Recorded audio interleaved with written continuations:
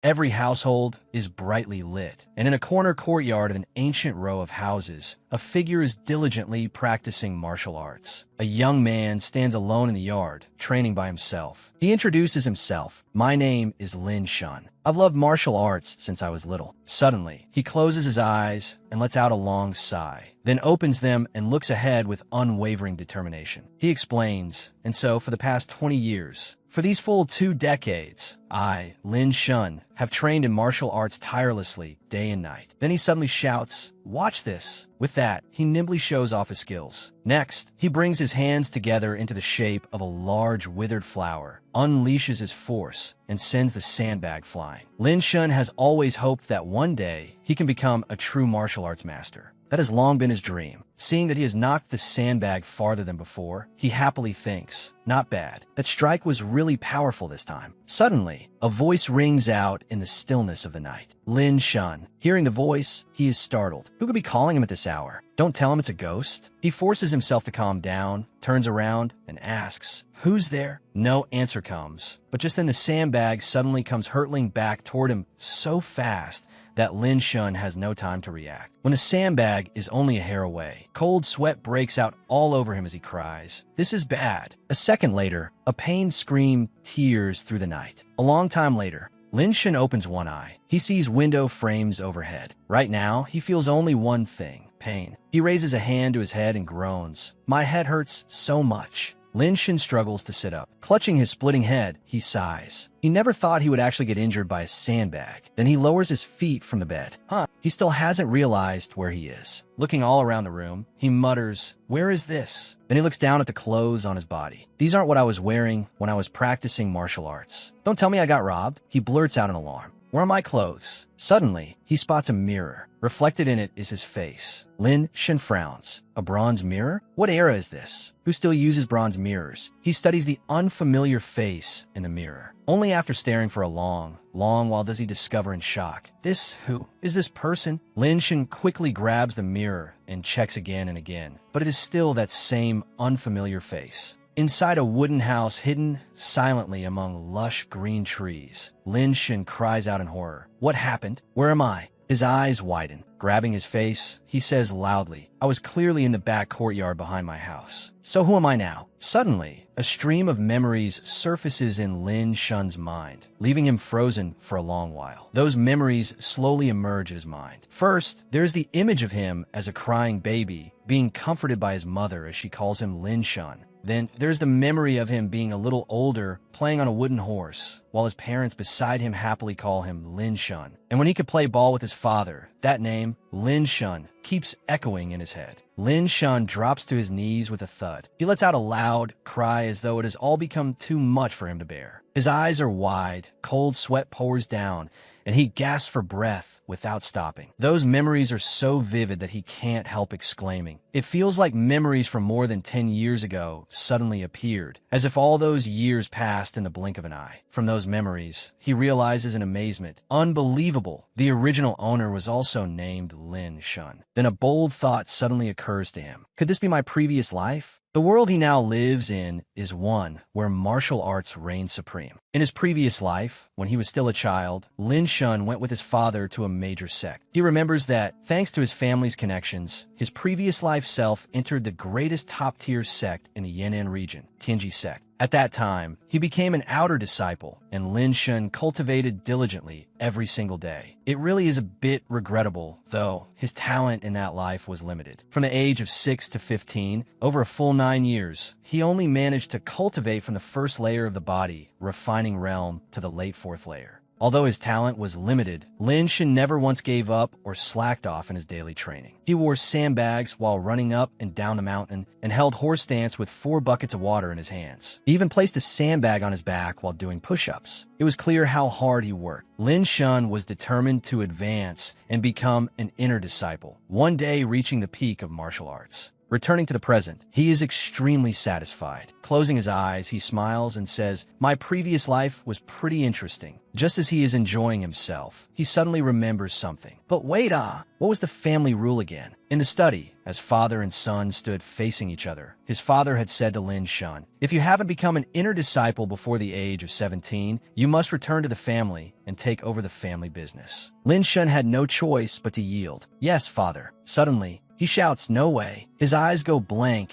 as he stares ahead. Muttering to himself, he says, "So that means I only have 1 year left to advance to inner disciple status. Damn it, can I even do this?" Lin Shin scratches at his head and paces around the room. He is terribly anxious, but his mind is in complete chaos and he can't think of a single solution. He keeps muttering, "What am I supposed to do now? Who could possibly give him an answer?" Then he closes his eyes and recalls the past. In the memories of Jinnan, his predecessor was from the Zhao family, one of the 3 great clans of Lingwu City. Although his aptitude was average, his father used family connections to get him into Tianji's sect. The outstanding younger generation of the clan had all entered major sects in the Yan'an region as well. Among them, the most talented were Zhao Xiong and Zhao Shui, who were assigned to the Yan'an region's Chunyang sect and Azure Dragon Valley. When they met during the ancestral rites half a year ago, both of them had already reached the early 8th layer of the body refining realm, many times stronger than Lin Shun. One was Zhao Xiong, sturdy and full of muscle, and the other was Zhao Shui,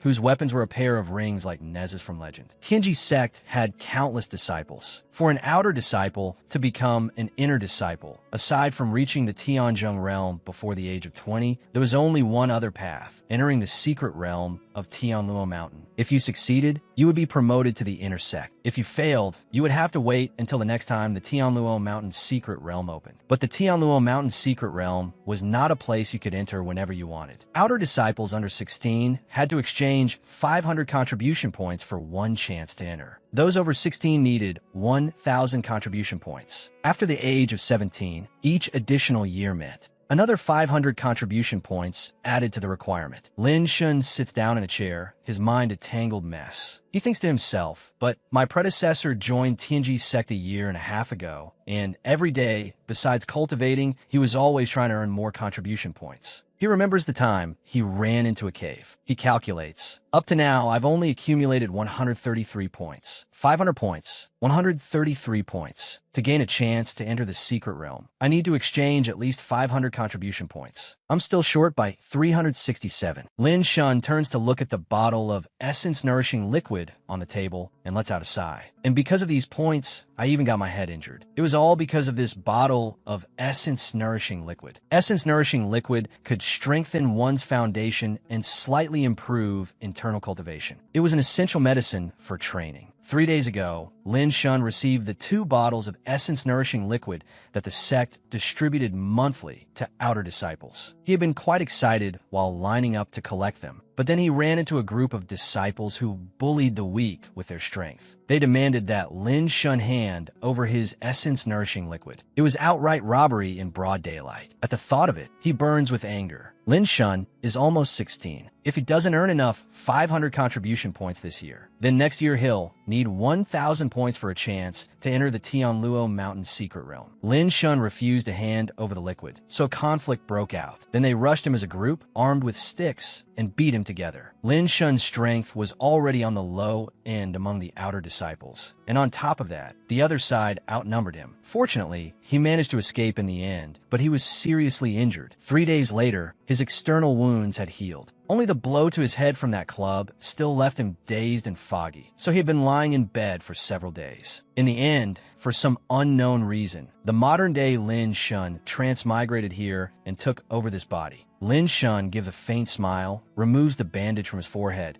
and says, "Who would have thought?" Then he steps down onto the floor and says to himself, "My previous life's personality was quite similar to mine now." He was also someone with strong will, though maybe too stubborn. Lin Shun clenches both hands into fists and shouts, showing his resolve. "But don't worry, I will definitely avenge this for you." Then he carefully organizes all the information in his mind. Lin Shun in his previous life had poor talent, but he was obsessed with the martial path. After entering Tianji's sect, he devoted himself wholeheartedly to hard cultivation, wanting to be promoted to inner disciple and pursue stronger martial arts. Modern-day Lin Shun was a master of internal martial arts, also fanatically devoted to martial study, always wanting to break through, but never getting the chance. Now that he has come to a world of martial arts, how could Lin Shun not be excited? Only in this place could he truly display his abilities. Standing on the cliff and gazing up at the boundless blue sky, his yearning for martial training rises just as high. Lin Shun begins cultivating by sitting cross-legged on a rock beneath a tall, crystal-clear waterfall. He closes his eyes and focuses completely on his training. It is as though nothing happening around him can affect him in the slightest. He thinks to himself, looks like the urgent priority is to quickly earn 500 contribution points. He still remembers that in his previous life, even after wasting half a year, he hadn't managed to save up even 150 contribution points. It was only by risking his life and entering the Malian mountain range to hunt demonic beasts that he slowly accumulated them. What a headache, Lin Shun calculates. If I want to gather enough contribution points quickly, aside from taking sect missions and entering the Malian mountain range to kill high-level demonic beasts, he sighs and thinks, right now, there are only 3 months left before the Tianluo Mountain's secret realm opens. In these 3 months, I absolutely must raise my strength as fast as possible, kill higher-level demonic beasts for contribution points, and then charge into the Tianluo Mountain's secret realm. As he thinks, he circulates his cultivation. I trained in martial arts bitterly for more than 20 years, devoting myself completely to cultivating true qi within. But for some reason, the spiritual energy of heaven and earth was too thin in my old world. It simply wasn't suitable for cultivating true qi, and there was no way to reach the peak of martial arts. But now, Lin Shun has already sensed it. On this continent, I can feel it. The spiritual energy of heaven and earth here is many times denser than in the modern world. It's astonishingly abundant. There's hope now of moving mountains and filling seas. Oh my God, he has sensed something truly shocking. Speaking to himself, he says, I can even feel strands of true qi within my dantian. Suddenly, an unpleasant sound rings out, making him shout in irritation. What is that sound? He senses that it seems to be coming from the right side of his brain. If this were the modern world, he would have thought he was hearing things. It is unbelievably bizarre. Something begins to appear. Very soon, he can see its shape clearly. It is a small tripod, but there is something he cannot understand. Isn't this little tripod my personal ornament from the modern world? It was an heirloom passed down from my ancestors. Back when I practiced boxing, this little tripod always helped me calm my mind. Lin Shun cannot make sense of it, no matter how much he thinks. How did it suddenly appear inside my head? The only reasonable explanation is that it followed him here. Lin Shun smiles in delight. Could it be that this little tripod transmigrated together with me? Streams of energy begin flowing out from the little tripod, as though it wants to suck everything into itself. Lin Shun grits his teeth and endures it. He struggles to resist being pulled in and shouts, "What's going on? Why is such powerful energy coming from inside it? It feels like it wants to drag me in." The energy pouring out grows stronger and stronger.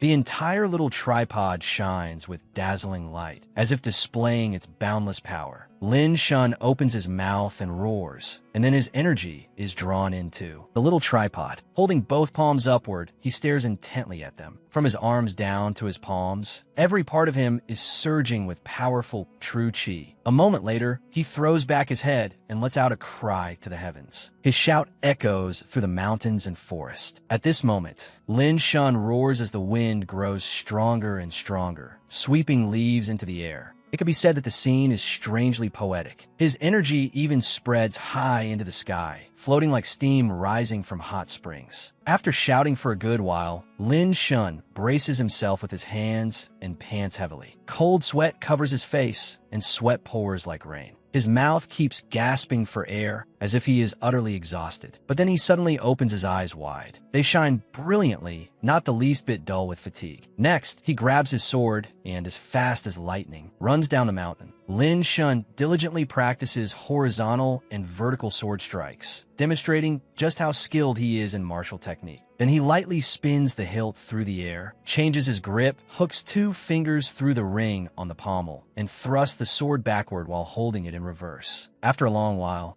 he still cannot understand what exactly this feeling is. After practicing to his heart's content, he plants the sword into the ground, then stands with his feet shoulder-width apart and both hands clenched into fists. He says loudly, "My whole body feels comfortable. It feels light, as if I've been completely reborn. Even my mind feels sharper." He notices that his eyesight has become keener. He can clearly see the tiny vein patterns on a butterfly's wings and even the fine down on a bird's body. And his hearing, too. His ears are now incredibly sharp. He can hear the faintest sounds. Even things 10 meters away can be seen and heard with great clarity. He says to himself, "I don't know what era this little tripod was passed down from, but when it was handed to me, I always kept it with me because it was useful for my martial training." Lin Shan blurts out joyfully, "But this little tripod seems to have helped me." Picking up the sword again, he smiles smugly. "Excellent." Then he gently strokes the blade and declares in a loud voice, 3 months from now, I will definitely enter the Tianluo Mountain Secret Realm. I must raise my own strength." In Lin Shan's memories, he is standing atop a rock near a waterfall, eyes closed as he cultivates. In this world, the martial realms begin with body refining, which is divided into 9 layers. The first layer, skin refining, tempers the skin. The second, flesh refining, tempers the flesh. The third, tendon refining, tempers the muscles and sinews. The fourth, bone refining, tempers the bones. The fifth, marrow refining, tempers the marrow. The sixth, blood refining, tempers the blood. The seventh, organ refining, tempers the internal organs. The eighth, essence refining, tempers one's vital essence. The ninth is qi refining. After the body refining realm comes the Tiangang realm, which is divided into 10 layers. He closes his eyes and thinks, "After entering Tianji sect in my previous life, I focused entirely on practicing the 7-star chainsword, and I learned the first through the 6 forms. But in the end, I still never mastered the first form properly." Lin Shan imagines himself holding a sword and practicing flawless, precise sword movements as he thinks. The 7-star chainsword has 7 forms. If all 7 forms are unleashed together, linking endlessly without break, then once cultivated to great perfection, they can release sword chi several meters long with immense power. He still remembers that in his memories, there had once been a disciple who relied on the 7-star chainsword to unleash incomparably powerful sword chi and defeat an opponent 2 whole minor realms above him. In his previous life, after joining Tianji sect, he had always practiced the 7-star chainsword because he wanted to cultivate it too. Its absolute limit before entering the Tianluo Mountain Secret Realm. But most people who aimed to enter the Tianluo Mountain Secret Realm were at the 8th layer of body refining. If a 9th layer outer disciple relied only on the 7-star chainsword, that alone might not be enough. At that thought, he cannot help letting out a breath. Standing in a forest, he thinks to himself, "I remember the sword forms." At that moment, fallen leaves dance in the wind. Lin Shan swings his sword in beautiful arcs, and a tiny leaf is cut cleanly in 2. As he practices, he says, "First form," just like that. He grips the sword tightly in his hand, and then practices the 2nd form, the 3rd form, the 4th form, and the 6th form. His feet move continuously. Then he stands on one leg, holding the sword horizontally before his face. That means he has already practiced up to the 7th form. Next, he thrusts the sword straight ahead. Break! With this single strike, he pierces the rock and leaves a huge hole in it. Looking at the rock he has punched through like that, he says nothing. Only after a long while does he speak, saying, "I actually mastered the 7th form." The rock he pierced is still smoking. While Lin Shan grins from ear to ear, he says loudly, "I never would have imagined it. The 7th form that I couldn't master in my previous life, I only needed to practice it once, and I was able to learn it so easily." Suddenly, he remembers something. Looking down at his palm, Lin Shan says to himself, "But from just now until now, my whole body has been burning hot. Could it be that my cultivation has already broken through to the peak of the 4th layer of the body refining realm?" Thinking of that possibility, he cannot help bursting into laughter. Then he raises his sword to the sky and jumps around like a child, shouting, "This is great! I've broken through from the late 4th layer of the body refining realm to the peak of the 4th layer." He tells himself, "Under normal circumstances, if I wanted to rise by 1 stage, it would take 5 or 6 full weeks. Even with medicinal support like essence-nourishing liquid or spirit origin pills, it would still take 3 or 4 weeks before I'd have a chance of advancing by 1 stage." Lin Shan said proudly, My entire body is now tough and sturdy. I've already reached the limit of bone tempering. His eyes flashed with endless satisfaction. Body refining level 4. Bone tempering is complete. He calculated that the next step would be to cultivate the 5th level, the marrow refining stage. Frowning in thought, he muttered to himself, but I just made a breakthrough.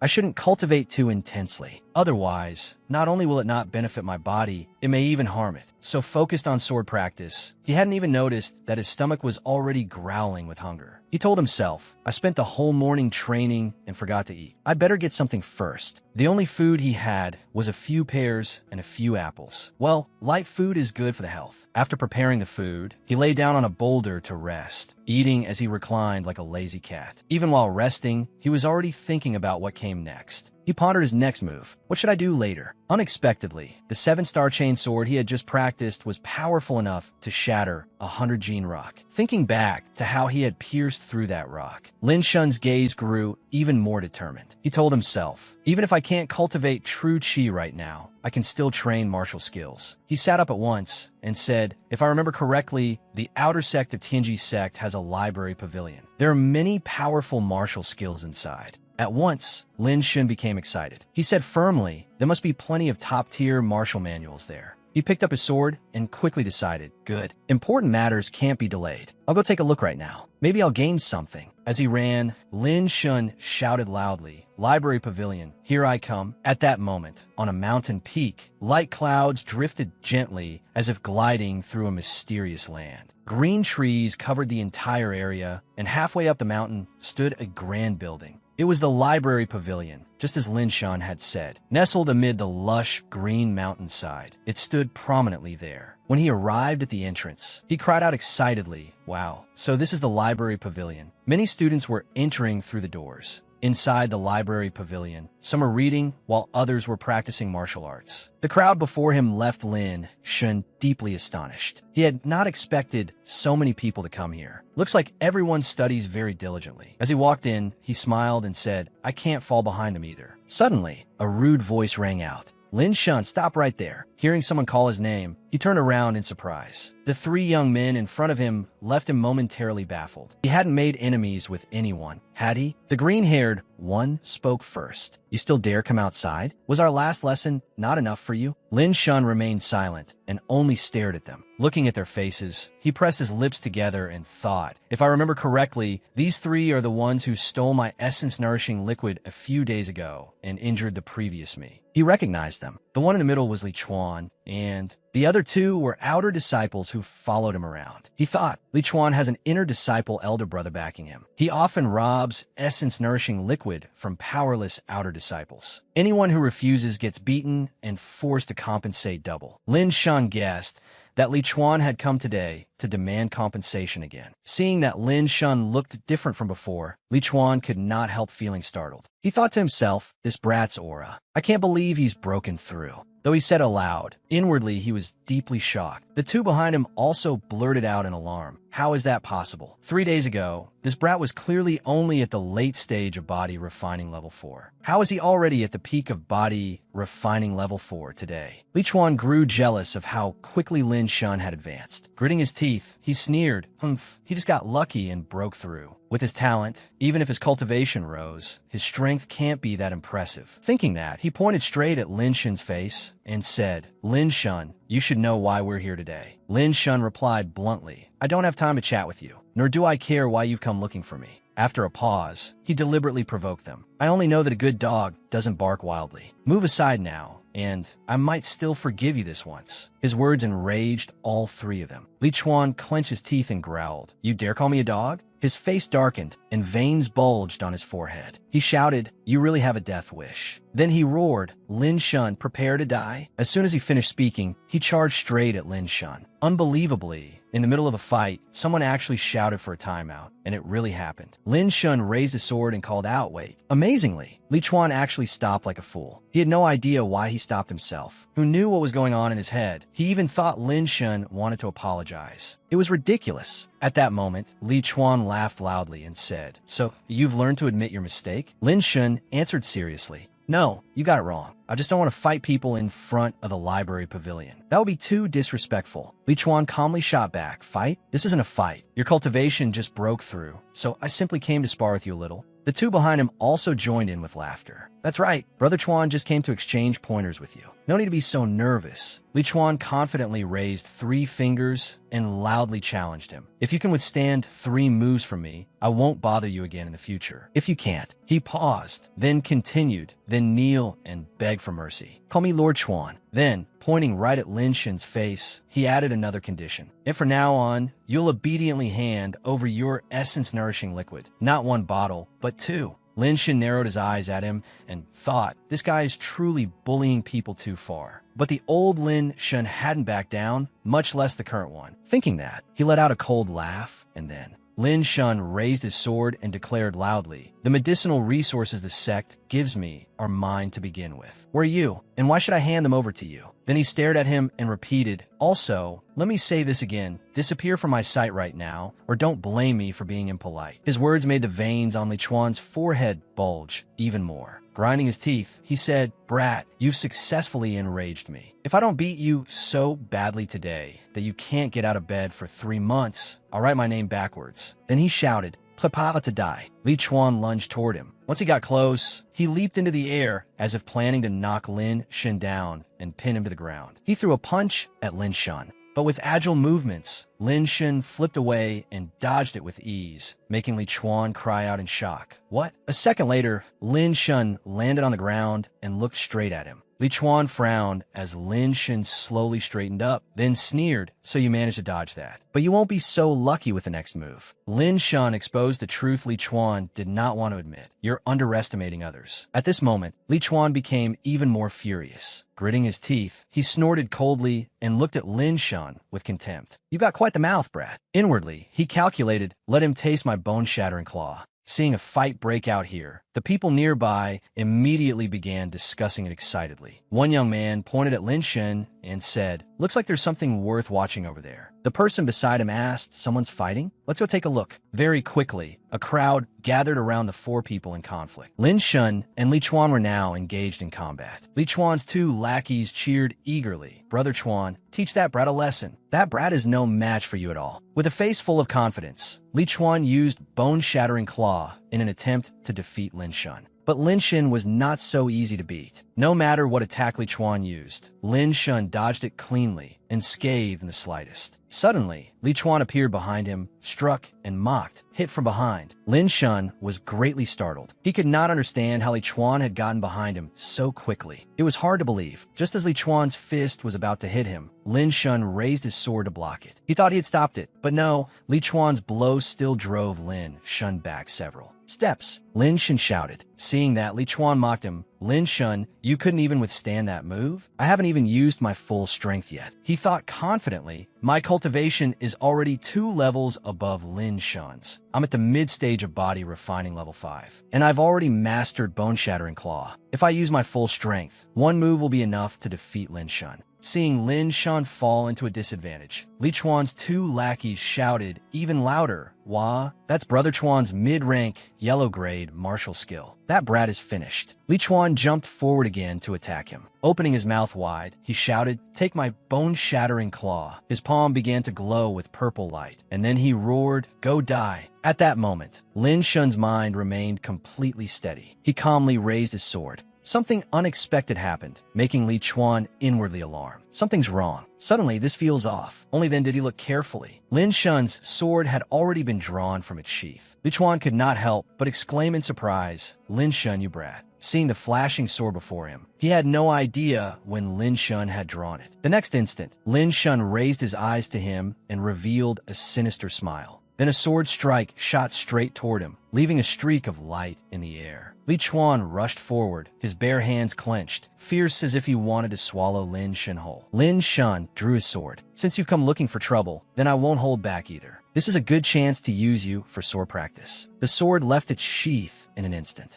The movement was so fast that it was impossible to follow with the naked eye. Lin Shen had been waiting for just the right moment. Then he gathered his strength and swung with lightning-like speed. The strike was so fast that before Li Chuan could even react, he had already taken it head-on. He flew backward and slammed heavily into a boulder. Li Chuan remained sitting there for a long moment, proof that the force of that blow had been anything but light. The people around them were all shocked, stunned, and dumbfounded. Wang Lin was speechless after seeing it, while Li Wang cried out in panic. What move did Lin Shen just use? He sent Brother Chuan flying with a single strike. The two of them hurried over to Li Chuan. Brother Chuan, are you all right? Over on the other side, Lin Shun sheathed his sword again. The crowd around him marveled. How impressive. What sword technique did he just use? I couldn't even see how he made his move. This sword art is really strong. However, Lin Shun had also expended quite a bit of strength in that strike. He allowed a long breath. Li Chuan ground his teeth unwillingly. Damn it, Lin Shun, you shameless bastard. You actually attacked me by surprise. He struggled and shouted. And you two idiots, why aren't you hurrying up and crippling him for me? Wang Lin said in a low voice, Brother Chuan, that brat's cultivation is 2 levels below yours, and you still weren't his match. Our cultivation has only just reached the early stage of body refining level 5. We probably aren't his opponents either. Li Wang agreed as well. That's right. I think we should go find senior brother Li Shan first, then come back and settle accounts with him. But Li Chuan refused to listen. Nonsense. Get up there. If not, I'll beat the two of you too.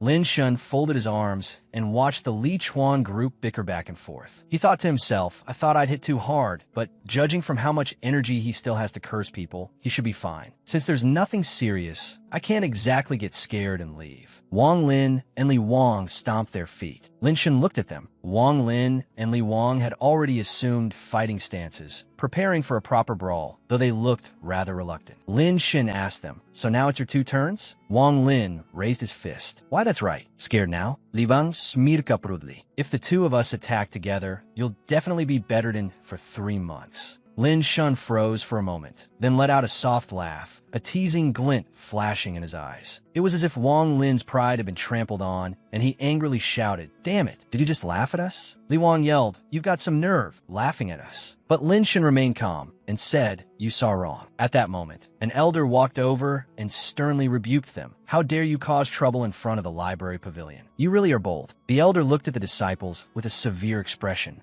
The disciples instantly panicked and scattered in all directions. We're done for. The elder's here. Hurry up, go. I don't want any more trouble. Lin Shun observed the newcomer and felt slightly surprised inside. What a powerful aura. I wonder what realm this person's cultivation has reached. If I fought him now, I'm afraid I wouldn't even have the strength to resist. Li Chuan, however, acted as if he had found a savior and hurriedly cried out, Elder, help me. He immediately began tattling. Elder, that Lin Shun showed no regard for fellow disciples and beat me badly. He even wanted to kill a disciple here on the spot. The injury on my chest can serve as proof. The elder asked Li Chuan, he attacked you, and you even have evidence? Li Chuan added, Wang Lin and Li Wang can also testify. Please uphold justice for me, elder. Standing to the side, Lin Shun could only sigh. That Li Chuan really is despicable. He was clearly the one who provoked me first, and now he's saying I tried to murder a fellow disciple. Wang Lin stepped forward to support Li Chuan. Elder, this disciple Wang Lin can testify. It was Lin Shun who struck Brother Chuan. Li Wang also chimed in. That's right.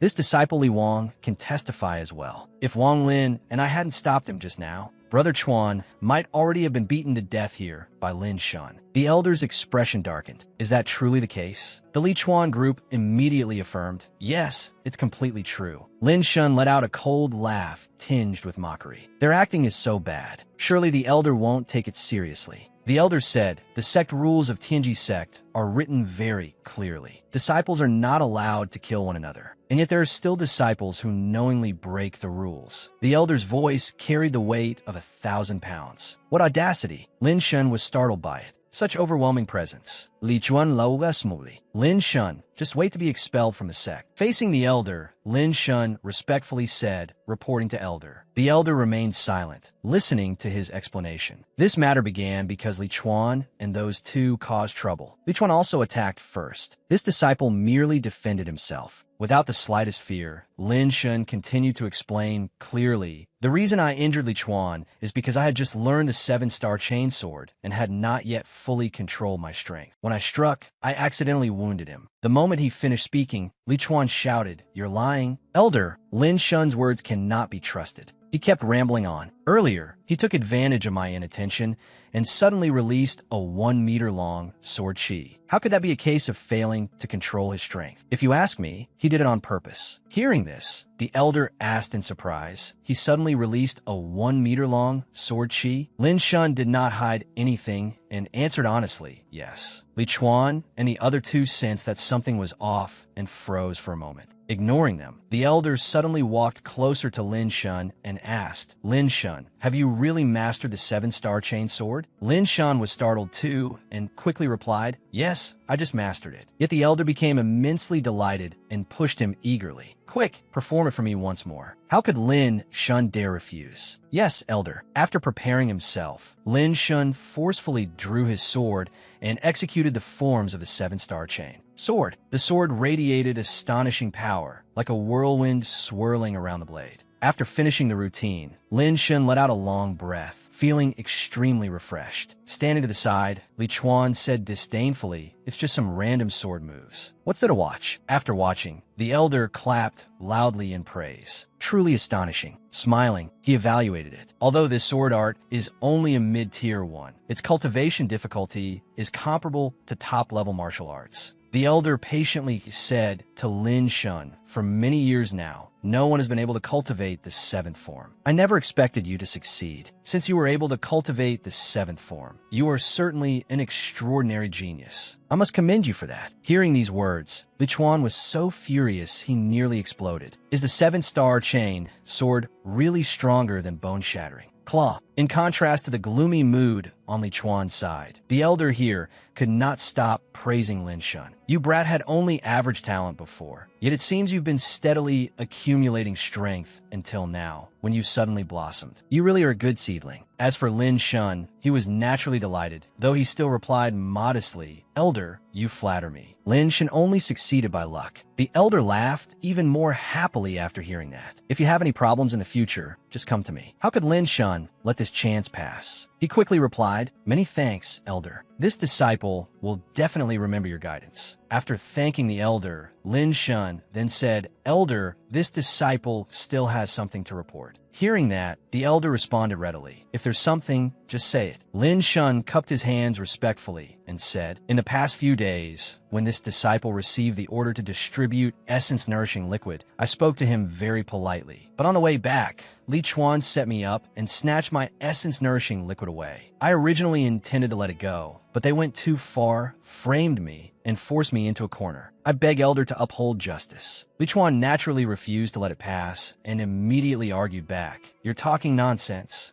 Elder, don't believe this Lin Shun's words. At this moment, the elder was furious and shouted, shut up right now. Not only Li Chuan, but Li Wang and Wang Lin as well were startled. The elder sternly questioned Li Chuan. Li Chuan, how long do you intend to keep hiding this? The three of you not only attacked someone, but also framed a fellow disciple. He directly punished them. According to the sect rules, they were to be sent to the punishment hall to receive 100 strikes of the black iron rod. Li Chuan and the other two were so frightened upon hearing this that cold sweat poured down their faces. They stammered, as if they had misheard. Punished with a black iron rod? Only then did they realize how serious the matter was. They quickly knelt down, kowtowing as they said, Elder, this disciple knows he was wrong. Please be merciful and give this disciple another chance. Hearing these false-sounding pleas, the elder did not believe them at all and stared at them darkly. Li Chuan kept kowtowing, gritting his teeth in fear. But in the end, the elder still softened and said, however, since this is your first offense, I will change your punishment. The three of you will compensate Lin Shun with 300 low-grade spirit stones. Do you accept? Since ancient times, spirit stones have been stones containing dense spiritual energy. They could be used for trade or for cultivation, and were divided into low-grade, mid-grade, high-grade, and top-grade. Ordinarily, the disciples of Tianji sect obtained spirit stones by carrying out sect missions. As for 300 low-grade spirit stones, an outer disciple would need to spend several months doing missions to earn that much. Naturally, Li Chuan felt utterly miserable at this punishment. 300 spirit stones. As for Lin Shun, standing at the side, there's no need to mention it. He was overjoyed as he thought, in my previous life, I worked so hard to earn contribution points and only got 15 spirit stones, not even enough to buy medicinal pills. Right now, I also need pills to improve my cultivation. This time, I've really profited. The elder did not care how Li Chuan's group felt and coldly asked, "Is this reward and punishment fair? Are you willing to accept it?" Before they could answer, Lin Shen quickly replied, "Many thanks, elder. This disciple happens to be lacking spirit stones to buy medicinal pills. I have no objections." Li Chuan and the others have been preempted by him and had no choice but to say, "This disciple is willing to accept the punishment." A moment later, 3 bags of spirit stones were placed down, accompanied by the words, "These are 300 low-grade spirit stones. Elder, please inspect them."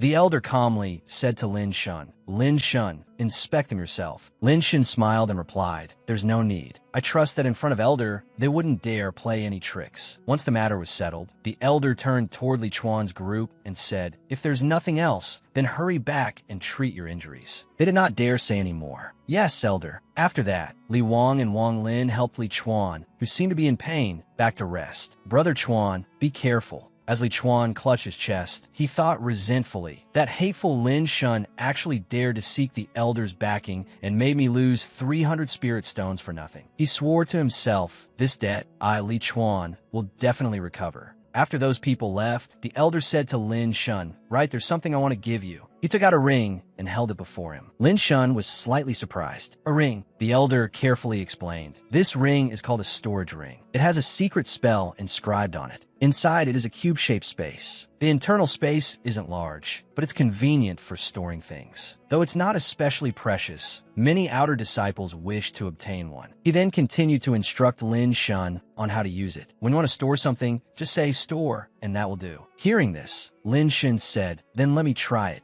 He took the ring and called out, "Store." Instantly, the 3 bags of spirit stones were neatly stored inside the tiny ring. Lin Shun's eyes lit up as he happily said, "This is really convenient." Then he politely added, "Thank you, elder." The elder replied calmly as well, "It's nothing." In the distance, 2 people suddenly approached while talking. "Brother Wang," Zhou Feng asked Wang Yifan, "I heard that a few days ago, when you carried out a sect mission, you earned more than 30 contribution points." Wang Yifan heard this and laughed loudly as he answered, "It was just luck, right, Brother Zhou? You're 16 this year. 1,000 contribution points for entering the Tianluo Mountain Secret Realm should be enough, right?" After hearing the question, Zhou Feng replied somewhat awkwardly, "It's still too early. I've only accumulated less than 500 contribution points. On the other hand, Brother Wang, you should already have 1,000 contribution points by now. With Brother Wang's strength, entering the Tianluo Mountain Secret Realm is no problem at all. When the time comes, I hope you'll look after a little junior brother like me." Wang Yifan answered with confidence, all right. As long as I enter the inner sect, I'll definitely help you." Only then did the 2 of them notice the elder and respectfully cup their hands. Disciple Wang Yifan greets elder. Disciple Zhou Feng greets elder. The elder did not make things difficult for them.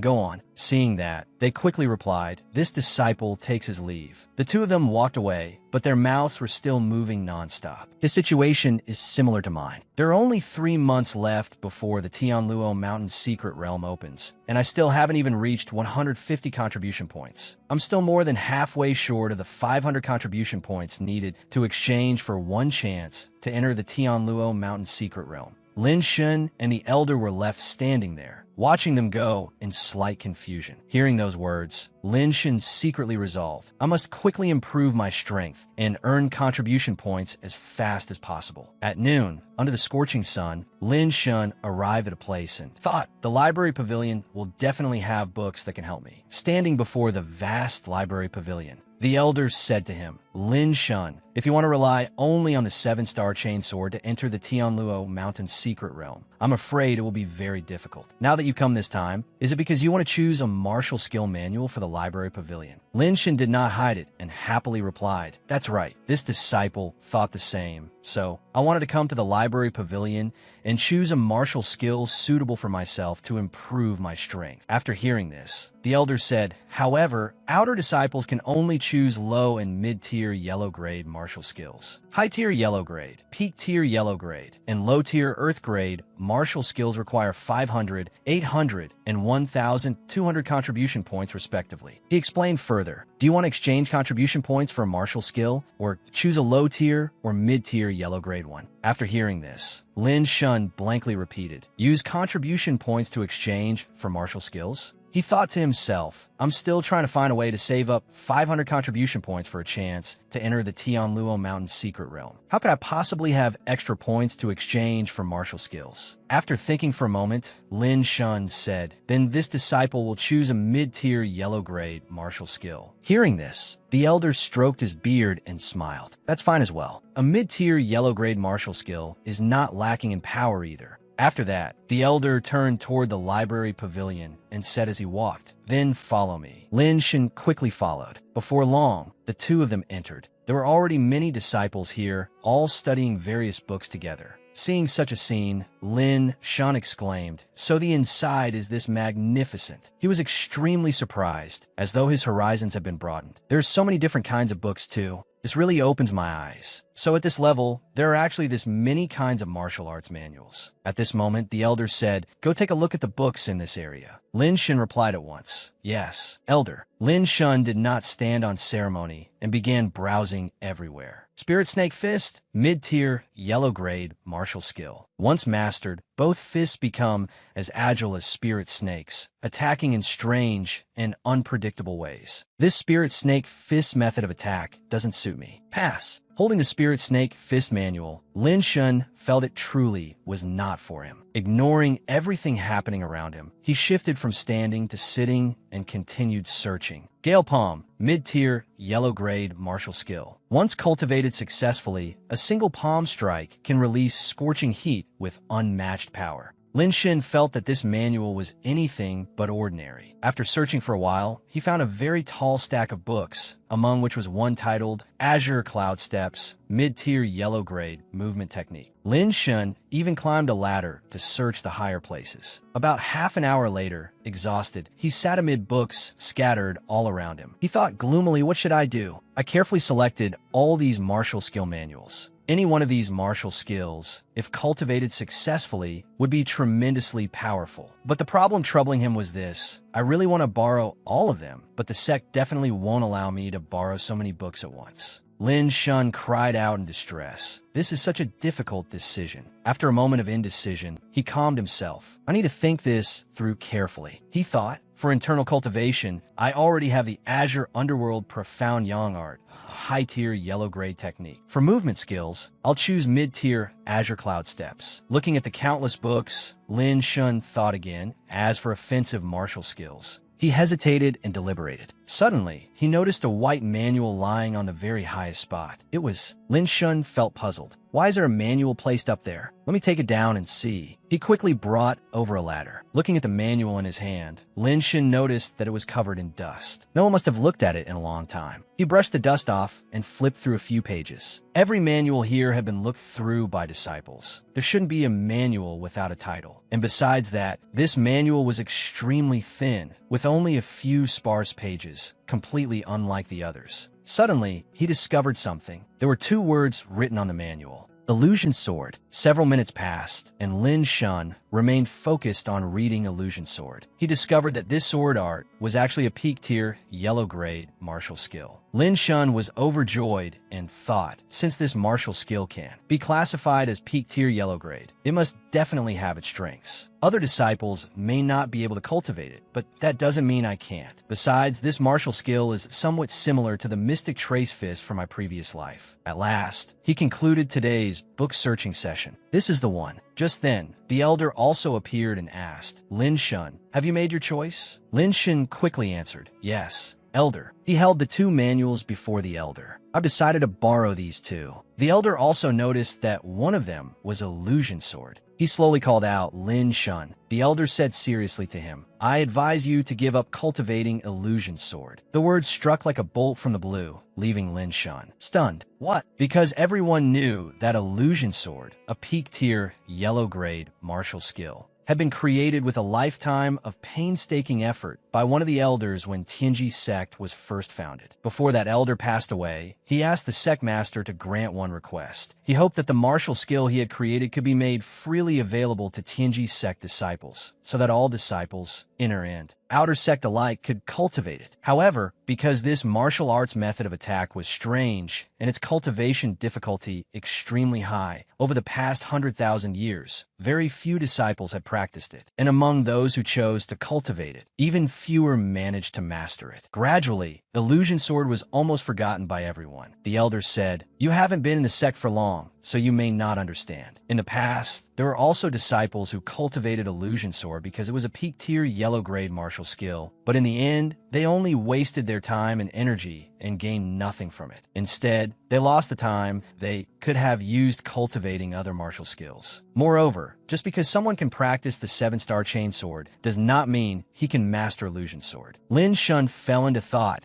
as he listened to the elder's warning. "I'm telling you this in the hope that you will abandon Illusion Sword as soon as possible, so that you won't repeat their mistakes. Do you understand?" Unconvinced inwardly, Lin Shun hesitated before speaking. This disciple, he decided to voice his thoughts. This disciple appreciates elders' good intentions, but I do not want to have regrets. Besides, I have confidence that I can master Illusion Sword. The elder froze for a moment after hearing this, not expecting Lin Shun to be so resolute. Yet he still did not give up trying to stop him. Which of the disciples who cultivated this sword art before was not full of confidence at first? In the end, they still gained nothing. However, since you've already made your decision, I won't say more. Go! Lin Shun was delighted that the elder was no longer stopping him. "Thank you, elder. This disciple will prove it for you to see." The moment he finished speaking, he quickly ran off, leaving the elder standing alone in front of the library pavilion. Watching him go, the elder could not help but smile. This stubborn little brat is quite interesting. In a remote but extremely beautiful place, Lin Shun ran there to begin cultivating his martial arts. He remained incredibly determined in his decision. By the time the moon hung high and night had already fallen, Lin Shun still had not stopped, even as both his hands trembled violently. Before his eyes now was a sky full of stars, both literally and figuratively. And then came the result anyone could have guessed. Lin Shun collapsed flat on the ground. "I can't hold on anymore." He lay there looking utterly exhausted, accompanied by one ragged breath after another. But even that could not stop him. Lin Shun raised a hand as though trying to grasp the stars and muttered inwardly, "Illusion Sword and Azure Cloud Steps. Just you wait." Lin Shun was determined to master both of them. Filled with spirit, he told himself, "I, Lin Shun, will definitely conquer you." Time passed until 3 days later. Under the scorching heat, a sword move of tremendous force was unleashed. With this strike from Lin Shun, a huge boulder was instantly shattered to pieces. After using that move, he was exhausted and panting heavily, but his spirits were exceedingly joyful. Lin Shun laughed and said, "Illusion Sword, I've finally mastered it." Suddenly, he noticed something. A rabbit was crying pitifully as it clung to a tree branch that was about to break. Very quickly, the tiny branch could no longer bear the rabbit's weight and snapped. Terrified, it thought its life was over. Seeing this, Lin Shun rushed toward the poor rabbit in a flash. Just in time, he stretched out his hand and caught it, successfully saving the cute little creature. Seeing its frightened, stiff appearance, Lin Shun could not help but laugh and say, "You got scared, didn't you? Good thing you ran into me, or you'd be done for." He gently set it down on the green grass. It immediately bolted away at top speed and vanished in no time. Only then did Lin Shun realize, excellent. Just now, with Azure Cloud Steps, I was able to move 60 meters forward in a single step. That's already no small improvement. If I'm given a little more time, I'll definitely be able to master Azure Cloud Steps. When that happens, one step could reach as far as 100 meters. Happy with his own progress, he thought to himself, the importance of movement techniques goes without saying. They can be used for both offense and defense, a supreme life-saving skill. After 3 days of diligently cultivating Illusion Sword and Azure Cloud Steps, both had yielded some results. But entering the Tianluo Mountain's secret realm, with my current strength, it's probably still not enough. This bit of progress only made him more determined, but he could not neglect everything else either. The urgent matter at hand was that he still had not accumulated enough contribution points. Tomorrow morning, I'll go to the mission hall to accept missions. It was not until evening that a room still remained lit. Lin Shun sat there cultivating with intense focus. He thought to himself, if I drink a little essence-nourishing liquid, hopefully it can help raise my true chi somewhat. As he cultivated, Lin Shun noticed a few things. According to the Azure Underworld Profound Yang art, circulating the technique would guide true chi from the dantian to every part of the body, through the bones and limbs, causing the whole body to feel slightly hot and incomparably warm. At this moment, he felt as though his whole body were floating, surrounded by countless streams of power. Suddenly, another strange force appeared, startling Lin Shun. What's going on? Why is there suddenly a pulling force coming from inside my mind? A strange object appeared, astonishing him greatly. It was the small cauldron. Countless streams of power were sucked into this small cauldron, one after another. After a while, all of it had been absorbed inside. Lin Shun was utterly baffled. How could this happen? That little cauldron in my mind actually swallowed all of the essence-nourishing liquid. In the future, will it also devour all the medicinal pills I obtained from doing missions? He thought uneasily. If that's really the case, then how am I supposed to use medicinal pills to assist my cultivation in the future? Without pills to speed up cultivation, who knows how much slower it will be compared to cultivating with their support. As he was lost in thought,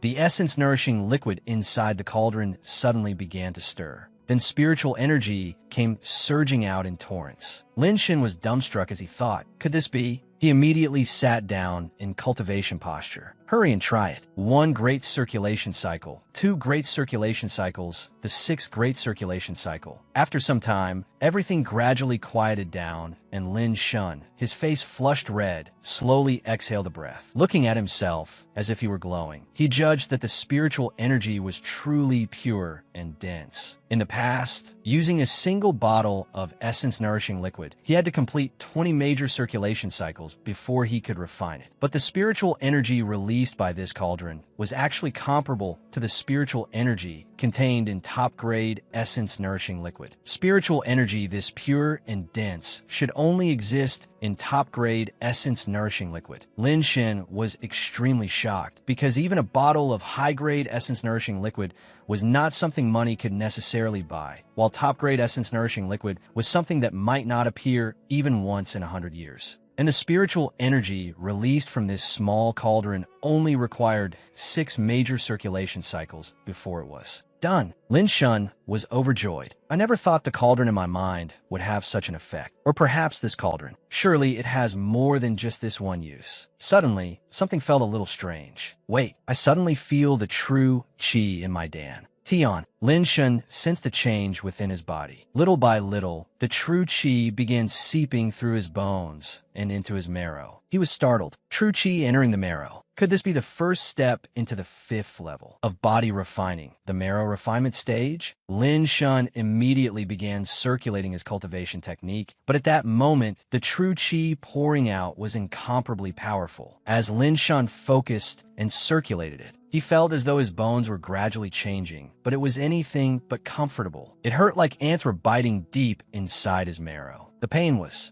unbearable. The changes in his bones became more and more obvious, and the pain grew fiercer as well. Then, after a while, Lin Shun seemed to break free of some limit. An extremely powerful ray of light burst out from his room and shot into the sky. After some time, Lin Shun stood up and took several deep breaths in a row. He felt himself overflowing with strength. I broke through. Body refining realm, 5th level, the marrow refinement stage. He was delighted and thought to himself nonstop. As far as I know, at my cultivation level, even disciples would need at least 2 months to advance by 1 level. But in just 3 months, I've already risen by 2 levels. If they knew how fast I cultivate, they'd definitely be astonished. Lin Shun felt excited, wondering what mission he would receive tomorrow. So he went to sleep and waited for the next morning. The elders seemed to have been standing outside for quite some time already. As he stroked his beard, he thought worriedly, 3 days have passed. I wonder how that kid's cultivation is going. Suddenly, a voice rang out. Second grandfather, Shui Lingyun appeared, her face looking as if she were angry. The elder smiled and asked her, Yinner, what's wrong? She immediately replied, Second grandfather, I don't want to practice this sword art anymore. He seemed long used to this and laughed before asking, Yinner, I think the 7-star chainsaw is quite good. Why don't you want to practice it anymore? Xueling Yun had clearly been waiting to complain, and her words immediately poured out. Second grandfather, you've never even practiced it yourself, so how can you say this sword art is good? Besides, you have no idea how difficult it is to train. For the past half month, I've worked hard every single day, but I still haven't learned the seventh move. I'm starting to wonder whether this seventh move can even be mastered at all. Hearing that, the elder gently advised her. Your current cultivation has already reached the early stage of the heavenly gang realm, and your martial talent surpasses ordinary people. I believe you'll be able to comprehend the seventh move of this 7-star chain sword eventually. She stubbornly turned her face away. I'm not listening. He was not angry and continued. Still, you mustn't lose heart. I won't hide it from you, little girl. Back then, I also practiced this 7-star chain sword. I, too, was stuck on the 7th move for more than 3 months and couldn't break through. Later, I switched to practicing another sword art. The moment he said that, she was utterly shocked. What? Second grandfather? Someone as formidable as you couldn't master it either? He laughed loudly and answered her. It's not exactly a glorious matter. Why would I lie to you, you little girl? Xueling Yun felt indignant on her own behalf. Even second grandfather couldn't master it, yet you still wanted me to practice it. Weren't you just trying to watch me make a fool of myself? She said dejectedly, I think no one can master this kind of sword art at all. It's simply too difficult. Seeing this, the elder refuted her. That may not be so. A few days ago, an outer disciple at the peak of body refining realm 4th level used this sword art to defeat 3 disciples whose cultivation was higher than his. Xueling Yun asked back in disbelief, really? The elder slowly recounted, that boy's talent is ordinary, yet somehow he managed to practice the 7th move. A few days ago, he came to me to choose the illusion sword. That was a bit ambitious. It's somewhat early for him to practice the illusion sword now, but I still want to see whether he can succeed or not. After hearing him, Xueling Yun said, second grandfather, just because he can master the 7-star chain sword doesn't mean he can master the illusion sword. The elder merely smiled in response. Let's wait and see. Xueling Yun asked again, second grandfather, what is the name of the boy you mentioned? This time, the elder only stroked his beard and smiled without answering. Only after a long moment did his voice sound out. His name is. The scene shifted to a bustling marketplace. The person the elder had mentioned, strolling down the street, was none other than Lin Shun. Xueling Yun unconsciously repeated, Lin. The elder told her he joined Tianji's sect more than a year ago, and now he is still only an outer disciple. But I feel he will not remain in the outer sect forever. If he truly masters the illusion sword, then he will certainly achieve great things in the future. After hearing that, Xueling Yun said, second grandfather actually thinks so highly of him. Now I really want to see whether he truly has 3 heads and 6 arms. Hearing that, the elder smiled and said, Yinner, you must also work hard in your cultivation. Your current cultivation is still a bit low. I hope you can quickly become one of the most outstanding talents of the younger generation in Tianji's sect, not a little girl who only loafs around. Understand? Hearing his lecture, she could only laugh it off. All right, I know. Second grandfather, I'm going to the market. As soon as she finished speaking, she ran off, not forgetting to leave behind a farewell. Second grandfather, goodbye. The elder did not know what to do with her and could only laugh heartily in reply. See you next time. After Xueling Yun left, the elder stroked his beard and sighed. Yinner, if only you could cultivate diligently. With your aptitude and talent, your cultivation should have reached the late stage of the Heavenly Gang realm long ago. It was just that this girl loved playing too much. Down in the busy marketplace, Lin Shun was thoroughly enjoying the sights around him. Looking at the variety of things around him, he sighed, the market is really crowded today. As he walked, Lin Shun thought, I originally planned to go to the mission hall today and take on a task to earn contribution points, but then I remembered that the cauldron in my mind can enhance the essence of pills. I can't waste that effect, so I should buy more pills at the market. I need to cultivate quickly and raise my strength. After walking for a while, he arrived in front of a large shop. Lin Shun recalled, in the memories of my previous life, this pill shop had a pretty good reputation. Its supply of pills is extremely complete. It's just that back then I had no money to buy any. Without hesitation, Lin Shun walked straight into the shop, and a shopkeeper quickly came forward to receive him. Welcome, young master. What may I get for you?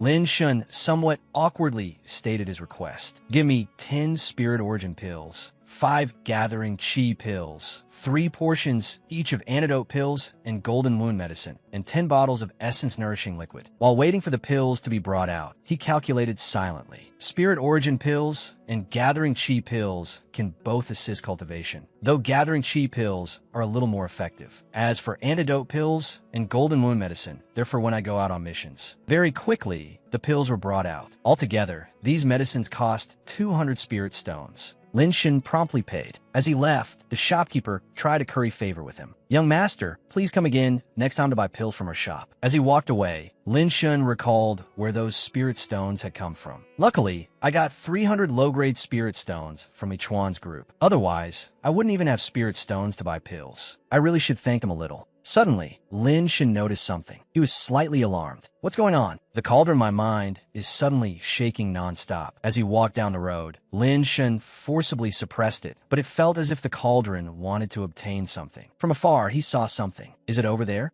Looking carefully, he realized it was. Lin Shen stopped in front of a stall run by a ragged man, dressed like a beggar. He was drawn to an old jade-green broken sword displayed right in the middle of the stall. Then he hesitated and somewhat uncertainly asked the vendor, "This broken sword?" The vendor revealed a crafty expression like a swindling merchant. Seeing Lin Shen standing before his stall, he gave a sinister smile and asked, "Little brother, have you taken a fancy to this broken sword hilt?" Lin Shen only replied casually. Then he curiously asked the swindler, "May I ask what the origin of this broken sword hilt is?" The swindler had been waiting for exactly that. He grabbed his tattered hat and pulled it down to partially cover his face, putting on a mysterious air, then began boasting and exaggerating the history of that sword hilt.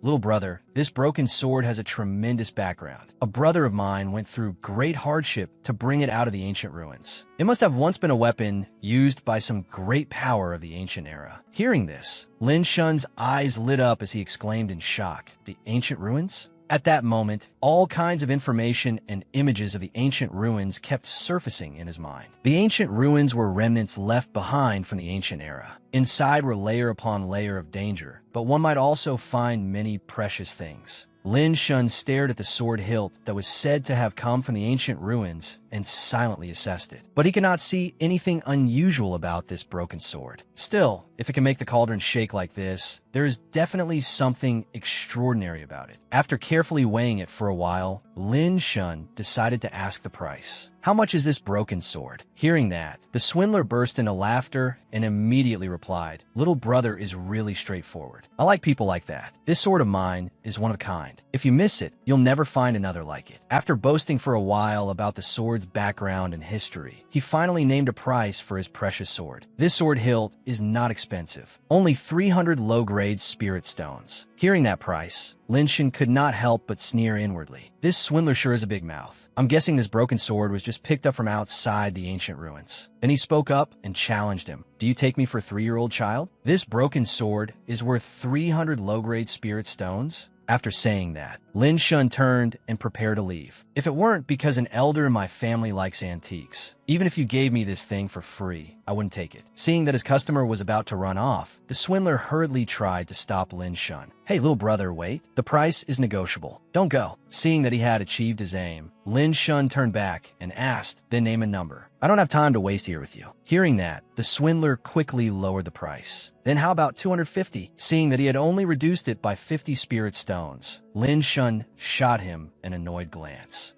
When the swindler saw that he was still unsatisfied, he hesitated, but had no choice except to keep lowering the price. Then 200. 100 is fine too. Lin Shen still refused to accept that price, so he pretended to turn and leave. Then forget it. That terrified the swindler, and he hurriedly called him back. Hey, wait. In order to sell the sword, he had no other choice and no longer cared whether the price was high or low. This broken sword really is a treasure. And besides, I can tell this sword has great affinity with you. 50 low-grade spirit stones, and it's yours. Lin Shen had finally gotten a price that satisfied him. He did not hesitate and happily turned back to close the deal with the swindler. All right, then 50 low-grade spirit stones. After all that haggling and trying to keep the customer, the swindler could only cry inwardly in helplessness. The deal is finally done. Meanwhile, Lin Shun was smiling in delight at getting what he wanted. Excellent. The sword is finally mine. Just as the swindler was about to hand the broken sword over to its new owner, Lin Shun, someone suddenly stopped him. Wait. Both Lin Shun and the swindler hurriedly turned to look. They saw a beautiful girl standing there, staring fixedly at the broken sword in the swindler's hand. Interested, she pointed at the broken sword and said loudly, "I want that sword." Shueling Yun stood to one side, staring at the broken sword the swindler was about to hand to Lin Shun. Excitedly, she pointed at it and said, "I want this broken sword. Name your price." Inwardly, she thought happily, "If I give this antique to second grandfather, he'll definitely be pleased." Lin Shun looked towards Shueling Yun, who was coveting the sword he had just secured, with a guarded expression. Oh, is this girl here to ruin things, or what? But he seemed to realize something. The true chi emanating from her body was dense. This young woman is in the heavenly gang realm. She is absolutely a genius. Lin Shun could not help but marvel inwardly. Taking the sword from the swindler's hand, Lin Shun held it in front of himself and stated his position. But he had no intention of reselling it to Shueling Yun. "I am Sore.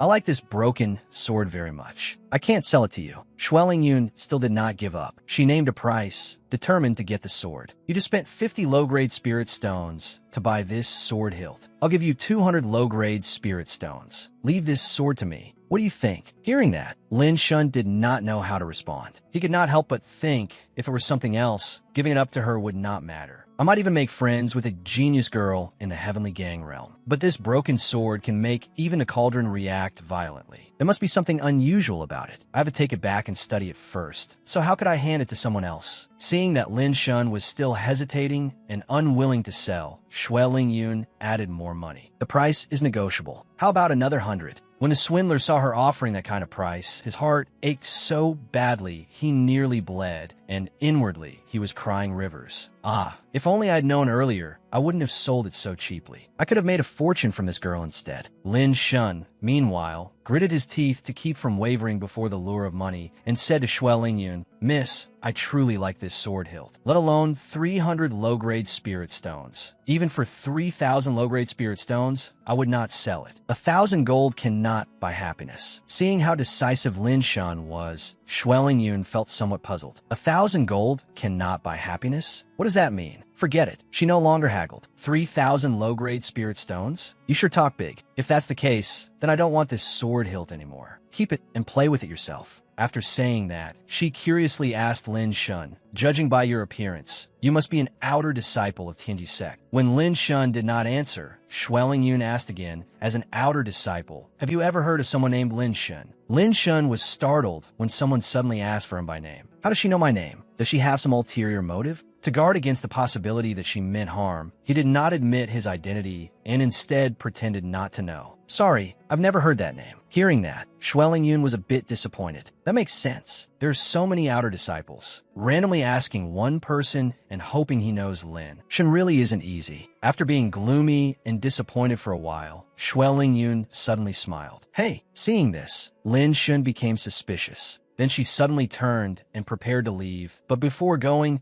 she happily looked back and said to Lin Shun, "Remember this. My name is Shueling Yun. Perhaps we'll have a chance to meet again in the future." After saying that, she ran off, while Lin Shun stood there watching her beautiful back gradually disappear behind the crowded stream of people. He smiled as he gazed into the distance. Interesting. A genius girl, and a beauty too. I'll remember that name. Then he silently repeated her name in his mind. Shueling Yun. At Tianji sect, the grand and expansive scenery of the sect appeared vividly beneath the faint sunlight. Going deeper into Tianji sect, we arrive at the mission hall, where the sect's disciples come every day to receive missions. At this moment, the hall was at one of its busier times, with quite a few disciples present to look for suitable tasks. Lin Shun was standing before a relatively quiet mission board. Looking at the task slips plastered densely all over it, he could not help complaining, "I didn't expect there to be so many missions that it would leave me dizzy and confused." Lin Shun quickly scanned through them to find a suitable task. Tasks of every level were available, from the simplest to the extremely difficult. Every mission he saw seemed interesting to him, so he hesitated, unsure what to choose. What should I pick? They all seemed quite interesting. Suddenly, Lin Shun's attention was drawn to a mission related to demonic beasts. He carefully read through the mission requirements. Collect the blood essence from the horn of an ironhide bull. Reward, 20 contribution points. After reading it, he pondered for a while. The ironhide bull is a high-tier, second-ranked demonic beast, equivalent to a martial artist in the early stage of body refining realm 6th level. Killing it definitely won't be easy. After weighing the pros and cons for a moment, Lin Shun read another mission slip. Pick a 50-year Heavenly Flame Flower for 10 contribution points. The Heavenly Flame Flower grows within the territory of the Black Armored Lion. When picking the flower, it is hard to avoid encountering the Black Armored Lion.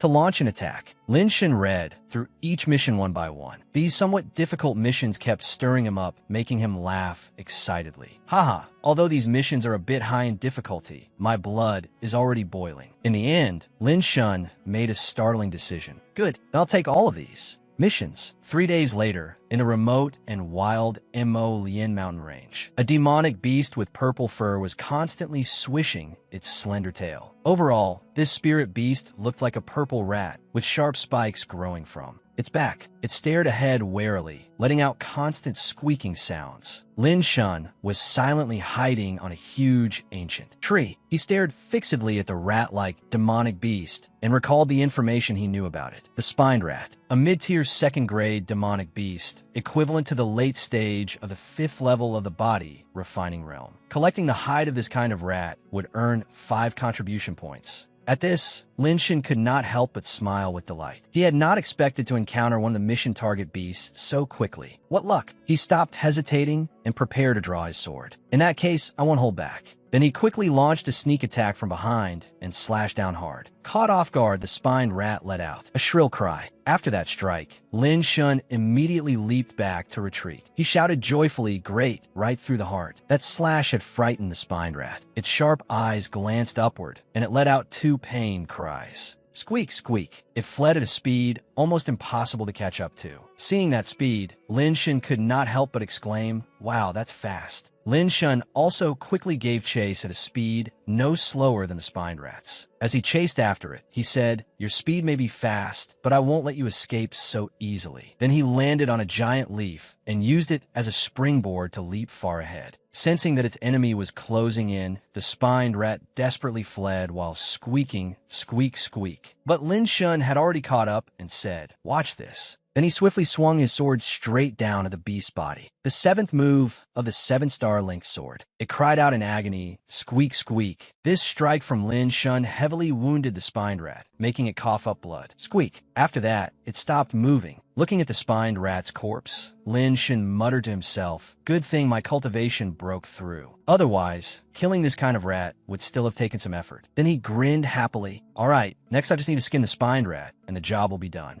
But before he could make his move, a sudden series of creaking cries rang out from somewhere, leaving Lin Shin puzzled. Lin Shin guessed that cry. Could it be the Black Armored Lion? Then he remembered something. Great, there should be a 50-year Heavenly Flame Flower near its nest. Thinking this, Lin Shin quickly dealt with the spined rat, so he could continue the mission. "Once I finish with the spined rat, I'll go take a look." On a high cliff, right at the edge of the cliff was a huge nest, and not far away, a few people were lying in wait for it. As it turned out, the 50-year Heavenly Flame Flower was growing right. In the middle of the nest, one of the 3 men lying in ambush spoke to reassure the others. "Everyone, hold on a little longer. The 50-year Heavenly Flame Flower is right in front of us." Another said worriedly, "Among mid-tier, second-grade demonic beasts, the hardest to deal with is the Black Armored Lion." Then he carefully analyzed. First, the Black Armored Lion is a flying demonic beast. Unless you have long-range attacks, it's very hard to hit. He continued, "Second, they move in groups. They usually do not act alone. Once they appear, there are dozens or even hundreds of them." After giving a thorough analysis, he offered his opinion to the other 2. "As long as they fly out to look for food, our chance will come." At this moment, the Black Armored Lion was proudly soaring through the vast sky. It kept circling around the cliff where the Heavenly Flame Flower grew. One of the 3 men waiting for the flower could not help saying, "Boss, we've been lying in ambush here for 3 days. And 3 nights already." Then the 2 of them began complaining non-stop. "I'm exhausted and starving. I can barely hold on. Me too. Seeing their spirits dropping, the leader scolded them. Whatever you do, don't give up now, or all our almost finished work will be ruined. At that moment, the black-armored lion suddenly showed signs of turning around and flying elsewhere. Seeing this, the leader quickly cried out, "There, it's about to leave. Our chance." But before he could finish speaking, the branch he was standing on was struck. The loud impact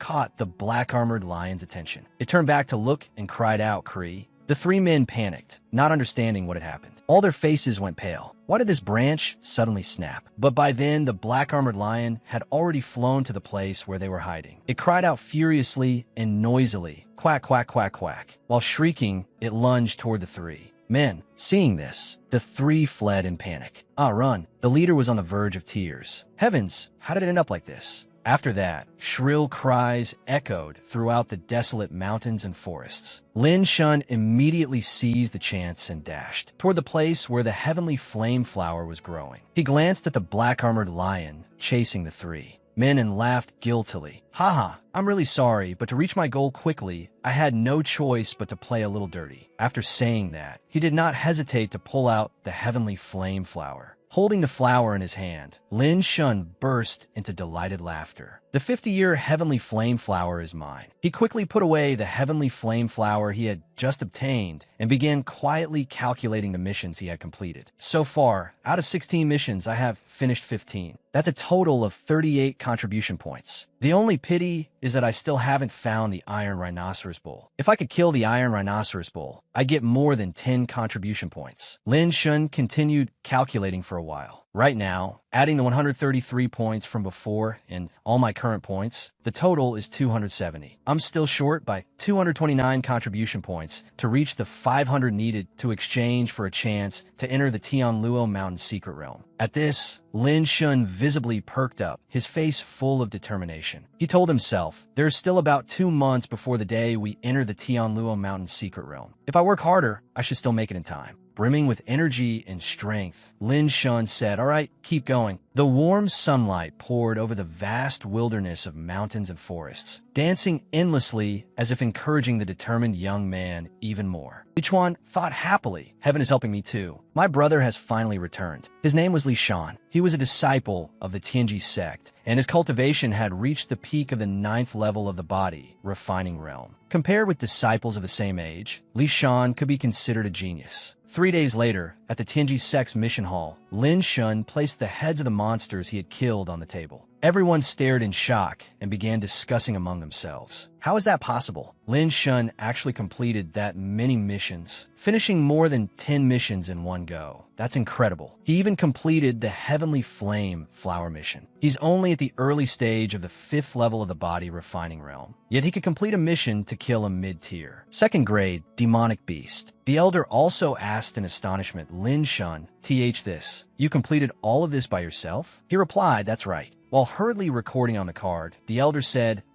although it's a little hard to imagine, congratulations on completing these missions." He handed him a card and said, "This time, it's a total of 138 contribution points. Well done." Lin Shun took the card and replied, "Thank you, elder." Holding the card in his hand, he said to himself, "This time I completed 15 missions. With nearly another 300 contribution points added, 500 contribution points will soon be enough. There's still some time before entering the Tianluo Mountain Secret Realm. I can just take a few more missions and keep raising my strength." At this time, in a certain courtyard of the Tianji sect, 2 people were sitting outside talking. One of them said, "Little Chuan, are you saying Lin Shun refused a hand over the essence-nourishing liquid and even injured you?" Li Chuan clenched his fist and slammed the table angrily. "That's right, Brother Ma. That Lin Shun really doesn't know what's good for him. If he isn't taught a lesson, he won't know the immensity of heaven and earth." Ma Yang was an outer disciple at the peak of the 7th level of the body refining realm, one of the 10 strongest outer disciples. Folding his arms, he said,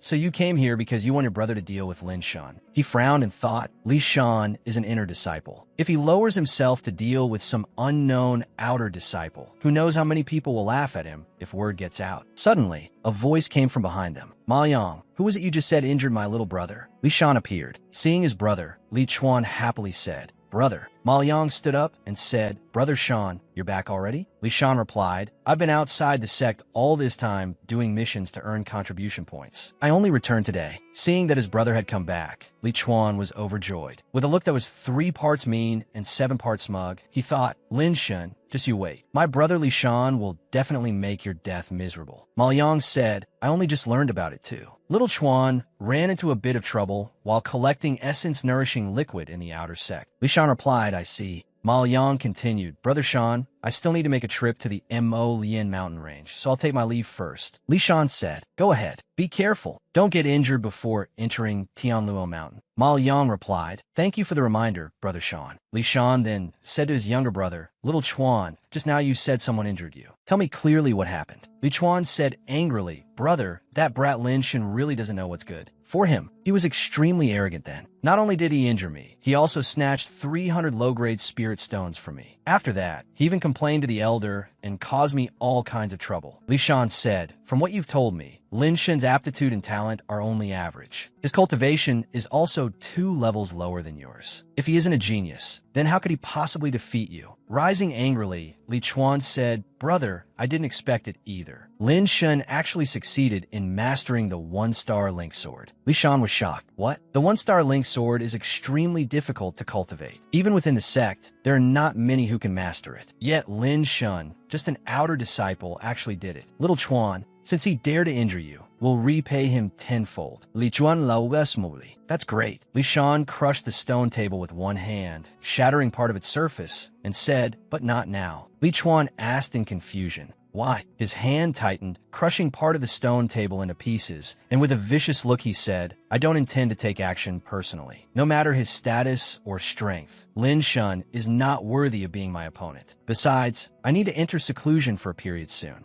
Li Chuan immediately asked, "Brother, do you want to break through to the heavenly realm?" He replied, "No. Some time ago, while doing missions in the Mo Lien mountain range, I killed a peak 3rd-grade demonic beast, and my Dantian was affected a little." His eyes showed annoyance as he said, "But even so, you have truly disappointed me. Your cultivation is higher than Lin Shan's, and you even had 2 helpers. Yet in the end, you were still beaten by him until you had no power to fight back." Li Chuan stammered, "Brother, Li Shan shouted, "Starting tomorrow, take 2 more people with you to train in the Mo Lien mountain range. When you return from there, I hope to see a different person." Li Chuan replied, "Yes, brother." Li Shan took out a gemstone and said, "Also, keep this stone safe. If you're in danger, crush it." Li Chuan asked in confusion, "What is this crystal for?" Li Shan replied, "This crystal is called a message transmission stone. Its function is exactly what the name suggests. It is used to transmit information to another person. Message transmission stones come as a mother and child pair. If one is crushed, the other will also shatter. The person holding the other stone will receive the message and can then head to that location." Li Chuan immediately replied, "Brother, I understand. After you come out of seclusion, I'll show you that I've become stronger." Li Shan said excitedly, "Now that's my little brother." Half a month later, in the Mo Lien mountain range, Lin Shan was racing through the forest, chasing something. A dark shadow darted quickly toward him, and a bull charged at him from behind. He said, "Come on." Seizing the moment, Lin Shan leaped up, planted his foot against a tree for leverage, and sprang away. He said smugly, "Go ahead and ram into it like that. Once you're dazed, I'll finish you off with one more strike." The bull crashed into the tree, and its whole body went numb. The tree shook violently as well. Lin Shan landed on the ground and said proudly, "Just as I thought, simple-minded. Looks like this mission will be easy too." Suddenly, something flashed into view. He was startled. The huge, ancient tree toppled down right where he was standing. Fortunately, Lin Shan dodged in time. He said, "That's way too much." It actually managed to knock down such a huge tree. The bull suddenly roared, "Moo." It charged toward him. As it rushed over, Lin Shan quickly leaped aside to avoid it. Although he avoided it, he still fell to the ground. The bull breathed furiously. Supporting himself up, Lin Shan said, "Ouch, that hurt. I was careless. This guy is even harder to deal with than I imagined." The Iron Rhinoceros Bull, a high-tier 2nd-grade demonic beast, equivalent to a cultivator at the early 6th level of the body refining realm. The bull snorted angrily a few times. Its entire body glowed fiery red. On the wide grassy field, the Iron Rhinoceros Bull and Lin Shan stood facing each other. Lin Shan then drew his blade and said smugly as he did so, "Although the high-tier 2nd-grade demonic beast iron rhinoceros bull has thick skin and sturdy flesh, with extremely powerful defense. Among beasts of the same level, it is practically ahead of them all. I won't give up on you so easily. With that, he charged forward with sword in hand and shouted, "Let's decide the victor." The iron rhinoceros bull did not stand still either and charged toward him. As the two rushed at each other, Lin Shun still confidently shouted, full of power, but he looked on with a smug smile. Its attacks are far too simple. Let's see what my swordsmanship can do.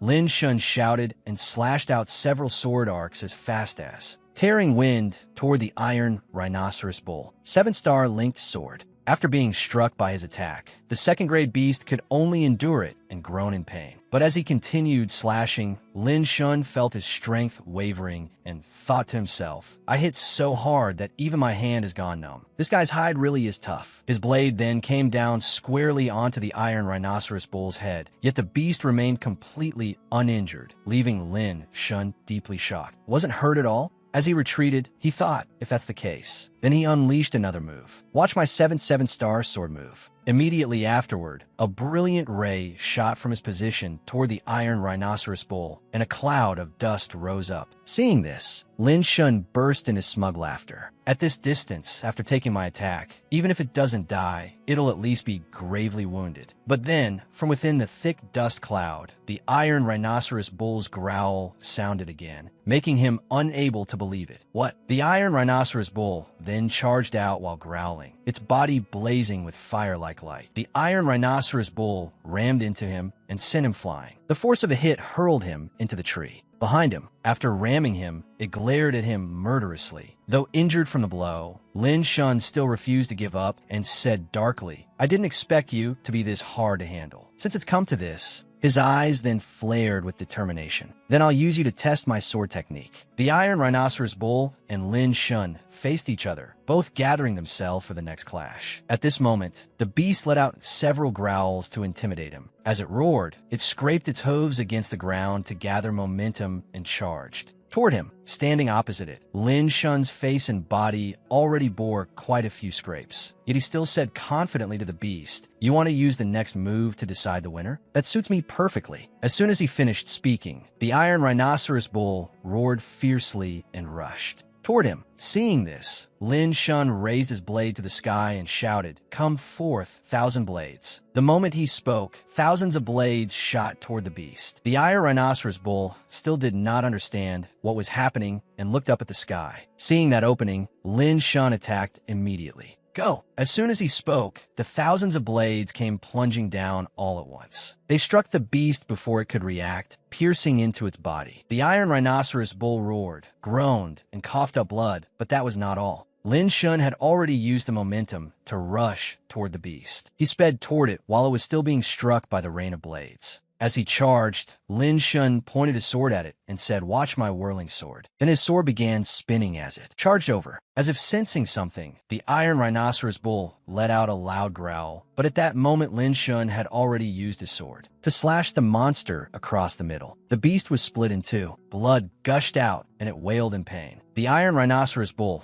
then died with its eyes still open. Lin Shun just stood there looking at it, then smiled and said, you didn't expect my joyous sword to be able to cut through your hide, did you? Rhinoceros hide, rhinoceros horn, rhinoceros tendons, they can all be put to use. The sect mission only requires collecting the rhinoceros horn. Lin Shun looked at the monster and began calculating. As for the hide, claws, and other parts, I can take them to the market and exchange them for spirit stones, killing 2 birds with 1 stone. I really am a genius. As Lin Shun walked, he recalled, out of 28 missions, I've already completed 11. That means there are 17 left. Then he held his body, which had been injured quite a bit in the battle just now, and said, lately, I've been doing missions non-stop, barely getting any rest. And in the Molian mountain range, it's not just demonic beasts I have to watch out for, but people as well. Lin Shun continued, some people come here just to make spirit stones quickly. They don't help others. They rob them of the beast materials they've collected. So it's better to be a little more careful. Then he looked at the gleaming golden ring and smiled happily. That said, my ring is almost full. Holding the ring in his hand, he laughed and said, if I sold all of this, it would definitely be worth no less than 500 low-grade spirit stones. But suddenly, a wisp of smoke drifted over from the distance.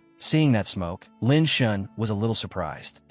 This is... Looking at the faint mist floating in the air, he blurted out, "What dense spiritual energy? For spiritual energy this dense to leak out in the Mo Lien mountain range. There's only one possibility. There must be a spirit herb here." Lin Shun immediately hurried off, quickly going to take a look. Beside a roaring waterfall, he stood gazing at the towering falls and the rushing current. Below were also a few lotus flowers. Seeing that waterfall, he was a little stunned. He hadn't expected there to be a waterfall like this in the Mo Lien mountain range. But then he noticed something faintly visible behind it. It seemed there was something inside the waterfall. It didn't take him long to realize what it was, and he shouted in shock, "100-year descending dew grass." Overjoyed as if he had found treasure, he said, "Descending dew grass is the main medicinal ingredient used to refine most pills, but it's extremely rare. 100-year descending dew grass is even rarer." He continued calculating, "If I sell it outside, it would be worth at least 150 low-grade spirit stones." As he said that, Lin Shun ran over quickly. As he ran, he said happily, "Today is really my lucky day." But just as he was about to get close to the spirit herb, he suddenly felt a pair of icy eyes staring at him. That killing intent swept over him at once, and Lin Shun was blasted backward by it, staggering back in surprise. Such powerful killing intent. What attacked me? But then he immediately realized, this is... In the shadows, a long black cobra slithered out. It flicked its tongue with a hiss, then coiled into a posture ready to strike. A peak second-rank demonic beast, the black-scaled giant python. Recognizing it, Lin Shun was startled. A peak second-rank demonic beast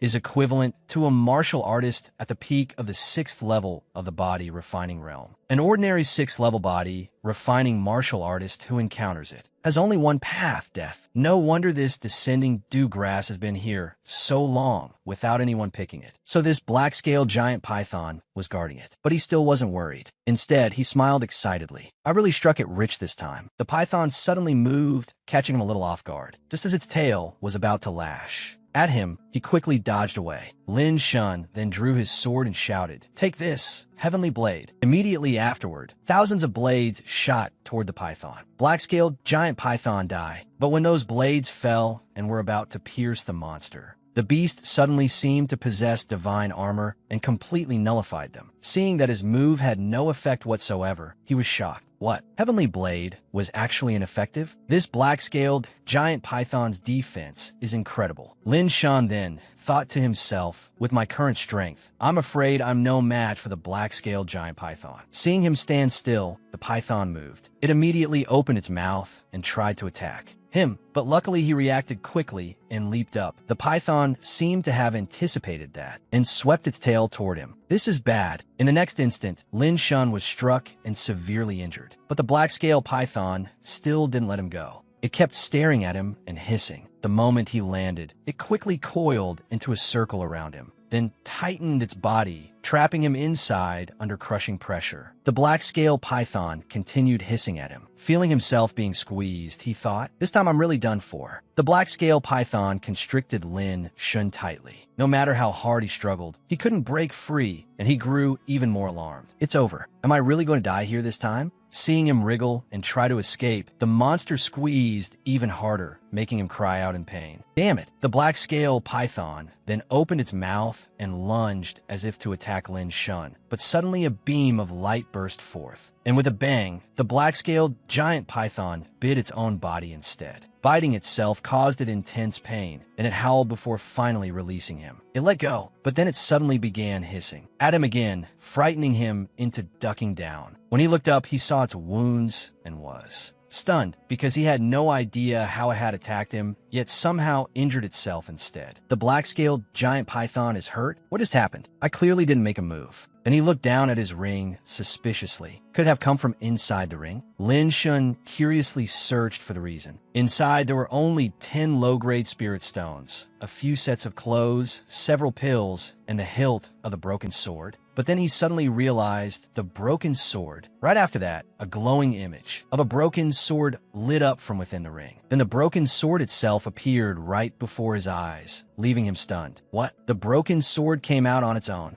The black-scale python was still hissing, but then it turned into violent screaming. The broken sword that had come out by itself also began glowing strangely. Seeing this scene, Lin Shun was utterly shocked. Why is the broken sword continuously releasing vibrations? Soon, dazzling blue-white rays of light appeared around it. That only made the black-scaled python suffer even more and scream louder. The black-scaled giant python lunged forward. It flicked out its tongue and hissed several times. Lin Shun panicked. Could it be that the attack, just now, was ineffective against the black-scaled giant python? Suddenly, numerous slashes shot out. The snake let out several more piercing cries, and the giant python was chopped into pieces. Looking at the scattered chunks of the python on the ground, Lin Shun stood there dumbfounded and exclaimed, so powerful. He looked at the sword embedded in the ground and said, this broken sword can actually release such powerful sword force. Then he suddenly thought of something. No, that's not sword chi. It should be sword momentum. Sword momentum is different from sword chi. Any martial artist can cultivate sword chi, but to grasp sword momentum, one must possess extremely strong comprehension. Sword momentum is the first state of sword intent. If one can grasp sword momentum, then there is clearly a certain chance of comprehending sword intent. He continued, I never expected this broken sword to contain sword momentum. Suddenly, a ray of light burst out around the sword. Thousands of rays followed and flew out, each crescent-shaped beam shining brilliantly. Lin Shun was astonished. Why is it suddenly releasing sword momentum? These strands of sword momentum aren't coming at me, are they? A flood of sword momentum then suddenly rushed toward Lin Shun. He opened his eyes wide. The image of a massive army appeared before him. Thousands upon thousands of terracotta soldiers stood in front of him. Lin Shun was shocked. Why have so many troops appeared? Suddenly, a mysterious cloud of black smoke emerged. Beside him, Lin Shun stared blankly.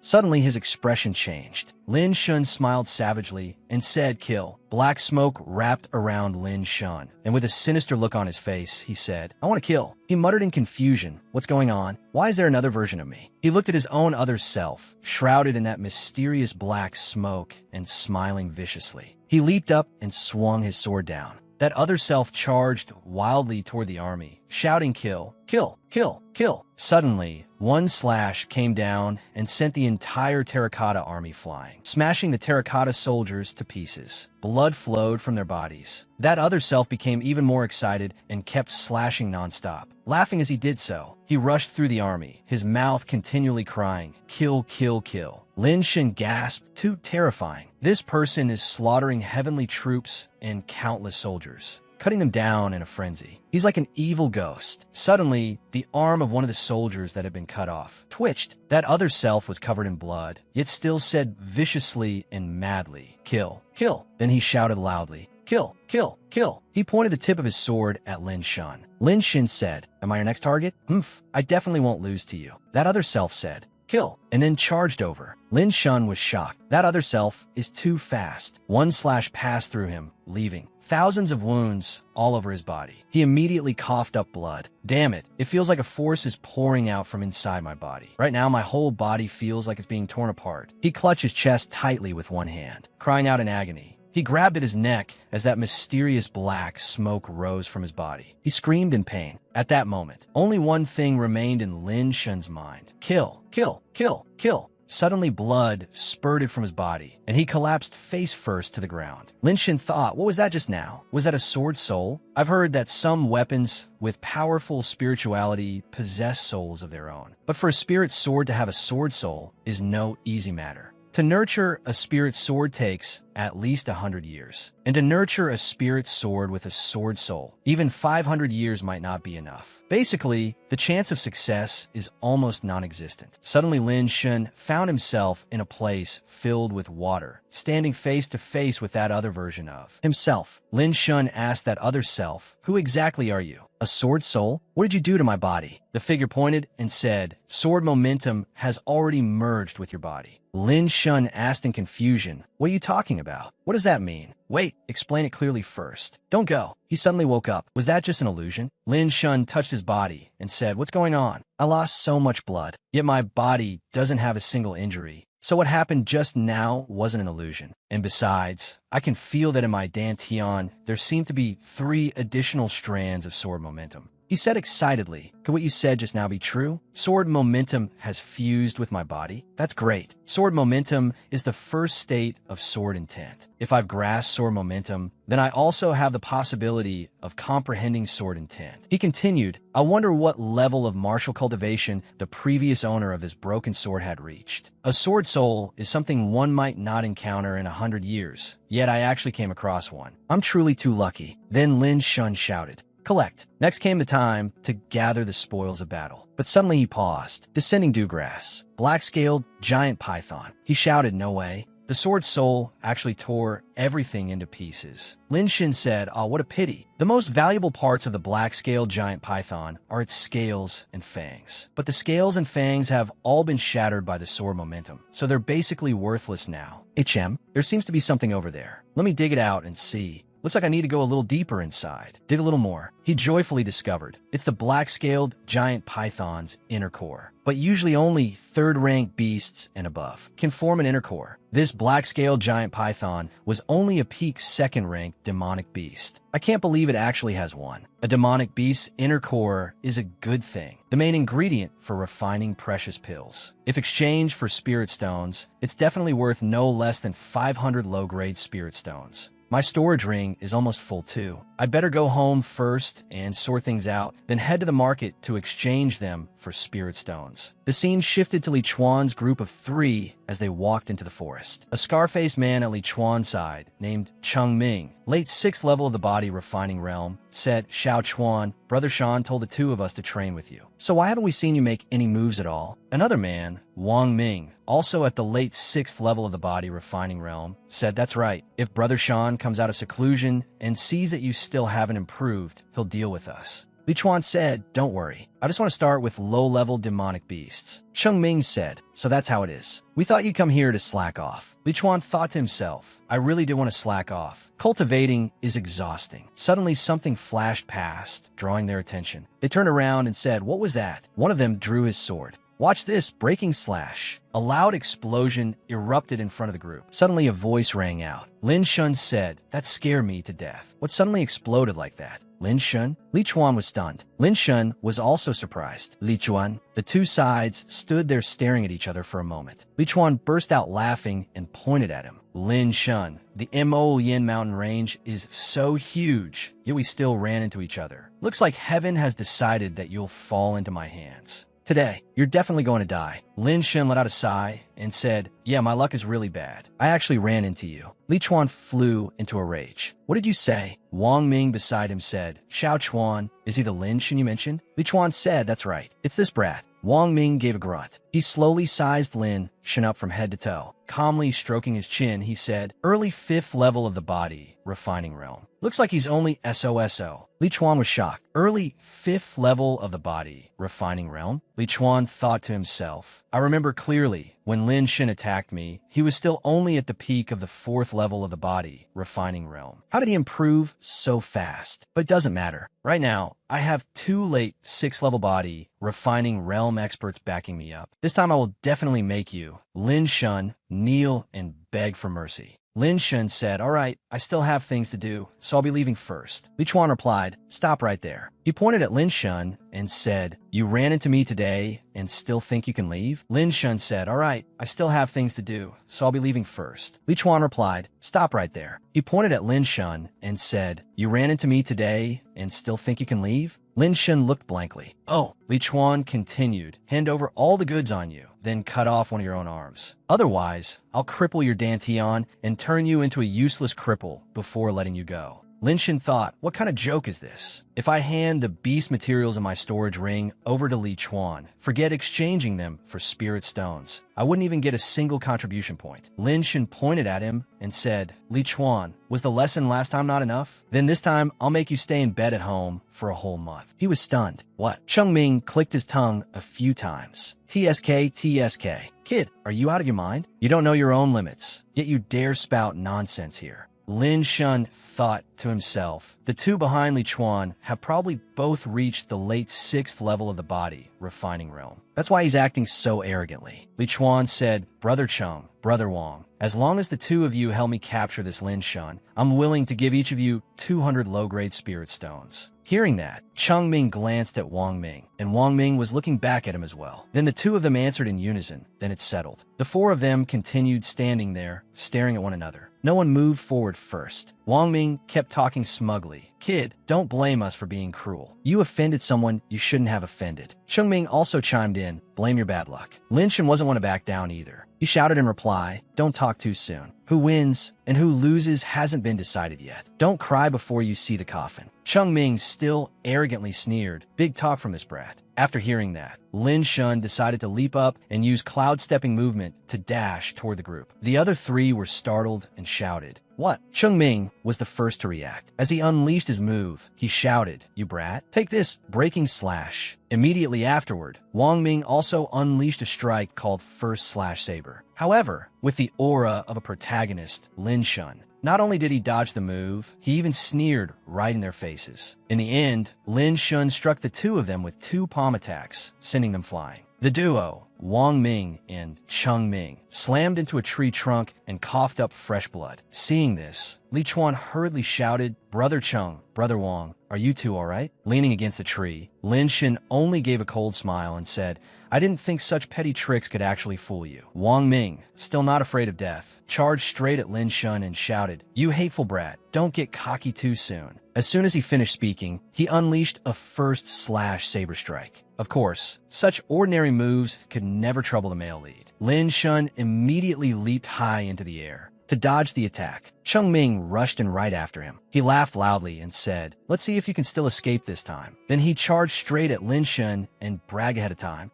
Hearing that, Lin Shun only gave a cold snort. Cheng Ming's breaking slash slammed into the tree trunk with a deafening crash. Seeing that, Cheng Ming burst out laughing and said, now do you know the power of my breaking slash? Suddenly, a sword shot out. If Cheng Ming had been even 1 second slower, it would have pierced straight through his body. Right after that, Lin Shun leaped out, making Cheng Ming cry out in shock. What? Lin Shun sneered and said, my turn to attack now. He charged straight at Cheng Ming and shouted, take this, 7-star sword art. Cheng Ming struggled to block the attack, yet his mouth still wouldn't stop moving. You brat. After delivering the final slash, Lin Shun smiled and said, fall. Instantly, Cheng Ming was smashed heavily to the ground. Seeing this, Li Chuan could only cry out, Brother Cheng. Wang Ming resorted to another dirty trick. Launching a sneak attack from behind Lin Shun, he shouted, loudly, you little bastard, don't get too full of yourself. Sneak attacking while shouting to warn the other person. Of course, the result was that he missed. Every move he threw was dodged by Lin Shun. Even then, he still had the nerve to wonder why the male lead, who was only at the early 5th level of the body refining realm, could withstand this move. Lin Shun naturally took the chance to boast as well. It can only mean your moves are too simple. One-on-one didn't work, so they switched to a family team strategy. The two attacked at the same time, creating a pincer assault. They shouted, brat, this time we won't let you escape. Cheng Ming immediately unleashed a breaking slash. The attack aimed straight at Lin Shun's abdomen and sent him flying. Gritting his teeth, Lin Shun said, I was too careless.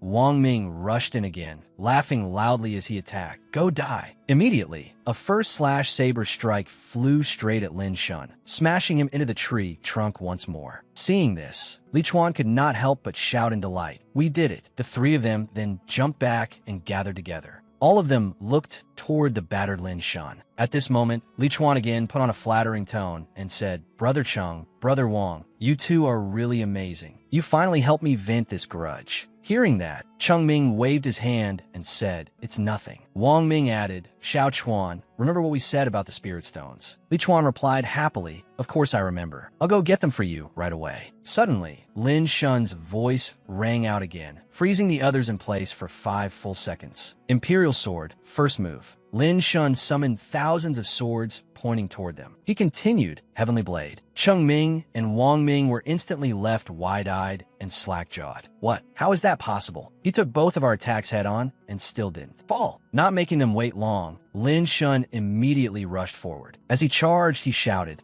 Go, Heavenly Blade. Only then did the three cry out in horror. Were finished. 1,000 swords shot straight at them, as fast as lightning. By the time the sword tips came to a stop, a mysterious aura was still radiating around the blades. Everything seemed as if someone had pressed pause. The next moment, Cheng Ming's piercing scream shattered the stillness. Clutching his legs in pain, he howled, My legs. Wang Ming refused to be outdone and screamed as well, "My shoulder hurts so much." Li Chuan was both furious and in pain. His face twisted horribly. He thought to himself, what kind of sword art is this? Since when did Lin Shun become this strong? Then he remembered what happened last time and cursed inwardly in anger. Worse yet, this bastard injured me in exactly the same spot as last time. Lin Shun sheathed his sword and said, "You're screaming like pigs being slaughtered. I already avoided your vital points. Don't worry, you won't die." Then he walked over to them and added, "Next." Lin Shun stopped in the middle of the three of them and said, "Hand over your storage rings." Hearing that, the three were dumbfounded. "What?" Lin Shun blinked and explained,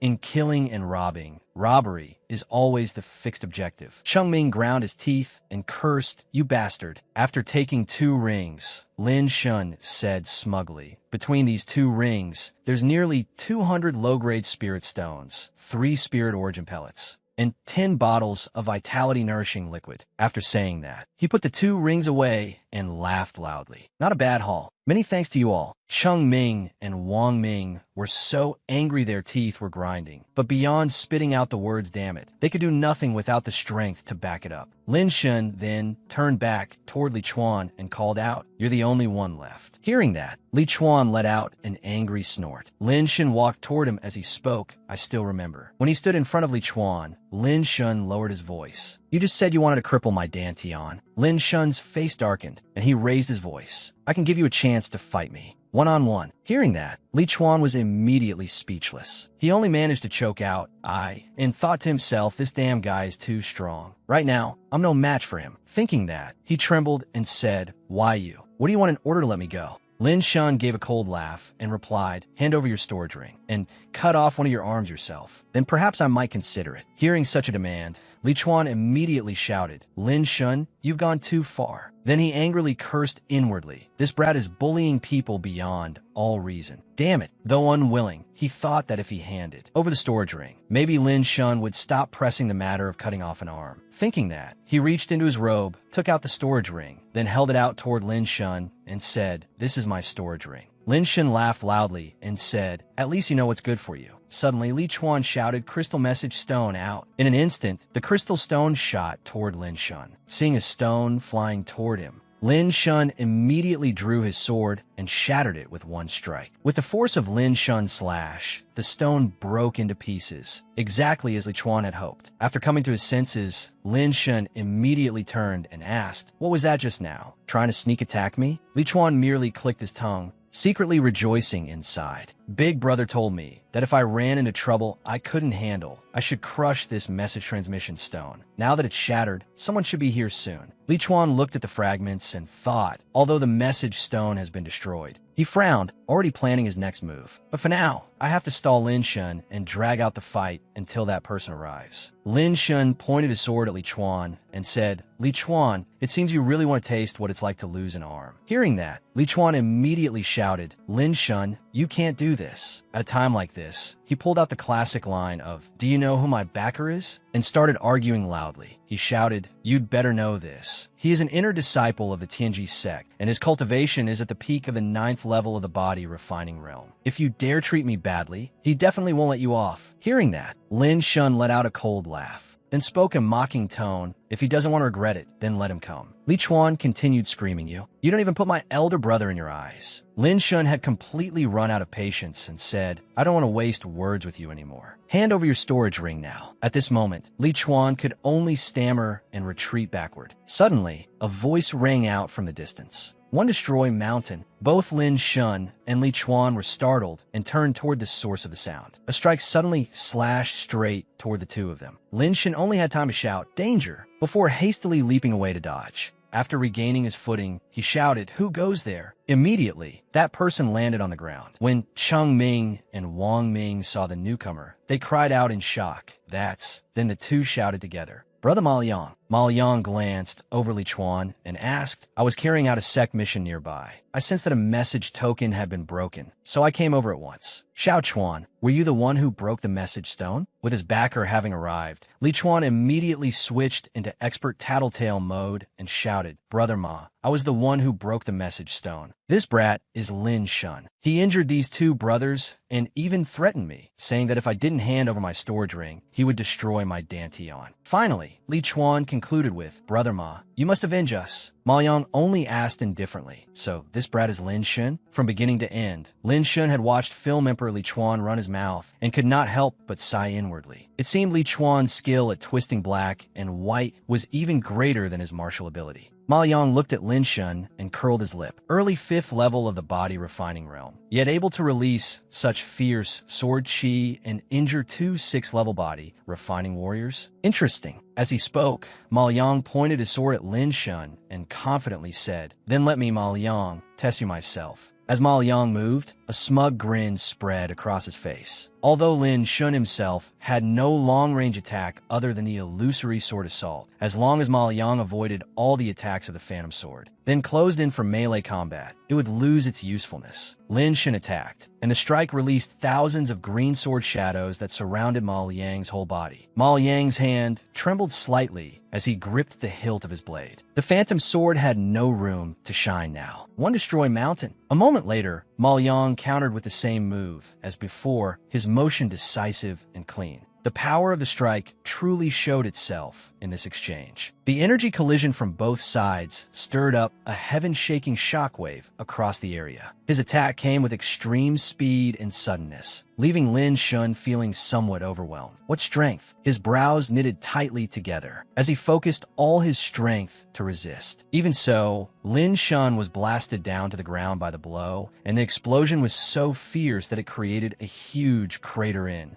the grassland. Li Chuan was thrilled and shouted loudly, beautifully done. The violent impact sent Lin Shun crashing to the ground with a huge boom. Smoke and dust billowed everywhere, obscuring all visibility. From within the haze came Lin Shun's pained groan, drawing everyone's attention. His whole body was covered in scrapes, and his clothes were somewhat torn. I was too careless just now. Good thing I didn't suffer any real injuries, he thought to himself. It's just that Ma Liang's swordsmanship is truly powerful. My hand is still numb. His arm kept trembling after that sudden clash. It seemed he had underestimated Ma Liang's abilities. He hadn't expected Ma Liang's eyesight to be so sharp, finding the real attack hidden among the sword shadows so quickly. It seems the Phantom Sword has no effect on him. Li Chuan mocked loudly. This Lin Shun brat is really lucky. He still isn't dead after that. Ma Liang was somewhat surprised that Lin Shun had survived that direct blow, and he thought, just what is this Lin Shun's background? That sword strike already used 60% of my true chi, yet I still couldn't take him down. Furious, he ground his teeth and showed a look of anger. If this gets out, where will I, Ma Liang, put my face? Because he wanted to preserve his pride, he resolved to kill Lin Shun no matter what. I absolutely cannot allow this. Immediately after, he swung his sword down fiercely. One destroy mountain. The slash shook the earth so violently that the ground split open all the way toward Lin Shun, who was down on one knee. Realizing the situation, Lin Shun quickly cast his gaze ahead. Sparks seemed to flash in his eyes. Azure cloud steps. Lin Shun moved as swiftly as a whirlwind, catching Ma Liang completely off guard and leaving him stunned. This time he won't escape. Lin Shun gripped his sword tightly and charged forward at astonishing speed. Not letting his target slip from his grasp, Lin Shun was ready to thrust into Ma Liang at any moment. Meanwhile, Ma Liang was still momentarily disoriented, unable to determine where Lin Shun was. Seizing the chance, Lin Shun shouted, "Take my sword." Instantly, Ma Liang sensed something wrong was about to happen and thought, damn it, that brat got behind me. Before he could fully react, another sword strike from Lin Shun shot straight at Ma Liang, making him grit his teeth in shock. Lin Shun stared hard at him and thought, damn, it got blocked again. If this sword of mine could release sword force, then no one would be able to withstand it. This was already my peak strike. Suddenly, Lin Shun realized something. The sword force within his body could only be released in 3 streams. He had already used 2 against Cheng Ming and Wang Ming. This time was the last stream of sword force he had left to further boost his power. He took the initiative to pour even more explosive strength into his sword, and the terrifying force drove Ma Liang backward. Yet although the power was immense, Ma Liang was still sturdy enough to block Lin Shun's strike, though his face twisted badly. How is this possible? What sword art is this brat using? Such overwhelming momentum. He could not understand why Lin Shun was so terrifyingly strong. Then, suddenly, Lin Shun faltered for a few seconds, and his whole body was blasted backward, flying far away as a shrill cry rang through the sky. Fortunately, Lin Shun managed to hold on by stabbing his sword into the ground to steady himself. On the other side, Ma Liang kept coughing up blood, which splattered around his mouth. Blood dripped from his lips as he exclaimed, "I was actually injured by the sword chi of a brat like you? This is completely absurd." Hearing that, Lin Shun gave a cold laugh. "Same to you, brother." Seeing this situation, Li Chuan was utterly shocked. Brother Ma Liang was actually injured? My god, could it be that even Brother Ma Liang will lose to Lin Shun? His blood boiled with agitation,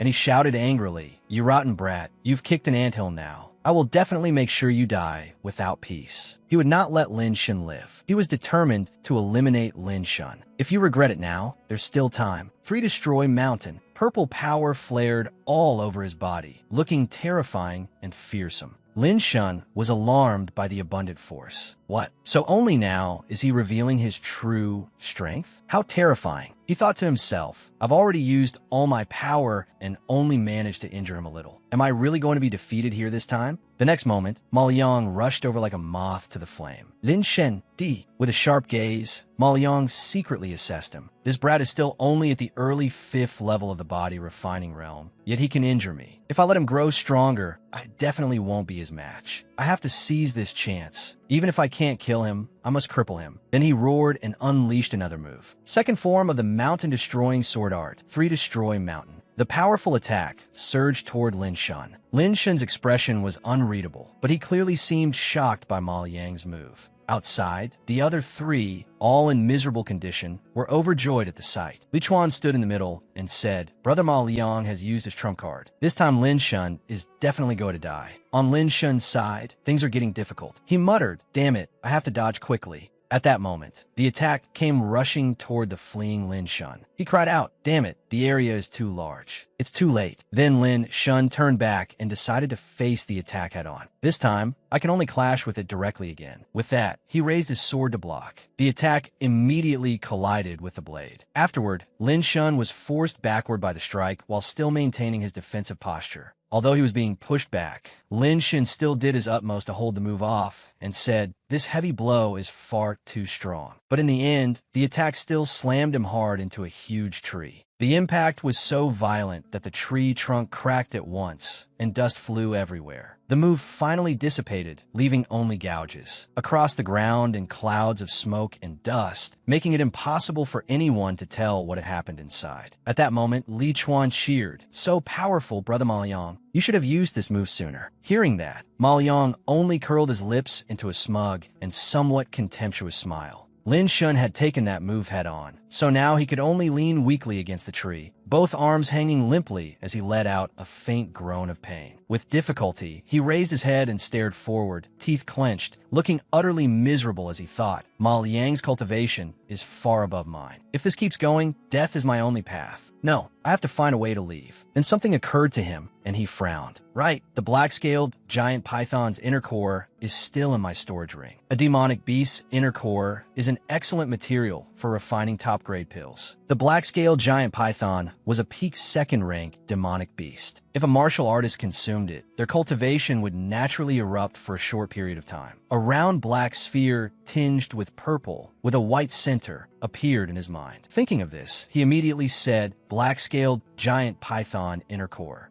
The sphere from before appeared right in his palm. He looked at it and hesitated. Demonic beast inner cores were always refined into various kinds of pills. No one had ever consumed one directly. He brought it close to his mouth, still wavering inside, because every inner core contained extremely savage beast nature. If consumed directly, it could cause chi deviation and internal injuries. In severe cases, it could make a person lose all reason and turn into a humanoid beast. He made up his mind and bit into the inner core. I can only gamble on this. After absorbing it, Lin Shun let out a roar, his face twisted into a look of extreme agony and terror. Hearing the disturbance from Lin Shun's side, Ma Liang's group was utterly shocked. While Ma Liang and the other two were still stunned by what was happening, Li Chuan nearly shouted in disbelief. What? Lin Shun still isn't dead? Is this brat some kind of monster? As Ma Liang's group stood there in shock, Lin Shun had already begun walking toward them. His steps were heavy, which made Ma Liang start in surprise. At this moment, the aura around Lin Shun was completely different. Behind him, a giant serpent phantom appeared, both unreal and real at once. He was panting, and even his stance seemed strange. Ma Liang stared in Lin Shun's direction, grinding his teeth as cold sweat began to trickle down. How is this possible? With his cultivation, after taking my triple-layer mountain, even if he didn't die, he should at least be gravely injured. How can he still stand up? Could he really be a monster? On the other side, Lin Shun's eyes were wide open. His pupils had turned into snake eyes, and sweat was pouring down his face. He stammered a little. I've broken through. Mid-5th level of the body, refining realm. Late 5th level of the body, refining realm. Then he straightened up. Red streams of energy swirled all around him. Somewhat startled, he muttered, after devouring a demonic beast's inner core, my cultivation actually broke through 2 levels. My whole body feels full of power. Suddenly, Lin Shun sensed something and cried out in pain. He raised his sword in front of his face as if resisting something within himself and thought, this is bad. I can vaguely feel a violent aura emerging inside me. It must be the beast nature in the inner core. I need to leave this place quickly. Ma Liang suddenly pointed at Lin Shun and shouted, your cultivation broke through 2 levels in a row. Don't tell me you just swallowed a demonic beast's inner core? Hearing that, Lin Shun immediately shouted back, so what if I did?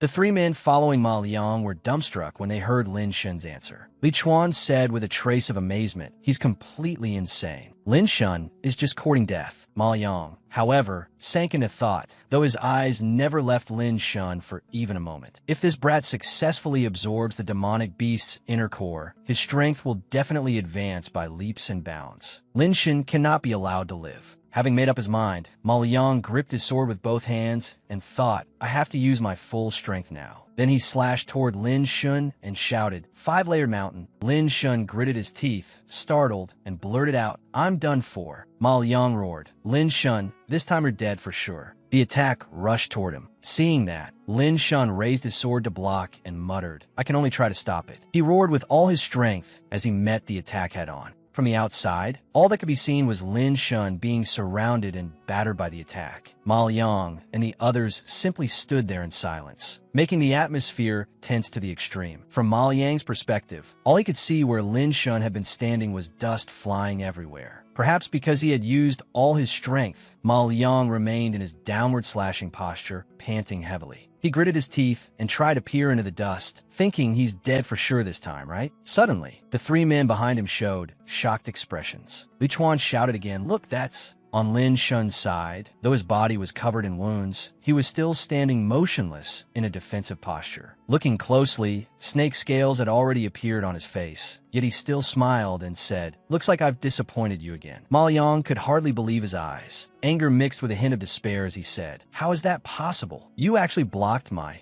5-layered mountain? Even a peak 7th level chi, refining realm cultivator, would probably be injured if they took that head on. Suddenly, Lin Shun cried out in pain. Enduring the pain, he thought, it's flaring up again. The beast nature inside me is still devouring my memories. Then he swung his sword and slashed out, continuing inwardly. The longer this drags on, the worse it is for me. I have to end this quickly. He bared his teeth and unleashed a move at Ma Liang, shouting and startling him. 7-star sword art, 7th form. Ma Liang reacted at once, raising his sword high and yelling, petty tricks. Then he chopped downward and shouted, huh? Not giving Ma Liang a moment to breathe, Lin Shun shouted again and launched another move at him. Illusory sword, then countless golden swords of light shot toward Ma Liang, startling him into shouting, what? The countless swords flew toward him and assaulted him from all sides. At this moment, he could only raise his sword to defend. Some of those swords then turned toward the 3 men following Ma Liang, making them clutch their heads and flee in panic. Ma Liang ground his teeth in fury and roared, "Damn it!" Then he struck out and blasted those swords away. But once he knocked the swords aside and looked forward, Lin Shun was nowhere to be seen. Ma Liang looked around warily, wondering, where did Lin Shun run off to?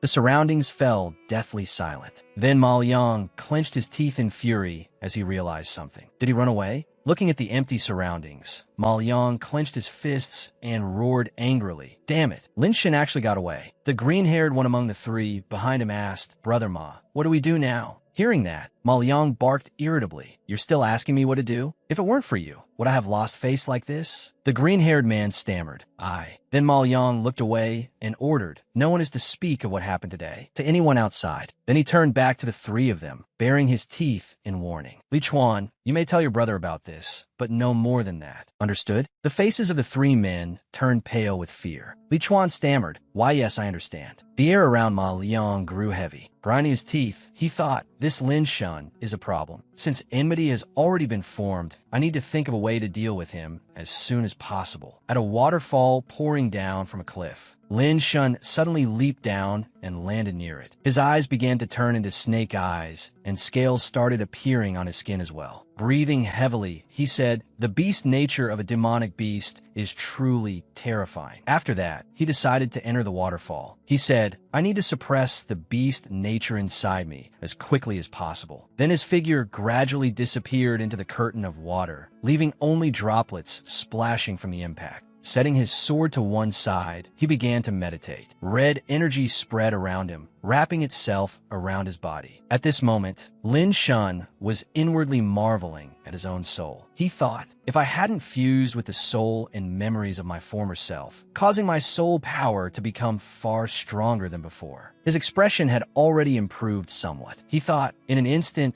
the demonic beast nature inside me would probably have assimilated me and turned me into a humanoid beast. Suddenly, Lin Shun sensed something and let out a soft cry of pain. He clenched his teeth in agony and thought, damn it, it's acting up again. I have to defeat the beast nature in my body as quickly as possible. Then a blue-gray sphere appeared between his brows, as if it wanted to draw everything into it. Somewhere else, Lin Shun was floating in a space like the cosmos. And when he set foot on a spot there, ripples spread beneath him as though he were standing on water. He stared straight ahead at something and said tensely, "We meet again." It turned out that before him was the enormous shadow of the giant python. It radiated a dangerous aura that made him grip the sword in his hand tightly. He continued, "Black-scaled giant python." Lin Shun and the black-scaled giant python stood facing each other, both ready to fight. Suddenly, the python narrowed its scarlet eyes and hissed several times as if sizing him up. On Lin Shun's side, he didn't take his eyes off it for even a second. He thought, if I leave this remnant thought of the black-scaled giant python inside me, it will only keep growing stronger. So I need to destroy it in one blow right now. Then the python opened its huge mouth and hissed loudly, signaling the start of its attack. It shot toward Lin Shun, but Lin Shun was faster and leaped up to dodge. Lin Shun landed in another position, while the python, realizing it had missed, turned its head back toward him with a hiss. Seeing this, Lin Shun confidently pointed his sword forward and said, "Black-scaled giant python, then taste the power." A sword force. The moment he finished speaking, it lunged at him again with an angry hiss. Lin Shun closed his eyes and focused, gathering a green energy into his sword. Then a stream of water appeared at the tip of his sword, winding around the blade. As if having calculated the perfect moment, he opened his eyes and shouted, "Hand over your life, black-scaled giant python."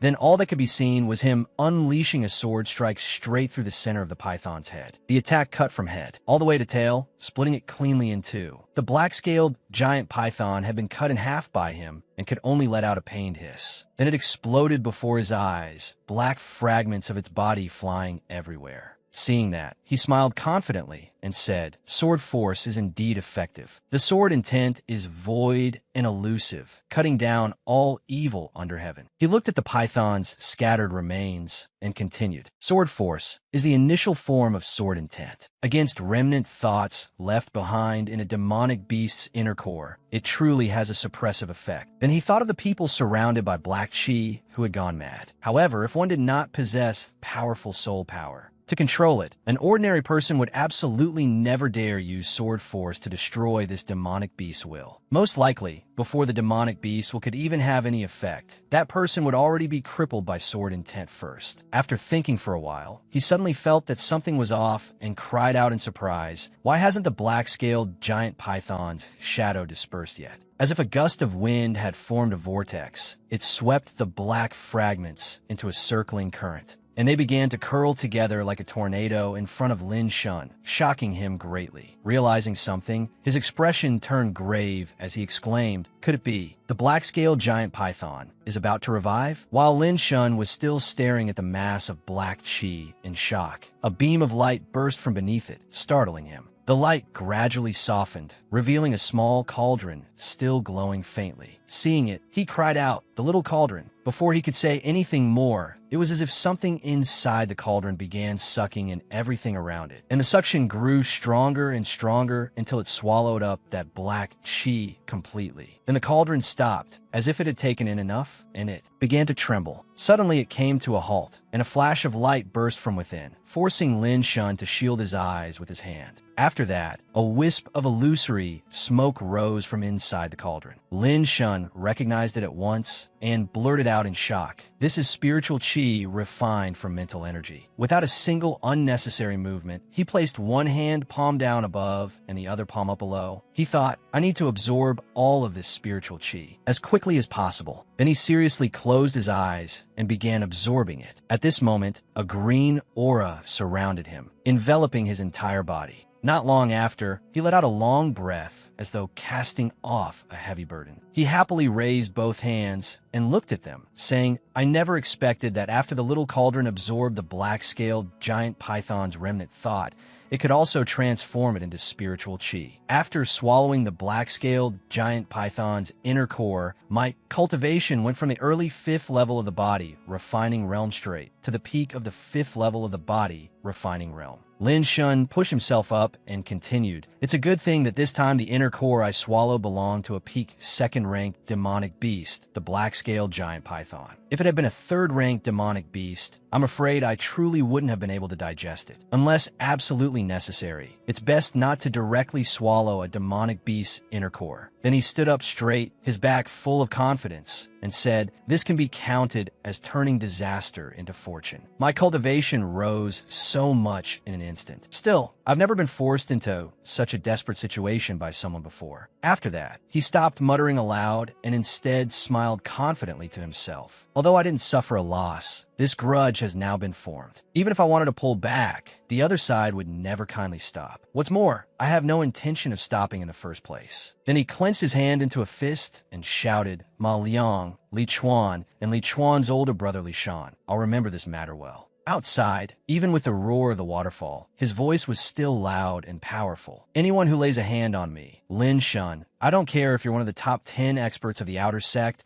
or an elite disciple of the inner sect, you will all pay the price." At this moment, Lin Shun was washing his face in a forest. This was where the waterfall flowed down into a river. He stood beside a large wooden post, wiping the water from his face with his sleeve as he let out a breath. Then he touched his new clothes and said with a smile, "Good thing there were a few sets of clothes in my storage ring. Otherwise, going back home from the Emolian mountain range and then coming back here again would be far too much of a waste of time." He began walking and continued, "There's only a little more than a month left before the Lawn Mountain secret realm opens. I have to raise my strength even faster." In the forest, rays of sunlight filtered through the leaves and shone onto the ground. His figure walked quietly through the woods, looking especially striking. As he walked, he thought, "That fight with Ma Liang made me realize that illusory sword still isn't good enough." Wearing a serious expression as he walked, he muttered, "The key to illusory sword lies in timing, dealing with the enemy before they can react. But when facing an expert like Ma Liang,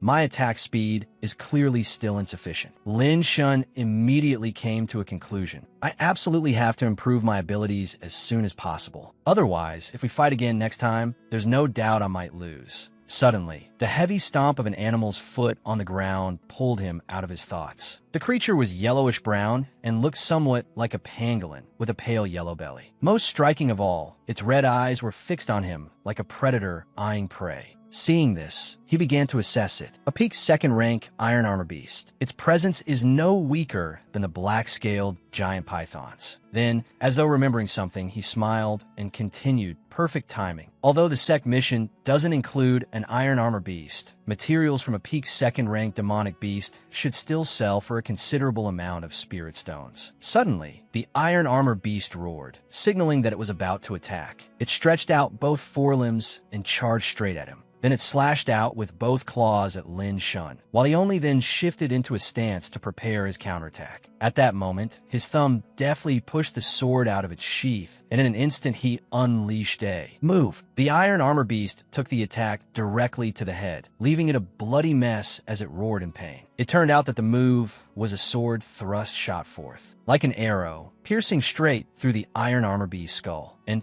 just as Lin Shin landed on the ground, the iron armor beast behind him also collapsed. Suddenly, Lin Shin chopped off one of its forelimbs and picked it up, admiring the result of his work. Smiling confidently, he said, "Peak second-rank iron armor beast, taken care of." 2 days later, beneath a clear blue sky with a few white clouds drifting lazily above the forest, the scene looked incomparably peaceful. But inside the forest, a four-armed ape was roaring in fury. Then it smashed all four fists into the ground, cracking the earth. The one battling it, Lin Shun, was currently leaping into the air to evade the blow. While still in midair, he revealed a confident smile, raised his sword, and said, "Peak second-rank, four-armed iron ape." Then he thrust straight toward it and shouted, "D." The beast could only let out a pained roar. Lin Shun landed back on the ground, while the four-armed iron ape cried out a few more times before going limp. Lin Shun happily looked toward a flowering plant beside it and said, "I dealt with the four-armed iron ape for this." To his eyes, the flowering plant seemed like a treasure, almost glowing. He said, "The 100-year white jade grass is mine." 5 days later, a strange trail appeared across the ground, as if something beneath the earth were rushing toward him.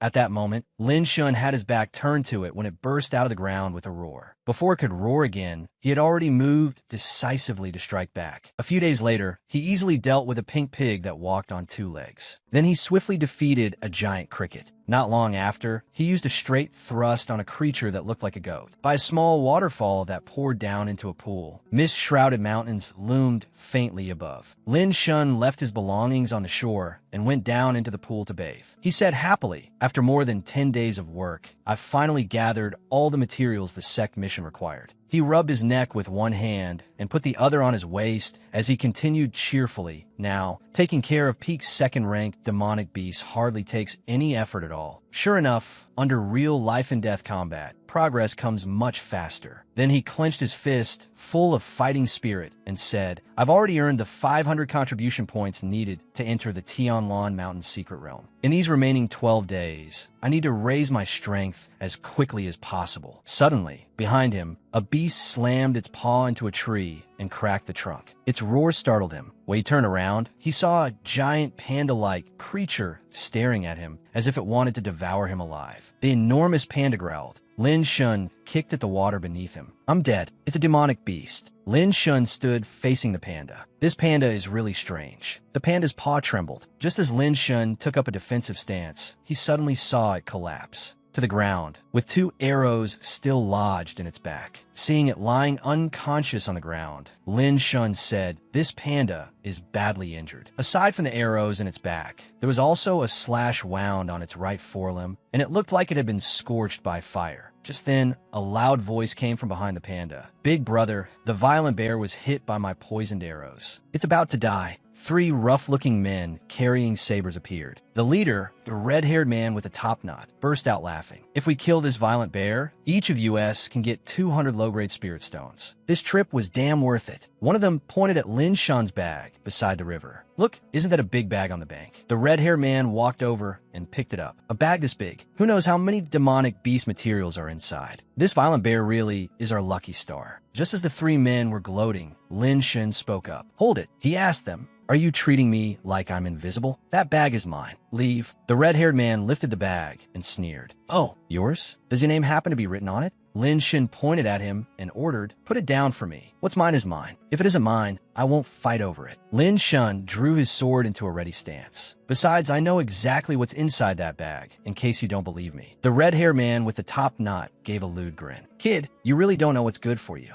He pointed right at Lin Shen's face. "Listen well, brat. Not only do I want this bag, I want everything on you too." The red-haired man shouted, "Hand over everything you've got. Otherwise, don't blame us for being rude." Lin Shen mocked him with a laugh. The red-haired man laughed loudly and yelled at Lin Shen, "Hurry up, brat. If this lord gets unhappy, I'll take your head with one slash." Why waste so many words on a trash peak, 5th level body, refining realm brat? Just kill him directly. Lin Shen silently watched the three of them. Of the three, aside from the burly middle-aged man who was at the early 7th level of the body refining realm, the other two were both at the peak 6th level of the body refining realm. He looked at them and asked, "So there's no room for negotiation?" The red-haired man replied, "Of course there is. Either you die, or you voluntarily hand over everything you've got." Lin Shen looked at them coldly. If that's the case, then the only option left is killing. His sword left its sheath. Seizing the moment, Lin Shen launched an attack, startling the red-haired man, who hurried to block. Zulfust, the red-haired man, countered by slashing down with the saber in his hand, flames bursting forth. He shouted, "Blazing flame slash." Lin Shen swiftly leaped up and dodged the strike. The red-haired man swung his saber again and sent another blow toward him. He roared, "Go die." Seeing Lin Shen effortlessly block his attacks, the red-haired man ground his teeth. What a sharp sword technique. This brat isn't simple. If I hadn't reacted fast enough, I'd be a corpse by now. Lin Shen kicked off the ground and sprang upward. It's not over yet. He advanced and slashed down several times at the red-haired man. 7-star chain sword. The red-haired man was stunned by Lin Shen's lightning-fast attacks and could only grit his teeth and defend with his saber. "What?" Lin Shen stood still and pointed his sword forward. He said, "Phantom sword, go." The moment he finished speaking, dozens of illusory sword images appeared before him and shot forward. The red-haired man froze in place, unable to react in time. He took Lin Shen's phantom sword head-on. The red-haired man was blasted several meters away, leaving a long and deep trench in the ground. His two underlings cried out in panic, "Big brother." They stared in shock and disbelief. Big brother is dead. Lin Shen stood there confidently with a smile, looking at the red-haired man's corpse on the ground. The two remaining underlings glared at Lin Shen warily. The browner-haired one said, "He's only at the peak 5th level of the body refining realm. Let's attack together and avenge Big Brother." The green-haired one also said, "Right, kill him and take everything on him." The two men charged forward with sabers in hand. "Brat, hand over your life." One of them shouted, flying over and slashing down at Lin Shen from above. Lin Shen stood calmly in place, waiting for him to come close. Then he raised his sword and killed him with a single strike. Seeing his companion cut down by Lin Shen, the green-haired man gnashed his teeth in fear. Damn it, this brat was hiding his strength. He threw down his arrow and turned around, shouting, "Run." Lin Shen looked at him and laughed. "Trying to run? It won't be that easy." He shouted, "Cloud walking step." Then he immediately gave chase. From behind, Lin Shen slashed the green-haired man down with one sword strike. Lin Shen's voice echoed through the mountain forest, "If you kill to rob people, then I won't hold back either."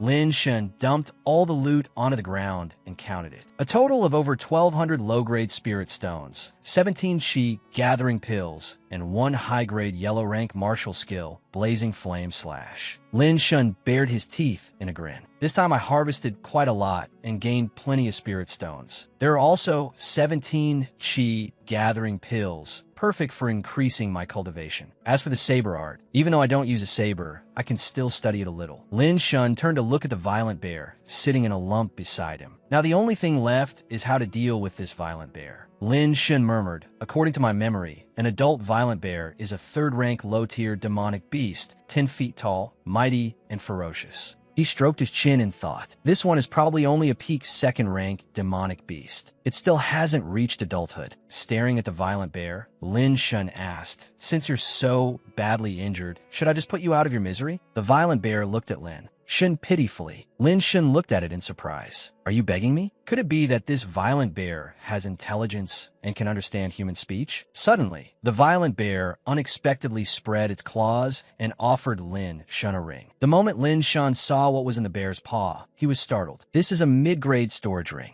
Lin Shun stared at the ring in the little violent bear's paw in astonishment. He had never expected it to possess a storage ring, much less such a valuable mid-grade storage ring. Storage rings were rather rare. Creating a storage ring required not only materials, but also an experienced artificer. Even then, the success rate was still not high. Lin Shin asked the violent bear, "You want to use this storage ring in exchange for your life?" The violent bear nodded and let out 2 low growls. Lin Shun accepted the storage ring and thought to himself, this little violent bear is no simple creature. It really can understand human speech. Lin Shun said to it, "All right, I'll take this storage ring. In exchange, I'll treat your injuries." The violent bear exhaled in relief, overjoyed. The violent bear raised its rear toward Lin Shun, and he said to it, "Hey kid, lie still and don't move. Let me inspect your injuries first." Lin Shin carefully examined the violent bear's wounds. Aside from these 2 highly poisonous arrows, there are also severe slash wounds. If these were on a human, they'd have died long ago. Half an hour later, the 2 arrows clattered to the ground. Lin Shin wiped off his sweat and let out a breath of relief. With his hands on his hips, Lin Shun said, "I've applied the antidote and wound medicine, and I've already bandaged you up." After being treated by Lin Shun, not only was the violent bear no longer in pain, it was lying there snoring and drooling. Lin Shun said helplessly, "This little guy didn't cry out even while in pain, and now it's sleeping soundly and snoring." Impressive. As he spoke, Lin Shun happily looked at the storage ring in his hand. Still, the biggest game this time is this storage ring. I wonder what it looks like inside. Let's take a look. Lin Shun extended his divine sense, and before his eyes appeared a vast space that seemed almost endless compared to that of an ordinary storage ring. Lin Shin exclaimed, "I didn't expect this space to be even larger than an ordinary person's living room." Lin Shun walked toward a chest ahead of him. On top were several spirit stones and 2 books. There are actually 2 books and some spirit stones in here. Lin Shun stared at the few.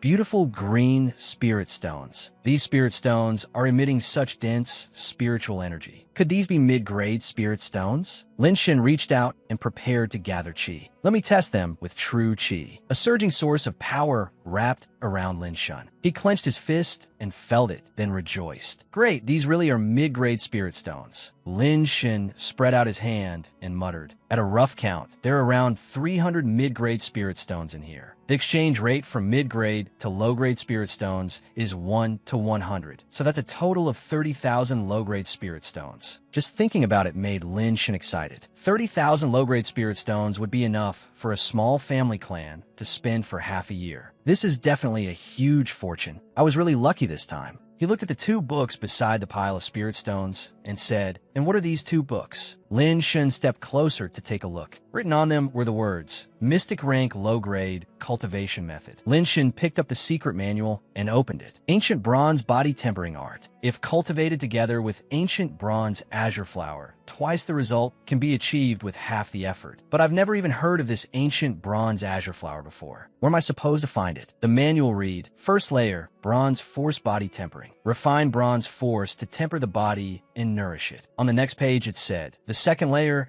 is Ancient Bronze Body Protection. As for Ancient Bronze Body Protection, one had to cultivate bronze force until it attached itself to the body. It could be used for both offense and defense, while granting tremendous strength. A single punch could shatter a boulder weighing several thousand gene, and it could also easily block an enemy's attacks." Lin Shun withdrew from the storage ring space. "Even if I'm confident I can cultivate it successfully without medicinal pills to assist me, cultivating this ancient bronze body tempering art may be much slower." Just then, Lin Shun walked to the waterfall. He raised his head and thought, "Right, there may still be another way to try." Lin Shun said excitedly, "This waterfall is over 1,000 feet high. The impact of the rushing water may be no weaker than the ancient bronze azure flower." Lin Shun jumped beneath the waterfall. Then there's no time to delay. He assumed a stance under the cascade. Lin Shun circulated his cultivation art with all his might. "In less than an hour, I've already cultivated the first layer, bronze force body tempering." Within his body, a strand of ancient force surged out powerfully. At that moment, the violent bear also woke up with a long yawn. Noon, 5th day beneath the waterfall. Lin Shun shouted loudly as power erupted from his body. He threw a punch through the air straight ahead. The rock wall behind the waterfall instantly cracked. Lin Shun smiled. After 5 days of effort, I've finally cultivated the second layer, ancient bronze body protection. He said excitedly, it's time to head back as well. Lin Shun shouted once, then stored his bag into the storage ring. Store. At that moment, the violent bear walked up and called out twice. Lin Shun turned to look at it. This little guy is still here. The next second, the violent bear suddenly pounced and ran toward Lin Shun at full speed. The violent bear rushed in front of Lin Shun and let out a roar. Lin Shun lifted his head to look at it. Could it be that this little guy wants to attack me? One of the violent bear's claws waved about. Standing in front of Lin Shun, it gestured in a certain direction. Lin Shun looked at it. Hey kid, do you want to follow you? He said to the violent bear, you're asking me to follow you because something good is there, right? If it's really something good, nod once. The violent bear immediately nodded. Lin Shun scratched his head. All right then, but let me say this first. I don't have time to waste here. At most, 2 hours. If I don't see the good thing you're talking about within 2 hours, I'm leaving. The violent bear looked delighted. An hour later, deep within the mountains, Lin Shun and the violent bear were running at full speed. Suddenly, the violent bear stopped and cried out. Standing behind it, Lin Shun asked, we're here? In front of Lin Shun was a cave. The violent bear took the lead and entered. Watching it calmly, Lin Shun thought the farther we go, the hotter it gets. This violent bear seems immune to the heat. Inside, the violent bear stopped before a lava pit. Lin Shun said, we've arrived. I didn't expect there to be an active volcano here. The violent bear cried out and pointed toward a small white pool in the corner. Lin Shun was startled. That's... Lin Shun shouted, earth flame milk. The violent bear looked at the earth flame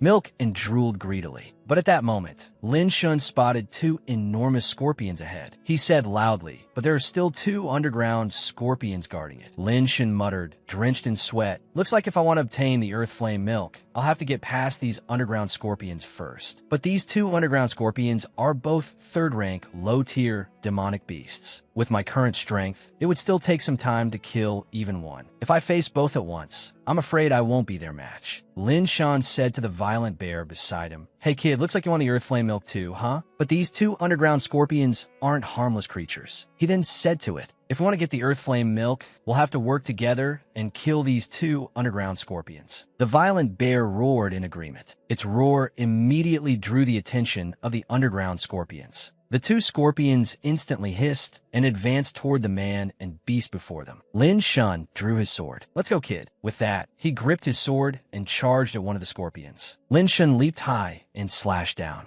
That strike successfully severed one of the scorpion's pincers. The wave of pain drove the scorpion mad, and it let out a roar. The sound echoed throughout the cave. Lin Shun clutched his head. What a strange sound. The cry of this underground scorpion can actually shake the soul. The scorpion opened its mouth full of sharp teeth and lunged at Lin Shun. He fixed his gaze on it. So fast. Lin Shun closed his eyes and circulated his cultivation art. Red chi surged all over his body. He calmly faced the scorpion's incoming sharp tail. In a flash, Lin Shun dodged it and closed in on the beast. He said indifferently, my turn. A halo of light instantly enveloped Lin Shun's body. He raised his sword. Lin Shun immediately soared into the air and attacked straight ahead. The strike pierced accurately through the middle of the scorpion's body. Lin Shun glanced at the bloodied scorpion. That leaves only one. He suddenly turned toward the violent bear and called out, kid. The violent bear was facing off against the scorpion in a ready stance. Its eyes were blood red and full of aggression. As it swiped its claws forward, Lin Shun drew his sword once more.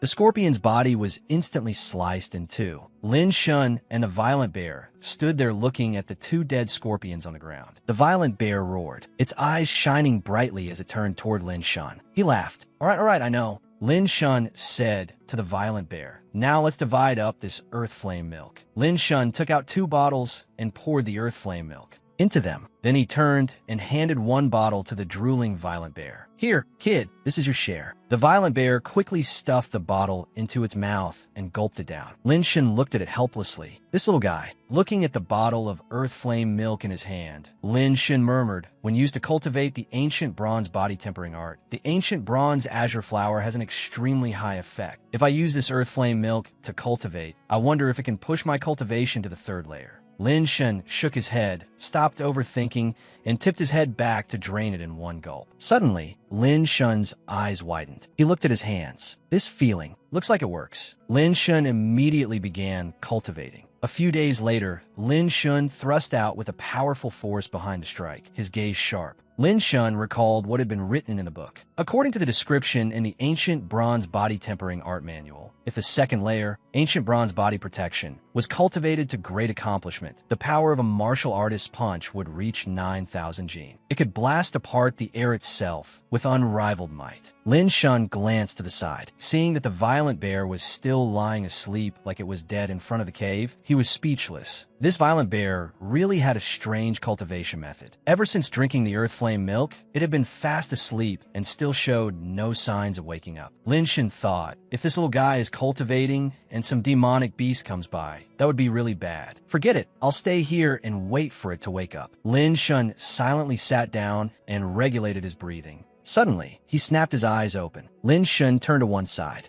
The violent bear's body was surging with an endless wave of origin power. The violent bear opened its blood-red eyes wide. It let out an earth-shaking roar. Its body released power at will. Lin Shun silently observed the situation. This little guy is about to break through. The violent bear gritted its teeth. It pushed itself up on its legs, and its eyes seemed to crackle with sparks. Its huge body blocked the entire path, its eyes flashing brightly. Lin Shun said in a low voice, a high-tier, third-rank demonic beast. This little guy actually broke through 2 levels in a row. The violent bear suddenly turned to look at Lin Shun, and the killing intent in its eyes startled him. The violent bear stomped forward, bared its sharp fangs, and lunged at Lin Shun. Lin Shun immediately took a defensive stance. You want to take the Earth Flame milk from me? Aren't you afraid I'll beat you to death? The violent bear slashed a claw toward Lin Shun. He also prepared to throw a punch at it. Their fists collided with a loud bang. The violent bear was knocked back a long distance. Lin Shun thought, even my punch with the force of 9,000 Jin can't do anything to this little guy. If I could tame it as a spirit pet. Lin Shun looked at it. Still, I'd better beat it first before talking. Lin Shun gripped his sword and stared at the violent bear. The violent bear opened its mouth again and pounced once more. Lin Shun raised his sword high and shouted, I'll make you bow 5 times. Lin Shun brought his sword down on the violent bear's head like a thunderbolt. He shouted and smacked its head again. Bow! Inside the cave, the sounds of smack after smack and Lin Shun's shouting rang out nonstop. Bow! Bow! Bow! A long while later, the violent bear lay dazed on the ground, wobbling, with several lumps on its head. Lin Shun asked it, Do you submit now? The violent bear knelt on the ground, tears streaming down its face as it bowed to Lin Shun. Lin Shun sheathed his sword. He smiled and said, Good. From now on, you'll be my spirit pet. Lin Shun raised his hand and bit into it. He used his hand to draw a formation. After a while, Lin Shun licked the blood clean off his finger. This master-servant spirit pet contract formation really uses up blood. Lin Shun turned and pointed at the formation, then ordered the violent bear.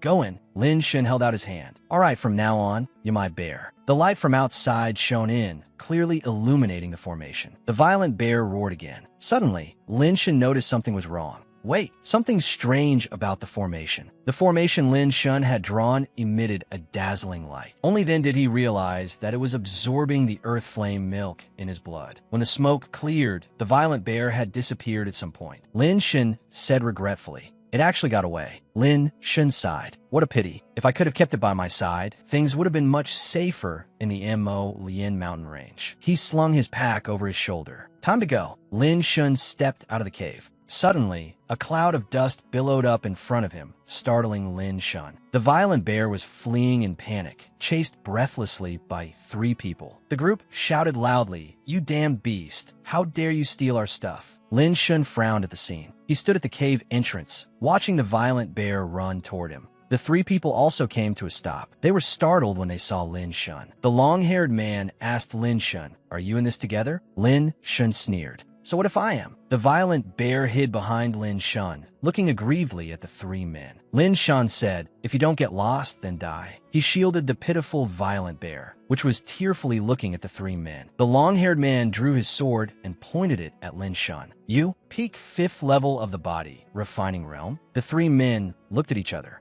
The other 2 pointed at Lin Shun and burst into laughter. One of them said, Look at the sack on his back. This idiot must have plenty of valuables. Why don't we? Lin Shun only smiled without saying a word. The 3 men turned to look at him. The other man narrowed his eyes and asked, "What are you looking at, brat?" Lin Shun narrowed his long, thin eyes at them. The long-haired man leaped up and threw a punch at Lin Shun. He shouted loudly, "If you want to act tough, you'd better have the strength for it." Their fists collided. He was forced back, and he and Lin Shun stood facing each other. The man raised a hand and wiped the blood from the corner of his mouth. "How is that possible?" Lin Shun mocked him. "Trash. Come me together." The long-haired man gnashed his teeth in fury. "I haven't even used my full strength yet, and you dare look down on me." He shouted, "Today I kill you." The long-haired man charged at Lin Shun with hundreds of punches. Lin Shun lowered into a horse stance, preparing to counterattack. The other man's punches felt like they were hitting cotton, and he thought to himself, "This brat is a bit strange." The long-haired man said, "Altogether." The other two, who had been watching Lin Shun fight their companion, both rushed in. All three attacked at once, yet they still couldn't affect Lin Shun at all. On the contrary, Lin Shun even gained an unexpected benefit. He laughed and said, "The strength of your attacks just happens to help me open my meridians." The long-haired man turned to look at his companions. "This kid is strange. The more he fights, the stronger he gets." "Retreat." Lin Shun drew his sword in a reverse grip. "Trying to run? Too late. The King of Hell is here to collect your lives." Lin Shun's sword curved through the air and precisely pierced the three men, sending them on their way.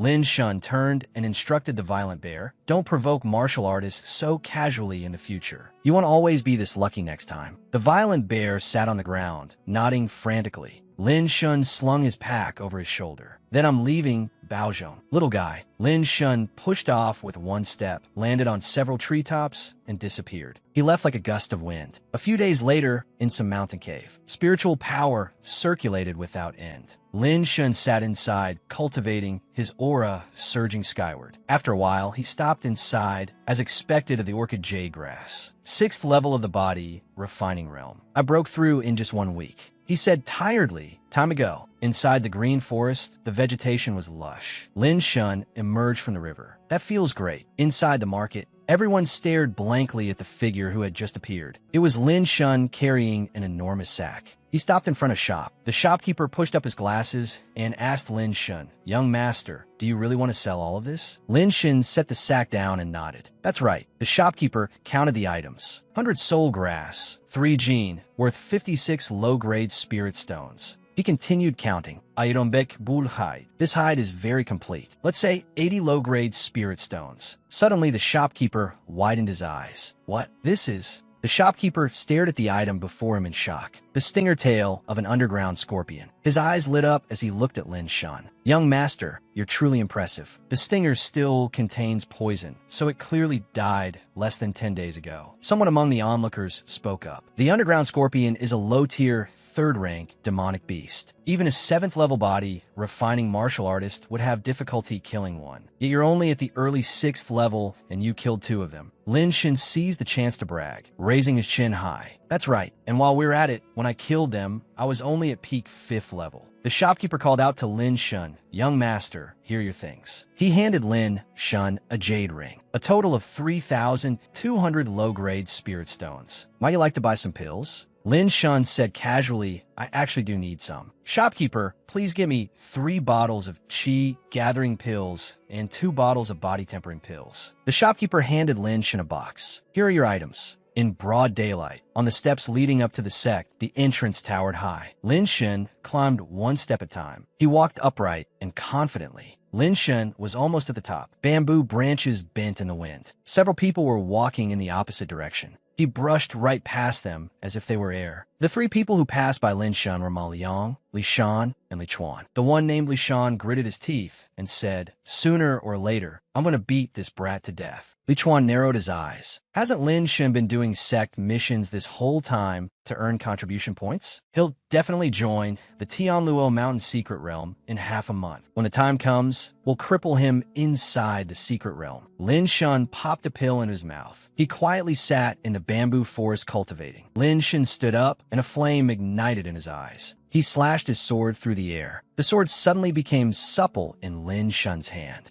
A bamboo stalk was cut through. As soon as Lin Shun's move came out, row after row of bamboo crashed down. Lin Shun's sword seemed as though it had multiplied. A streak of light shot straight through the bamboo forest. Lin Shun caught the sword and landed on the ground. "So I've improved again. 6th level already." Lin Shun stood dazed in the bamboo forest. Suddenly, a sound drew his attention. Lin Shun spun around and shouted, "Who's there?" The wind rustled the bushes. A blue skirt came into view. The person who had arrived was Xuelingyun. She asked Lin Shun, "Junior brother, are you still trying to fool me?" "You're the Lin Shun the elder mentioned." Lin Shun scratched his head awkwardly and smiled. "I wouldn't dare hide it from senior sister. Before, I only pretended not to know because I wanted to avoid trouble." Xuelingyun covered her mouth and laughed. She looked at Lin Shun with easy composure. "Do you really think I'm angry, junior brother? We're not that familiar to begin with. If you wanted to hide it from me, that's only normal." Lin Shun patted his chest and let out a sigh of relief when he saw that Xuelingyun did not mind. Xuelingyun glanced at the exceptionally clean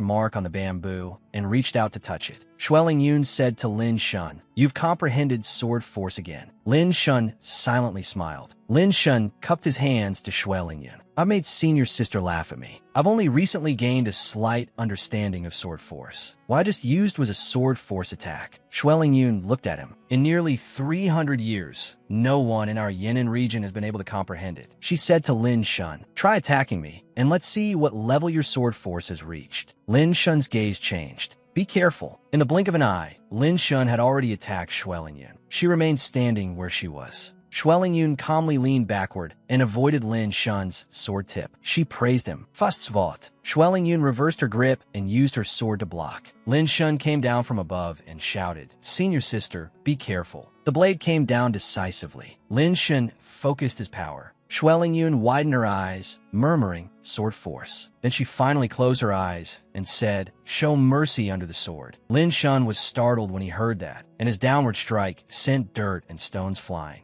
A huge, shallow pit had formed beneath the feet of Xuelingyun and Lin Shun, with smoke billowing everywhere. Lin Shun's sword stopped just a hair's breadth away from Xuelingyun. He asked her, "Do you still want to continue, senior sister?" Xuelingyun said helplessly, "Junior brother, you really don't know how to cherish a delicate beauty." Xuelingyun used spiritual power to draw out a sword. She said, "It seems your senior sister has to bring out her real skill now." Xuelingyun reminded Lin Shun, "Be careful, junior brother." Lin Shun was startled. "What?" Xuelingyun launched an attack toward Lin Shun. He quickly dodged aside. Lin Shun exclaimed, "So fast." Lin Shun stepped onto a rock, leapt high into the air, and consecutively dodged several of Xuelingyun's attacks. Lin Shun said, "Now, take my second sword." The ring on Lin Shun's hand immediately lit up. Suddenly, a skeleton appeared behind him. He was shocked, but vaguely realized what it was. Sword Soul Backlash. Lin Shun's hand immediately condensed spiritual power into a small flame. "This is bad."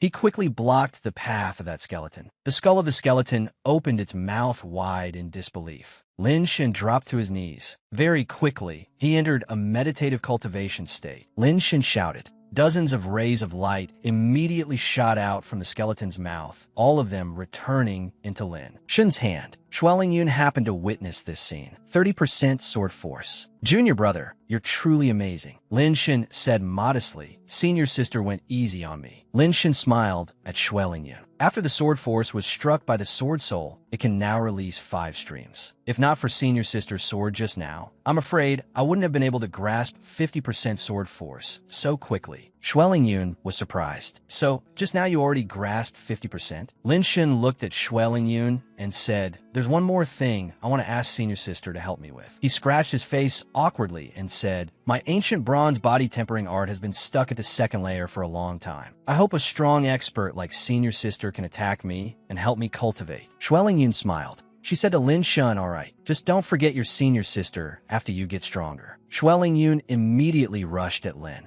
Shun. She mercilessly struck Lin Shun's abdomen with her palm. He said to Xuelingyun, "Please, senior sister, use even more force." Xuelingyun's expression changed. "This time I'm using 30% true chi." "Junior brother, be careful." Xuelingyun brought both hands together. Lin Shun calmly stood there and took Xuelingyun's attacks head on. Lin Shun was forced back. He clenched his fists and stabilized his body. After a moment, Lin Shun said softly, "Third layer." Lin Shun could feel the spiritual power circulating throughout his entire body. Xuelingyun said, "Junior brother really is capable. Your senior sister can't help wanting to test the strength of your third layer now." Lin Shan did not hesitate and immediately agreed, throwing out a punch. All right, Xueling Yun reacted very quickly and instantly shifted her body, wanting to launch a sneak attack. No chance. Lin Shan's fist struck Xueling Yun's palm. Xueling Yun's eyes widened. What? Her clash with Lin Shan created a small shockwave. Lin Shan turned and looked over. He drew his sword, preparing to face Xueling Yun as she descended from above. The two streams of spiritual power collided in midair, and Lin Shan was pushed back slightly. Xueling Yun stood facing him with her sword in hand. Lin Shan smiled and said to her, "Thank you for these past few days, senior sister." Xueling Yun said, "I've also gained some insight into the 7-star chainsword. Junior brother, there's no need to be so polite." Suddenly, Xueling Yun opened her mouth to remind him the Tianluo Mountain's secret realm is about to open. "Aren't you going, junior brother?" Silence fell between the two of them. Lin Shan held his head. "I forgot. I completely forgot." As soon as he finished speaking, Lin Shan immediately sprang up into the trees and flew away. He shouted loudly to Xueling Yun, "Thank you, senior sister. See you again later." Xueling Yun said helplessly, "This junior brother." At the mission hall, Lin Shan ran forward at top speed. Lin Shan looked ahead, and several people inside turned to look toward the door. Lin Shan did not notice what was behind him. He pointed at himself and asked, "Why are you all looking at me?" At that moment, the person who had just arrived coughed twice as a signal. Everyone in the mission hall immediately saluted in unison. "Greetings, Elder." Only then did Lin Shan realize. He turned around and cupped his hands in salute. "So it's Elder." "Greetings, Elder." The Elder narrowed his eyes at Lin Shan. The Elder in charge of the secret realm looked at everyone and said, "Everyone, today is the day the Tianluo Mountain's secret realm opens, which happens once every half year. This time, there are more than 300 disciples participating in the Tianluo Mountain's secret realm. Next, I will announce the rules and rewards." Lin Shan sighed. So many people signed up for the Tianluo Mountain's secret realm. Everyone listened excitedly as the Elder explained. He said, "First place will receive 1 supreme grade spirit pill and may also choose 1 low-tier profound rank martial skill for free. Second place." Lin Shan thought to himself, "If I can make it into the top 10 in this Tianluo Mountain secret realm, then trading for a low-tier profound rank martial skill will be far too easy." The secret realm Elder continued, "Those are the rules for this Tianluo Mountain secret realm." He waved his hand and the secret realm opened. "Now, all disciples participating in the Tianluo Mountain secret realm, please prepare yourselves." A streak of light suddenly opened above everyone's heads, and Lin Shan raised a hand to shield his eyes from the glare. The Tianluo Mountain secret realm appeared before everyone. The secret realm Elder stood before the entrance and continued explaining. A few more words. In the Tianluo Mountain secret realm, there are spiritual treasures scattered everywhere that can raise your strength. What comes next will depend on your own abilities. As he spoke, the gate slowly opened. Inside, rows of iron men holding spears appeared, standing neatly in 2 lines. The disciples entering the secret realm shouted, "Charge!" The iron men's eyes suddenly lit up, and in an instant, fierce clashes erupted all around Lin Shan. Lin Shan saw someone get knocked back, sliding across the ground before falling on his rear. Those puppets are this strong this year? As soon as he finished speaking, another puppet wielding a sword lunged at him. The puppet descended from above, and Lin Shan clenched his fist. With a bang, he sent the puppet flying with 1 palm strike. The man who had fallen beside Lin Shan earlier stared in shock. He killed them all? Lin Shan let out a breath. What hassle. If I'd known, I would have trained my movement technique more. Lin Shan charged straight ahead, wiping out all the puppets along the way. He came to a place illuminated by a beam of light and thought. So this is the exit? A group of people came rushing over with a great clamor. Ma Yang's group blocked Lin Shan and said, "Lin Shan, you've escaped a few times already. Let's see where you can run now." An 8th level cultivator said, "You only just entered the 6th level. If you bow your head, admit your mistake, and cripple your cultivation, I'll spare your life. Think it over carefully. I'm at the 8th level of body refining." Lin Shan crossed his arms and said, "8th level? If you bow your head, admit your mistake, and cripple your cultivation now, I'll spare your life." Li Chuan pointed at him. "You," Li Shan gritted his teeth. "Brother Yi, enough nonsense with him. Let's attack." Li Chuan,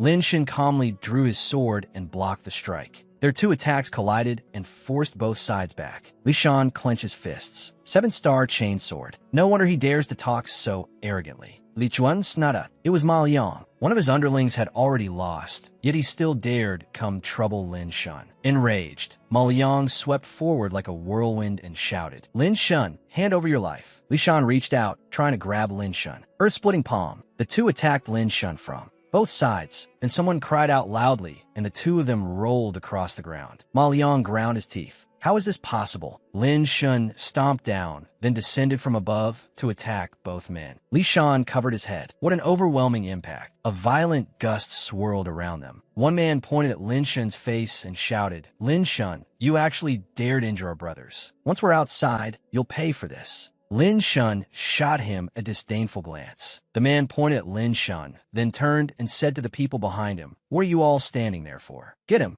The people behind him pretended not to hear and looked away. The man retreated into a corner. "You spineless fence-sitters." A green-haired man asked Lin Shun fearfully, "Why you? What are you going to do?" Looking down at him from above, Lin Shun said, "Relax. I won't kill you." The green-haired man trembled in fear when Lin Shun grabbed his collar. "You, let me go." Lin Shun casually flung him toward the puppets. The bald man next to him sat on the ground and begged, "Don't come over here." Lin Shun said, "You all can go keep him company." He lightly tossed the others toward the puppets as well. The bald man screamed, "Lin Shun, you'll definitely regret this." Lin Shun dusted off his hands. "Done. So what is this place next?" Suddenly, a huge square-shaped puppet appeared. Standing on a cliff, Lin Shun looked down. Before him was a glittering pillar of light. Lin Shun was startled. That is, a golden pill surrounded by a beautiful blue-violet glow. Lin Shun reached out to seize the spirit pill and stood before the pedestal holding it. Suddenly, a voice sounded from behind him. "Put down the great profound pill, and you may leave." Lin Shun turned back to look. The newcomer stood there with his arms folded and introduced himself. "Zhong Gao." And he continued, "I've taken a liking to that great profound pill." Lin Shun cupped his hands. "So it's Brother Zhong, fourth among the outer sect, at the mid-stage of the 8th level of body refining. I still have business to attend to, so I won't keep you company." Zhong Gao frowned. "You know who I am, and yet you're still this blind to the situation?" He threw a punch at Lin Shun.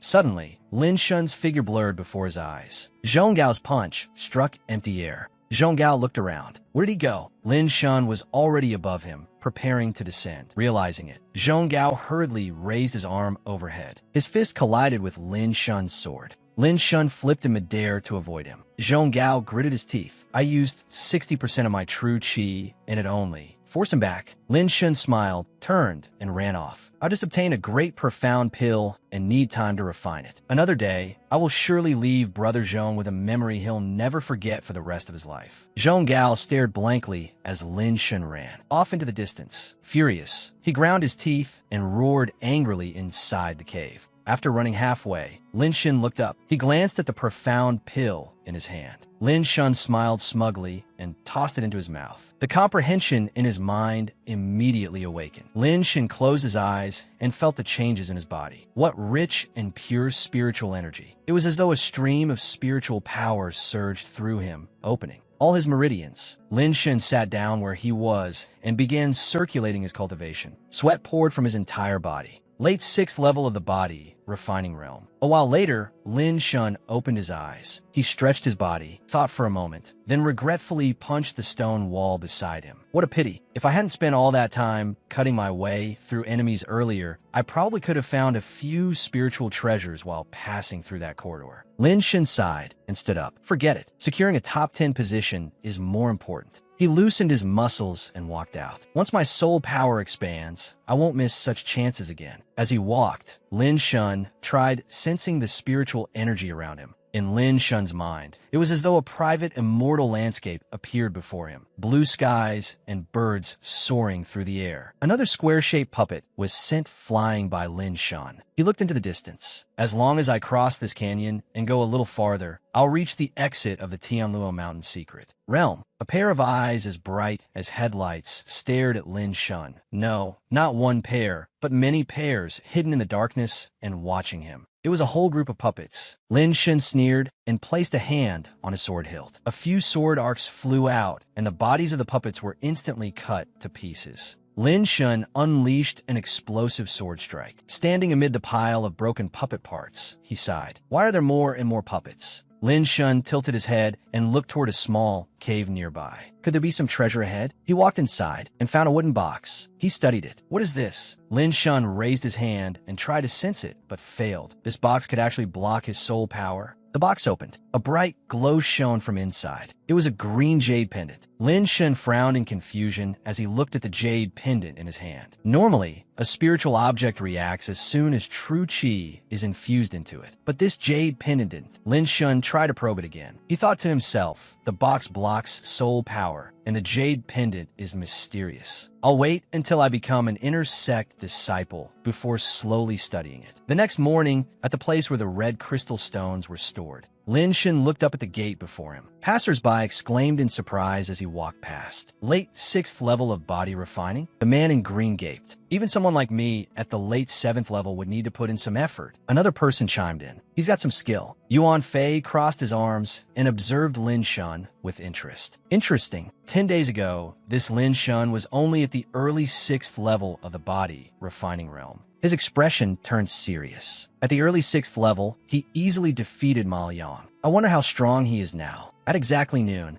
almost everyone had gathered. The gate opened. The competitors noisily rushed forward. First place is mine. Lin Shun remained where he was, ignoring the people throwing punches and kicks behind him. They quarreled loudly. You think you can steal a top 10 spot just by leeching off others? Get lost. Lin Shun walked toward the gate when someone behind him called out, Kid, you're only at the late 6th level of the body refining realm, and you dare fight for first place? A silver-haired man holding a sword lunged forward. Even I, at the mid-stage of the 8th level of body refining, have never taken first. He intended to slash at Lin Shun's head, but Lin Shun casually drew his sword. His blade caught the silver-haired man's footing, and Lin Shun lightly pushed off the ground. He quickly soared into the air and unleashed countless sword shadows. The silver-haired man coughed up blood from the beating. Some people stared at Lin Shun and began discussing him. He defeated an 8th level body refining martial artist while fighting above his level. Since when did the outer sect have a talent like this? Lin Shun looked at everyone seriously while the chatter continued. This talent had always kept a low profile before, all for the sake of competing for the top 3. At that moment, someone else called out to Lin Shun. Stop right there. Yuan Fei rested his large saber on his shoulder and looked at Lin Shun. In the entire outer sect, only you are worthy of being my opponent. Yuan Fei swung his blade forward. The people around him hurried to steady themselves. Early 9th level of body refining. What a terrifying aura. Yuan Fei said to Lin Shun, I'll be waiting for you in the inner sect. He stood opposite Lin Shun at the exit gate. Lin Shun silently watched Yuan Fei run off. He muttered, Yuan Fei. The man in green, standing off to the side, said in amazement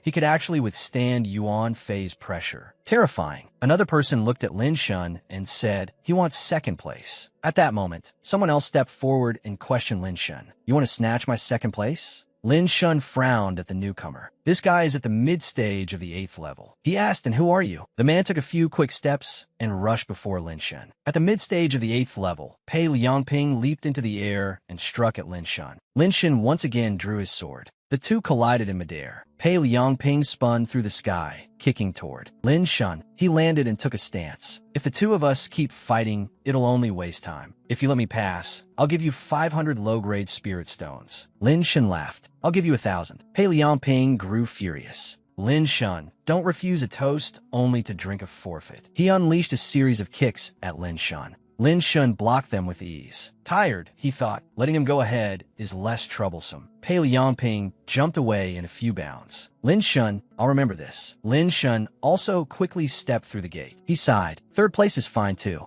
Lin Shun walked inside. I have to make good use of the time. He came to a stop. At the square outside the secret realm exit, dusk was gradually approaching. The disciples standing beside the elder were full of anticipation. Look, the pillar of water is glowing. Someone's about to come out again. Who will it be? The secret realm elder said, the third one. Lin Shun appeared. The elder read out his name. Third place, Lin Shun. He handed Lin Shun 2 tokens and a small bottle of medicine. Lin Shun, from today onward, you are an inner sect disciple. The secret realm elder continued. In addition, you may exchange for a low-tier, profound-rank martial skill in the scripture pavilion at half the usual contribution cost. This is also your proof of identity as an inner sect disciple. As for the pill, it is naturally a mid-grade earth spirit pill. Lin Shen cupped his hands. Many thanks, Elder. Yuan Fei, who had taken first place, stroked his chin in thought. A late 6th level body refining cultivator actually took 3rd place in the Tianluo Mountain Secret Realm. Pei Liangping, who was 2nd, also frowned as he looked at Lin Shun. In the past 10 years, our Tianji sect's outer sect hasn't had any disciple able to reach this step, right? Meanwhile, Lin Shun, the one in 3rd place, was bowing in salute. A huge scripture pavilion appeared before Lin Shun. He said excitedly, high-level martial skills, here I come. Lin Shun pushed open the door. Elder, I want to learn a martial skill. The elder sitting inside the scripture pavilion asked him, Lin Shun, what martial skill do you want to choose this time? Lin Shun showed his token to the elder. The elder praised him. Truly formidable for one so young. To think you actually won 3rd place in the Tianluo Mountain Secret Realm. The elder said to Lin Shun, go on in. Lin Shun cupped his hands in salute. Thank you, elder. Lin Shun followed the stairs upward. The elder suddenly spoke. What you still lack is agility. On the last shelf of the 2nd floor, there's a movement technique manual. Lin Shun again cupped his hands and said, thank you, elder. He stood before a large bookshelf. He looked at the secret manual in his hand. Stroking his chin, Lin Shun pondered how to train these moves. First transformation, Eagle Launch. Second transformation, Eagle Flash. Third transformation, Eagle Strike. Good. If I combine this with my sword art. Suddenly, someone interrupted Lin Shun's thoughts. A man named Duan Fong spoke. Kid, I want this cultivation art. Put it down and leave immediately. Lin Shun looked up ahead. Yuan Fei stood there in silence. He and Duan Fong were competing over a cultivation art. Yuan Fei said, I chose this cultivation art first. On what ground should I give it to you? Lin Shen smiled and watched the show. Duan Fong folded his arms and sneered. Reaching the 9th level of body refining at such a young age is indeed not bad. But the body refining realm and the Tiangang realm are fundamentally different. Behave yourself and don't invite trouble. Yuan Fei shrugged. Trash. You're already over 20 before finally breaking into Tiangang, and you still have the nerve to brag? Duan Fong clenched his fists. He pointed at Yuan Fei. Then according to sect rules, do you dare accept my challenge? Yuan Fei calmly walked past him. Fine. In 2 months, at the intersect square. I hope you dare show up. The person beside Duan Fong said to him, Duan Fong, that guy took first place in the Tianluo Mountain Secret Realm. Duan Fong gritted his teeth and thought, back then, I barely passed the Tianluo Mountain Secret Realm only after charging through it several times in a row. Yet this junior is so arrogant. He's infuriating me to death. Duan Fong frowned. And now, even a lousy 6th level body, refining weakling, is standing here gawking. How annoying. He pointed at Lin Shun. An outer sect lackey like you still dares watch a joke involving intersect disciples? Get lost. Lin Shun smiled and said, take back what you just said and get down to the 2nd floor. Then I may spare you. Lin Shun and Duan Fong stood silently facing each other. Duan Fong ground his teeth audibly. Why you? You. Another nearby disciple covered his mouth and laughed. What you don't know is that news just came from the outer sect. In this Tianluo Mountain Secret Realm trial, first place was Yuan Fei, second was Pei Liangping, and third was this man here, Lin Shun. Duan Fong sneered. It seems this year's Tianluo Mountain Secret Realm was nothing special after all. Even a late 6th level body refining cultivator could make the top 3. Lin Shun smiled faintly. You're not even qualified to make me draw my sword. Duan Fong pointed at Lin Shun and blustered fine. In 2 months, at the intersect square, I'll take on both of you alone. Just wait for me. With that, he turned and walked away. But Duan Fong missed his step and tumbled to the staircase. Everyone watching burst into mocking laughter. He actually missed a step. How embarrassing. A Tiangang cultivator who can't even stand steady wants to duel 2 body refining cultivators? Interesting, very interesting. Standing before the elder, Yuan Fei spoke to Lin Shun. There's no need to fear Duan Fong. But as for Pei Liangping in the intersect, his talent is decent, except he's the kind of person who always seeks revenge. You should be a little careful. Lin Shen nodded to him. Thank you for your concern, brother Yuan Fei. Then he returned to his room. Lin Shen walked to the cabinet beside him. He reached out and took out a wooden box. Lin Shen frowned at that jade pendant. He tried sensing it once again. True Qi is useless. As for soul power, could it require true essence? Lin Shen sighed. Only by breaking through to the true Dao realm can true Qi be transformed in a true essence. It seems there is no solution for now. Just then, someone knocked at the door. Lin Shun turned his head to look. As soon as he opened the door, he saw Ao Exen smiling brightly. Lin Shun, not bad. With only late 6th level body, refining cultivation, you actually won 3rd place in the Tianluo Mountain Secret Realm. Lin Sheng bearded behind Zhao Xin. And Ao Xian asked him, Lin Shun, are you looking for Ling Yun? She didn't come this time. I came today for 2 reasons. First, to take you to register with the inner sect. Second, it's related to Ling Yun. Lin Shen asked, what is it? Ao Xian explained, our inner sect periodically assigns patrol envoys to go train in the major mortal regions and protect the nation. And its people. Her eyes sparkled as she looked at Lin Shun. The second matter is that Ling Yun has once again been assigned as a patrol envoy, this time to the north of Yan'an City in the Tianbei Kingdom for training. She hopes you'll escort her there. Lin Shen said, let's go. As they walked,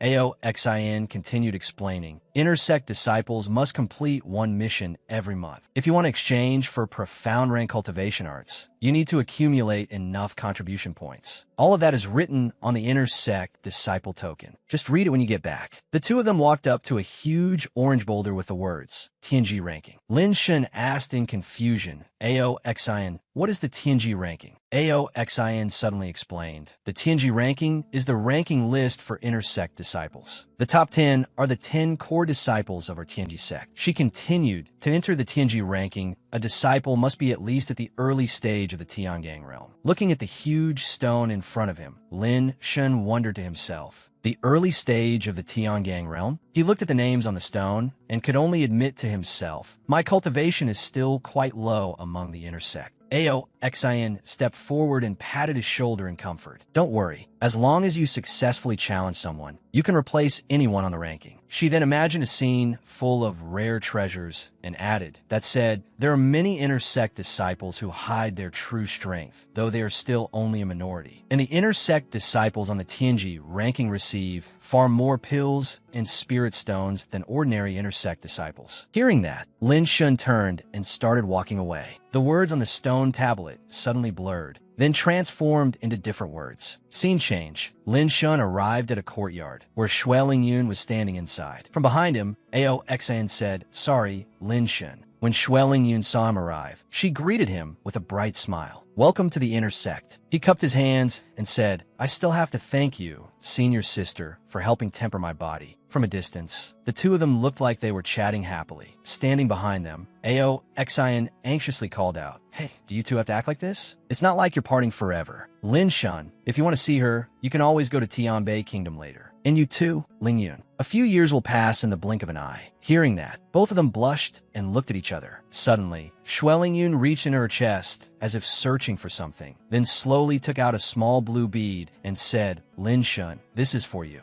Seeing that, Ao Xian cut in, Ling Yun, you really can part with it. Every talented intersect disciple is only issued 1 body-protecting bead. Shui Ling Yun still smiled as she replied, Lin Shun is only at the late 6th level of the body, refining realm right now. He's the one who truly needs it. Lin Shun looked hesitant. Thank you for your kindness, senior sister, but such a valuable gift. He trailed off. Ao Xian reproached him. That's not right. Ling Yun is willing to give you her body-protecting bead. That's her way of acknowledging you. Why aren't you hurrying up and accepting it? Scene changed to a room. A yellow bird flew in through the window. Lin Shun sat there deep in thought. If I can become stronger and take hold of my own future, then she won't. His thoughts were interrupted when a bird landed on his hand. He asked in confusion, is this a sect message? The bird suddenly spoke. Disciples below the Tiangang realm are to return to their clans and participate in the martial contest. The winner may obtain 1 entry quota to the Myriad Heavens Mystic Realm, which the sect allocates to each clan. After hearing that, Lin Shun asked again, the Myriad Heavens Mystic Realm? May I ask, Messenger, what exactly is the Myriad Heavens Mystic Realm? The bird explained, the Myriad Heavens Mystic Realm is an alternate dimension. It contains rare treasures and opportunities, and one may receive direct advancement assistance from the great experts of the sect. Lin Shun immediately thought to himself, the Myriad Heavens Mystic Realm, direct advancement. Looks like it's time for me to make a trip home. Scene changed to a distant place, the Lin clan estate. In the middle stood a martial arena, while the surrounding crowd chatted nonstop. An old man shouted, all disciples participating in the clan competition, gather here so the clan can arrange the matches. A man confidently shouted, Sister Lin Shui took first place in the clan competition last year. I bet 100 low-grade spirit stones on Lin Shui.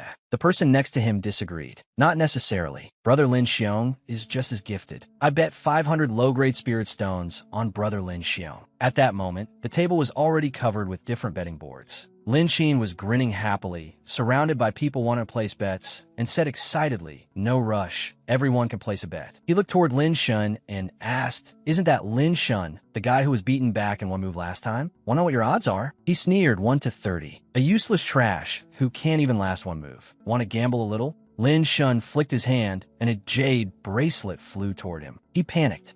This is... Smiling brightly, Lin Shun said, fine, I'll bet 5,000 low-grade spirit stones on myself. Lin Xin still looked down on him and mocked. A pauper like you has 5,000 spirit stones? He grabbed the bet and laughed loudly. Refreshing, very refreshing. Many thanks to Brother Lin Shun for gifting me 5,000 spirit stones. The people around them also started talking about him. Lin Shun, you're really stupid. There's no point betting on an idiot like this. The old man began announcing. First match, Lin Shun versus Lin Feng. Lin Feng looked extremely arrogant as he mocked him. You bet 5,000 low-grade spirit stones on yourself. You really do have money. The moment he finished speaking, a loud voice shouted, the match begins. Lin Feng rushed straight at Lin Shun. Swinging his sword, he shouted, what a pity. All your spirit stones are mine now. But just as he got close, he suddenly took a painful kick. After taking Lin Shun's blow, Lin Feng flew off the stage and fell to the ground in defeat, crying out in pain. Seeing this from afar, Lin Xin gnashed his teeth, swallowing his frustration. He could only announce, Lin Xin wins. From the top 8 to the top 4, Lin Xin kept winning one match after another, and the announcements of his victories continued without pause. Lin Xin wins. Advancing from the top 4 to the top 2,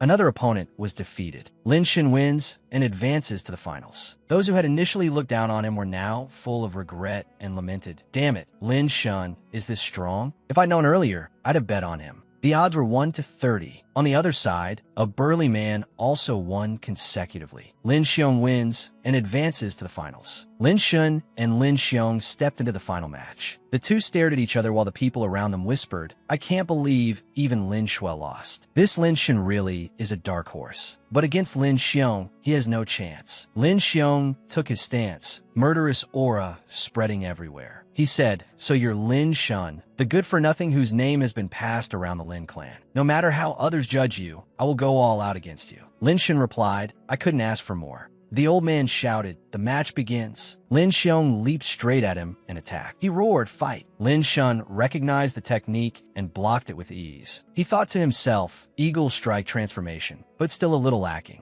The eagle silhouette that had been following Lin Xiong vanished. Lin Shun countered with a strike to his stomach. Lin Xiong grimaced as he endured it. He groaned in pain. With just one attack from Lin Shun, he was forced to retreat. Slowly getting back up, he stammered, You're quite something. Bringing his hands together to gather power, he angrily said to Lin Shun, I'll let you know that there is only one strongest member of the Lin clan. That person is me, Lin Xiong. The spectators recognized his next move at once. Mountain crushing palm. Is he trying to kill someone? Lin Xiong raised both hands and unleashed mountain crushing palm at Lin Shun, shouting loudly, fall for me, shatter. The moment he finished, a giant golden palm appeared behind him. Its power was so immense that Lin Shun had to grit his teeth and resist it. Frowning, Lin Shun thought this palm technique, this martial path. Just as Lin Xiong had said, the force from the giant palm shattered nearby objects into pieces. Lin Xiong raised his hand toward the sky, and with it, Lin Shun was also blasted up into the air by the palm force. Golden light radiated from it and wrapped around him, astonishing the people below. Then Lin Xiong brought his hand down. A huge explosion rang out, and dust filled the surroundings. After a moment,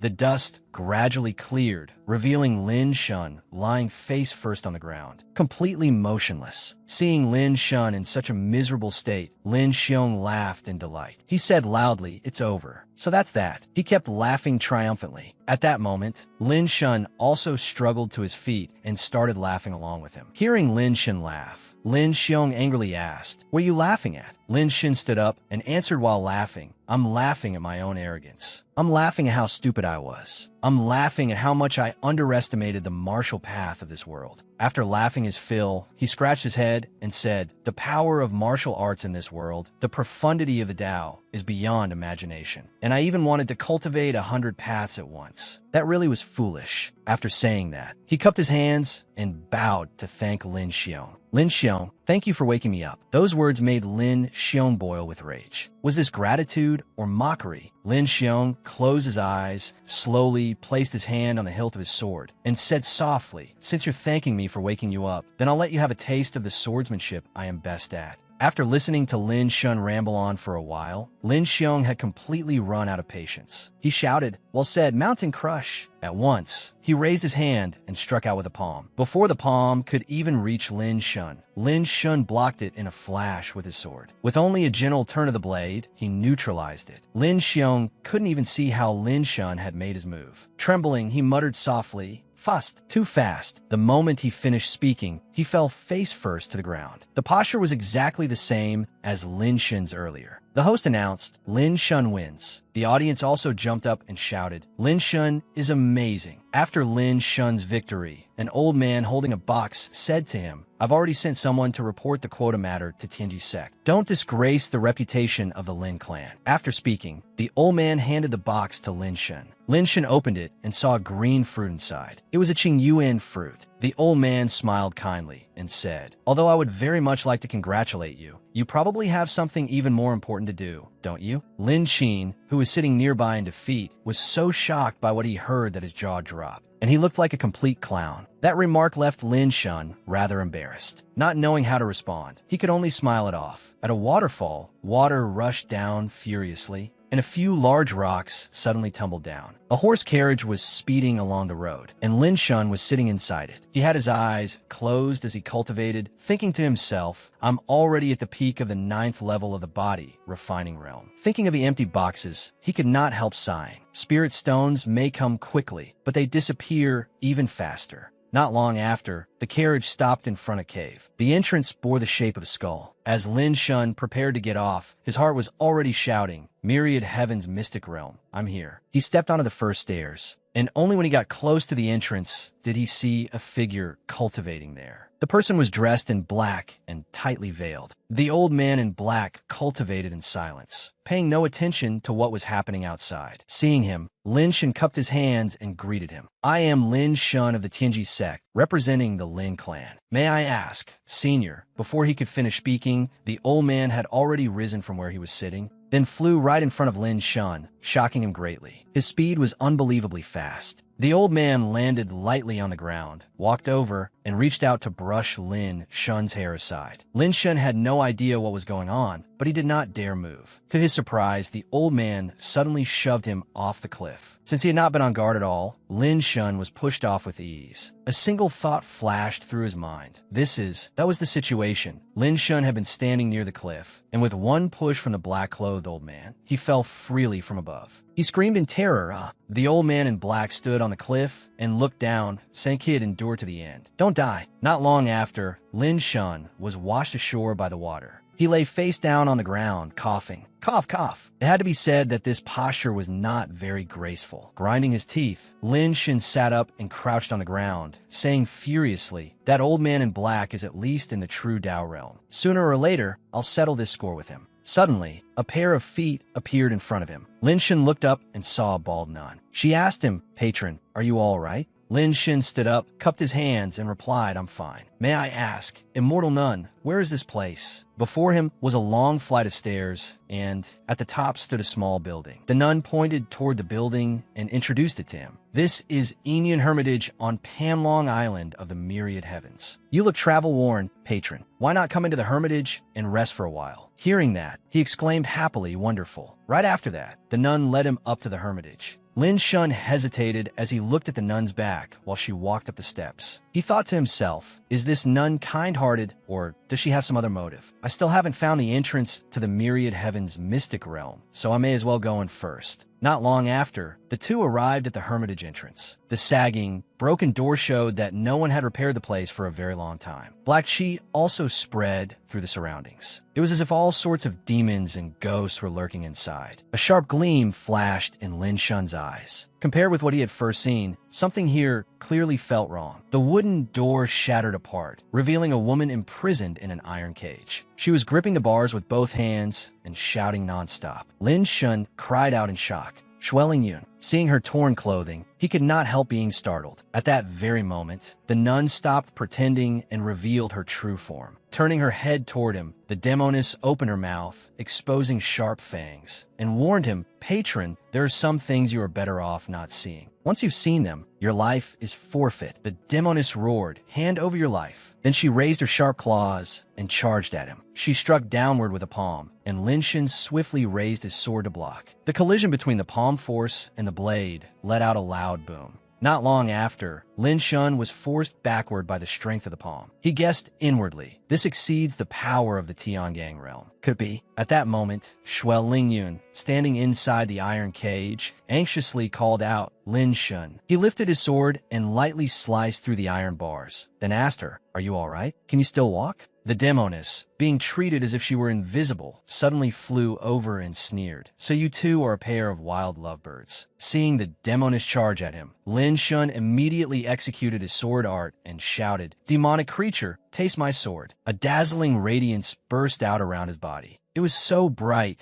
that the demoness had to raise her sleeve to shield her face. Unable to look directly at it, wherever the light shone on her body, purple smoke began to rise. The demoness exclaimed in disbelief, "No, you dare." At that moment, green demonic chi erupted from her whole body. Two long horns grew from the sides of her head. She opened her mouth, bearing rows of sharp fangs, and declared loudly, "No one who sees my true form leaves here alive." Lin Shun and Shueling Yun both gripped their swords and stared at the demoness. The two of them took ready stances. Lin Shun shouted, "Ling Yun, together." She answered, "Mm." So both of them pointed their swords straight at the demoness and rushed into attack. Brimming with confidence, the demoness mocked them. "You think a mere sword can injure me?" The instant she finished speaking, the sword snapped. Shueling Yun raised a hand to wipe the sweat from her face and said, "Late Tiangang realm, if only my personal treasure sword were still here." The demoness was quite pleased and said, "You two are truly fortunate. I've always been looking for a virgin boy and girl with special constitutions to refine into a human pill." After pausing a little, she continued, "Become my nourishment and remain forever inside my body." Lin Shun remembered reading about this in a book inside the scripture pavilion. That's right, gritting his teeth, he recalled. "I saw this technique in the scripture pavilion before. I thought I'd never have a chance to use it in my life." Facing the demoness claws, he had no other choice and could only apologize to Huiji. "You follow me for so long, Huiji. I'm sorry." Then he drew his sword. The demoness said to him disdainfully, "With a toothpick like you, you think you can stop me? You're not even enough to get stuck between my teeth." At that moment, Lin Shun released his grip. The sword flew into the air,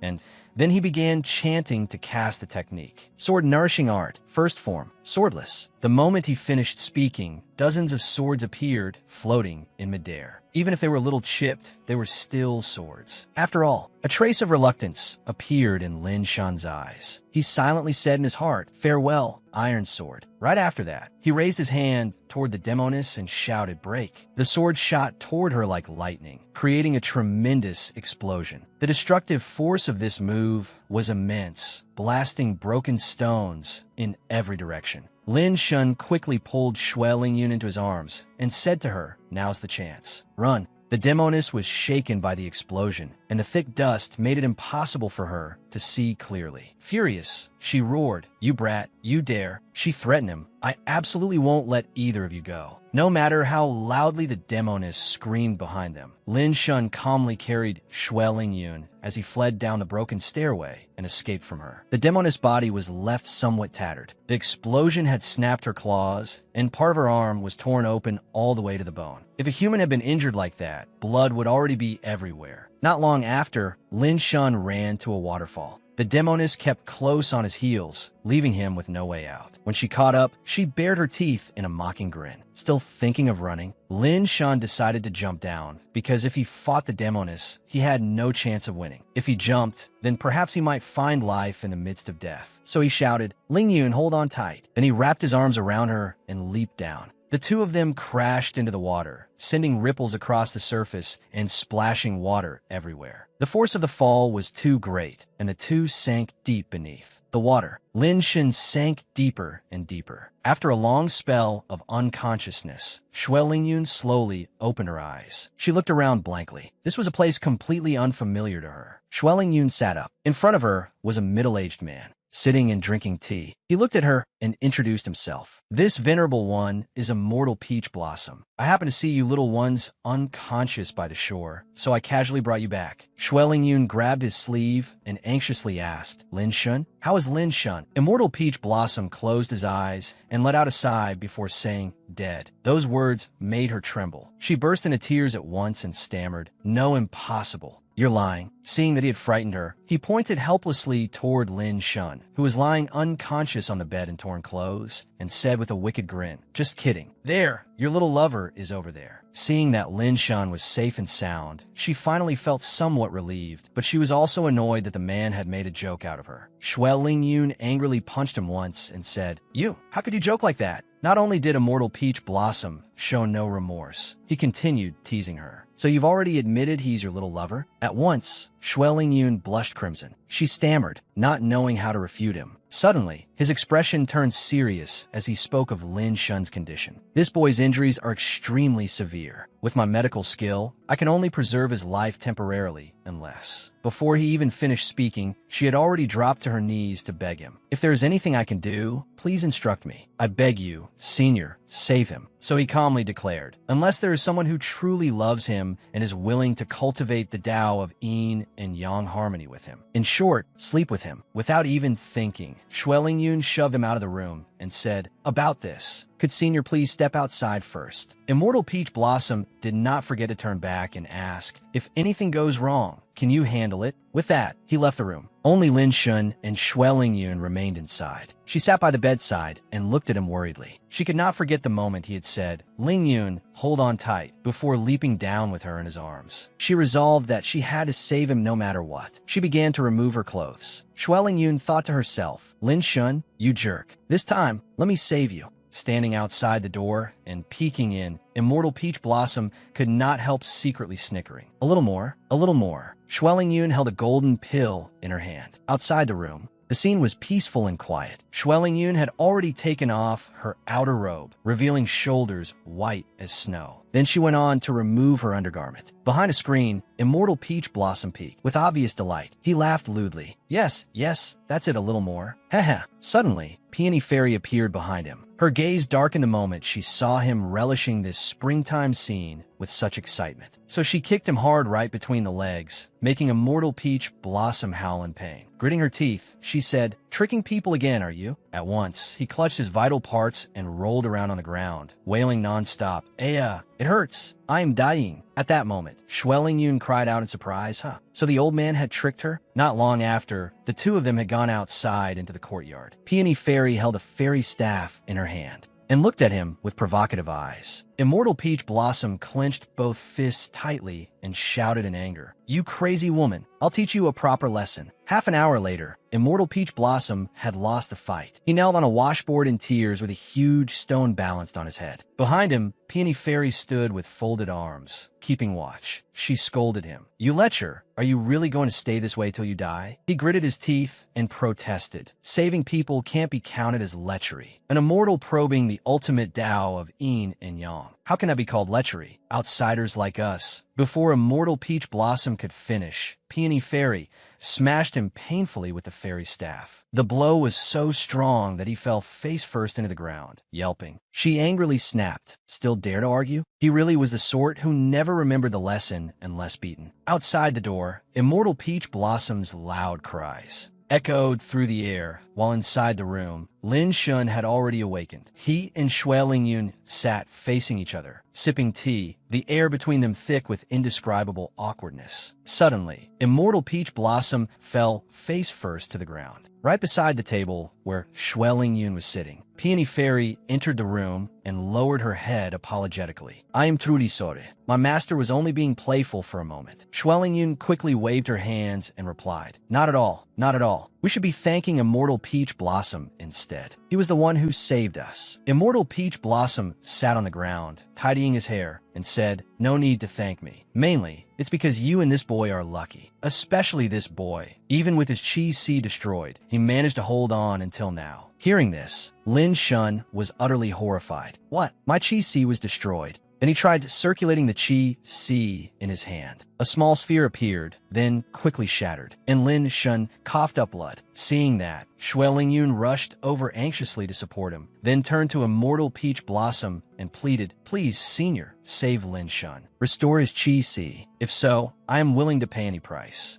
Immortal Peach Blossom replied awkwardly, Well, there's no need for just any price. You only need to give your. Before he could finish, Peony Fairy struck him with a blow like thunder from the heavens. So he immediately corrected himself. You only need to bring back my Peach Blossom Cauldron. Immortal Peach Blossom explained, That Peach Blossom Cauldron is my medicine cauldron. Some time ago, while I was diligently cultivating, a disciple stole it. He still remembered that it was a female Taoist who had run off carrying his Peach Blossom Cauldron. Just mentioning that rebellious disciple still made him angry. So he told the two of them plainly, You already know my traitorous disciple. She's the one who beat you two into pig heads. Hearing that, the two of them sprang to their feet in shock. Lin Shun loudly asked, She's your disciple? Shui Lingyun voiced her doubt. Then why doesn't Senior go and retrieve the medicine cauldron himself? Could it be that her strength is even greater than yours? Those words struck right at Immortal Peach Blossom's sore spot. He pulled a long face and put his legs up on the table. Peony Fairy explained on his behalf, Not exactly. I, Wu Mutin, have been suppressing the Peach Blossom miasma here for several thousand years. We simply cannot leave the valley easily. Lin Shun gritted his teeth and said, Then I'll go snatch back the Peach Blossom Cauldron. Immortal Peach Blossom poked him in the stomach and replied, That's exactly what I was waiting for you to say, boy. Yet with just that light poke of a finger to the stomach, Lin Shun dropped to the ground in agony, gritting his teeth to endure it. His body trembled nonstop. Squatting before him, Immortal Peach Blossom looked at him mockingly. Nice thought, but your strength just won't do. Let me be blunt. Before, you two were no match for her. What are you relying on now to defeat her? Your shattered Chi Si? Or this body of yours that's already near its limit? Those words startled Lin Shun. The cruel truth instantly crushed all his passion. So he stammered, under Lin Shun's astonished gaze. The man handed him the Peach Blossom Staff and said, Here, try this. Lin Shun reached out to take the Peach Blossom Staff and asked, This is... The moment his hand gripped it tightly, a warm current of true chi spread through his entire body, making him close his eyes slightly to feel it. It was like the faint fragrance of peach blossoms in the air. After a while, he opened his eyes, overjoyed, and said, My injuries are healed. Sitting cross-legged, Immortal Peach Blossom advised him, Don't be happy too soon. Let go and try. As soon as he finished speaking, Lin Shun clutched his chest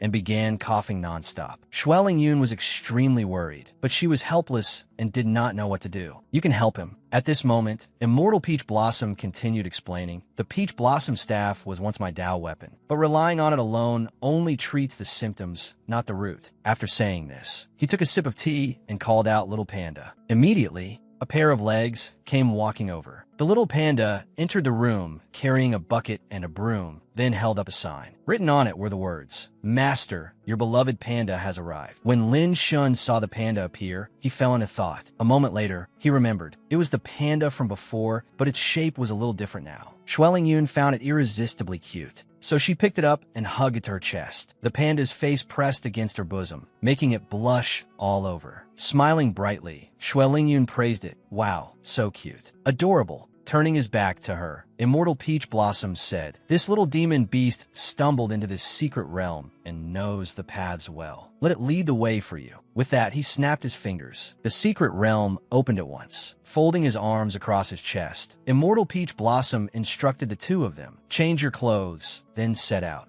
After changing clothes, Lin Shun took Shui Lingyun and the panda into the secret realm. He said, "Let's go, Lingyun." She answered, Watching the two leave, Immortal Peach Blossom said, "All right, bringing back the Peach Blossom Cauldron is up to you." Peony Fairy asked uneasily, "Master, is this really okay?" He answered her softly, "It is all arranged by fate. This endless cycle of reincarnation ought to come to an end as well." At the same time, Shui Lingyun and Lin Shun unexpectedly fell onto the panda, causing its eyes to sparkle like blooming flowers. Even so, Lin Shun still cried out in pain, while the panda lay motionless on the ground without making a sound. Suddenly, Lin Shun remembered something. Curious, he asked her, "Senior sister, why were you in the illusion too?" Shui Lingyun answered shyly, "A patrol envoy also serves as an examiner for the illusion trial of imperial disciples in the mortal world." Hearing that, he could not help remembering those disciples trapped in cages. He thought to himself, could those people all have been imperial disciples? She explained, "The illusion wasn't like this before. The difficulty was very low. There was basically no danger at all. Thank you, junior brother, for risking your life to save me." Lin Shun turned his head away awkwardly and said, "It was nothing." The panda on Shui Lingyun's shoulder let out a few growls. It raised a sign in warning at him, "No flirting allowed." Seeing the sign, Lin Shun could only feel helpless. This little rascal. Not long after, the two of them were standing before the nunnery they had just escaped from earlier. The panda raised a sign announcing, "The Peach Blossom Cauldron is inside. Hurry up."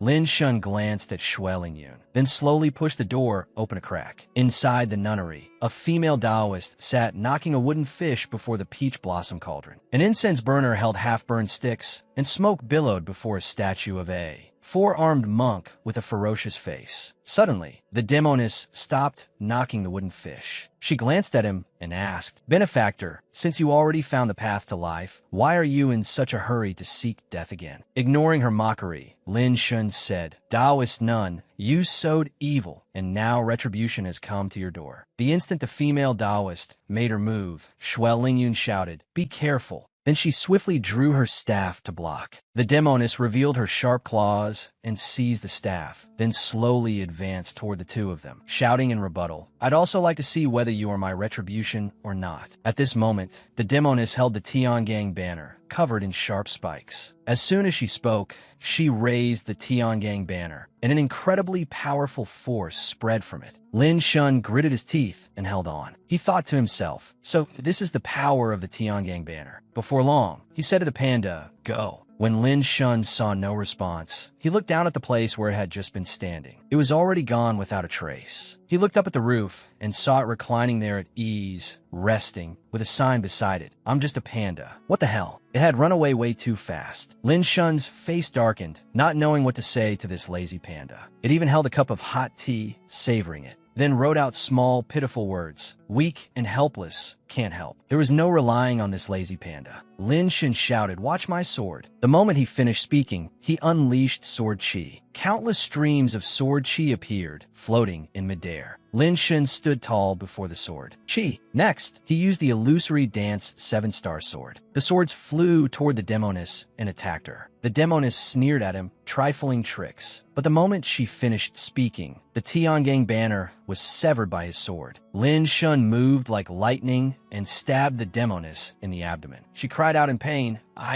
He withdrew his sword, feeling something strange, and muttered, "Not right." He turned to look for Shui Lingyun and saw her collapsed on the ground, groaning in pain. In alarm, he called out, "Lingyun!" Suddenly, the demoness appeared behind a cloud. One, then two, then three of them. In a contemptuous tone, the demoness said to him, "Charging into my 100-leaf peach blossom formation without any preparation, and still acting so arrogantly." Hearing that, Lin Shun realized his mistake. He slapped his forehead and muttered to himself, I was careless. This is peach blossom true chi." Suddenly, the severed Tiangang banner had been restored. It slowly moved toward him, then wrapped around his leg, and then a loud explosion rang out. Lin Shun lay badly injured on the ground, coughing up blood. The panda trembled all over in fear. So it grabbed its belongings and ran like the wind. The demoness took the chance to keep mocking him. "Ignorant little brat. See that? Even your spirit pet has abandoned you." She shouted, "Now obediently die."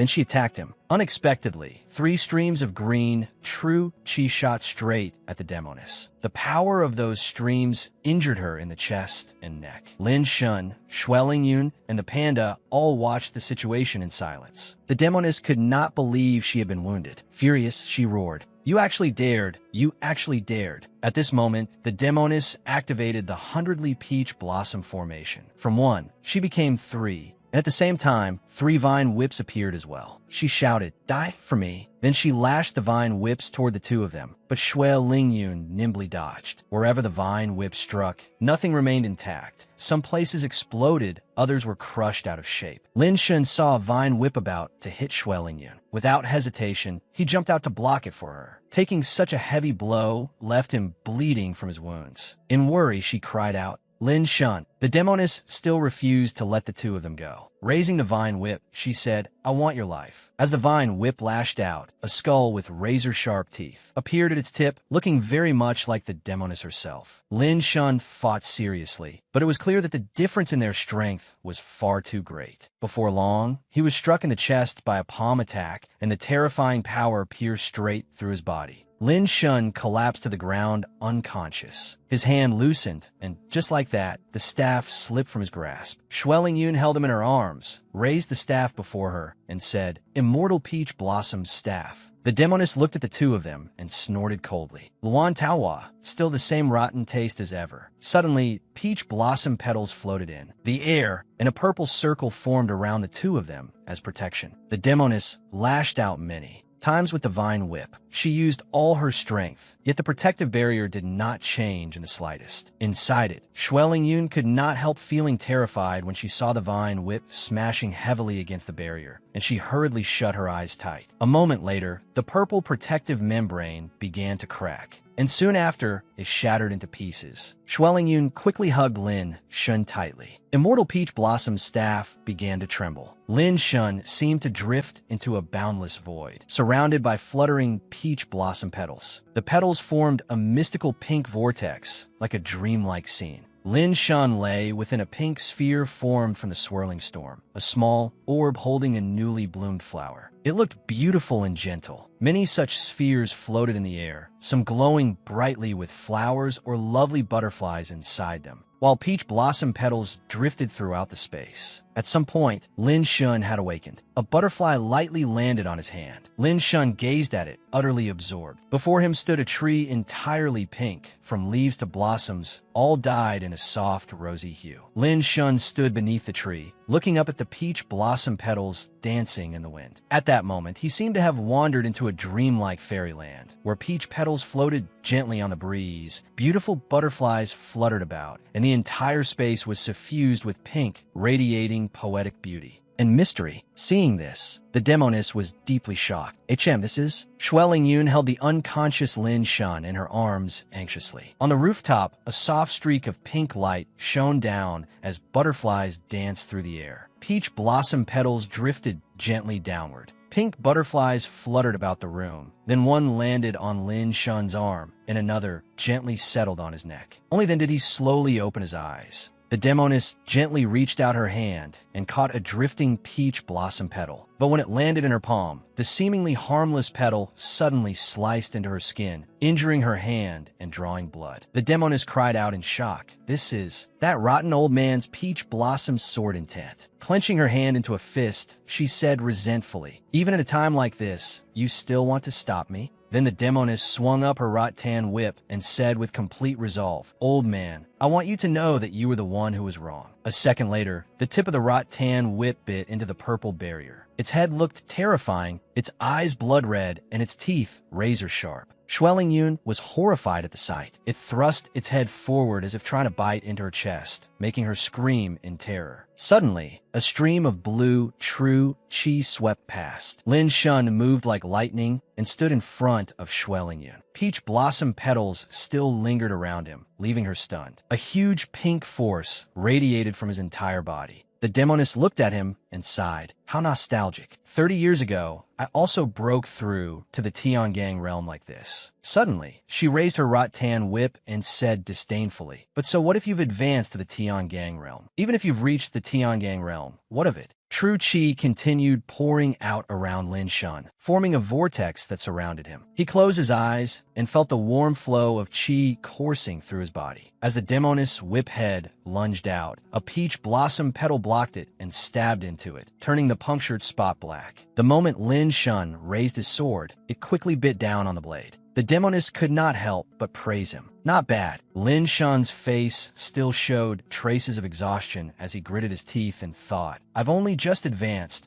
My cultivation hasn't stabilized yet. If only I had more time. Suddenly, the place where the statue stood emitted a stream of white true Qi. The panda, who had been loafing around nearby, saw it and hurried over to warn him. This is bad. Run. The panda ran so frantically that it forgot to watch where it was going. It slammed straight into a pillar and fell flat on the ground. Dazed and dizzy, it cried out, damn it, wrong way. It lay there gasping, its mind full of question marks. What the hell? It saw the peach blossom cauldron appear above the statue, and on top of that, it was billowing white smoke. It decided to grab the cauldron and hoist it onto its head. Suddenly, a loud explosion rang out and the wall shattered into fragments. Lin Shun and the demoness faced each other through the broken wall. The scene was so strange that the panda dropped the peach blossom cauldron to the ground and stared blankly. Only then did the demoness notice it. Not seeing the cauldron where it should be, she glanced around and finally fixed her gaze on the panda, carrying the peach blossom cauldron on its back. The demoness roared angrily, "You beast!" and she charged at it with her rattan whip. The panda had no power to resist and could only cover its head and take the beating. Just like that, the peach blossom cauldron was flung into the air. At that moment, 3 green tendrils shot out and wrapped around the peach blossom cauldron. Lin Shun hurriedly kicked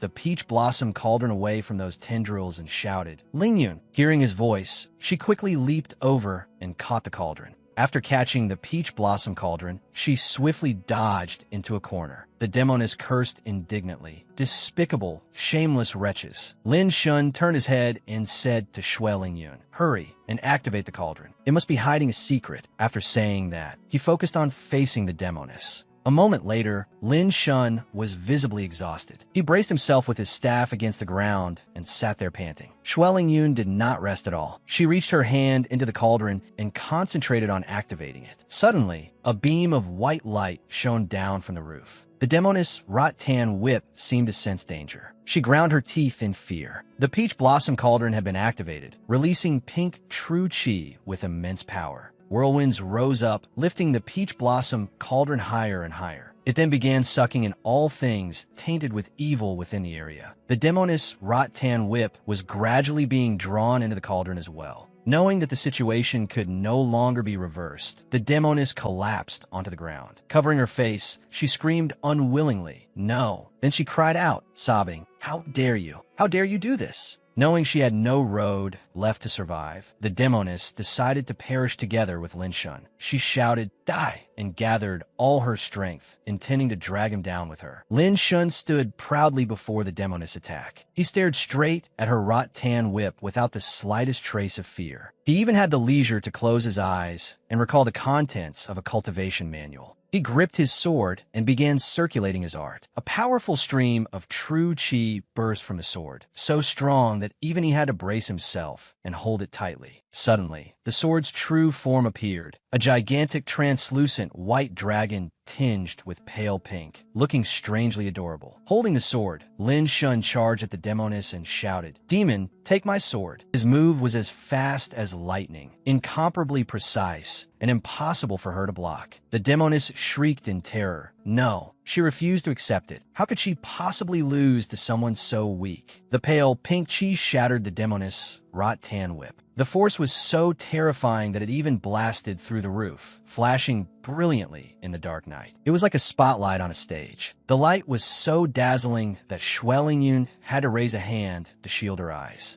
Lin Shun raised his head and looked at the bright moon through the hole in the roof. He muttered to himself, "Still a bit too much for me." Luckily, nothing went wrong. Before he could finish speaking, he sank into endless darkness. A worried voice rang out. Lin Shun, Lin Shun. When he opened his eyes again, the first person he saw was, unexpectedly, Immortal Peach Blossom. The old man stared at him wide-eyed, as if he were some strange creature. Then, quite inelegantly, he picked his nose, looked at him out of the corner of one eye, and mocked. You brat really never let anyone rest easy. It's only been a few days since I last saved you, and you've already gone and made yourself half dead again. Not long after, Lin Shun had already sat up. Xue Lingyun entered carrying a basin of water. When she saw that he was awake, she was so startled that she dropped the basin, sending water splashing everywhere. Unable to restrain her emotions, Xue Lingyun ran over and threw her arms around him. She kept calling, Lin Shun, crying and laughing at once. She said, "You're awake." The next day, Lin Shun was already able to get out of bed and walk outside. He sat beneath a tree, cultivating, while Immortal Peach Blossom sat on a chair nearby, as if supervising him to make sure he did not slack off. After a while, the old man spoke. There isn't much time left. I've already taught you everything I can. You can also set out now for the lower illusion realm.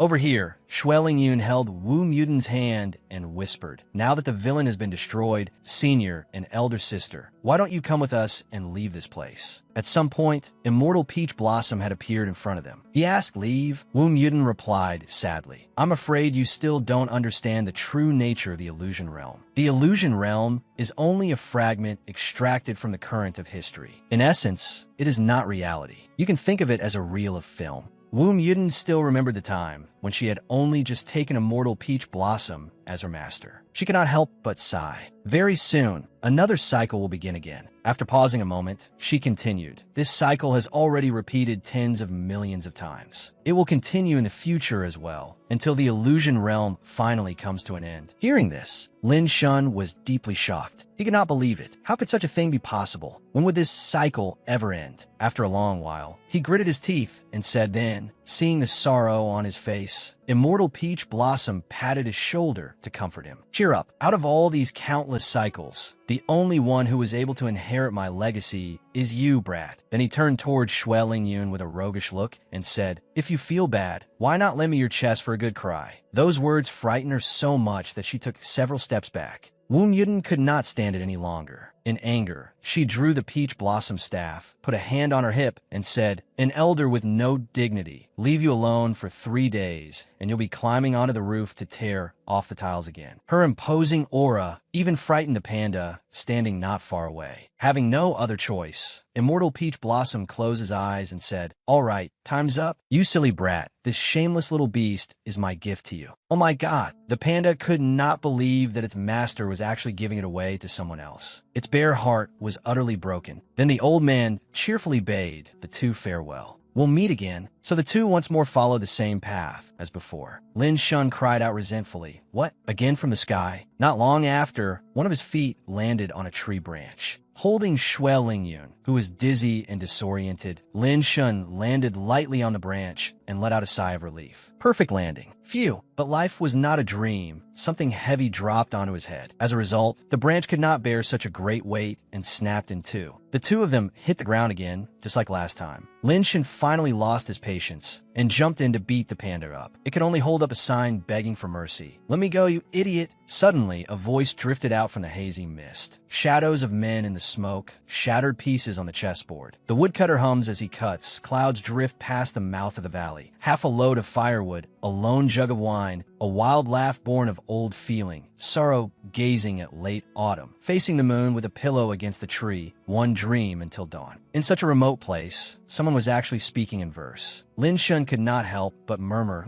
Not long after, an old man and a white wolf appeared before them. He sat cross-legged beside the wolf. When Xue Lingyun saw him, she asked, may I ask, Elder, what place is this? He did not answer her question and merely stared fixedly at her shapely figure. His eyes lit up and he exclaimed, why, 2 little fledglings just out of the nest. Then he leaned on his cane and walked over to Xue Lingyun. Smiling, he said, little girl, this place is Fusong, the divine island where the sun rises. How did you come here? A blind man emerged from behind a rock, strings tied around his hands. He chuckled and said, come, little birds. Heard the name of the legendary divine island and got scared, did you? Come a little closer. Xueling Yun asked again seriously. This really is Fusong Divine Island? She tightened her grip on her sword, ready to strike at any moment under the blind man's manipulation. The old man danced around like a madman and said, "Only those fated may." Seeing him dance as though he were about to attack, Xueling Yun raised her sword defensively. Suddenly, he struck hard at the ground beneath her feet. Xueling Yun dodged with lightning speed. She slashed from left to right, while the old man pulled a puppet from his basket and threw it into the air. A great number of needles shot out from the puppet, firing in rapid succession at Xueling Yun. She quickly used her sword to block them. Standing behind her, Lin Shen laughed and encouraged her. "Senior sister, your cultivation is really impressive." She immediately snapped back. "My cultivation was never inferior to yours. Before, I was just careless." The blind man behind the rock saw the two getting distracted and muttered in irritation. "Flirting right before a fight? Are you looking down on me?" The old man stood in the middle, with the wolf on one side and the puppet on the other. Suddenly, he shouted, "Storm of pear blossom needles." As soon as he finished speaking, another rain of needles flew out. Xueling Yun immediately unleashed fire feather weave, forming an orange protective barrier. Then she continued with flaming feather shot. A bird instantly took shape, and she immediately thrust her hand forward. Seeing her weapon stab into his abdomen, the old man cried out in alarm. "This is bad." A loud explosion rang out. The old man fell to the ground with his mouth agape, his body parts blown apart and shattered. The blind man could not help but hurry to flee. He muttered, "Damn it, why did I have to run into fire-attributed inner force right now? Better run first." "As if you can," Lin Shun said darkly. "Where do you think you're going?" In a flash, he stabbed the blind man through the chest with one sword strike and said with a smile, "I haven't even thanked the old gentleman for so warmly pointing out the way." The blind man opened his mouth in pain and let out a cry, then turned into a ray of light and vanished before Lin Shun's eyes. At that moment, Lin Shun looked up and saw three circular formations slowly taking shape in the sky. Lin Shun frowned in confusion. Suddenly, a voice rang out, "All puppet masters eliminated. The three-tier formation is now open. Illusion Realm trial begins. Divine Formation, Noon Formation, Night Formation. The surviving trial takers of each formation will form one team and enter the final trial formation, while the two face the enemy." The cowardly panda hid behind a tree. It raised a sign and prepared to run away. But after only running a short distance, it slammed straight into a barrier. Xueling Yun held the unconscious panda in her arms and said anxiously, "It's a barrier." Lin Shen had already realized it. He nodded. That is." Following his gaze, the three circular formations were casting light down upon the three small islands below. That was the convergence of the three tiers into one. Suddenly, two razor-sharp blade-like points rose from beneath the water. Gradually, an enormous object surfaced. Miss Wu wielded two swords, slicing off the puppet's parts one by one with speed and precision. After dealing with it, she sheathed her swords and said to the two people accompanying her, "Let's go." Bai Ling Xiao appeared as well. He began drawing his weapon and muttered in a low voice, "How boring. It's still this dull as ever." Before long, those two began circulating their power and praised him, as expected of the saint son of Beiluo. "Your strength is truly extraordinary, but from now on we are teammates." Bai Ling Xiao paid them no attention and replied indifferently, "Unfortunately, I have no need for teammates." A moment later, a great number of sharp objects pierced into their bodies, making them cry out in pain.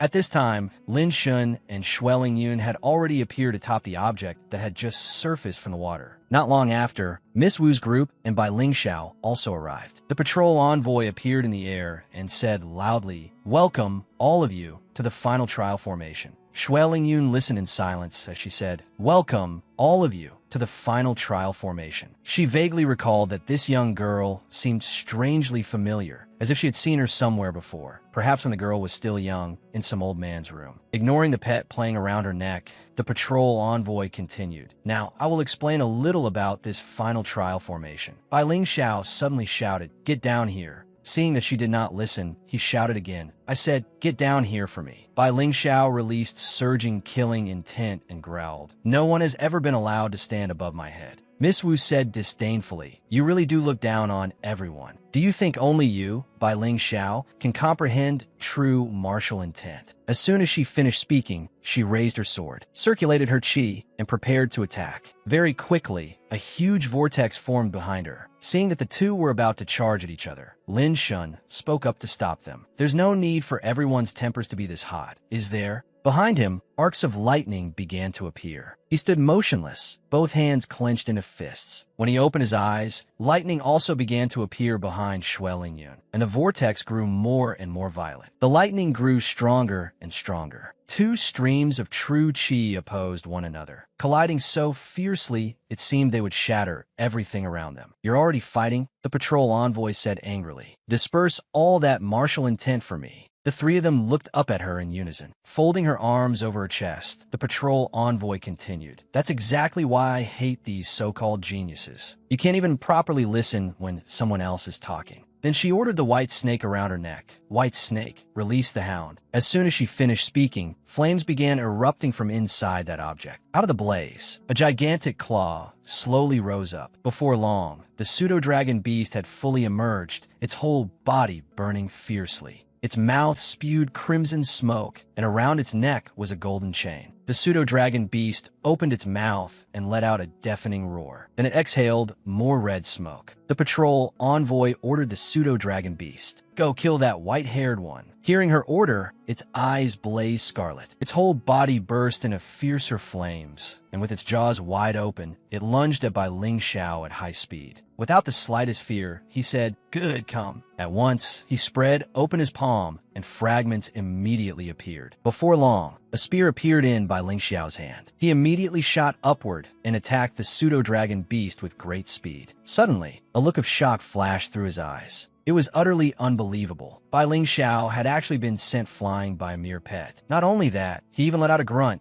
clearly having suffered no light injury. The pseudo-dragon beast then opened its mouth and began spewing fire. Lowering its head, it blasted out a great wave of flame. He hastily activated his technique, forming a wall of ice in front of himself to block it. Knowing that he was looking down on it, the pseudo-dragon beast opened its maw full of razor-sharp fangs and stared at him without blinking. At this moment, Bai Ling Xiao had already used his ice element power to create a huge shield. One of the pseudo-dragon beast's sharp claws pierced straight through that ice shield. It threw back its head and roared. White Snake asked the patrol envoy, "That's enough, isn't it? You're not really trying to kill him, are you?" Beiluo has plenty of connections in the upper realm too. She merely snorted in disdain. "So what if he has connections? He's just a mere saint's son, yet he dares to release his true martial intent in front of me. Even the Beiluo sect master would have to obediently address me as patrol envoy." The pseudo-dragon beast was still in a crazed state, as if it wanted to kill Bai Ling Xiao and the others. He glanced at Miss Wu's group and sneered coldly. "Humph, standing there watching the show?" As if anything that good could happen. Seeing the pseudo-dragon beast raise its tail to attack them, Miss Wu shouted, "Be careful!" At once, all three of them went on guard, ready to fight at any moment. Bai Ling Xiao swept past them and said mockingly, "Good luck." Very soon, the pseudo-dragon beast opened its mouth and blocked their path. Miss Wu could not help crying out, "We're done for." The three of them leaped into the air, and Miss Wu shouted loudly, "Split up." The pseudo-dragon beast immediately spat fireballs at them. Miss Wu dodged those attacks in great distress. Seeing the other two get burned by the flames, she anxiously asked, "Are you two all right?" The patrol envoy at the side also seemed worried for them and called out, "All right, don't overdo the playing around." A voice echoed back from over there, "Got it, old man." The patrol envoy cursed inwardly. Bai Ling Xiao, that rotten snake, had gone tattling again. "What an annoying brat." Not bothering with that anymore, she announced to them, "There is only one rule in the final trial. Defeat it. The loser will be teleported out of the illusion realm. Let's see whether your strength is worthy of your arrogance." Meanwhile, over here, the pseudo-dragon beast seemed incomparably enraged. Seeing it, Lin Shen thought worriedly, "This is trouble. There's no way I can deal with this pseudo-dragon beast alone." But Bai Ling Xiao didn't think so. grabbing stubbornly at his tattered sleeve. Now practically in shreds, he said obstinately, "It's just a beast." Suddenly, he noticed Xue Lingyun supporting the person struck by the dragon beast and was slightly surprised. "That's a fire spirit body." Then he continued, "I've searched everywhere and found nothing, only to get it without effort." Putting on the expression of a cheap hoodlum, he said to Xue Lingyun, "Woman, when this illusion realm ends, come back to the Bailuo sect with me." His words made her both angry and embarrassed, leaving her at a loss for words.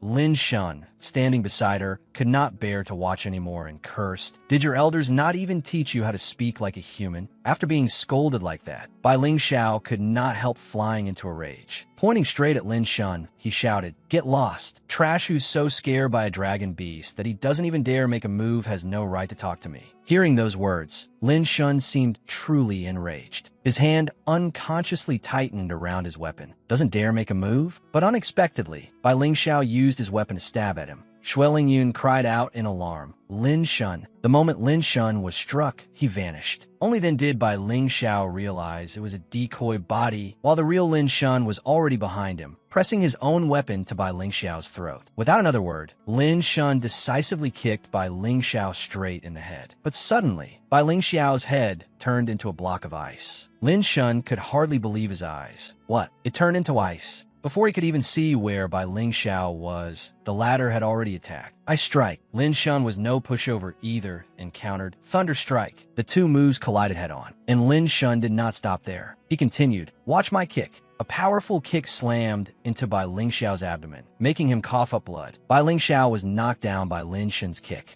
onto the ground, yet he still stubbornly tried to force himself back up. By then, Lin Shun had already walked up before him and pointed the tip of his sword straight at Bai Ling Xiao. Suddenly, a hand stopped Lin Shun. Miss Wu said coldly, "That's enough, both of you. Aren't you even going to look around? If you want to fight, wait until we join forces to kill the dragon beast first. Otherwise, none of us will complete the Illusion Realm trial." Hearing that, the two finally stopped fighting, though they did not forget to exchange extremely affectionate looks. Lin Shun smiled, folded his arms, and said, "I've got no problem with it. I'm just afraid someone with no real ability and a filthy mouth won't cooperate." But inwardly he thought, "Once the dragon beast is dead, I'll deal with you nice and slow." "You hateful bastard." Bai Ling Xiao refused to back down either. "Fine, as long as this cowardly little brat doesn't lose his nerve at the crucial moment." Yet inwardly, he was thinking, if I hadn't already been injured by the dragon beast, once I recover a little, I'll definitely kill him. Miss Wu, who was holding off the dragon beast, also spoke up. "My wind-attributed inner force can restrain and hinder the dragon beast's movements and attacks." She continued, "Bai Ling Xiao's ice-attributed inner force has the best defense and also counters the dragon beast's fire attribute, so let him focus on defense. Lin Shun possesses water-attributed inner force with thunder properties. His water-attributed inner force can draw down heavenly lightning, so let him take the main offensive role." Miss Wu looked toward Xue Lingyun and said gently, "Junior sister Xue, your inner force is fire-attributed, and this dragon beast happens to be an essence of fire." Then she coldly turned to the two who had just been fighting. "I'll give you 1 hour to adjust your condition." Only after quite some time did a shout ring out. "The opportunity's here, go!" The patrol envoy, waiting there, looked thoroughly bored. So much dawdling, so much dawdling. The pseudo-dragon beast stopped waiting as well, unleashing flames like crimson swords, straight at Miss Wu. She swiftly drew her twin swords and shouted, "Wall of wind!" At that moment, the pseudo-dragon beast's fiery swords struck. With that move, Miss Wu created a whirlwind that wrapped around the flames. Seeing this, the pseudo-dragon beast thrashed angrily in the air, not realizing that Bai Ling Xiao had somehow gotten onto its back. At some point, he froze the pseudo-dragon beast's horns with ice. "Got you!" The pseudo-dragon beast then plummeted rapidly from the sky. Miss Wu seized this chance and swiftly launched one of her swords at it. "Go!" The sword shot powerfully upward, then turned and plunged straight down toward the pseudo-dragon beast. Bai Ling Xiao added another strike as well, sending countless chunks of ice crashing onto the pseudo-dragon beast. Seeing this, he stood there laughing in triumph, like an escaped lunatic. Miss Wu shouted a warning, "Careful!" Just as expected, Bai Ling Xiao's laughter cut off the instant he was struck by the pseudo-dragon beast's tail. A huge fireball appeared in its mouth, preparing to send Bai Ling Xiao to his ancestors. Panicking, he thought, I'm finished. I'm really finished this time. Bai Ling Xiao struggled desperately to break free from the pseudo-dragon beast's control. At that exact moment, Lin Shun attacked the pseudo-dragon beast and distracted it. He said to it, "Let me test you myself." Lin Shun and the pseudo-dragon beast faced off directly, like a battle between two monsters about to erupt. Clutching his aching chest, Bai Ling Xiao realized, this is Yi Wood Divine Thunder, the chi of the Eastern Azure Dragon. He recalled, and that sword too. I've seen it before. It's the weapon of the Eastern Azure Emperor. Gritting his teeth, Bai Ling Xiao thought, I've also heard that the Azure Emperor left behind his Dao lineage in the lower realm, waiting for one fated person. Could it be him? At this moment, Lin Shun was wholly focused on the pseudo-dragon beast. The pseudo-dragon beast, too, showed no fear and stared directly back at him. Miss Wu sensed the situation and spoke up. Our attacks are too weak. Proceed according to the plan. Protect Lin Shun. The moment she finished speaking, she unleashed her move, flowing wind returning intent. Fast as lightning, she shot forward, followed by a violent gale. Bai Ling Xiao also quickly unleashed. His move, 100 weapons box. Countless ice-forged weapons appeared behind him. Lin Shun did not remain idle either. First form, Yiwood Azure Thundersword. Bai Ling Xiao shouted decisively, "Go!" The ice weapons immediately shot toward the pseudo-dragon beast. A massive fireball began to form on the pseudo-dragon beast's horns, launching straight at those ice weapons. Bai Ling Xiao groaned as if in great pain.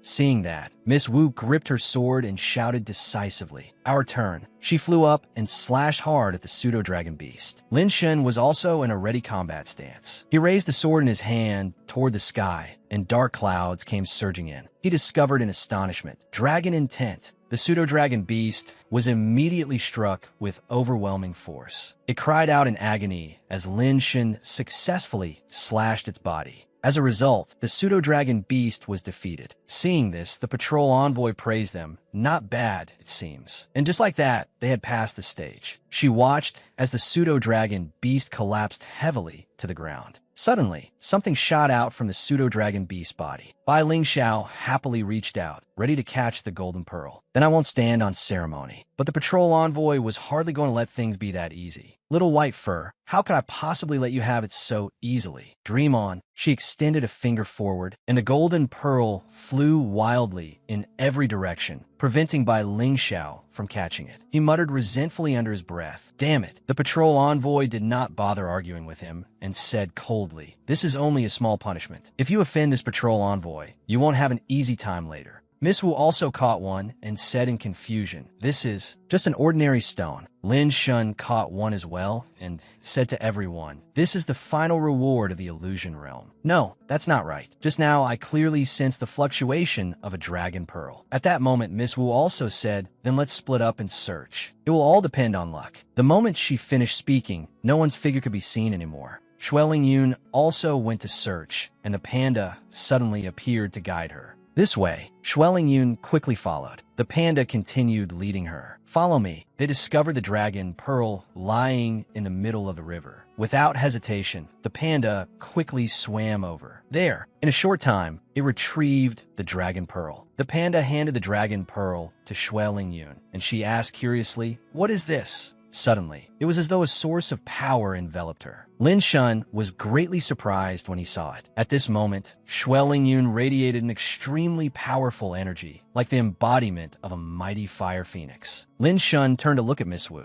and Bai Ling Xiao, with great magnanimity, Miss Wu said, "Since Junior's sister Xue has obtained the dragon pearl, then I have nothing more to say. Young Master Lin, if fate allows, we shall meet again another day." She took her two companions and bid farewell before leaving. Bai Ling Xiao still retained his arrogance. "I have no interest in snatching girl. But Lin Shun, we still have an unsettled debt between us." Yet, Lin Shun understood what he wanted and smiled. "I was thinking the same thing." The two spoke in unison. In that case, Lin Shun looked at Bai Ling Xiao provocatively. "Make your move. Come on then, my dear grandson." Bai Ling Xiao refused to be outdone. "Bring it on." As soon as the words fell, the two charged at each other. Bai Ling Xiao deliberately froze the surface of the sea, then pointed at Lin Shun and said, "Lin Shun, your greatest mistake was choosing to fight me on the sea. You're as good as dead. This time, don't even think of escaping." Countless razor-sharp shards of ice began to fall. "Down." Lin Shun did not panic at all and calmly said, "So what?" He suddenly vanished from before Bai Ling Xiao.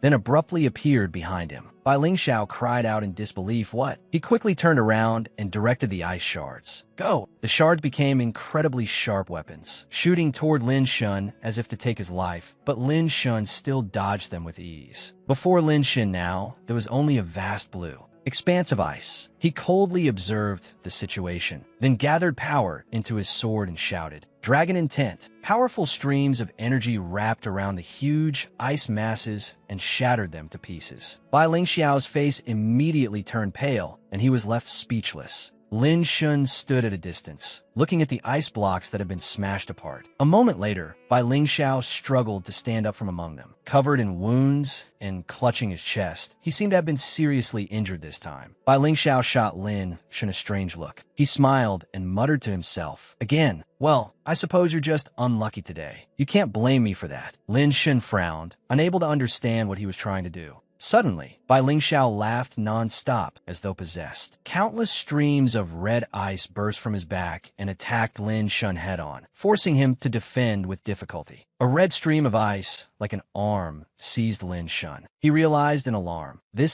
Before he could understand what was happening, for streams of ice like four legs from Bai Lingxiao pinned Lin Shun tightly in place. One of Bai Lingxiao's eyes turned blood red. At that moment, he said, "Ji Beiming, share martial power with me." Lin Shun struggled with all his might and snapped one ice leg. Bai Lingxiao was like a monster with only one thought in his head: kill, kill, kill. The ice leg stabbed into Lin Shun from behind, causing him excruciating pain. He dropped to one knee and used his sword to support himself so he would not collapse. Seeing this, Bai Lingxiao said in delight, "Well, have you felt my power yet?" Not giving him long to gloat, Lin Shun gritted his teeth through the pain and shouted, "First form!" Instantly, countless streams of blue power surrounded him. Lin Shun concentrated all his strength into his sword, and slashed fiercely at another ice leg. Unexpectedly, it was completely unharmed, and instead his sword was knocked flying. Lin Shun and Bai Lingxiao looked at each other. Without saying a word, Bai Lingxiao smiled dangerously. In his hand, he was already preparing his next move. With a palm strike, he smashed down onto the ice surface. Lin Shun, furious, watched as countless ice pillars rose up around him. Before long, the ice blocks formed a cage, trapping Lin Shun inside. Suddenly, Bai Lingxiao laughed and threw off his robe, revealing many strange tattoos. Those tattoos were glowing with red light. He gave a dangerous smile and said, "As thanks to you, I'll let you die a clean death." Then he attacked the cage, producing a thunderous explosion. Yet Lin Shun showed no panic at all. Instead, he smiled as if he had understood something. "So that's how it is. So that's how it is." Brimming with confidence, he shouted, "Second form." At once, a long staff appeared, wreathed in flames, and one side of Lin Shun's clothing was burned away by the firelight. Yet the flames did not injure him in the slightest. Bai Lingxiao outside knew nothing of this and remained arrogant. Again, as soon as he spoke, he launched a direct kick at the ice cage, imprisoning Lin Shun, determined to drive him into a dead end. But when he entered it, he discovered that the man he wanted to kill was nowhere to be seen. Lin Shun appeared behind him and even kindly informed him, "Over here." Without another word, he attacked directly. In the process, Bai Lingxiao's ice cage also shattered to pieces. Enraged, he cursed, "Damn it!" Suddenly, strange, sword-wielding figures appeared and charged at Bai Lingxiao. He easily cut them down, but Lin Shun had already succeeded in provoking him. "Lin Shun, get out here. Is this all you know? Petty tricks?" Just as he wished, Lin Shun rushed straight toward him with a flaming sword. "Fine, then as you wish. Your wish is granted." At this moment, Xuelingyun had also arrived to watch the fight between Lin Shun and Bai Lingxiao. After an enormous explosion rang out, both Lin Shun's and Bai Lingxiao's clothes were left in tatters. Seeing this, Xuelingyun cried out in alarm. Lin Shun, without hesitation, she quickly ran over to support Lin Shun, who had fainted. Perhaps he had simply exhausted himself too much. As for Bai Lingxiao, he was transferred by the system to another place, and he cursed furiously, "Tianji sect, Lin Shun, Xuelingyun. I'll remember all of you. Just wait." Lin Shun was brought back to have his wounds bandaged and treated. Looking at the bandages on his body, he thought to himself, "There's something wrong with this second form." Lin Shun decided to remove all the bandages from his body and thought unhappily, "Although the second form truly raises my speed and strength several times over, I myself suffer no less injury than." the enemy, and not just the second form. After the fourth form, everything becomes increasingly vague. Immortal Peach Blossom, who had appeared at some unknown moment, asked, "What rank do you think it is?" Don't understand? That's fine. When the time comes, you'll naturally understand. Suddenly, someone shoved the door open hard and called out, "Lin Shun." Xuelingyun called to him with a bright smile. "Quick, the sect's grand examination for inner sect disciples is about to begin." Only after looking closely did she realize that he had nothing covering his body. Well, not exactly, just that he wasn't wearing a shirt. Flustered, she hurriedly covered her face, though she still left her eyes peeking through as she stammered. "Why you? Why aren't you wearing any clothes?" Lin Shun was speechless. "I was in my own room. Senior sister, couldn't you at least knock before coming in? This is clearly your fault." Yet Xuelingyun quickly forgot her embarrassment, grabbed Lin Shun's hand, and said, "Right, no more talking. The once-a-year intersect disciple examination is about to start." Lin Shun did not even have time to put on his clothes before she dragged him away. He asked blankly, "The intersect examination? Since when was that a thing?" Li Shan was in high spirits, but looking at his own cultivation, he thought regretfully, late Tiangang, just one step away from entering the true Tao realm. In the end, Li Shan could only give up and reluctantly go along. At the same time, a voice rang out. "In these past few years, our Tianji sect has produced quite a few promising seedlings, hasn't it?" The elder from the discipline hall happily continued, "Especially our discipline hall. Not only do talents emerge one after another, we even have Li Yuan, who has already comprehended true martial intent despite only being in the true Tao realm." Li Yuan, the outstanding disciple he was talking about, was currently in an excellent mood, drinking with one hand while the other was busy hugging a young girl. The black-faced elder merely replied flatly, "Then congratulations in advance." Inwardly, he fumed. That detestable old man. Where did that girl Lingyun run off to? Anyway, back at the examination grounds, someone called out, "Is there any disciple who still hasn't taken the test?" Suddenly, someone shouted, "They're here! They're here!" At that moment, Xuelingyun arrived, leading a now properly dressed Lin Shinover. Seeing this, the elder from the discipline hall said, "So it's little Lingyun. She only entered the Tiangang realm half a year ago, right? And now she's already reached the middle stage of Tiangang. Not bad at all." But then something suddenly happened that shocked everyone. Because as soon as Xuelingyun stepped into the examination, the result displayed was True Tao Realm. It's the True Tao Realm. Even the elder from the discipline hall was stunned. Impossible. I've never heard of anyone going from the initial Tiangang stage straight into the True Tao Realm in just half a year. Hearing that, the other elder could no longer remain calm and shouted at him, "Of course it's impossible. Look closely, what is that?" Seeing Xuelingyun appear like a fire phoenix, the elder could not help feeling delighted. It's martial intent comprehended at the Tiangang realm. Looking at how outstanding Xuelingyun was, the elder said, "As expected of the holy maiden personally appointed by the sect master, to comprehend martial intent while still in the Tiangang realm. Looks like our transmission hall is still a bit ahead."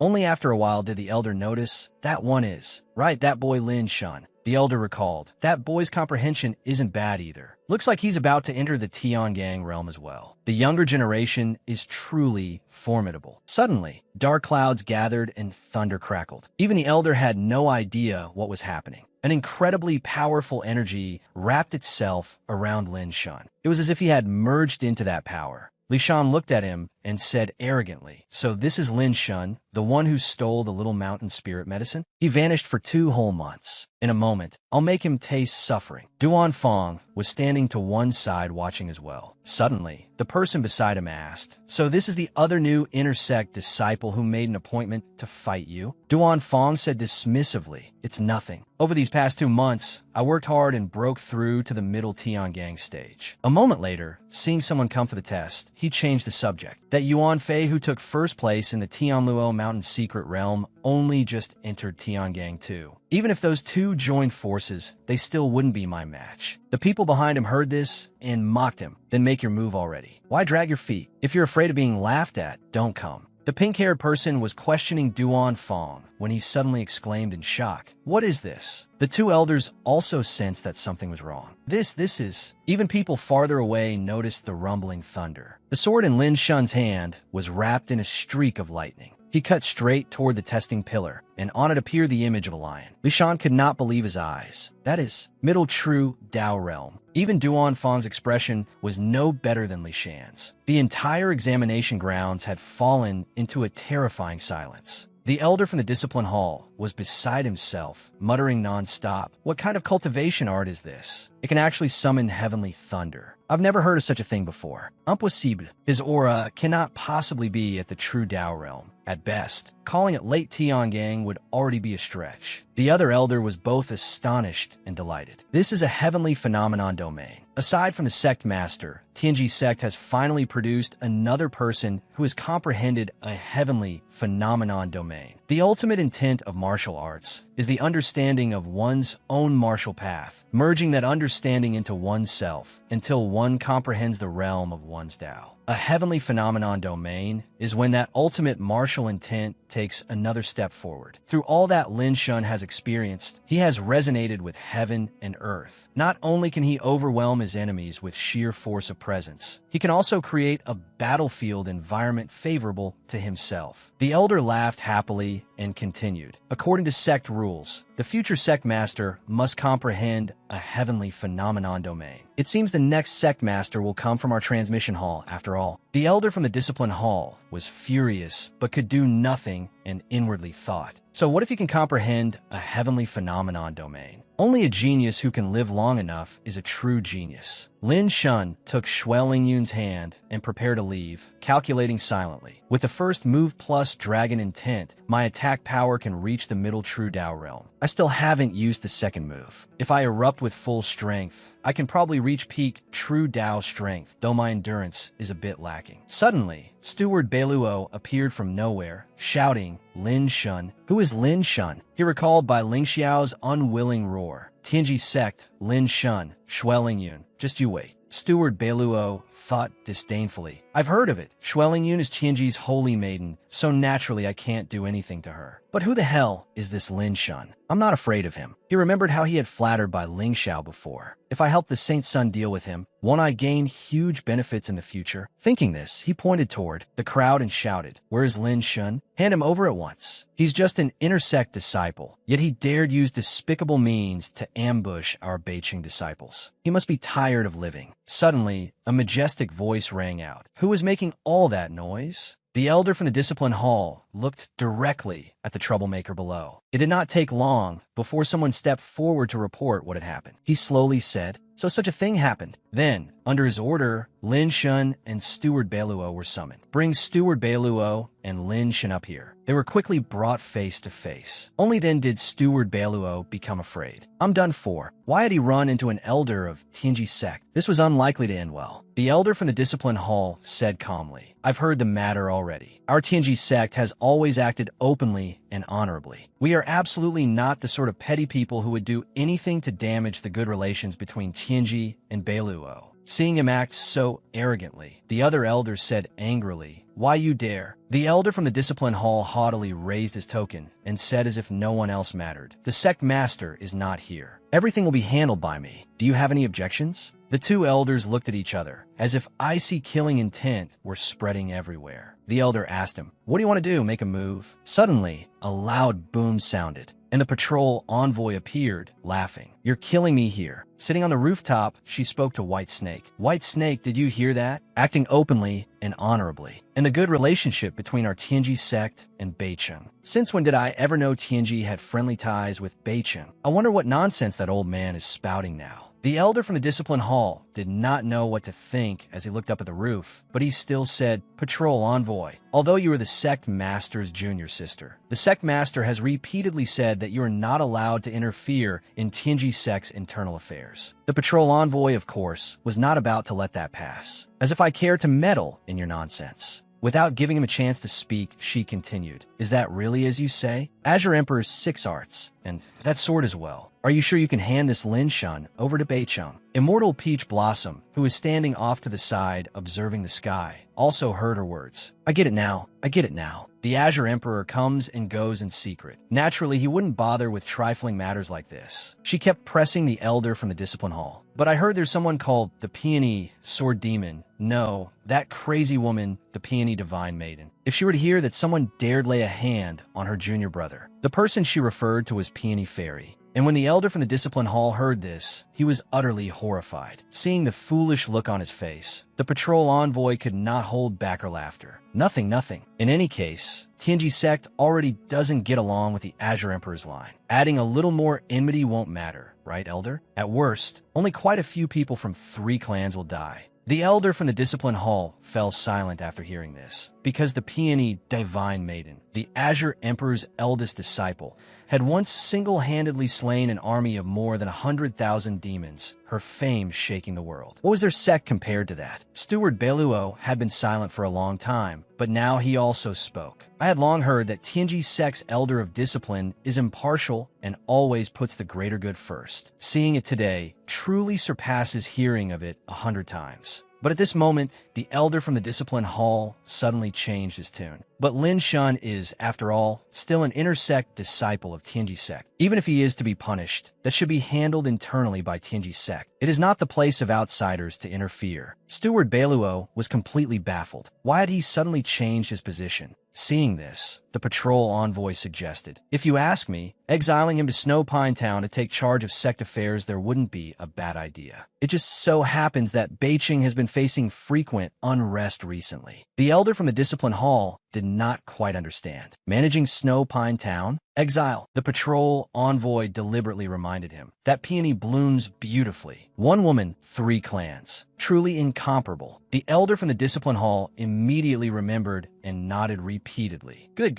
Lin Shun, do you have any objection to this punishment? Lin Shun did not hesitate and cupped his hands respectfully. This disciple accepts the punishment. Inwardly, he thought, this gives me even more time to temper my body. I must remember Big Sister's kindness. After everything was settled, the elder returned to his room and happily drank wine, feeling immensely refreshed. It's been a long time since I've seen that bastard suffer such humiliation, but Xuelingyun was not happy at all. Lin Shun, standing to one side, asked in confusion, what humiliation? This disciple doesn't understand. The elder laughed non-stop and said, exiled to Snow Pine Town. Lin Shun became dumbfounded as well. The elder could only explain, what kind of place is Snow Pine Town? It is surrounded on all sides by snow pines and produces all kinds of precious spear herbs. If it's a lucrative place, that's it. He continued, the management of Snow Pine Town has always been in the hands of the discipline hall. And now you, an exile, are going there to take charge of it. It's making me laugh to death. As soon as he said this, the 2 of them laughed as if they had taken the wrong medicine, almost unable to breathe. Then he remembered something. However, it seems something happened in Snow Pine Town this year. The elder slowly took a sip of wine and said to Lin Shun, supplies from Snow Pine Town have been delayed for over a month now. And I heard they've been harassed by wild beasts, even though it's not yet September. Lin Shun replied, a beast tide? This disciple has heard of such things too.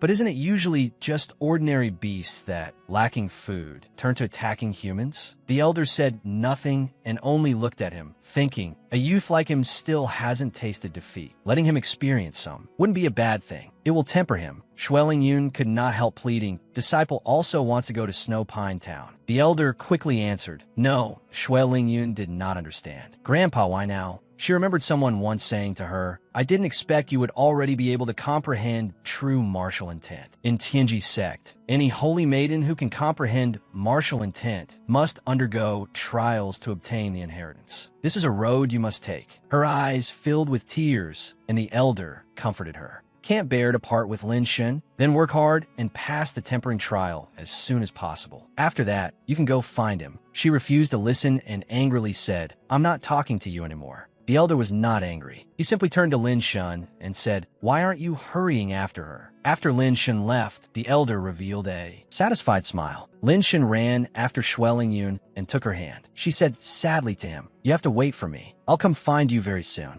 Then, without hesitation, she kissed Lin Shun on the cheek, making him freeze and blush bright red. After that, she turned and ran off, leaving Lin Shun standing there, in a daze by himself. And so Lin Shun set off for Snow Pine Town. Along the way, there was also another family traveling with him. As he lifted the curtain of the carriage and looked at the scenery outside, he thought gloomily, "Are we still not there? It's already been almost 2 months. This is so annoying." Then he helplessly watched Fan Fan hopping around merrily, which made him feel even more exasperated. And there's even a child tagging along. What a nuisance. Suddenly, Fan Fan spotted a rabbit in the distance and cried out excitedly, "A little bunny!" The two adults immediately shouted in alarm, "Fan Fan, don't go." But it was already too late. That small rabbit suddenly transformed into a giant rabbit so ugly it defied description. Lin Shun was startled. This is bad. At the same time, a huge shadow descended from the sky. A massive eagle appeared and seized Fan Fan with its claws. Soldiers also appeared from somewhere and raised their bows toward it. Report, a demonic beast attack. Seeing this, Fan Fan's father hurriedly said, "Don't. My daughter is in its claws up there." After hearing that, the soldiers panicked. "Hurry, hurry. That demonic beast is about to fly too far away." Lin Shun immediately said, "Stop. Leave it to me." He kicked off the ground and flew toward the eagle, then slashed out with his sword. Hit by the strike, the eagle released Fan Fan. Lin Shun cried out in alarm. "Careful!" He quickly stretched out both arms to catch her, and finally landed safely while holding the little girl. This made Lin Shun immensely relieved. Seeing this, the soldiers came over to greet him. "May we ask this great hero's honored name?" Lin Shun took out his token as he replied, "Captain, no need for such courtesy. I am Lin Shun."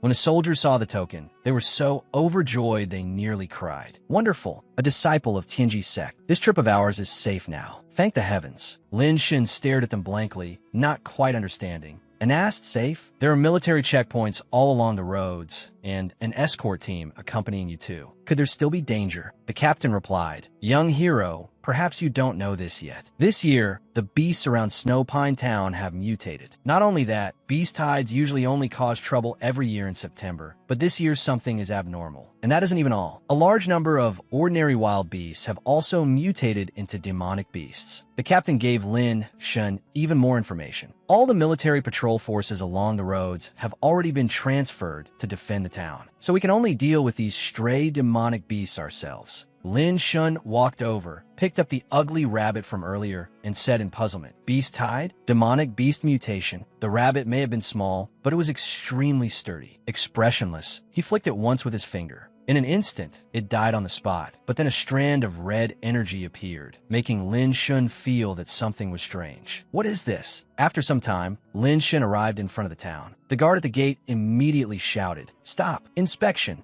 He pointed at Lin Shun and said, "Where did you come from? Where's your pass? Take it out at once." At that moment, one of the soldiers who had met Lin Shun on the road hurriedly reminded the gate guard, "Old Li, what are you doing? This is the young hero from Tianji's sect." Hearing that, the guard immediately smiled ingratiatingly. "So, it's a lord from Tianji's sect. I was blind and failed to recognize Mount Tai. Please forgive my offense." Suddenly, someone atop the city gate shouted, "Warning, warning! A beast horde is preparing to attack the city." The soldiers panicked at once. "Quick, quick, get inside." Very soon, the beast horde came charging over as if completely out of control. Lin Shun said calmly to them, "You all go inside quickly. Leave this place to me. I'll stop them." But these soldiers moved even faster than his words. Lin Shun began to draw his sword, rushed toward the beast horde, and shouted, "Falling shadow sword, joyous sword slash." Countless flower petals swirled up and sliced a ferocious bull in half. Seeing this, the soldier was not too frightened anymore. "Good, then let us come help as well." Archers on top of the wall prepared their bows, ready to support Lin Shun. A frenzied bull charged forward, and Lin Shun gritted his teeth, looking somewhat angrily toward the soldiers. What are they doing? That will only make them more enraged. That bull actually rammed into and knocked down everyone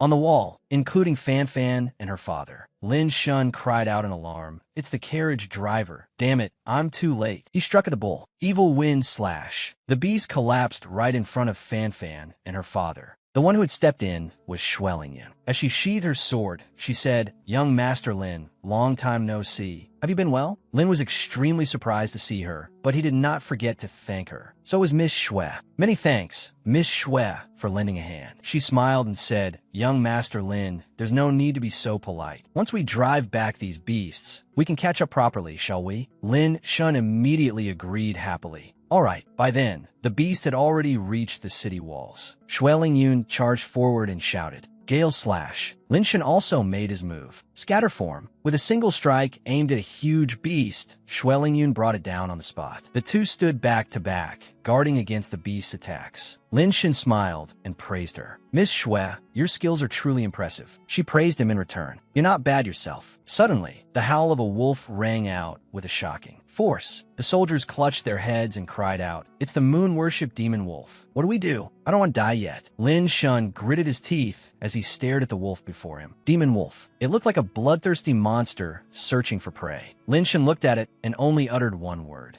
Wolf. Sure enough, wolves never travel alone. A whole pack gradually appeared. That soldier was so terrified that he trembled as he gave the order, "Fire! Otherwise, not a single one of us will escape." The soldiers held bows and arrows in their hands, but their faces were already covered in tears. Miserably, they thought, "We're done for. We're definitely going to die here today. I haven't even gotten married and had children yet." Suddenly, the wolves on the ground leaped up onto the city wall. They dodged the arrows and began attacking the people on the wall. The soldier from before saw one rushing straight at him, and while crying and running, he shouted, "I don't want to be a soldier. Father, mother, save me." The wolf was suddenly wrapped in bolts of lightning. Looking down at Lin Shan, the soldier repeatedly thanked him. "Many thanks, young hero, for saving me." At that moment, another wolf was preparing to attack Lin Shan. Yun saw it too and shouted, "Young Master Lin, let me help you." She immediately used a technique. Flowing wind, reversal intent. Countless talisman-like fragments appeared and wrapped around Lin Shan. Seeing it, he smiled and said, "Miss Shui,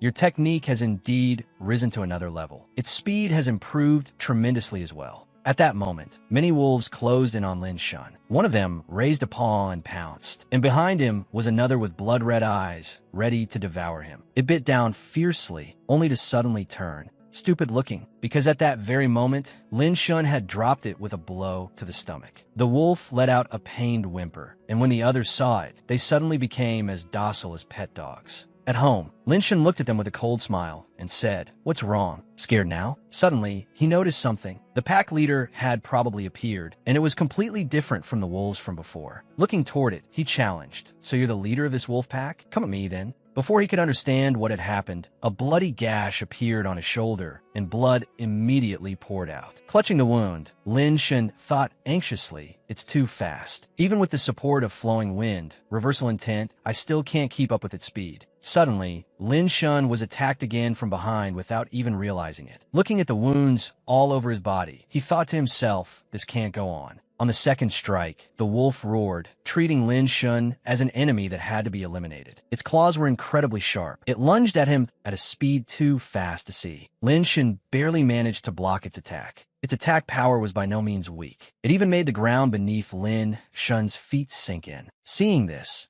Yun became extremely worried. "Young Master Lin," she focused her strength into the sword in her hand. Countless bolts of lightning surrounded the alpha wolf's attack. The horn on its head suddenly stood upright, as if showing its anger. A sphere of thunder and lightning gradually formed on that horn. Lin Shan refused to back down and shouted, "Thunder intent." Instantly, a dragon appeared, carrying immensely powerful lightning. The alpha wolf also realized it. "So you're also from the lightning line, just like me." Suddenly, it let out a long howl, and the surrounding wolves retreated at the sound, returning to the forest. Lin Shan failed to notice anything strange and assumed it had grown afraid of him. He sneered, "Why are you all turning tail and running? You finally know how powerful I am, huh? A bunch of small fry." Yun noticed something and called out to him, "Young Master Lin, turn around and look." A huge pit had appeared at some unknown point. Yun calmly continued, "It seems that Alpha Wolf already achieved its objective." The soldiers immediately ran over and repeatedly said, "Many thanks to you two young heroes for saving us." Yun returned the courtesy with a light gesture and said gently, "We don't deserve the credit. In truth, all of this was thanks to young Master Lin." Lin Shan promptly took out a command token and said politely, "General Zhang, there's no need for excessive courtesy. From today onward, I will be the steward of the Tianji sect here. I will have to trouble all the generals here to look after me." The general was immediately surprised. So the young hero is the new steward of the Tianji sect. He pointed in one direction and guided Lin Shun. The Tianji sect is stationed at house number 10 on Northeast Street. Young hero, hurry over. You may still make it in time. Lin Shun thought to himself. Could it be? Xueling Yun happily suggested. Young Master Lin, I'm quite familiar with the roads here. Why not let me lead the way? Meanwhile, the Tianji sect residence was in an uproar, mixed with constant shouts of urgency. Move faster for me. All sorts of belongings were being carried out amid impatient yelling. Hurry up, be careful. The bald man spoke up to remind Ziwang, boss, if we sell this house in such a rush, it definitely won't fetch a good price. Ziwang immediately shouted back at him. Why the hell are you worried about whether it'll sell for a good price? If someone wants to buy, then sell it. Even if we lose half, it doesn't matter. Move already. It's not your place to manage this. He gave a sinister grin and thought, Steward, I want to make sure you don't even have a place to sleep. A moment later, he shouted loudly, all right, enough of that. Let's go.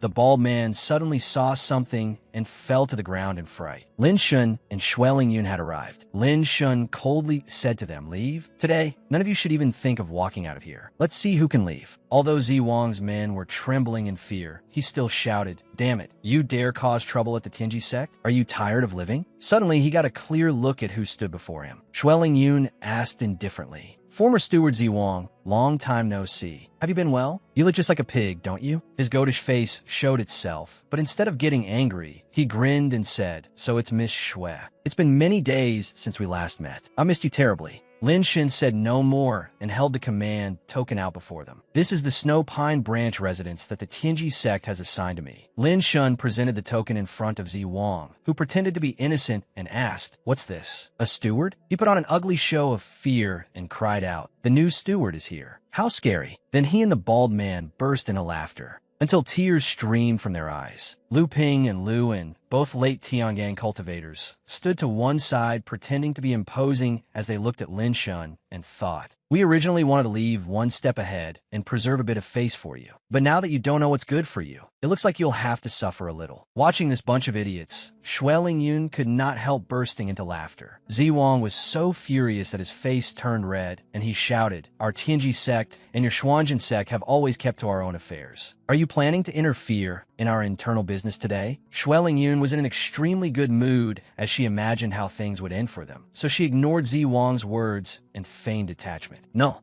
go on. Please continue. I guarantee I won't interfere. Lin Shun also said nothing, waiting to see what they planned to do. At that moment, Luan loudly threatened, you're just a mid-Tiangong brat. What are you showing off for? Upon hearing that, Lin Shun fixed his gaze on him, and Luan immediately panicked. What? Lin Shun was like a monster about to devour the foolish rabbit that was Luan. This pressure is. Seeing this, Ziwang shoved Lu Ping and shouted, hit him. Why are you just standing there? Are you waiting for him to hit you? Yet Luan and Lu Ping acted as though they'd seen a ghost. In a fluster, they grabbed each other's hands and ran away. Before leaving, they tossed a few words back at Ziwang. I'm not fighting anymore. Anyone who wants to throw his life away for this stinking fatso can do it. I won't. As soon as the two ran off, Lin Shun made his move as well, unwilling to waste any more time. The bald man and the blonde-haired man looked at their weapons, which had become like firewood sticks, unable to understand what was happening. What? Even the horse panicked for a moment and dropped all the goods from the cart. Standing to the side, Ziwang's face had already turned as red as a monkey's backside. Gritting his teeth in anger, he thought, damn it, I didn't expect this brat to be this strong. It's infuriating. By then, Lin Shun had already walked up to him. Even though Lin Shun had not done anything yet, Ziwang was already squealing like a pig. Without hesitation, Lin Shun pointed his sword straight at Ziwang. He immediately begged, fearfully, Don't. All right, I was wrong, okay? Yet he then turned to the bald man and said, you idiot, why are you still standing there? Charge for me. Unexpectedly, the bald man gave Ziwang a kick without warning and loudly cursed him. You want me to throw away my life? Dream on. He lay sprawled like a deflated ball at Lin Shun's feet. Seeing this, Lin Shun suggested to him, if you're a man, then stand up and fight me fairly. Stop pulling these pointless tricks. Ziwang immediately burst into tears like a child and pleaded with Lin Shun, don't kill me.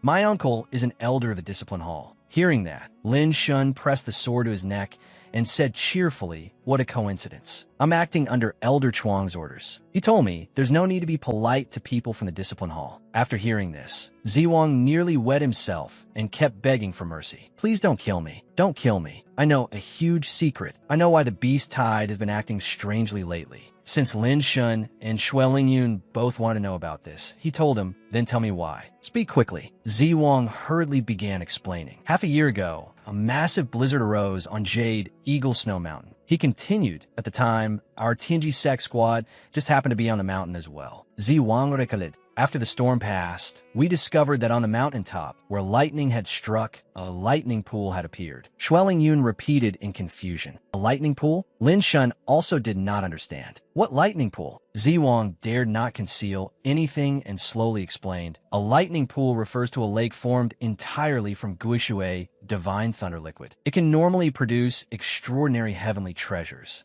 Xue Lingyun suddenly stepped forward and questioned Ziwang, startling him. "But was there a demon beast guarding the lightning pool?" Ziwang answered honestly. "When we went there to take a look, we discovered that a moon-worship demon wolf had arrived there before us." He continued, "From then on, this place was constantly attacked by beast tides." Lin Shun immediately remembered. It was that demon wolf. He thought to himself, "No matter how I look at it, this doesn't make sense. Even if there is a strange beast guarding the lightning pool, it still wouldn't need to drive the beast tide into attacking the town. There must be something more to it. The lightning pool may look beautiful, but it must be hiding something." Elsewhere, Lei Meng, the vice-general of the demon realm, was in extremely high spirits. "It wasn't for nothing that I risked my life to sneak into the human world this time." Smiling, he thought, "Not only did I obtain this lotus treasure, but my Myriad Souls 6 Lives art has also advanced another step." Lei Meng suddenly noticed that the gathering of souls had stopped. He saw the moon-worship demon wolf approaching from afar. Lei Meng angrily asked, "What's going on? Why has the beast tide stopped? Or is it that you no longer want to find your own kind?" The moon-worship demon wolf coldly replied, "I've already found them." Hearing that, Lei Meng was furious and secretly cursed. "You damn mongrel mutant. If my power weren't being suppressed by the heavenly laws of the human world, I would have skinned you alive long ago." The moon-worship demon wolf did not yield to him either. It turned back and stared at him with blood-red eyes, coldly demanding, "Demon, leave this place at once. You have already gone too far." Lei Meng immediately drew his sword and pointed it at the moon-worship demon wolf, his tone mocking. "If you tell me to go, I have to go? Wouldn't that mean I have no face left in the martial world? I won't accept that." The moon-worship demon wolf did not say another word and let out a long howl. At once, a wolf pack came over and surrounded Lei Meng. A white wolf spoke up. "The demon clan wants to make a move? Are you sure?" Yet Lei Meng sheathed his sword instead and turned away, pretending to sulk as he walked off. Full of anger, he thought, "Keep acting smug for a few more days. When the lightning pool's thunder fruit condenses, I will definitely take your life. Just you wait." The moon-worship demon wolf did not pursue Lei Meng. At the inn, Lin Shun and Xue Lingyun were resting when she suddenly asked him. "What young Master Lin said truly makes sense. This matter is indeed very strange."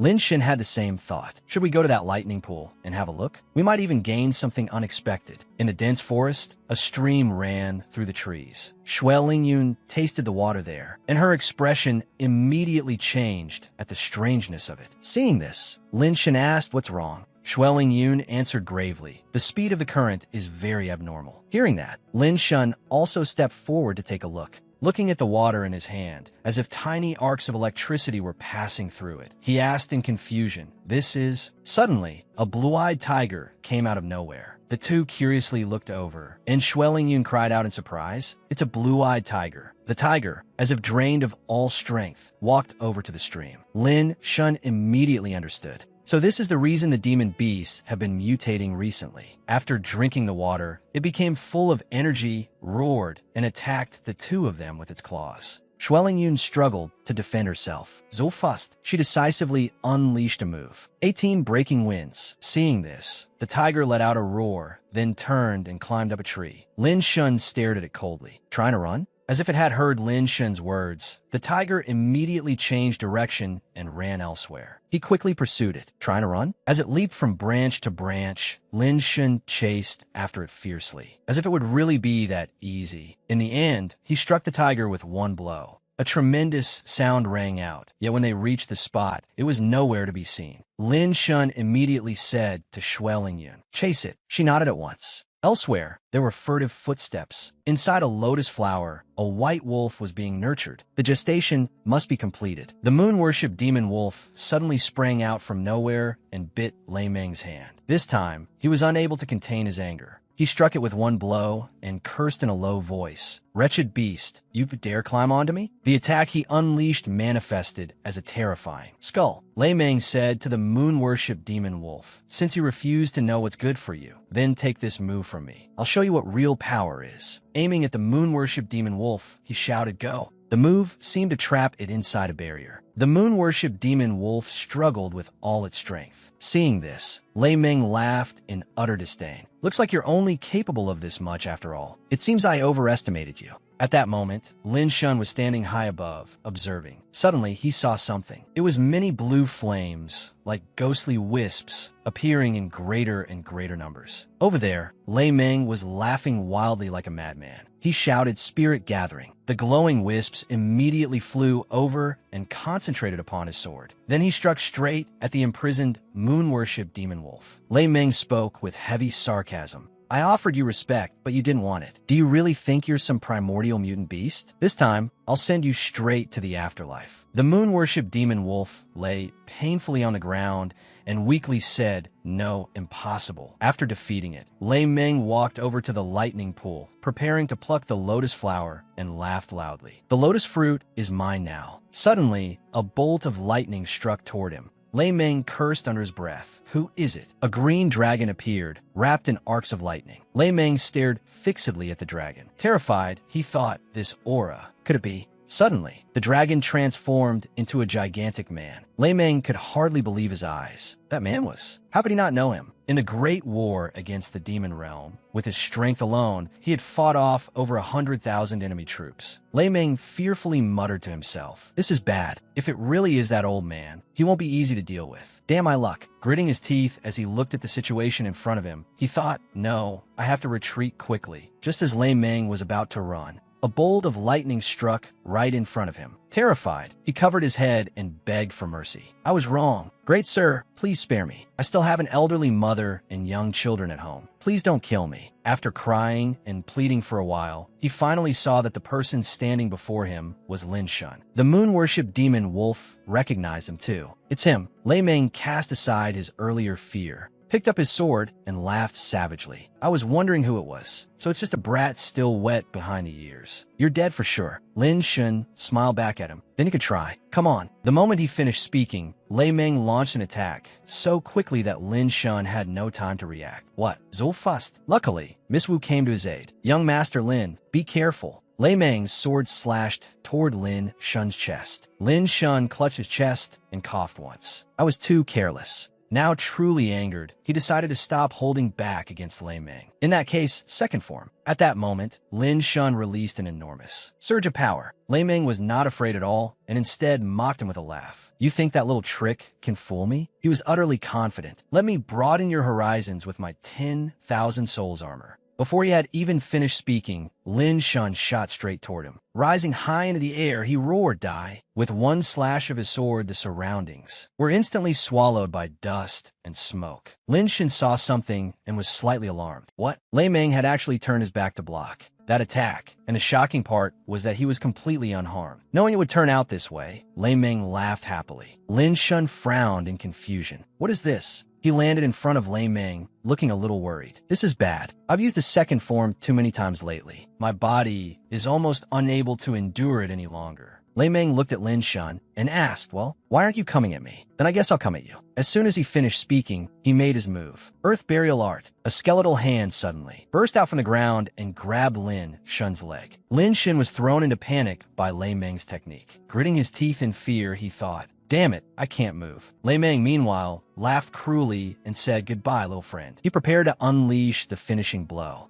Lin Shun tried hard to focus. "Say second form." "Damn it, no good." Just as the sword was about to strike Lin Shun, a surge of power wrapped around Lei Meng's wrist, accompanied by a voice. Wind, arise. Lei Meng easily broke the move and sneered. Where exactly did this mongrel crawl out from? I'll deal with you in a moment. Miss Wu was knocked backward and fell to the ground. Immediately, Lei Meng grabbed Lin Shun by the head, lifted him into the air, and said coldly, "Goodbye, brat." Seeing this, Miss Wu cried out in terror. No. Lei Meng's sword pierced through Lin Shun's body. Everything seemed to freeze. Was he really going to die here today? In the middle of the lightning pool, a lotus flower was glowing brilliantly. From within it, a small white wolf was being born. Suddenly, a flash of light illuminated the entire area, and the little wolf slowly opened its eyes. Yet Lin Shun himself showed no change at all. Lei Meng froze in astonishment at the sight. Miss Wu exclaimed in shock. This could it be just as the legends say? The white wolf suddenly flew into Lin Shun's hands. Step by difficult step, he carried it over to the moon-worship demon wolf. The moon-worship demon wolf was deeply moved. "Thank you, Lin Shun. To repay you for saving my life, I will give you this." Looking at the mask in his hand, Lin Shun thought to himself, so this is the true second form? After hesitating only briefly, he put the mask on.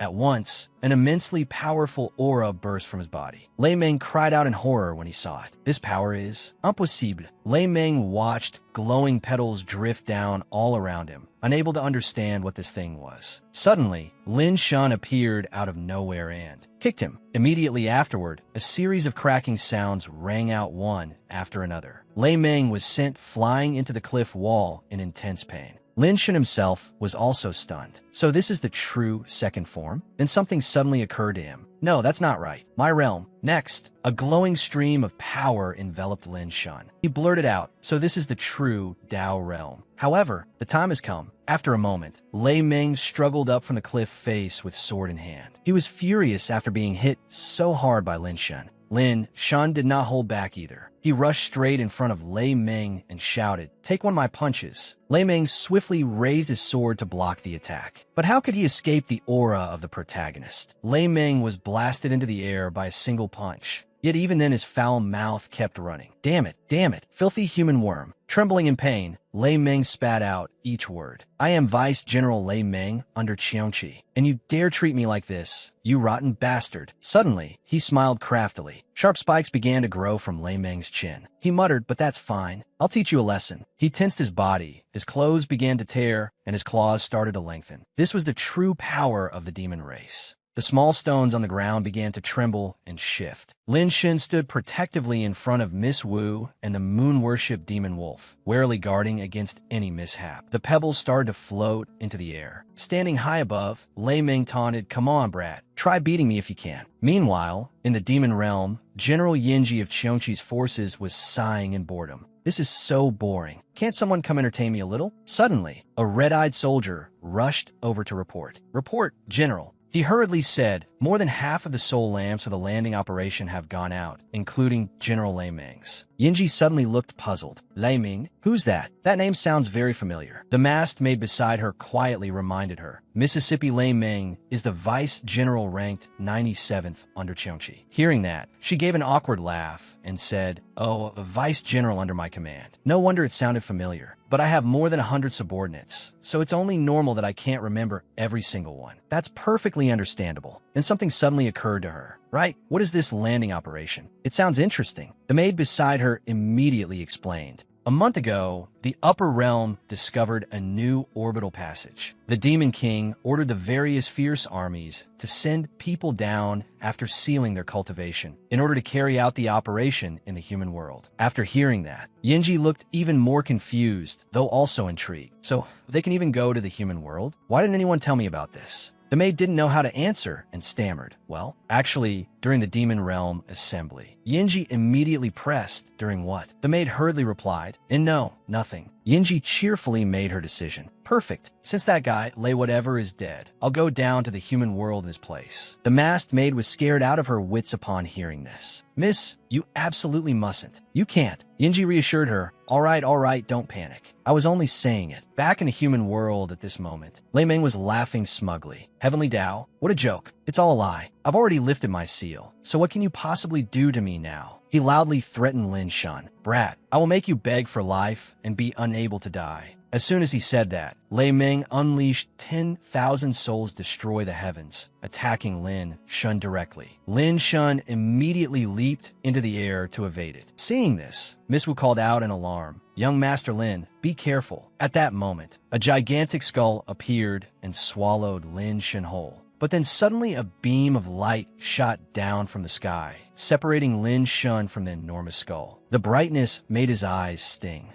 Lei Ming looked at the pillar of light in confusion. "What is this?" Then numerous other pillars descended and surrounded Lei Ming. He seemed uneasy as he thought to himself, "This could it be? I need to run now." To his shock, he was unable to escape. Lei Ming rubbed his nose after slamming into something, growing even more frightened. There's actually a barrier. A circular opening suddenly appeared in the sky, and the peony fairy emerged with a smile. "It's been so many years, yet someone still dares stir up the heavenly Tao. Let me see just who is so outrageously presumptuous as to do such a thing." Lin Shun immediately recognized her voice. "Long time no see." Lei Ming looked toward her and exclaimed, "What? It's you? Did you come to save this brat?" The peony fairy instead asked him, "You know me? A demon? Or rather, a demon general? That's truly a rare sight." Those words made Lei Ming tremble with rage. The peony fairy could not help laughing as she said soothingly, "Don't be so tense." But the more she spoke, the angrier he became.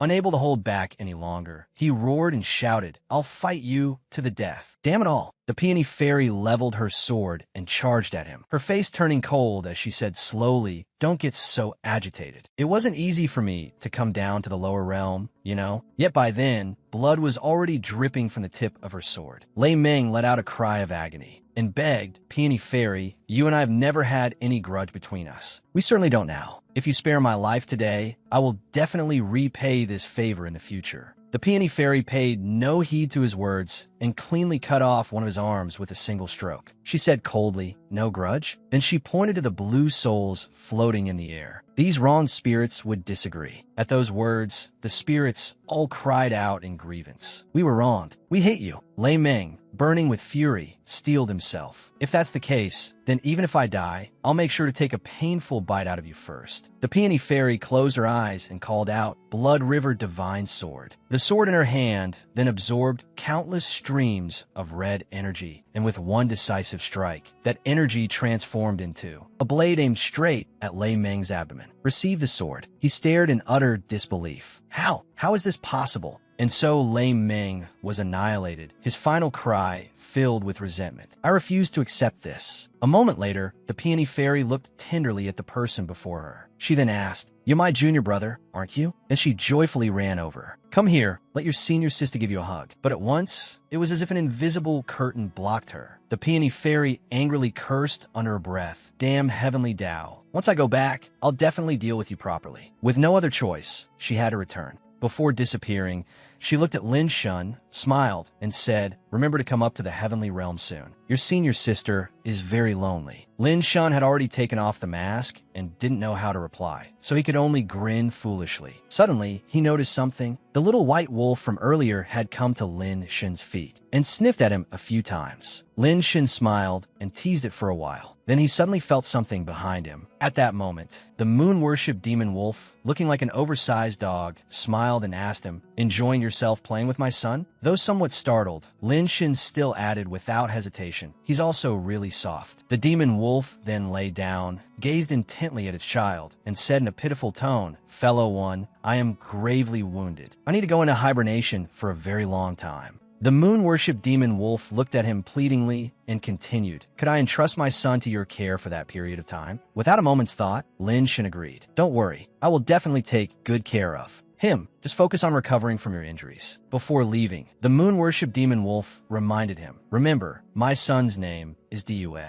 Then it departed together with the other two wolves. Lin Shun held Diyue in his arms. It seemed to sense that its family was no longer by its side, and with tears pooling in its eyes, it watched them leave. The moon-worship demon wolf departed full of reluctance. "Take care, my son. I wonder if we'll ever meet again." Another beautiful day arrived. Lin Shun lay leisurely under a tree, basking in the sun, while Diyue played nearby. After a while, Wong walked over with a smile and said, Steward Lin, these are this month's account books. Please have a look. Lin Shun took the books and didn't forget to mock him a little. I didn't expect a fatso like you to be somewhat useful. Business is doing pretty well. Wong wept inwardly and silently complained, this was all my money to begin with. My money. Damn, that hateful Lin Shun. Suddenly, Lin Shun turned around with a frightening smile and asked Wong, why do I suddenly feel like sneezing? Could someone be cursing me behind my back? Hearing that, Wong hurriedly waved both hands. No, absolutely not. I,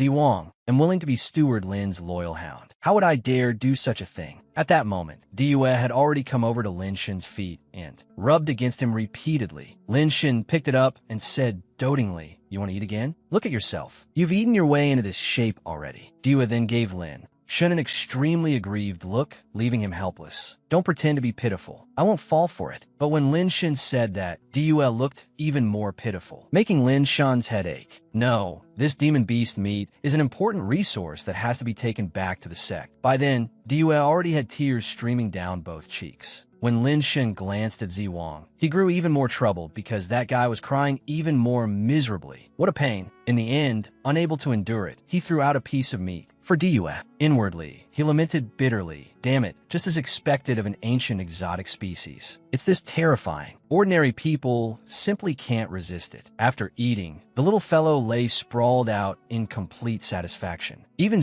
Wong at the side could not resist this level of adorableness. Suddenly, Due seemed to show some unusual reaction. Wong worriedly asked, good boy, what's wrong? What's wrong? But then Due exhaled a glowing ball from its mouth, and it grew bigger and bigger, floating in the air. Wong curiously reached out, intending to touch it. What is this? To his surprise, it released a powerful burst of energy that sent even a fat man like him flying. Due laughed happily at the side, as if it had nothing to do with him. Lin Shun gritted his teeth and thought this power. It's probably equivalent to a strike from the early Tianshu stage. He suddenly recalled, ancient exotic species are indeed extraordinary, cute and powerful, and even more lustful and wicked than that stupid panda. Lin Shun became worried about Shui Lingyun. Speaking of which, I wonder how Lingyun's trial is going. But before long, he was cheerful again, as usual. Ah, forget it. I'll sleep a little more first. Somewhere outside at this moment, someone was approaching. That person sensed it clearly. The aura recorded by the soul lamp is here. At last, Yinji had arrived.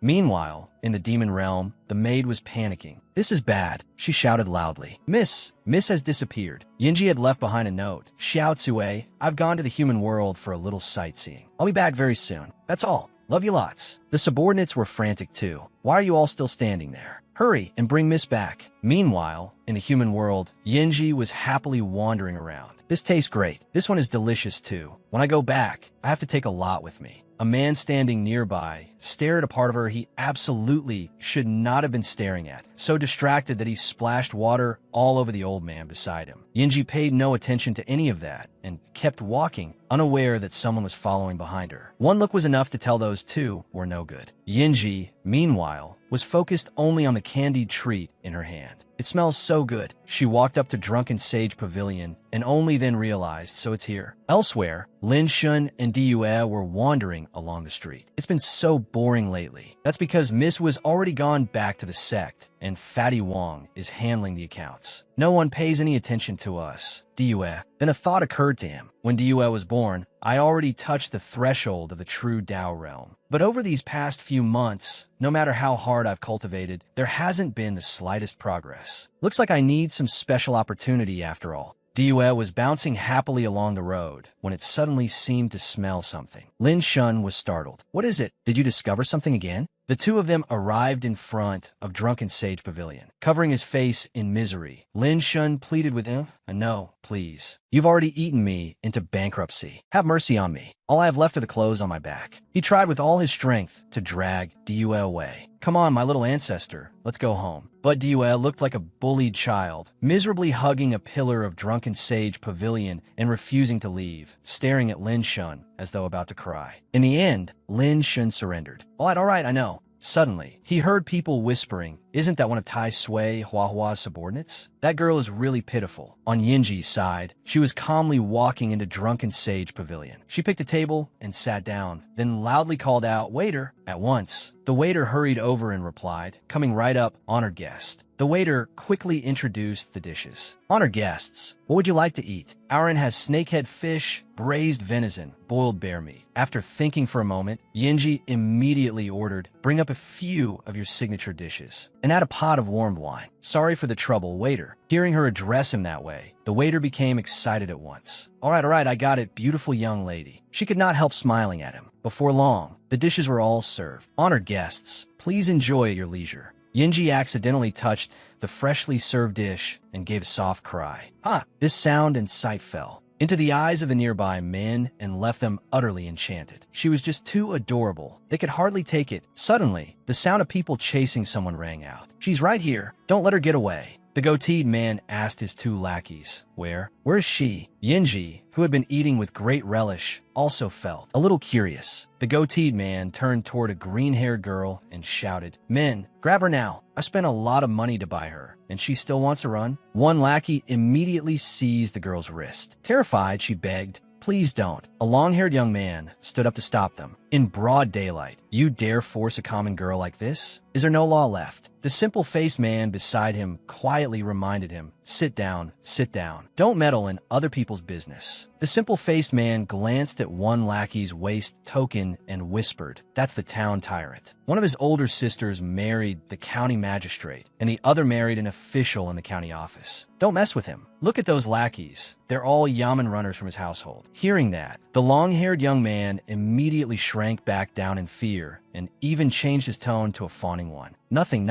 So it turns out you're with the authorities. Sorry for the disturbance. My sincere apologies." On Yinji's side, she could no longer resist the food. This chicken leg was really delicious. She'd have another one. Unexpectedly, her table was suddenly kicked flying by one of the men. The lackey didn't care whose table he had overturned. All he cared about was catching the green-haired girl. "A lowly slave dares come here to eat? Hurry up and come back with us." Seeing the chicken leg rolling across the floor, Yinji was so furious she wanted to devour that lackey alive. "My chicken leg, you dare!" Unable to bear it any longer, she was about to deal with them. "I think you people are tired of living." Just then, Due suddenly appeared and saw the chicken leg on the floor. It quickly ran over and started gobbling it down. Naturally, the goateed man also noticed Due.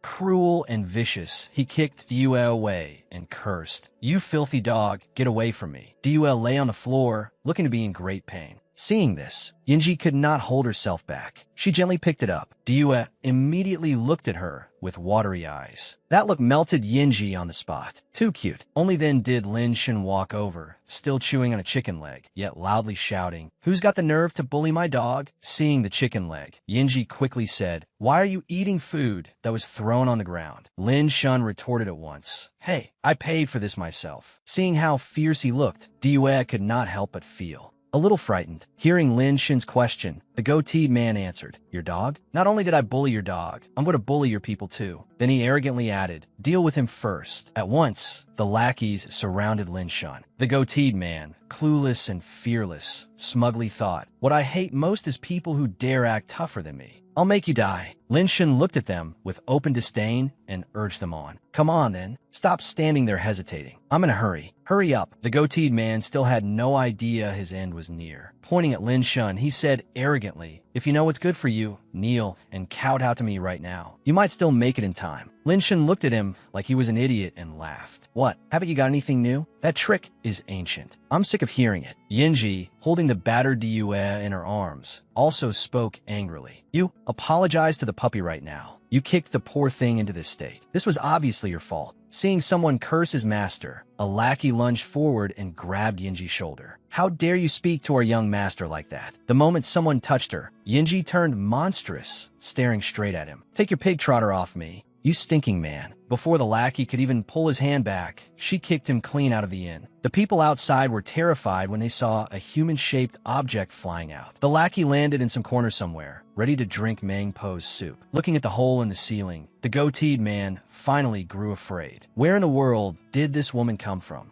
Yinji quickly turned her attention to him. This slap is for the puppy you kicked. The goateed man took one strike from her and both his hat, and his fake goatee flew off. Clutching his face, he looked deeply aggrieved. That dog clearly wasn't kicked by me. Raising Diyue in her hands, Yinji demanded, apologize. Then she fiercely said to someone nearby, you, lend me your weapon for a moment. The simple-faced man and his friend had clearly already hidden away, but he still could not resist commenting, I think she just wants to beat him up, that's all. His timid friend immediately reminded him, lower your voice. Mixed into their conversation were the goateed man's screams of pain. Even after beating him for quite a while, Yinji was still angry. I never expected this guy to be so stubborn. He's already turned into a pig-headed freak and still refuses to apologize. Meanwhile, the pig-head she spoke of was on the verge of meeting his ancestors. She suddenly noticed two people hiding behind the wine counter and asked in confusion, why are you two hugging each other for no reason? At that moment, Lin Shun, standing to one side, suddenly noticed, my dog doesn't seem quite right. And indeed it was true. Diyue was lying on the floor, practically at death's door. Seeing this, Yinji hugged it even tighter, deeply worried. Puppy, who beat you into this state?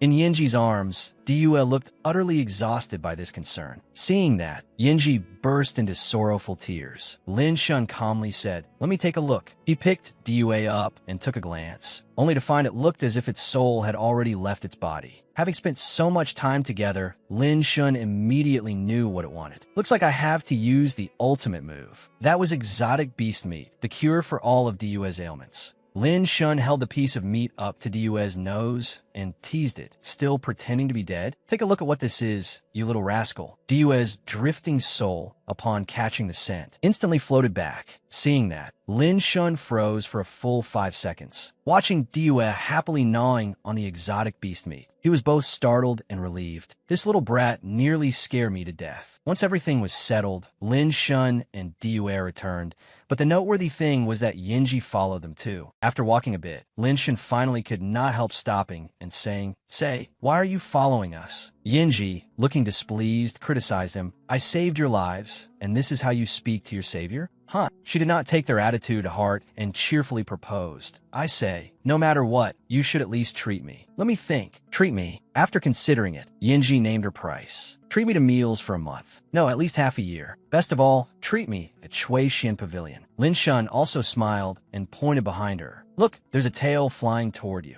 Innocently taking it seriously, Yinji happily turned to look. Where? And what kind of person was Lin Shun? He immediately took off running as fast as he could. Realizing she had been tricked, Yinji shouted furiously, you bastard, ungrateful wretch, stop right there. After returning home, Lin Shun began focusing on his cultivation. The one who had just cursed him for being ungrateful was now off to the side, eating and drinking her fill together with Diyue. Lin Shun looked at them and sighed. I'm becoming more and more numb. It must be that stinking woman's terrifying appetite affecting my usual state of mind. Suddenly, a strange sound came from the ceiling. Lin Shun immediately raised his voice in vigilance. Who's there? The noise grew clearer and clearer, making Lin Shun grip his sword warily. Unexpectedly, the source of the strange sound was Yinji and Diyue, hanging upside down from the ceiling beam. Only after they had played to their heart's content and grown tired did they finally drop back to the ground. Yinji was still gnawing on a chicken bone. Lin Shun, seeing this, was annoyed. These two little brats again. Eat, eat, eat. All you do all day is eat. Yinji picked up a chicken leg and offered her opinion. If you keep cultivating like a madman, you definitely won't train anything out of it. If you don't go find Divine Thunder to fuse with this Azure Emperor 6 arts, how can you make any progress? How could Lin Shun believe a glutton like her? What would you know? She did not care about his reaction. Fine if you don't believe me. It's not like I need your trust, she thought to herself. What? Am I supposed to tell you that just last month I kicked old Azure Emperor in the butt? Lin Shun also had his own thoughts. Then again, last time he absorbed the Guishui Divine Thunder on Lightning Pool Peak, his cultivation really had improved tremendously. Could it be? For some reason, Lin Shun suddenly became enthusiastic toward Yinji. My lady, I was blind as Mount Tai. About that Divine Thunder you mentioned. Tell me a little more. Seeing such a dramatic change in attitude, Yinji felt nothing but disdain. Yinji put on a serious thoughtful expression. Seeing that, Lin Shun hurried to fetch a reclining chair. You must be tired from standing. Come sit here. I'll even give you a massage. Since she had the chance to enjoy herself, why would Yinji refuse? Thinking he at least showed some sincerity, she happily said, "Fine, I'll tell you the key point." She slowly continued. The Azure Emperor 6 arts originally belongs to Eastern Wood. It is one of the supreme cultivation arts in this world. Yinji told Lin Shun, in the 5 elements, Sun is wind and Jun is thunder, and both Sun and Jun belong to the wood element. The Azure Emperor 6 arts is one of these 2 categories. It belongs to thunder arts. She slowly explained. That is why the Azure Emperor 6 arts needs to absorb all kinds of divine thunder to build its foundation. Moreover, different divine thunders refine different properties. For example, the Blood River Divine Sword. Lin Shun listened in a daze. The indestructible body of myriad thunders. I've heard that name before, but I don't understand it. And what do the Blood River and Divine Sword have to do with thunder? Arts. Yinji immediately replied, "Where do you think the Blood River comes from? It comes precisely from endless Een thunder, surging ceaselessly, inexhaustible, and ever-flowing." Hearing that, Lin Shun's mind started turning, and he smiled ingratiatingly at Yinji. "If divine thunder is that powerful, where exactly can I find it?" Yinji did not hide it. "You're in luck. I just happen to know some news related to divine thunder." However, seeing her hesitate, Lin Shun grew anxious. "However what? Just say it. Any condition, I'll agree to it. Just tell me." But when he had to carry such a huge sack, even Lin Shun could only grimace and endure it. Seeing that girl once again skillfully walking along while holding a chicken leg and eating together with Diwa, he put down the pile of things, rubbed his back, and said, "Listen, my lady." Then he regretfully thought that a few days ago, he really should not have agreed to her so casually. But that girl had calmly said, "However, I want 1,000 chicken legs." That had terrified him. He could only try to reason with Yinji. "Can we really carry this many chicken legs with us? This isn't a good idea. Why not leave them back at the sect and eat them when we return?" But she stubbornly insisted, "No, the chicken legs are all mine. What if we leave them in the sect and someone secretly steals them? Just look at that fatty Wong. One glance is enough to tell he's the type who sneaks food." Hearing that, Diwa also seemed to recall Fatty Wong's gluttonous image. On hearing this, Lin Shun could only sigh helplessly. The two of them had already traveled for half a month when Yinji turned and said, "We're almost there. I heard that once we cross Snowview Mountain, we'll reach the Wildwood Sea. In the Forest Sea, there are many demon beasts that eat people. There's also a huge mineral vein inside that no one has dared to mine. It may well have bred Gung Metal Divine Thunder there." She continued, "Gung Metal Divine Thunder is divine thunder formed through resonance between heavenly thunder and a metal-attributed mineral vein. It is innately born carrying the sharp energy of the metal attribute." As he listened, Lin Shun asked somewhat doubtfully, "You heard it said. It may be there." But she calmly replied, "That's right. Is there a problem?" Lin Shun could only laugh helplessly before exploding. "This is the exact divine thunder information you were talking about. Spit back every chicken leg of mine that you ate." Seeing how angry he was, Yinji fell backward and trembled as she said, "If we can't find the divine thunder, that only means you're not capable enough. What's the use of yelling at me here?" The angrier he got, the louder he shouted, "And you still dare sophisticate? I think you people are just..." Suddenly, he heard something from the distance and turned to look, asking in confusion, "What was that sound just now?" Then a huge explosion rang out, and a flock of birds hurriedly took flight. Sensing danger, Lin Shun prepared to head over. "Come on, let's go take a look." At the place where the explosion had come from, the leader shouted, "Quick, quick, quick, set up the formation." But one of his subordinates immediately reported the urgent situation. "Boss, we're about to be unable to hold on any longer." Hearing that, the leader replied, "Fine, get inside quickly." Irritated, he thought, what rotten luck. This formation this time is extremely valuable. Suddenly, a ferocious gorilla charged out from nowhere. But instead of being afraid, the group laughed and said, "Now that it's inside the formation,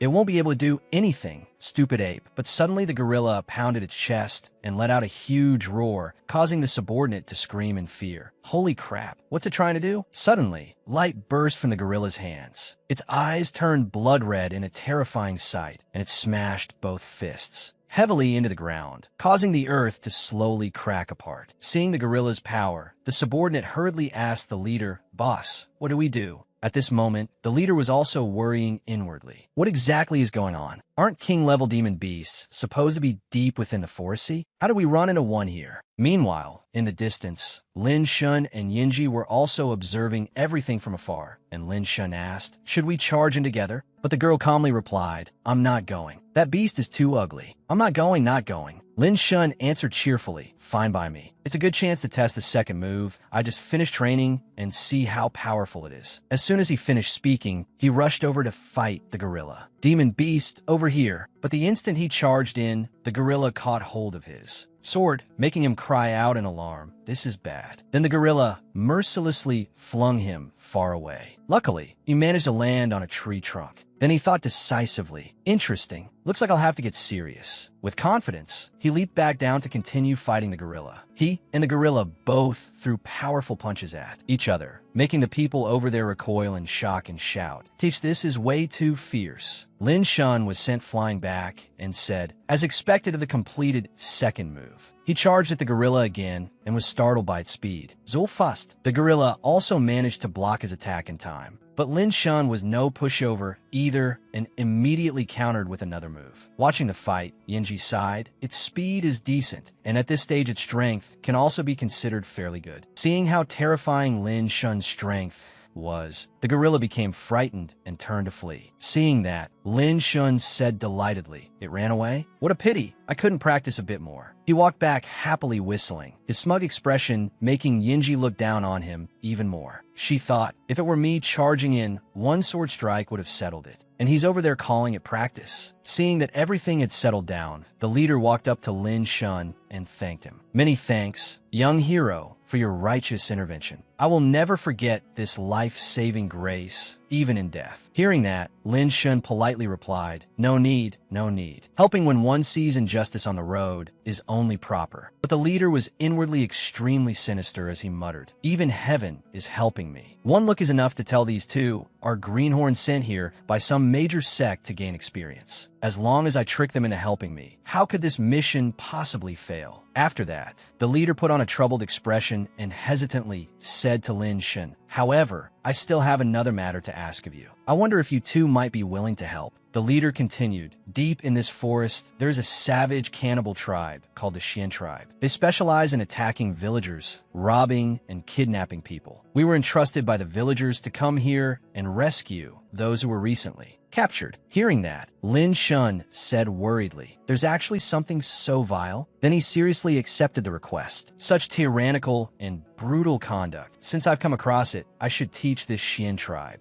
a lesson they'll never forget." After saying that, the leader brought him to the Xian tribe and said, "Look, that is the Xian tribe's mountain stronghold." At the sight of the stronghold, Lin Shun was startled. "That is..." Then he was surprised by the guard standing high above and hesitantly said, "That is the demon race?" General Yinji spoke up. "So they really are from the demon race. I wonder which demon lord they serve under. There are so many demon lords. Surely it can't be such a coincidence that we'd run into someone I know here." Remembering the horrific scene of demon lords slaughtering humans, she could not help but shiver. Yinji said calmly, "The strong of the demon realm fight for power and status. Slaughter within the clan never stops. Today it's one king, tomorrow it's another. But what does any of that have to do with a super beautiful, lovely, charming, heart-stirring lady like me?" Her spirit beast widened its eyes and let out a tiny cry. Suddenly, the one standing behind them spoke up in warning, "The enemy is here." Lin Shun immediately cried out, "This is bad." It was a patrol soldier. Then another blew a horn to alert all the troops. The demon race leader, Mumu, held a black staff and said sternly, "So it's you people again. Last time we spared your lives and left you a way out. Yet today you still dare come here." Someone appeared behind him and said, "Elder, let me teach them a lesson." The speaker was a high-ranking general of the demon realm, Kanga. He had two huge horns on his head and a body packed with muscle. With bow and arrow in hand, he looked truly imposing. Suddenly, a bird screeched and flew over. It transformed into a bow and arrow that settled neatly into Kanga's hand. Everyone was utterly shocked. What? That bird turned into a bow and arrow The blond man said, "That trick again. Good thing I came prepared this time. Form the array." Yet Lin Shun replied lightly, "No need." He executed a technique and shattered the arrow into pieces. Yinji stared in shock, mouth agape. That's actually an ancestral spirit technique. Wasn't that lost in the demon realm hundreds of years ago? And yet it's still being passed down in the human world. In her mind appeared the image of Lei Ming sucking away other people's true chi. As far as she knew, the techniques now circulating in the demon realm were ghost spirit techniques. By absorbing the resentful spirits of those who died unjustly, one could rapidly form streams of baleful energy of immense power. The ancestral spirit line, however, relied on heroic spirits linked to heaven and earth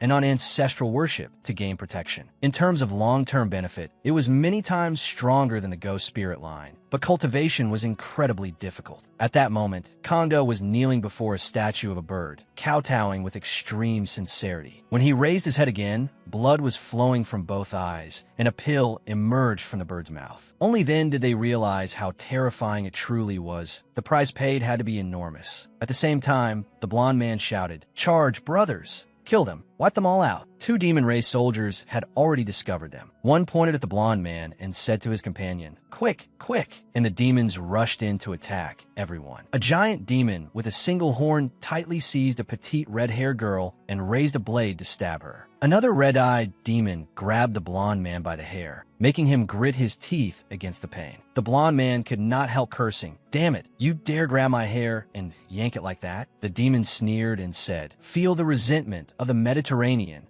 Suddenly, an arrow shot through the air with a whistling sound, followed by a muffled cry. The blond man had been hit by the arrow. The archer was Konda. Lin Shin stepped closer to him and said with certainty, "So you're the one best at fighting. Here." Then he cursed at him, "You dog thief, take my palm strike." As soon as he spoke, he immediately launched a sword technique. Konda whistled. Very quickly, an eagle flew over and perched on his two horns. Konda easily dodged Lin Shun's sword thrust. Not only that, he even taunted him, "He missed me." Nye, his mocking attitude made Lin Shun so angry his insides burned. Konda thought to himself, "Black Crow aircraft." Then he took up an arrow and said with complete confidence, "Watch me counterattack." As soon as he finished speaking, he shouted, "Ha!" A sharp white streak then attacked Lin Shun, who was standing on the tabletop. Lin Shun dodged aside in a flash, avoiding the fierce strike. Its power shattered the wall behind him. When he leaped into the air, it turned and pointed straight at him, making Lin Shun curse. Holy shit, is this arrow tracking with advanced guidance, or what? It moved too fast for Lin Shun to evade in time, and then it pierced into his neck, spraying fresh blood.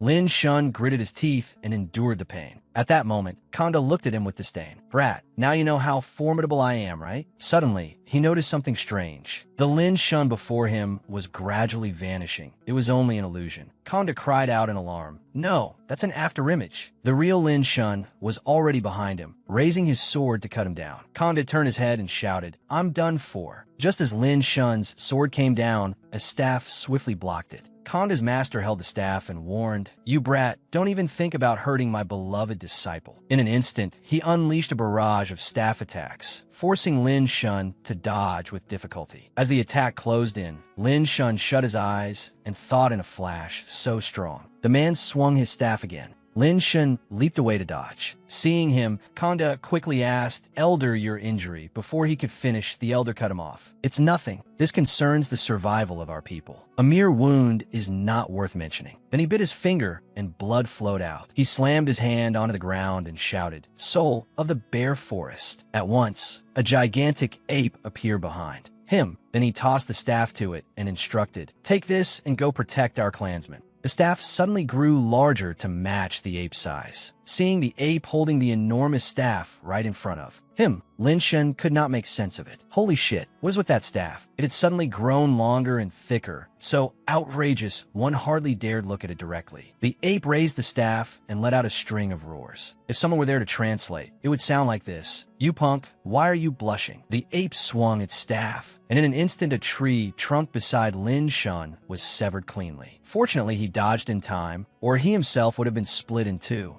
Lin Shun felt a little fearful. This power was many times greater than that of the gorilla from before. The ape opened its mouth and roared loudly. Yinji sat on a tree branch beside a bird's nest, commenting excitedly. What an intense fight. But even like this, they still can't beat that brat. At that moment, Lin Shun was being driven backward, and he gritted his teeth and said, Suddenly, he burst out laughing and said excitedly, "It's been a long time since I've felt like this. The last one who pushed me into this state was an annoying white-haired brat." As soon as he said that, an earth-shaking power burst from him. His eyes blazed with fighting spirit, and a huge azure dragon appeared behind him, making his power even more overwhelming. As though fueled by that very rage, Lin Shun flew straight at the ape and shouted a challenge. "Come on, fight me to the death." Suddenly, a flock of white birds descended from the sky, gliding gently through the air. The ape swung the staff at him with all its might, and Lin Shun hurriedly dashed to one side to avoid it. The attack came too fast for him to fully evade, so he hastily raised his sword to block. Sweating, he thought, "What terrifying strength. I can't keep dragging this out." Standing behind the ape, the elder directed it. "Take this chance and deal him a fatal blow." Lin Shun guessed that the staff seemed to be made of iron. Maybe I could try that move. He immediately unleashed dragon intent, and countless bolts of lightning shot toward the staff, carrying massive currents with them. The ape was instantly electrocuted all over. The elder's face began to crack, and blood started flowing from his nose. He could not believe it. How is that possible? Not long after, he collapsed to the ground. Konda cried out anxiously, "Elder!" Lin Shun shouted, "Demon race, your doomsday has arrived." Then he leaped up and slashed the ape across the shoulder. Very quickly, it fell to the ground, groaning in pain.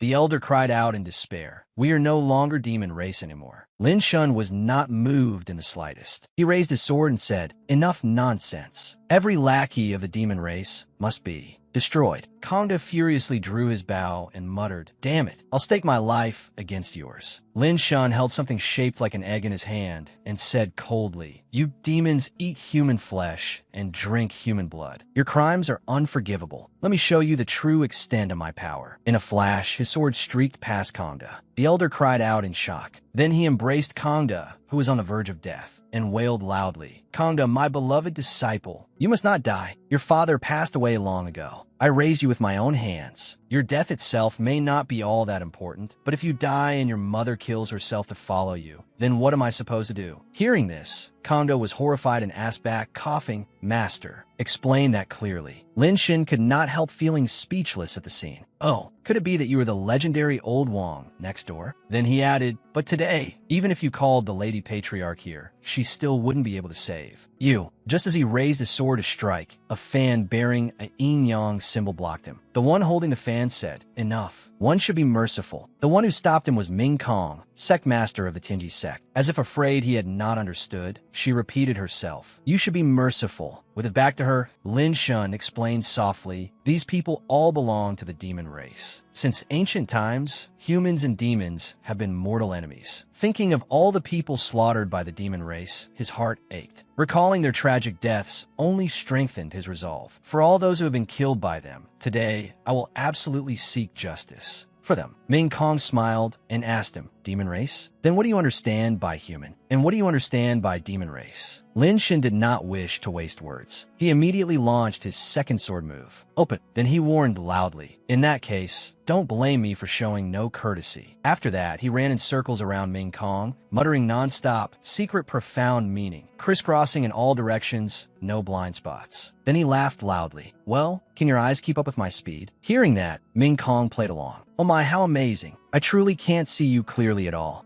As soon as she finished speaking, she pointed straight at Lin Shun's face and said, "Right here." That left him standing there stunned, not daring to move. Having been defeated by a woman, he could only curse inwardly. Damn it, how can this woman be this strong? Impossible. She clearly only has the aura of the Tiangang realm, and her speed is obviously slow. Lin Shun closed his eyes and slowly began to sense. Here, he thought briefly, why do I have this illusion? No matter how fast my sword is, I still can't avoid it. Let me try again. With that thought, he closed his eyes and tried once more. Ming Kong did not know what he intended, so she sneered, "What you're doing is useless anyway." Then she delivered a heavy chop to his neck. Lin Shun trembled, encouraging himself, "Move, move. She's only in the Tiangang realm." Watching him tremble all over as he struggled, she kindly reminded him, "Useless. I've already immobilized you." No matter how hard Lin Shun struggled, it made no difference. He cursed inwardly, "Damn it, I'm no match for her at all."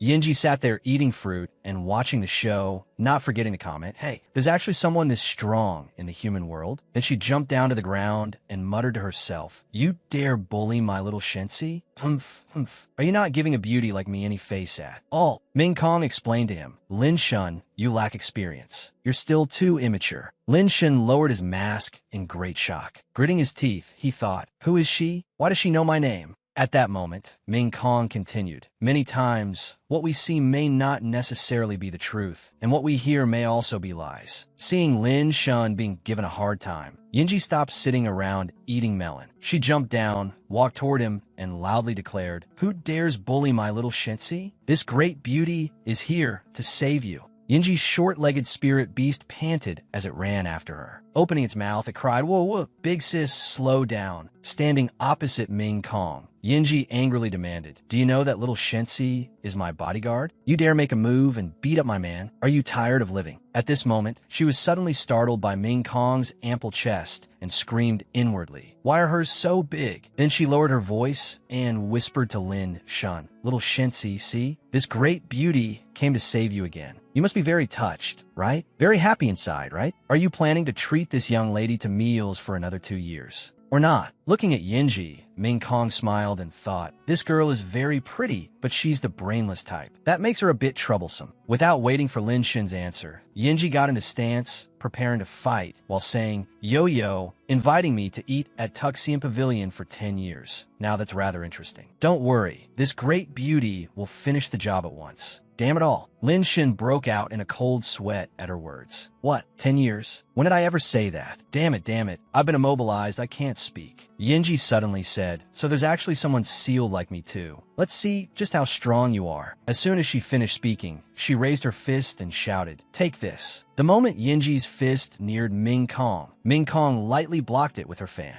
Yinji withdrew her fist and gritted her teeth. She blocked my attack that easily. When she switched moves and kicked with her leg, Ming Kong again stopped it effortlessly. Yinji was shocked. "What? Again?" Ming Kong opened her fan and covered her mouth as she asked Yinji, "Who are you? Why have I never seen you before?" Yinji immediately replied, "Why don't you guess?" Ming Kong then pointed her fan toward Yinji's head and used one finger of heaven and earth against her. She even sighed, "That's true. The world is vast. How could I possibly know every expert under heaven?" Yinji was struck by the move and crouched down, clutching her head, trembling all over, tears pouring down like rain. It hurt so much, feeling that she might have gone a bit too far in bullying a little girl. Ming Kong rubbed her head to comfort her. "Sorry, little sister. I used a bit too much force." Yinji was still immersed in the pain, and from her mouth came 55,555. At some point, Kanda had managed to stand up again. Drawing his bow, he declared with complete confidence, "Taking your heads is as easy as turning over one's hand." The instant he finished speaking, the arrow left the bow and shot straight at the chest of a young man standing near Lin Shun. Immobilized and unable to move, Lin Shun could only watch helplessly as yet another person was cruelly slaughtered by the demon race. At that moment, an arrow shot right in front of him. If it had flown just a little higher, he would have been rendered childless forever. It was a terrifying thought. Lin Shun trembled as he stared at the arrow before him, only able to scream inwardly. Right after that, 3 more arrows were fired, all landing near where Lin Shun stood. Luckily, none of them struck him, but by now his face had turned pale with fright. Helpless, Lin Shun shouted, "Big sis, pay a little attention to me." Yinji, in a runner's starting pose, gritted her teeth and said angrily, "This is pissing me off." Right afterward, she hoisted Lin Shun over her shoulder like a sack and dashed off like smoke, shouting, "I didn't bring a weapon. I can't beat her, run." Her pet spirit beast, following her order, hurried after them as well. Ming Kong stood where she was and watched their backs, without the slightest intention of chasing them. She smiled and thought, "Those two are interesting." The blonde man said, "What a pair of useless fools." The moment he finished speaking, he was hit by an arrow. Another person said anxiously, "Captain, that crow is too formidable." And so the group shouted to one another, "Retreat, hurry, retreat." Lin Shun and Yinji stopped to rest near a stream. After washing his face clean, he complained to her. What exactly was that all about? She was clearly only at the Tiangang realm chi stage. While I, aggrieved, he continued, I didn't have the slightest strength to fight back. Seeing him so discouraged, Yinji patted him on the shoulder and comforted him. That's perfectly normal. Don't think that just because you're now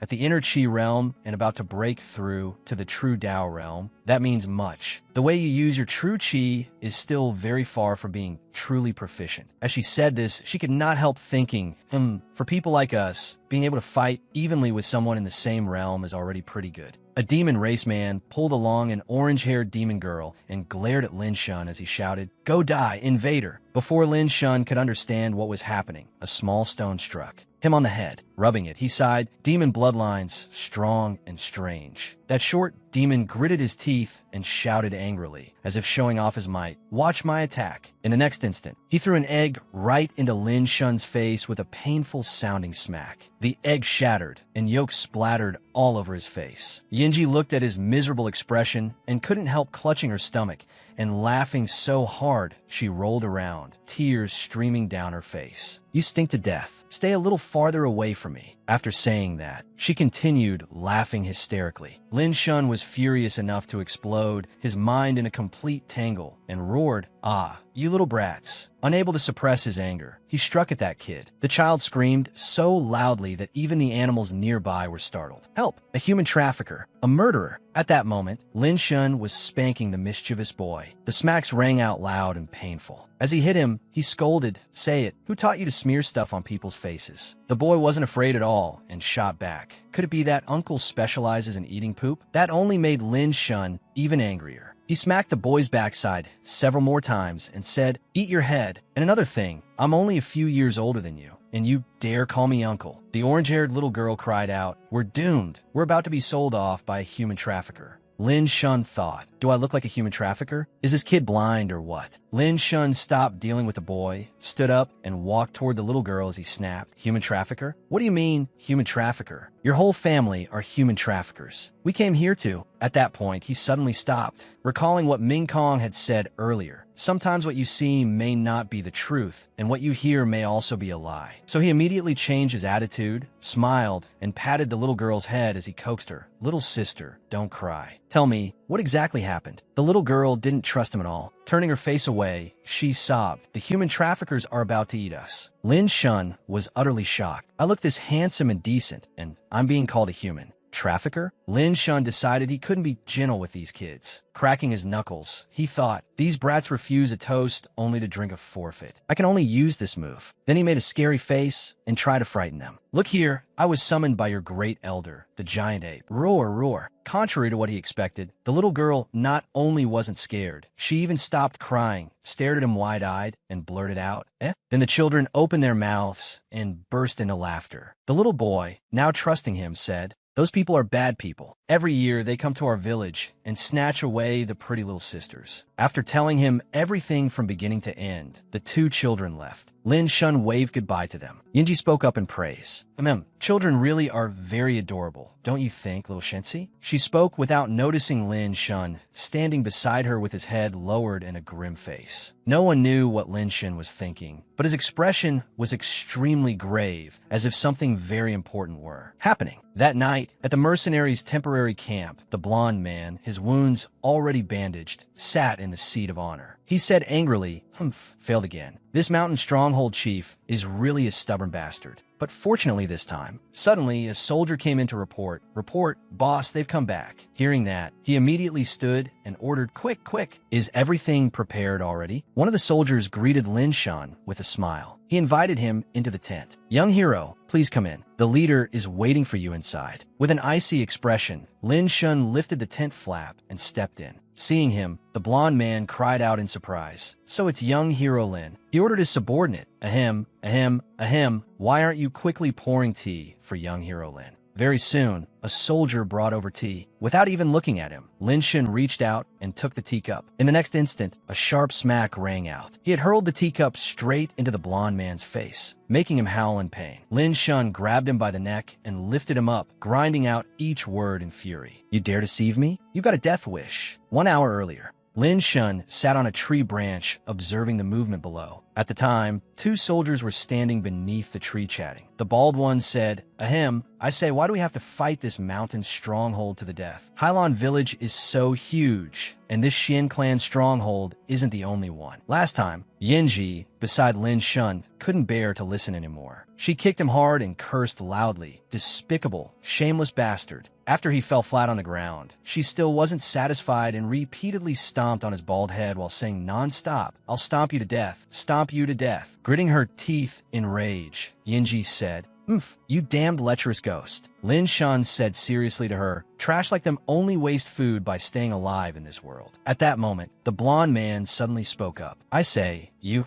and her should have just obediently drunk this cup of tea. Wouldn't that have been much better? That way, it wouldn't have hurt the harmony between the two." Besides, hearing that, Yinji was startled and put down the teacup she was half finished drinking. Then she collapsed to the ground, unconscious. Lin Shun anxiously called her name. "Yinji." Lin Shun held his sword in hand and looked in shock at Yinji on the ground. Raising his sword, he said to the blonde man, "You brought this on yourself." Immediately, Lin Shun attacked him. That strike was blocked. Afterward, the man laughed sinisterly. "Did you think I only prepared this one trick? How naive." As soon as he finished speaking, Lin Shun dropped to the ground with a thud. He could feel the circulation of his true qi suddenly slowing, and no matter how hard he tried, he couldn't reverse it. The man picked up an incense burner and smiled. "I'm the kind of person who does everything very carefully." It could be said that the incense burner was his backup plan. As soon as he finished speaking, he ordered his subordinates, "Men, tie them up at once." A while later, the two were locked inside the tent with Yinji. The blonde man laughed and said, "Although it's a pity I couldn't break into this stronghold and capture slaves, being able to catch two high-quality slaves like these isn't bad either. I can still make a bit of money." The booming laughter of the two men woke Yinji from her unconsciousness. Frowning, she said, "You dare capture me, Lord Yinji, and make me a slave? Are you tired of living?" The blonde man showed no fear at all at her threat and flirtatiously replied, "Beauty, stop struggling. If your body gets injured,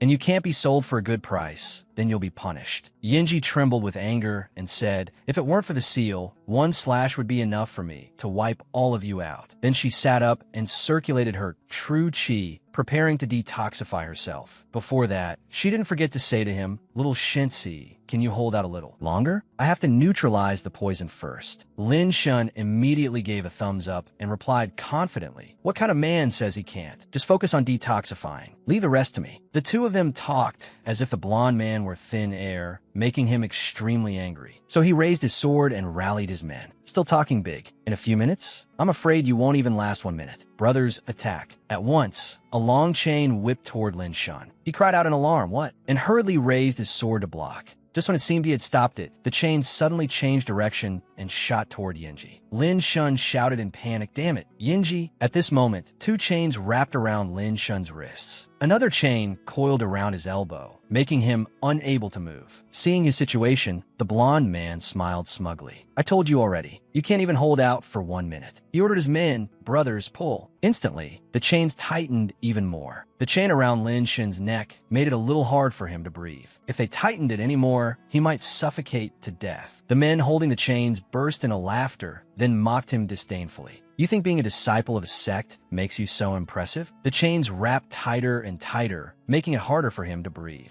Lin Shun thought, "This is bad." Suddenly, Yinji's pet leaped over. He thought it would scratch the enemy and save him, but unexpectedly, it sat on top of his head and opened its mouth to cry, "Roar, roar." Lin Shun couldn't make sense of what use such a pointless action had. Yet something unexpected happened. From who knew where, lightning crackled through the tent, and Lin Shun's whole body lit up. Groans and cries rang out as the people holding the chains collapsed to the ground, smoke rising from their bodies. At this moment, he couldn't help but praise it. "Miaoyue, well done." Being praised made Miaoyue bloom with delight, and it let out a spoiled little meow. That cry didn't sound quite right. He seemed to sense something and asked it, "Miaoyue, that expression of yours, could it be?" Before Lin Shun could finish, it let out 2 little whimpers. Its whole body crackled with electricity, and Lin Shun was blasted upward by the shock. He yelled loudly, "Wah! Enough, enough, stop shocking me." 1 minute later, Lin Shun too was shocked down onto the ground, smoke rising from his head. The blonde man pointed at him and said, "It has another trick like that? Archers, get into formation." After waiting and still not seeing them, he turned around and angrily asked, "Archers, where are they? What did the archers all run off to?" Just as he finished speaking, Ming Kong pushed open the door and walked in, saying calmly, "No need to shout. All of the archers under your command have already." Hearing that, he immediately ran outside, and the scene before his eyes filled him with terror. His brothers were sprawled all over the ground. The blond man raised a sword and charged at the bald man, saying disdainfully, "It's you. Just a mere small Tiangong banner. Everyone attack." At some point, Ming Kong had already stepped forward. She lightly flicked her fan once, and the group was sent flying, their screams of pain ringing out. Gritting his teeth, he stared at her and thought, "This woman doesn't look easy to deal with." Of the 36 stratagems, fleeing is the best one. With that, he quickly turned and ran. Holding a chain, Lin Shun walked up to Ming Kong and sincerely said, "Many thanks, miss, for stepping in to save us." Yinji, meanwhile, sat proudly in a corner with her arms crossed and said, "Humph, who needs you to play the good person? This little bit of poison, I'll be done dealing with it in a moment." "No, that's not right. Why do I still feel so uncomfortable inside?" At this moment, Ming Kong abruptly said, "Lin Shun, you still have too little experience in the world." Yinji nervously picked up Miayua, and the medicine bottles on her person fell out. The next second, she had already found the item. It was a divine artifact, one capable of endless devouring. Hearing Ming Kong say that, Lin Shun couldn't help but ask, "Who are you?" She answered only halfway, "I am." No one knew when, but Yinji had already raised her axe behind Ming Kong and was about to strike. She shouted loudly, "Ja, die." Ming Kong merely said calmly, "Your timing is perfect." Instantly, she raised her fan and blocked Yinji's attack. Not only did Lin Shin not stop the two girls from fighting, he even paid money to buy melon seeds and watch the show. "Boss, give me half a kilo of melon seeds." As for the two girls, the battle was still extremely fierce. Yinji swung another chop at Ming Kong, who lightly sidestepped it. Lin Shun spread out a mat, drank tea, cracked melon seeds, and commented on the fight. What an excellent heaven and earth sweep move. To use such a crude and heavy weapon like a giant axe and still produce such delicate, skillful techniques is truly astonishing. Just as Yinji leaped up and swung her axe, Ming Kong quietly stood watching. Lin Shun took a huge bite of watermelon and said, "Hey, this move is as fierce as a storm." The accuracy of her strikes seems to be affected by her inner chi. Not long after, Ming Kong had grabbed Yinji by the neck, making her howl, "Let me go." As soon as Yinji finished speaking, Ming Kong easily flipped her to the ground. Yinji grabbed Ming Kong by the hair and pinned her down in the grass, then glanced at Lin Shun and said, "Lin Shun, why aren't you getting over here to help me?" Lin Shun, who had been sitting there eating melon, got called out by name and felt itchy all over. Inwardly, he thought, "What, do I look stupid?" Avoiding Yinji's gaze, he guiltily replied, "Those of us who practice martial arts always value fairness, openness, and justice. This is a duel between the two of you, so it wouldn't be proper for me to interfere." Hearing that, Yinji's eyes turned misty with tears, and she reproached him, "Lin Shun,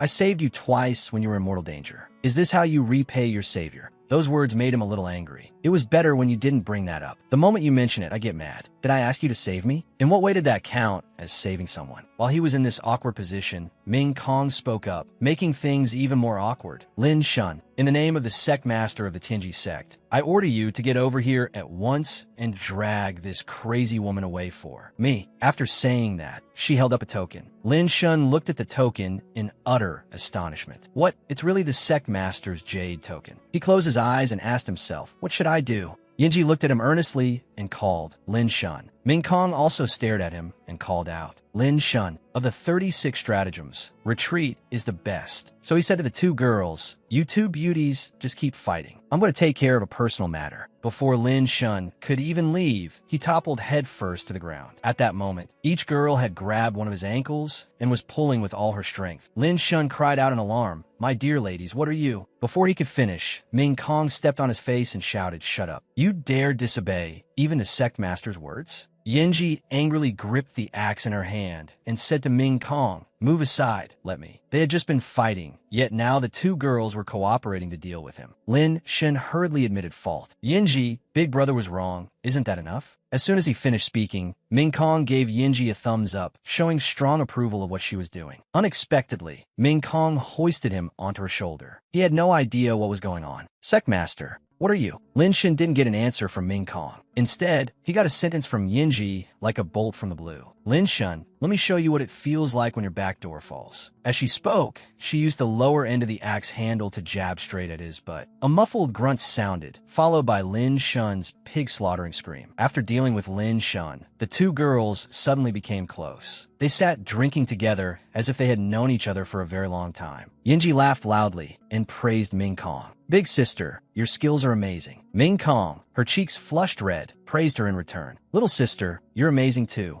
Lin Shun had been tossed aside and was now hanging from tree. He kept shouting loudly, trying to draw the attention of the two girls who were busy drinking. Let me down, let me down. The kind innkeeper tossed him a steam bun and said, here's a mantu for you. Don't disturb the two ladies while they're eating. The taste of the bun made his face change color. Durian flavor? Ming Kong recounted, these demon race people were the ones I led with me back when I was stripped of my position as the 12th Divine General. Hearing that, Yinji was shocked. So Big Sister was the 12th Divine General in your previous life. No wonder your skills are so good. Ming Kong said seriously, I only just learned that their original plan was to capture slaves, so I attacked them. If I had known earlier, then... At this point, she couldn't help slamming her fist onto the table. Yinji also stepped onto the table and chimed in, what I hate most is that their leader got away. Otherwise, I definitely would have chopped him up for meat. Ming Kong gave a cold snort and said, he ran? It won't be that easy. At that time, she instructed a subordinate, go find these things for me. He handed her a bottle and asked, Divine General, what do you want these things for?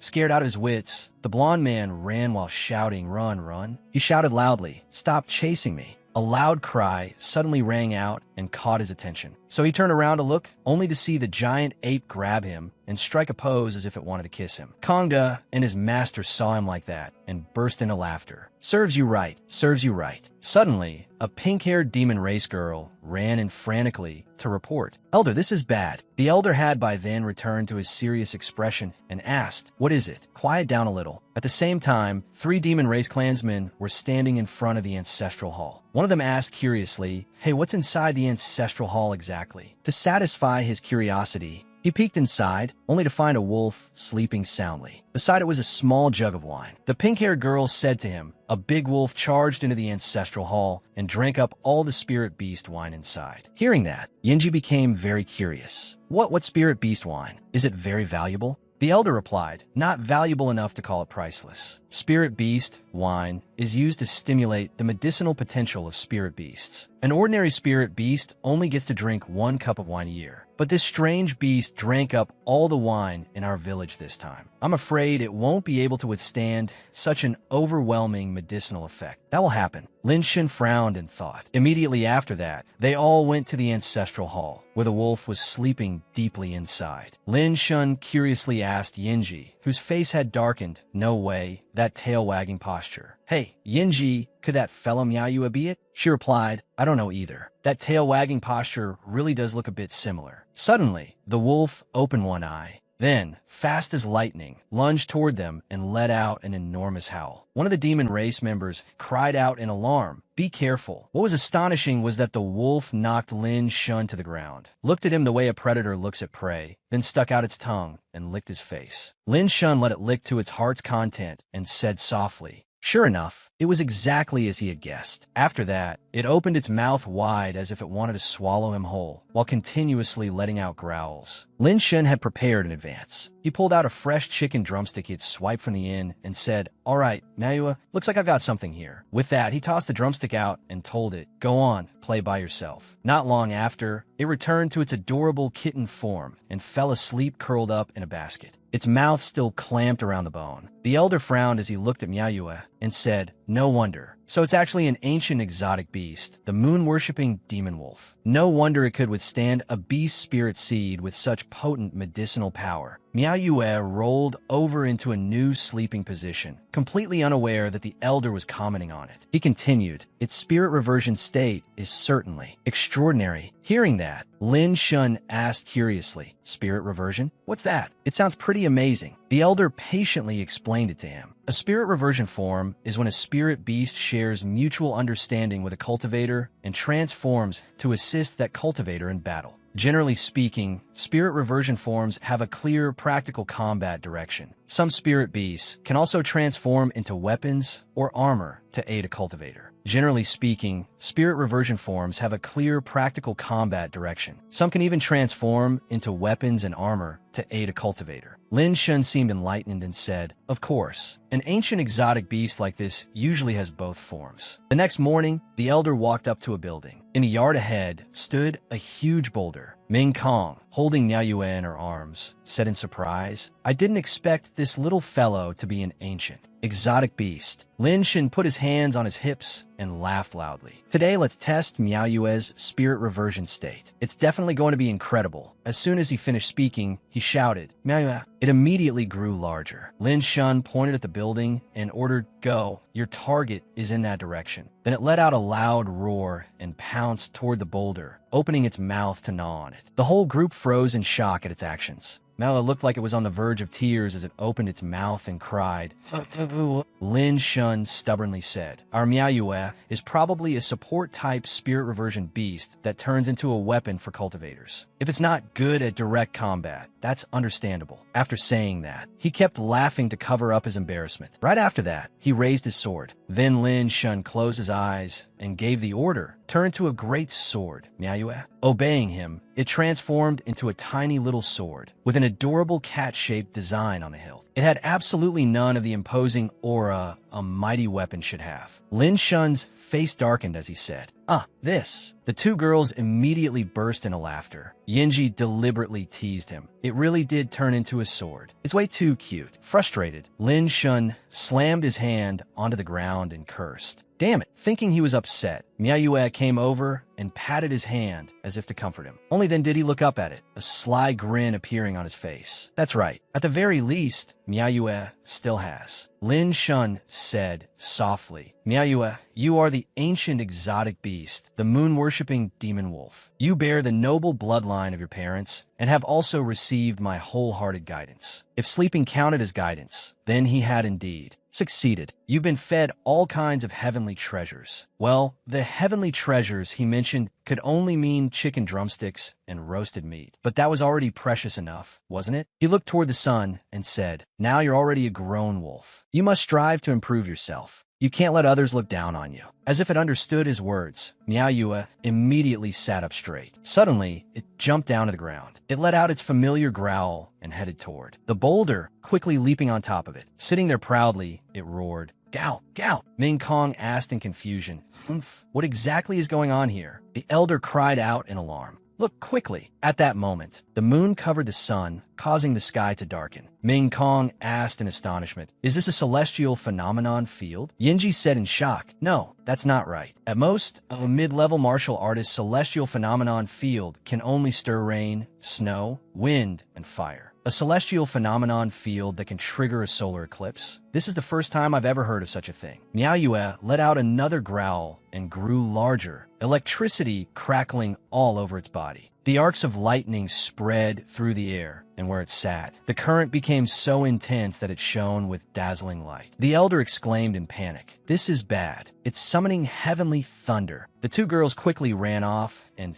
Yinji even shouted loudly, "Hurry and find somewhere to hide." Lin Shun didn't have time to run before Miao Yue pulled him into its embrace. He said softly, No matter where you go, nowhere is as good as your own home. No matter how capable another dog is, it's still not as good as your own dog. Right, Miao Yue?" Heavenly thunder suddenly crashed down, and Lin Shun screamed, "Wah!" After that strike, Lin Shun was badly injured and had his whole face wrapped in bandages. Yinji brought medicine over for him with concern. She carefully tended to him and fed him the medicine, saying sweetly, "Open your mouth." With his eyes completely covered by bandages, Lin Shun couldn't see anything and could only obediently open his mouth. He couldn't see her expression right now. Yinji was actually snickering at him.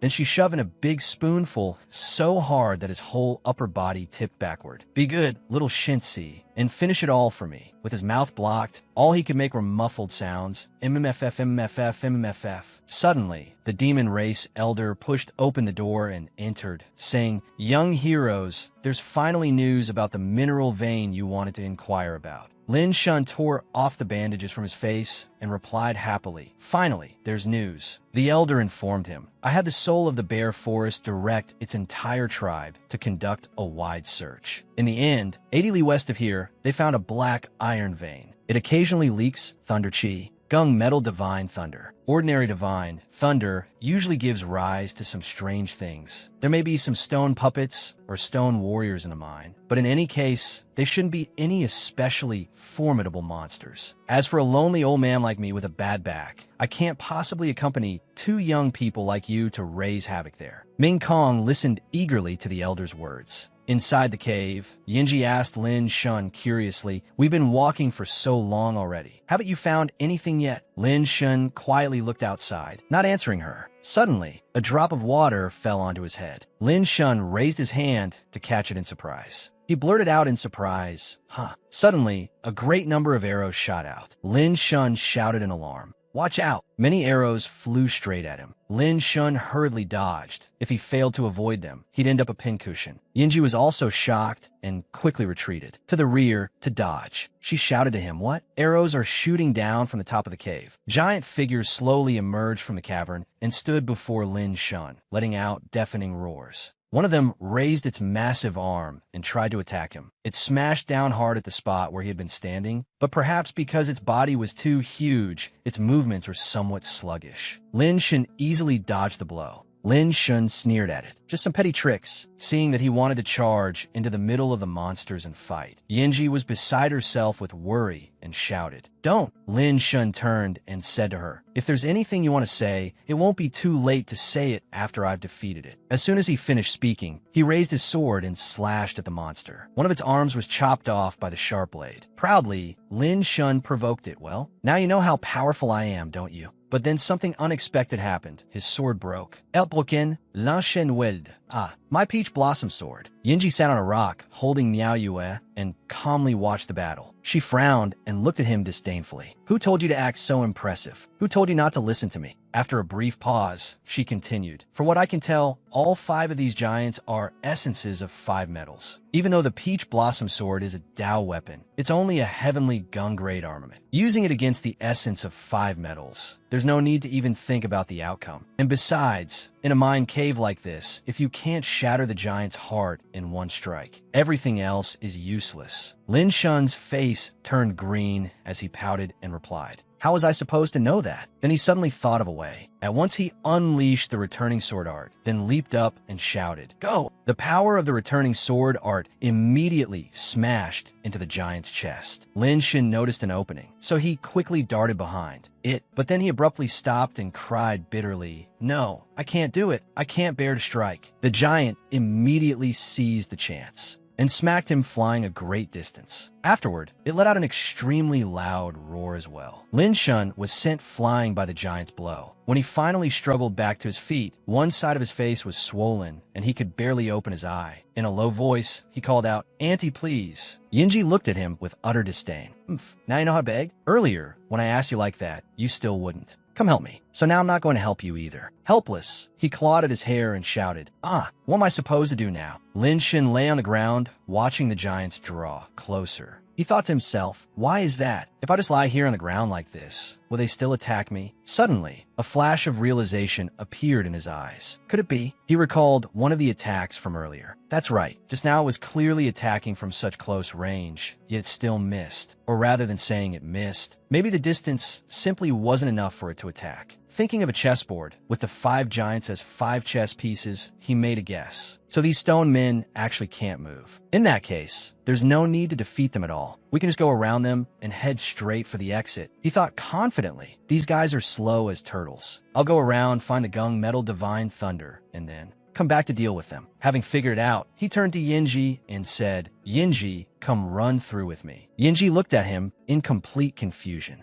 Run through there? What nonsense is he talking now? Cracking his knuckles excitedly, Lin Shun said, "Charge." Not only that, he even started hopping around like a clown in front of the giants. "Teasing you, huh? Ha ha ha, can't catch me. Mad now, aren't you?" Then he ran off at full speed, laughing loudly as he ran. "Can't catch me, can't catch me." Yinji couldn't keep up and kept grumbling. "Lin Shun, you bastard, slow down." After escaping the giants, Yinji bent over and panted heavily. "I'm exhausted to death." Lin Shun pointed toward the cave entrance and said, "The exit is right up ahead." Yinji still hadn't recovered. Bracing herself against a nearby rock, she said to him, running around like that. Suddenly, Lin Shan noticed something, and stones began to fall. He gritted his teeth and said, "This is..." Yinji shouted anxiously, "Lin Shun, be careful. In front of you is a giant stone man with legs so long they reach up to your armpits. On the center of its chest was the character Annihilate." He clenched his teeth and muttered, "Why are this stone man's legs so ridiculously long?" Lin Shin looked toward the cave entrance and saw that another giant stone man had already blocked it at some point. He cried out in alarm, "This is bad. The exit over there is blocked too." A troubled, anxious look appeared on Yinji's face as she said, "We're done for. It's all your fault for running around. Now we're trapped in here." Outside the cave, many strange and terrifying monsters were lying in wait, peering around in search of the two of them. Another monster, shaped like a huge mechanical robot, was furious beyond measure, roaring as it searched relentlessly for Lin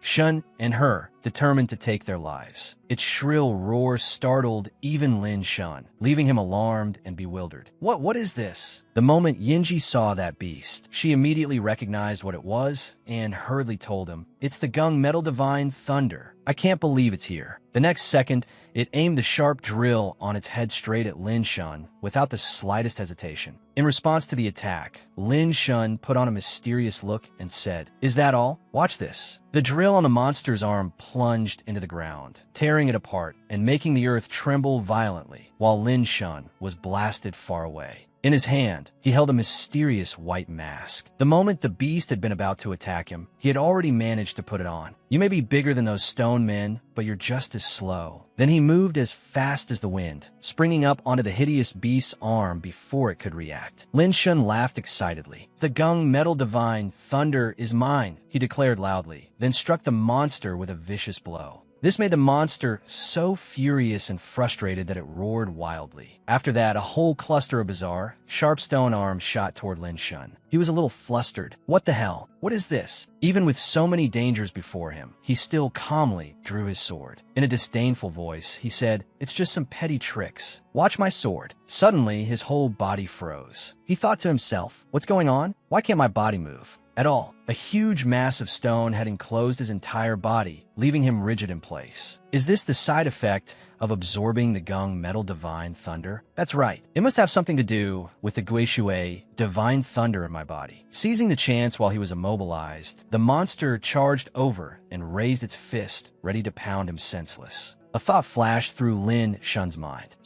Peach Blossom Sword. A burst of pink light flashed, illuminating the entire area. The stone casing exploded into hundreds of fragments that scattered everywhere. Even Lin Shun himself was blown far away and slammed face down onto the ground. Seeing that, Yinji cried out, "Lin Shun!" The shockwave had sent Lin Shun flying, and now he lay motionless, his whole body covered in scrapes and wounds. Was the second move broken too? He thought to himself, even the Peach Blossom Sword is broken now. Am I really going to die this time? Then, when he slowly opened his bright eyes, a strange scene appeared before him. This place is... He could not stop marveling in shock at the bizarre sight. A blue sky, towering trees, waves crashing onto the shore. Lin Shun's mouth fell open in astonishment. Is this my inner world? Right after that, a huge wave came surging toward Lin Shun. His mood suddenly turned pensive and melancholy as he thought for a long time. The Gung Metal Divine Thunder is clashing with the Ho-Hot Divine Thunder, causing the power inside me to fall into chaos. Sure enough, it's just as I guessed. Floating in front of him was a tiny green cauldron suspended in midair. Could its appearance be some kind of omen? This little cauldron, did it come with me when I transmigrated here? Suddenly, the tiny cauldron sucked both kinds of divine thunder into itself. How could something so small do that? It was truly unbelievable. Even Lin Shun was stunned. What? This little cauldron actually absorbed both kinds of divine thunder. After that, the surroundings gradually became calm again. The howling wind and crashing waves were gone, and the air felt refreshingly serene. He thought, it's peaceful again. Then Lin Shun awoke from his unconscious state, returning from his inner world to reality. Beside him was a little white dog waiting for him to wake up. The little dog gave a few understanding cries, as if asking after him. Its face was incredibly adorable. Its tiny brows were slightly furrowed in worry. Lin Shun slowly sat up and reached out to rub the cute white dog's head, smiling faintly as he said, "I sense something. Could it be that you noticed it too? Meanwhile, Yenji was locked in a fierce, intense battle with the monster. Holding a huge axe, she prepared to swing at its weak point while cursing, "You damn blockhead. You still got plenty of energy left, don't you?" Not to be outdone, it charged her with its enormous, razor-sharp drill. Fortunately, she managed to block the attack in time. Because the monster was far too heavy, even though she was using all her strength to resist, it was difficult for her to hold out for long. Her arms trembled violently, veins bulging as she struggled. "Lin Shun, hurry up, stop dawdling around. This young lady can't hold on much longer." Looking down at the little dog in his palm, Lin Shun said, "Miaoyue, let's go." Then he quickly threw Miaoyue outward, startling it badly. "Go!" The little dog slowly began to transform. From a small dog, it turned into a pure white sword. Slender and sturdy, Lin Shun tightly gripped the hilt in his hand. With the sword in hand, his entire aura became murderously sharp, cold, cool, like a superhero about to save the world. Under his breath, he muttered, "It's just a stone head. Don't get cocky." The monster's expression darkened, growing even more furious. It let out several earth-shaking roars. Then a beam of laser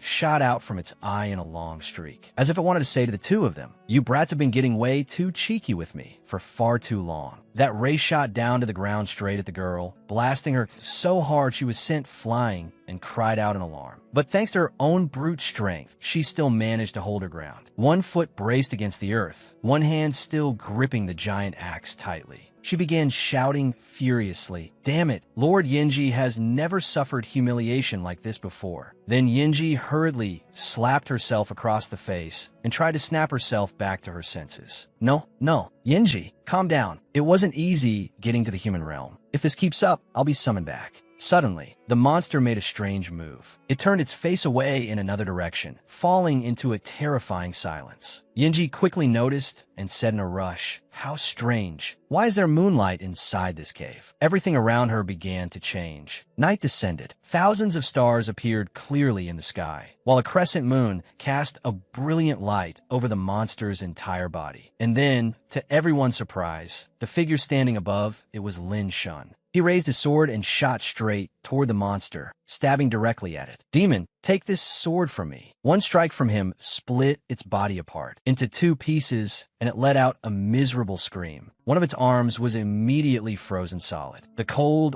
aura spreading from it was bitterly freezing, full of frost. Even so, this tough monster was smarter than I expected. It quickly slammed its hand into the ground to shatter the ice encasing its arm. Seeing the whole scene, she was stunned. The frozen part cracked. Looking up from the ground, she enthusiastically cheered him on. "Beautifully done, little Shensi. Send that disgusting monster off to meet its ancestors." His voice replied calmly, "Perhaps so." Two strips of white silk tied to the sword hilt fluttered in the wind. He said, "Miaoyue, sword summoning art, release." Lin Shun gave Miaoyue a loud command. Behind him, a pair of icy eyes appeared, along with a terrifyingly surging aura. As soon as he finished speaking, it merged into that hazy mist and vanished. The sword itself gradually faded into that same aura. Seeing this, Yenji grew a little flustered and said hesitantly, The monster let out a horrified roar. From the look of it, it was already furious. Dozens of divine swords surrounded it, all poised to stab straight into the demon monster. Yenji said, This isn't something the previous level of the sword summoning art could do." She was shocked that he could actually pull this off. Hearing that, Lin Shun turned to look downward with a stern, icy expression, his hands clasped behind his back. Without the slightest mercy, he gave the order to kill the beast. Kill! The swords that had surrounded it all fired icy beams into its body. No matter how hard and sturdy this demon's outer body was, the ice still made it crack and splinter apart. Just like that, dozens of icy rays pierced straight into its body, and it screamed in agony. A moment later, its entire body had turned to ice. It stood there stiff as a board, trembling so badly it could barely remain upright. The two of them exclaimed happily, "We did it!" Not giving it any chance to escape, he immediately grabbed his sword and prepared to rush in for another attack. From the outside, the aura pouring off Lin Shun looked savage and merciless. "How cold-blooded," he said directly to its face. "With such petty tricks, you dare show off before a master?" His sword slowly advanced toward the monster. Miao Yue. He drove all his strength into plunging the sword into it. Lightning burst forth non-stop, creating a heaven-shaking, earth-rattling upheaval. The demon shrieked miserably. The enormous block of ice gradually split into countless smaller shards, then exploded in all directions. Ice fragments scattered everywhere. Lin Shun landed lightly on the rock wall, still holding Miao Yue in his hand. A bright smile spread across his face. He raised the sword toward the sky and said, "Return." Yinji picked up a fallen fragment and said blankly, "This sword's summoning." Her hand clenched it tightly and would not let go. Witnessing such a glorious sight, she could not help marveling. Too amazing. He can actually combine illusion and reality. He turned back and said, "Next." The bizarre-looking, ferocious monsters all began trembling from head to toe in extreme fear as soon as they heard him. As he spoke, he pointed the tip of his sword at them. "Your turn now." Lin Shun shouted at them, "All of you go die." Without the slightest hesitation or second thought, he gripped the sword and prepared to swing, sending them all off together in one stroke. The demons, on the other hand, were shaking in fear, their teeth chattering as if begging him to spare their lives. But just as he swept the sword tip near them, he suddenly felt something strange. Miao Yue could not hold out any longer and reverted to its original form, a tiny, adorable white puppy. Lin Shun froze stiff on the spot. After so many battles, it seemed Miao Yue had finally been overcome by exhaustion and then lay right down on the ground, sighing weakly. Seeing that, he turned to her and said, "How about we?" Yinji replied, I was thinking the same thing." After carefully weighing all 36 stratagems, both of them came to the same conclusion. Running was still the best option. The two of them ran all over the place in a frenzy, shouting, "Run!" The scene shifted to the demon race camp. Outside the camp, two guards at the gate looked rather weary and listless. One of them kept yawning. Yinji, in an irritated and resentful tone, complained to Ming Kong, "I'm telling you, little Shinsi is a complete idiot, no different from a pig. He's driving me insane." Worried that while she wasn't paying attention, Lin Shun might sneak off somewhere again. She kept her guard up, but Ming Kong saw through it at once. "Isn't that Lin Shun over there?" Hearing that, Yinji instantly exploded in rage and shouted at him, "Stop right there. Why are you running?" He answered awkwardly, No one's doing anything. No one's doing anything. I just need to pee, that's all." Then he gave an embarrassed laugh to brush it off. Yinji crossed her arms angrily and sulked. Honestly, that stupid look on his face was enough to make anyone die of frustration. Standing beside her, Ming Kong also opened her fan to cover her mouth as she giggled. A little later, Yinji changed into a rather cool and airy new outfit, then went to show it off to him. She pushed the door open confidently and said, "Lin Shun, does my new outfit look good?" But completely unlike what she imagined, Lin Shun reacted in an entirely different way. He burst into loud sobs, wailing over his beloved sword. "Oh heavens, my peach blossom sword. How am I supposed to fix this? I can't live without it. Give my darling back." Seeing this, Yinji said helplessly, "Who told you not to listen to this young lady? Now you know what it feels like to regret losing something, don't you? So what do you think of my new clothes?" He ignored her words completely and kept crying, his eyes out like a 3-year-old child. At that point, she started getting annoyed and raised her voice. "Hey, you little Shinsi, are you deaf? Didn't you hear what I said?" Even after all that, Lin Shun still didn't respond at all. Finally pushed too far, she snapped and gave him a full-on beating. "Hey!" Suddenly, another Lin Shun behind the wooden screen was deep in thought. What exactly does the true Dao realm want this time? This Lin Shun slowly stepped out, only to be greeted by the sight of Yinji beating the other Lin Shun black and blue. She froze in shock. She cried out in utter disbelief. "Oh my god, there are two little Shinsis?" Right, it did seem like another little Shinsi just ran past a moment ago. Ming Kong quickly tried to calm her. "Stay calm. Let's ask him." Before Ming Kong could even finish speaking, another Lin Shun was already hanging upside down from a roof beam, smiling brightly. "Good morning, ladies." And several more Lin Shuns appeared as well. Good morning. Having breakfast? There are only 4 people here. Why is it already noisier than a marketplace? Yinji replied awkwardly, "Gee, good morning." Ming Kong casually pulled one Lin Shun closer. Her eyes full of scrutiny, she stared at him. "Come here, and let me get a good look at you." Ming Kong immediately used a classic move and pinched Lin Shun's cheek. He winced. Ow. Ming Kong soudainement recale la technique. Could this be external incarnation? All the Lin Shuns looked completely baffled. "What? External incarnation?" Yinji said helplessly, This mess was caused by you, and even you don't know. What's going on? Lin Shun could only give an awkward laugh. Ever since I absorbed the Gung Metal Divine Thunder, I felt that my sword summoning was a little different from before. Today, I suddenly got the urge to try it, and it turned out like this. Ming Kong seemed to know quite a lot about this art. External incarnation is also an extremely useful divine ability. The fact that you can cultivate it is already very fortunate. Many people several realms above you are still unable to learn this divine art. Yinji stamped her foot and pouted. External incarnation. I want to learn it too. If I knew external incarnation too, then I could eat, sleep, and go on dates all at the same time. One effort for so many uses. Ming Kong could only smile and look at Yinji sulking in the corner. Ming Kong then turned to Lin Shun and said, "For now, gather all your incarnations back together." Lin Shun's voice carried a bit of hesitation. "I still haven't found a way to do that yet." Ming Kong touched his sword and said gently, "There's no need to rush your first time. Given time, it should naturally." The Gung Metal Divine Thunder suddenly jolted, then unexpectedly cried out. After that, it lay obediently on the small cushion and drifted off. Lin Shun's copies also vanished. All the split bodies were retracted. Suddenly, a foul stench hit Lin Shun square in the nose, making him frown. He muttered, "What on earth is going on? Why do I suddenly smell something so awful?" The expressions of all three darkened. Lin Shun didn't know how to describe it. This smell, it was beyond words. Yinji volunteered to go outside and check. "Let me go take a look for you." Who could have guessed that the moment she pushed the door open, one of Lin Shun's remaining incarnations came running back in a panic. I heard the master was recalling the incarnations, so even though I was in the middle of taking a dump, I had to hurry. Back. Yinji froze for 5 full seconds.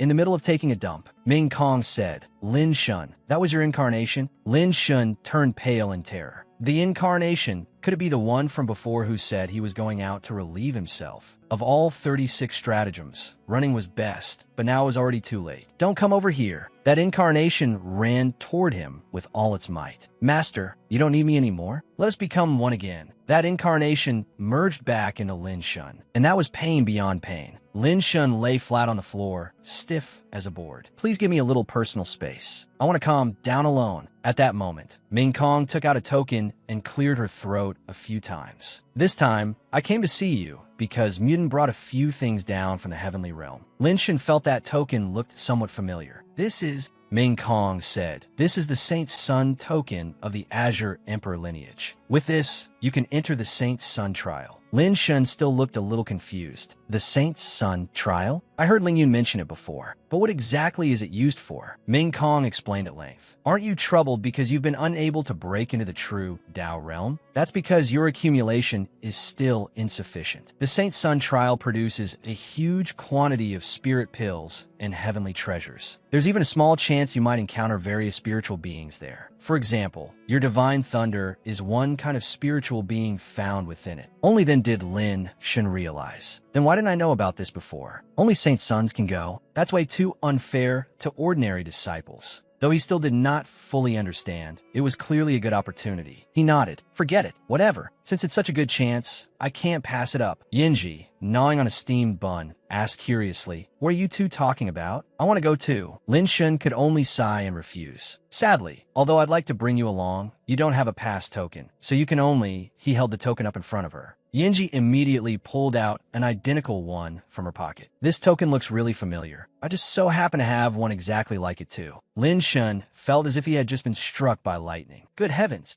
Ming Kong looked slightly surprised. "This too? Where did you get so many things like this, little sister?" Yinji answered awkwardly. I fell off a cliff 2 days ago and picked it up." There. That explanation sounded plausible at first, but the more one thought about it, the less sense it made. Lin Shun didn't entirely believe her. Yinji immediately said, "What kind of look is that?" It's true. She recalled a few days earlier when she had rolled up her sleeves aggressively and shouted, "Hello, my darlings. Today your big sis is live streaming a barehanded monster catching combo, so don't forget to send me your support cards." The other person could do nothing but curse. Damn, this woman really knows how to bleed people dry. And with just a few basic punches, Yinji not only attracted a huge audience, but also made a lot of money. "Where's Lin Shun? I want to see Lin Shun. There's popcorn and drinks up front. Sis, we love you." With those guys singing in chorus just now, Those things really have been picked up by the cliff. But as for why they were there to be picked up, Yinji didn't say. A few days later, Ming Kong, Lin Shun, and Yinji arrived at the place known as the Saint Sun Trial. Is this the place? Lin Shun landed directly at the entrance to the Saint Sun Trial. Ming Kong did not enter with them. She stood outside waving. You two go on in. I've already explained the rules to both of you, so be careful. Lin Shun waved goodbye as well. Then we're going in. Wait for our good news. After that, he and Yinji entered the trial grounds. In one corner sat a shiny bald monk and one of his underlings, and the latter said, "Looks like another fat sheep has arrived." Yinji excitedly stepped inside, but very quickly became dejected. This is the Saint Sun Trial? It doesn't look like much. That underling became interested in teasing them and shouted, "Stop right there! Little miss, we're the managers of this holy ground. Hurry up and show us your tokens." He examined the token for a moment, then produced a sheet of paper. Golden Bull Sect. What mountain backwater sect is that? Sign this first. Lin Shin seemed to sense that something was off. He immediately stopped Yinji. Wait, he snatched the paper away. Let me see what it says first. You can't just sign random things. The underling clicked his tongue angrily. Tisich almost had them. After reading what was written on the paper, Lin Shun could not help but protest. What the hell? 70% of all income for transport protection fees? Wasn't it 5%? Are you people robbers or what? Seeing that intimidation didn't work, the bald monk wanted to use force. Where did this country bumpkin come from? 5% was years ago, so stop whining. Sign it already. The underling drew his sword and laughed loudly. Divine Healer Sect. What kind of trash is that supposed to be? So what if we're robbing you?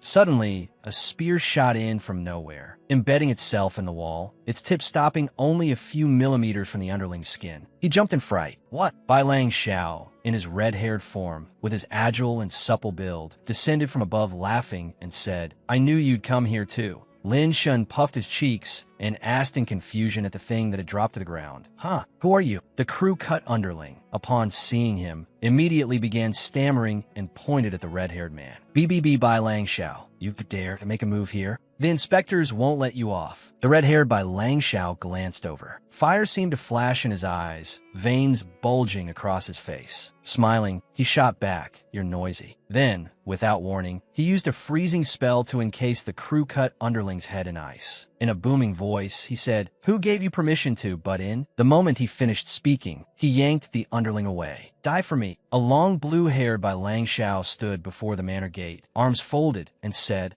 "Trash should have the self-awareness of trash." He revealed a strange smile. "A hyena isn't fit to speak to a lion." Lin Shun jolted in alarm, even more confused than before, and asked, "It's you? You're the saint son of Beiluo." The red-haired Bai Lang Xiao snorted. He said, "Don't tell me you don't remember me." Behind him stood a huge lion man holding a spiked iron flail. In a flash, he counterattacked with astonishing speed, and the lion man's head vanished. Not understanding what was happening at all, Yinji asked in return, "What is this? Are those two the same person?" Bai Lang Xiao answered, "I've only heard of it myself as well. Two extremes incarnation." He laughed loudly and continued, "Although my incarnation is relatively rare among the human and demon races nowadays, there are probably still 5 or 6 people who know of this two extremes incarnation. It hasn't appeared in 1,000 years. Lin Shun asked in puzzlement. "My external incarnation can split into a whole lot of people, while he can only split into 2. So why does he seem so much stronger?" Standing beside him, Yinji explained, "Each of your external incarnations appears one at a time, so your power has to be divided among them. But with 2 extremes incarnation, the power remains intact." "How could they be the same?" she continued. "Not only that, since they're the same person, their desires are exactly the same too. If the 2 joined forces, wouldn't the effect be doubled?" Green-haired Bai Lang Xiao said, "After all this fighting, we've finally made it here. Lin Shun, I'm really looking forward to meeting you again in the trial." Red hair Bai Lang Xiao added, "When the time comes." Then both of their bodies vanished. The underling and the burly monk were sprawled on the ground, crying out, "Bai Lang Xiao is vicious." The other side asked back, "Oh, you two got killed in a second just now and already revived." At the place where the patrol envoy and the Eastern Army were gathered, the bald-headed underling came running over from somewhere, holding a small pink gift box as he said, "Patrol Envoy, please take a look. This is our Bishan Valley's specialty spirit tea." The patrol envoy and the little white snake perched on her shoulder turned to look, both wearing blank expressions. She and the white snake then went over to sit by the cliff, each holding a teacup and sipping away. The patrol envoy said, "This spirit tea is fragrant and delicious, and it can also purify true chi. It must be quite valuable." Behind her, the underling was fanning her with a leaf fan, grinning from ear to ear. The giant monk nearby was also serving tea and water. When the giant monk heard that, he quickly replied, "Not at all, not at all. This tea is excellent. Only a great personage like the patrol envoy is worthy of tasting it." Then he added, "Patrol envoy, your meditation is peerless, your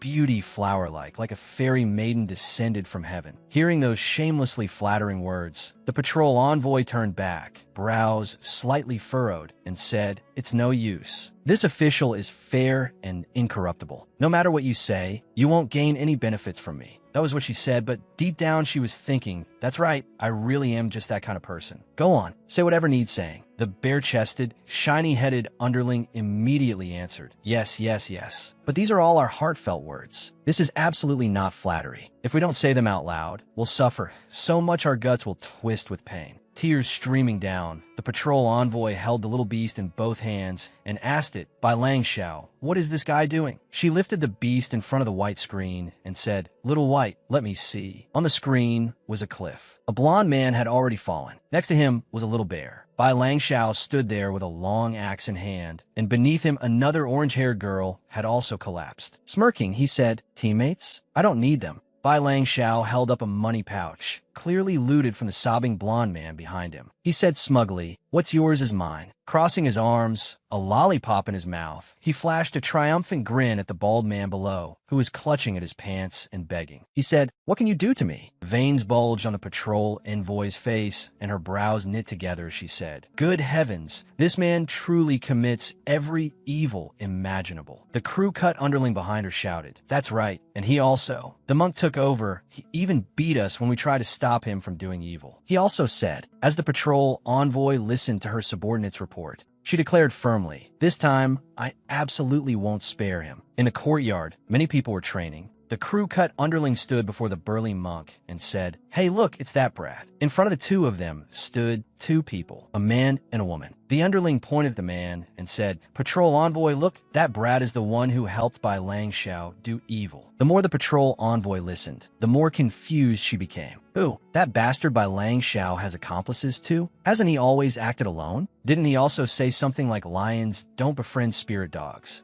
Or whatever." Out here, Lin Shin knew nothing and was focused on talking with Yinji, completely unaware that the bare-chested man was spouting nonsense. "That's right, it's him. The two of them are from some divine physician sect and Golden Bull sect or something. If those two hadn't helped at the time, Bai Lang Xiao might not have been able to beat us." Extremely curious, the patrol envoy said, "Let me go see who it is." She hid behind a wall and looked carefully for a while, then realized exactly who it was, which gave her such a fright that she nearly lost her wits. She asked the two before her again, "Are you sure it was them?" Thinking he had achieved his goal, the bare-chested man kept pouring oil on the fire. "After we revealed your identity as an elder of Tianji, patrol envoy, they even said, 'What kind of thing is the Tianji sect?' And that when the time came they'd do this, and that to the Tianji sect's saintess." At that exact moment, Lin Shun also met the saintess mentioned in his words. The two of them happily threw their arms around each other, unaware that the bare-chested man was still babbling. He also said that when the time came, he'd make all the people of the Tianji sect. Seeing him go farther and farther off the rails, the big fellow clapped a hand over his mouth. "That's enough. Talk less."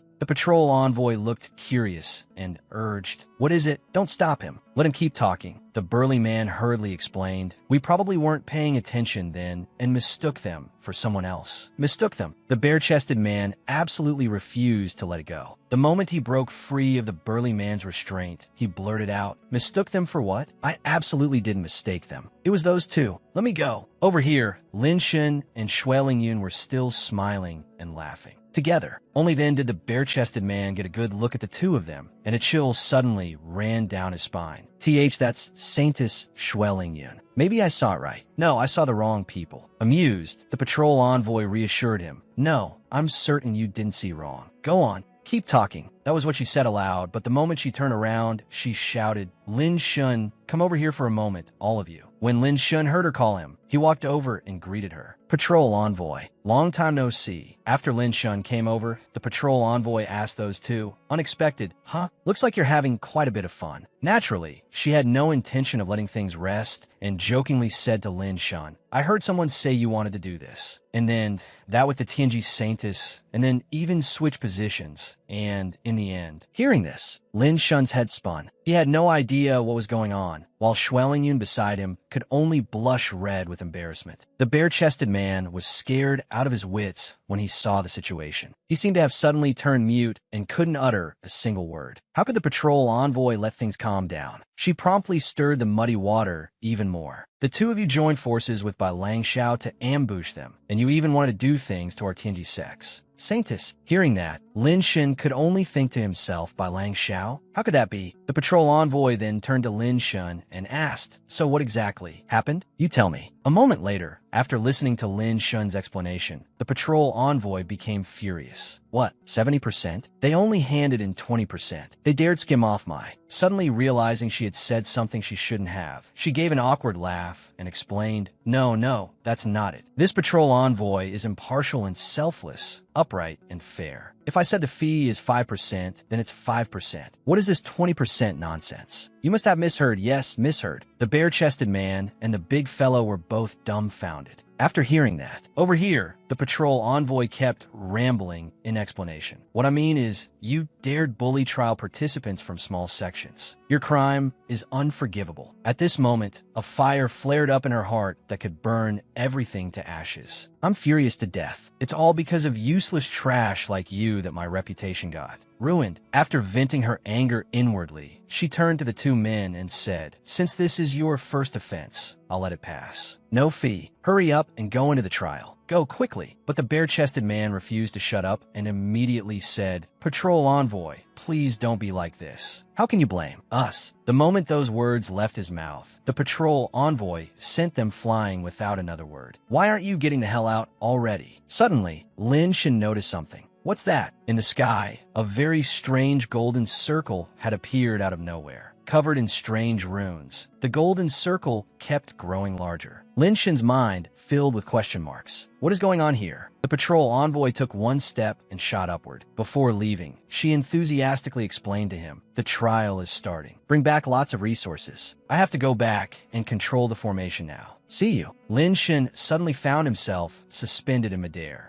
Xuelingyun handled it much more steadily than he did. She reminded him hold tight. As she spoke, she reached out and firmly grabbed his hand. Yinji also grabbed Lin Shun's leg, and the three of them entered the trial together. Elsewhere, countless figures suddenly rushed into the trial. Lin Shun cried out in surprise. They're Bai Langxiao's incarnations. One of those incarnations even looked at him and made a throat-slitting gesture, leaving him utterly baffled. Is he sick in the head? A while later, everyone landed safely. Only Lin Shun was exhausted because the two girls had been riding on his back. You two are seriously heavy. My back is about to break. Hurry up and get off. After standing up, Xuelingyun took out a compass and checked it. Let's see. The compass says this is the Canine God Temple. Lin Shin didn't quite understand. What's the Canine God Temple? Xuelingyun slowly explained to him. The Canine God Temple is the 5th most dangerous trial location out of the total 72. It's said to be overseen by elders and grandmasters of the true Dao realm. At this time, Miao Yue and Violent Bear also ran into each other. Seeing how young and inexperienced Miao Yue looked, Violent Bear took the initiative. You're the new little brother, so hurry up and call me Big Brother. But Miao Yue looked at it as if it were some precious treasure and immediately ran after Violent Bear. Seeing that, Yinji could not help but smile.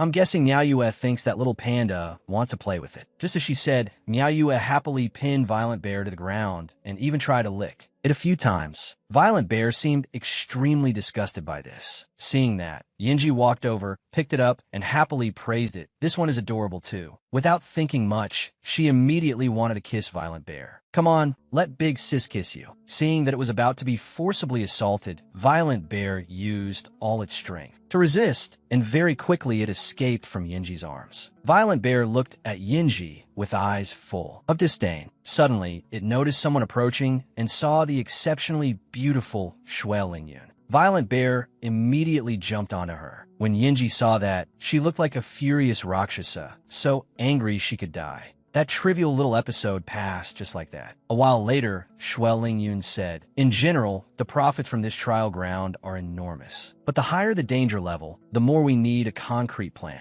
We can't just rely on brute force." After thinking for a moment, Lin Shan nodded. That makes sense. As for Yinji, she didn't understand any of it. Suddenly, an earth-shaking explosion sounded from somewhere. One of Bai Longxiao's incarnations laughed loudly and said, "Offer up the divine spirit treasure with both hands, and I'll spare your lives." The dog people he had just beaten were gasping for breath, too exhausted to speak. Before he walked away, he muttered under his breath, "What a useless mob." One dog person spotted him and immediately blew a shrill whistle. "Assemble." In an instant, many people gathered together. Seeing that, Bai Longxiao's incarnation said disdainfully, "What's this? You lined up to welcome me? Then my thanks." As soon as he finished speaking, he struck. "All of you, die for me." Just like that, the group that had only just assembled was blasted flying in all directions to the roar of Bai Longxiao's incarnation. Another person, terrified, cried for his parents. "Mother, I'm dead. I won't be coming home this spring." A brown wolf man holding a staff warned the others. "Everyone be careful. He's an outsider." A gray dog man had just shouted, "What?" when a rope wrapped around him. Bai Longxiao's incarnation looked at him like prey. "Come here." The gray wolf man was dragged away, wailing loudly. "Save me." Bai Longxiao's incarnation gave an evil laugh and declared, "Watch me wipe every last one of you out." Hearing that, the gray wolf man felt his life was over. Suddenly, a sturdy dog man stepped forward and shouted, "Outsider, how dare you be so arrogant? I am the head of the Dharma Hall of the Canine God Temple. Please instruct me." Hearing that, Bai Longxiao's incarnation laughed delightedly. "Interesting. Now, this is a trial." As soon as he finished speaking, the head of the Dharma Hall lifted his staff and charged at him. "Take this." Bai Longxiao's incarnation was no pushover either. He slammed a fist into the ground, and countless tiny razor-sharp stone fragments flew up. He laughed almost maniacally. "This is exactly my style. Dragon arm armor." The moment he shouted the name of the move, the staff strike from the head of the Dharma Hall also came crashing down on him. Yet the blow did him no harm at all, and he even looked surprised. "Didn't expect you to have another move. Now it's my turn." Hearing that, the head of the Dharma Hall only shot him a disgusted glance. Right after that, Bai Longxiao's incarnation straightened up and kicked at the head of the Dharma Hall with all his strength. "Take my kick." But just as his leg reached its target, one of the head of the Dharma Hall's hands caught it. Treating him like a toy, he flung him far away. Bai Longxiao's incarnation was as tenacious as a leech and immediately launched another move. "Take this." He unleashed 100 weapons, slashing rain, sending countless sharp stone fragments flying forward. The head of the Dharma Hall showed no fear at all. He said inwardly, "Vajra wrathful eyes." Suddenly, the head of the Dharma Hall tensed his body, and his clothes tore apart in all directions. It was as if he had grown countless extra arms. Those arms were incredibly powerful, crushing every single razor-sharp stone fragment. In the end, all the shattered pieces fell to the ground. When the head of the Dharma Hall finished dealing with the attack and turned back, Bai Longxiao's incarnation had already disappeared. Ran away? In the end, he was nothing but a rat. Over here, when Bai Longxiao saw the incarnation return, he asked, "So, how did the 5th-ranked trial ground feel?" The incarnation ignored him and merely replied, "Not bad." He even sneered at Bai Longxiao. "Want to know? Why not go try it yourself?" Bai Longxiao didn't get angry, only replied indifferently, "Your clothes got torn to shreds by someone else, and you're still putting on airs." The incarnation did not answer and only focused on drinking water. A moment later, he slowly said, "It's still fine. He's only a hall head, not the abbot, and he didn't use his full strength either. His cultivation seems to be around the late, true Tao realm."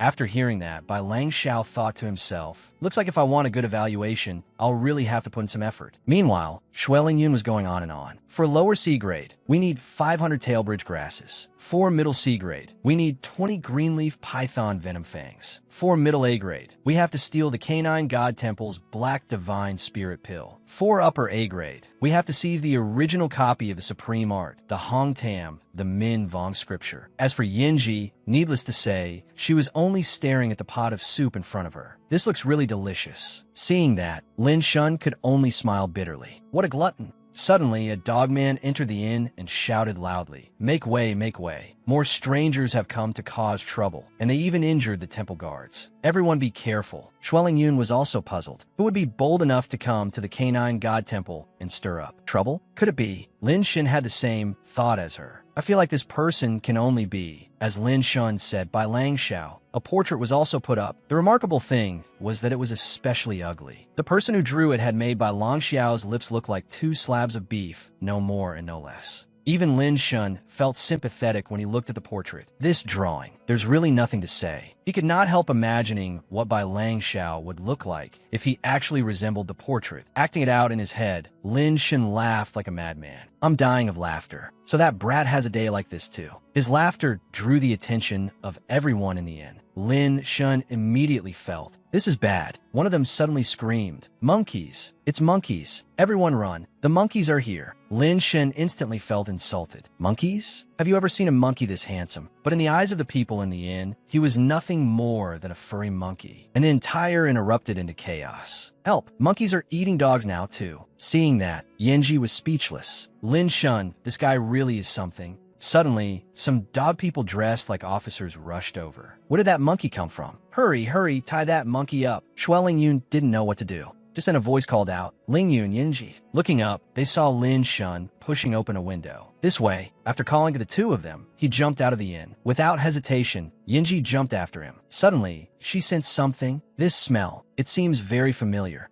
The blonde dog man sitting on the rooftop panicked. Damn it, I'm afraid that Yinji has noticed me. Suddenly, a voice rang out, everyone, follow me. There's a small path here. The two girls followed without thinking. Only after arriving did Yinji realize, Lin Shun, you idiot, this is clearly a dead end. Lin Shun was just as panicked. It's over. We're done for this time. Those dogmen are about to catch up. Feeling they couldn't just sit there and wait to die, Yinji could only smash the door. Watch this. The dogman officers chasing after them were panting heavily. Where do the monkeys go? Those monkeys run really fast. One of them said, they can't have gotten far. They must be hiding nearby. Search every house for me. They immediately started pounding on the nearest house. Open up, open up. Someone quickly came out from inside. Officer. The government officers immediately charged in. The leader ordered, stop wasting words and search the place. One of them obeyed and went inside, only to immediately see the three monkeys they had been talking about, each already holding a weapon. He instantly shouted, monkeys! There are monkeys! Suddenly, a large money pouch appeared in his hand, followed by a voice saying, Sir Officer. As he held the money and listened, completely failing to notice what was behind him, the voice continued, these are troubled times. If someone can be spared, they should be spared. Don't you agree, my lord? Seeing that it was taking too long, the man outside shouted, what's taking you so long in there? A moment later, the man inside slowly came out and said, there are no monkeys in there. Keep searching elsewhere. Lin Shun let out a long sigh of relief. As expected of dog people, way too patient. I was almost scared into running myself out of breath. Yinji seemed to realize who had helped them and asked, you drunkard, what are you doing here? Dongfang Ming replied as he removed his mask. It wasn't easy getting to the human world. Of course, I had to take the chance to travel around properly. Yinji asked in disbelief, what? Aren't you the chief strategist of the evil dragon demon lord? If you run off, what is your evil dragon demon lord supposed to do? Feeling wrongly accused, he immediately shot back. How dare you talk? I'm only a deputy general. Do you even know what your own status is? You're a general, and you ran off too, yet you still have the nerve to lecture me? Shameless. Unwilling to lose, she stammered an explanation. I came down to experience life in the human world. At that moment, Yinji also began to feel a little uneasy. The evil dragon demon lord came down to the human world too?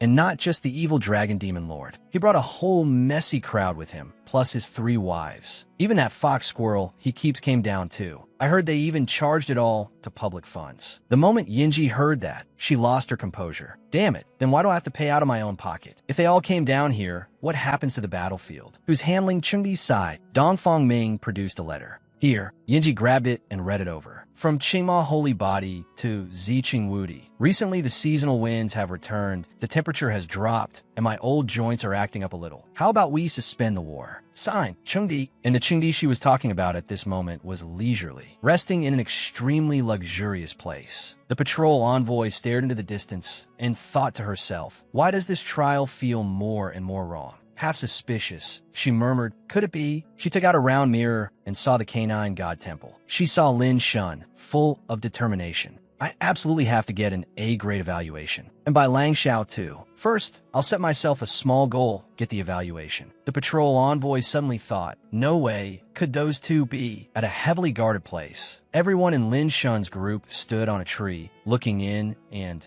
marveling. The defenses are extremely tight. Shueling Yun cursed under her breath. It's all that by Lang Xiao's fault, startling the snake in the grass. Yinji, who was gnawing on a chicken drumstick, chimed in, exactly. That trash is utter garbage. Dongfang Ming, meanwhile, had a completely different expression. Who am I? Where am I? Why am I with these three? I seriously don't understand this. Suddenly, someone shouted, hurry, hurry, hurry. He escaped again. He escaped again. Another dog person immediately blew a horn as an alarm. Everyone urged each other on, move. If we're too slow, Big Brother will punish us again. In another desolate place, a head could be seen peeking over a wall, waiting miserably for days on end. Today is the best day to escape prison. I have to seize the chance. It turned out to be a dog child trying to climb over the wall. Before jumping down, he even struck a pose and said, behold, the leap of faith. The moment he finished saying, here I go, he fell straight down and was about to land face first. Time then rewound into the past. Late at night, at Hui Yuan's home, his whole family took a torch and opened a hidden door leading to a tunnel inside the room. His father walked in front, his mother followed, and he came last as they descended into the cellar. His mother turned back and gave him a meaningful smile. Yaoni, when we worship the Bodhisattva later, you must ask the Bodhisattva to bless our MO family so that you grow up quickly, stay healthy,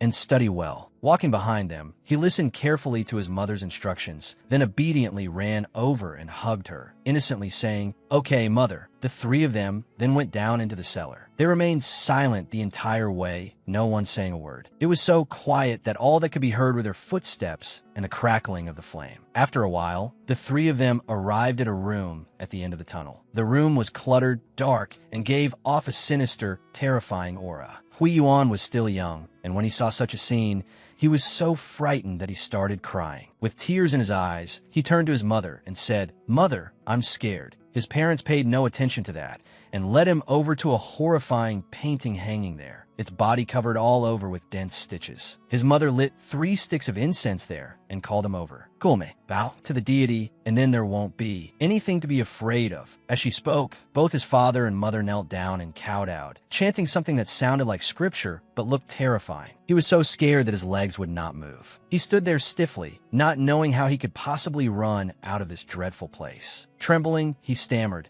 Father, mother, I'm really scared. I want to go home. The instant he finished speaking, his parents' forms suddenly began to change, turning into monsters that stared at him with cold eyes, as if they wanted to eat him alive. His mother seemed to have completely lost her reason and bared her sharp teeth at him. Seeing that he did not obey, she threatened him. Why won't you listen? She shouted. Lord Deity commands you to kneel. Outside the house, a strange man happened to be passing by with a lantern in hand. He was the night watchman, and he called out loudly, Dry weather, beware of fire and candles. His voice echoed through the dead of night, creating an eerie atmosphere. As he walked, he suddenly smelled something strange in the air. Looking around, he muttered, What is that odd smell? Thinking this, he followed the scent to Hui Yuan's home. As soon as he pushed open the main door and shone the lantern inside, he called, Hello? Is anyone here? When the lantern light illuminated the inside of the house, the sight before him made his scalp go numb. His face turned pale, and he stammered, unable to speak. Tiatus, before him, was a demon. It was tearing flesh from Hui Yuan's parents' bodies and devouring it. Looking down, he saw the boy's parents collapsed in a pool of blood, their limbs no longer intact. When the monster saw him arrive, it slowly turned its head and met his eyes. Terrified, he spun around and fled for his life. In his panic, his limbs fumbled and he fell to the floor. He screamed, Monster! It's a monster! Seeing him run, the monster immediately lunged after him. It grabbed hold of his hand, giving him no chance to escape. Helpless in that situation, he could do nothing but cry out in despair. Help. Murder. At daybreak, Hui Yuan was rescued by Lin Shun's group. They fed him and took care of him. After many days of suffering, he finally got to eat meat. Because he was starving, he wolfed down one piece after another. Sitting beside him, Lin Shun watched and exclaimed, Holy crap, you can eat that much? Though you're still a little behind my Miao Yue. While he was eating happily, Hui Yuan suddenly choked, probably because he had eaten too fast without chewing properly. Pain was written all over his face. His eyes filled with tears from choking. Seeing this, Lin Shin panicked and hurried over to ask, "What's wrong? What's wrong? Are you choking?" He went closer. Seeing that the boy wasn't moving, he anxiously asked again, "What happened to you? Don't tell me you choked to death." Suddenly, the boy flopped down onto the mat and lay there in complete satisfaction, saying, "I'm so full. This feels amazing." Lin Shun, who had just been worried the boy was about to die, let out a relieved sigh. Helplessly, he pressed a hand to his forehead.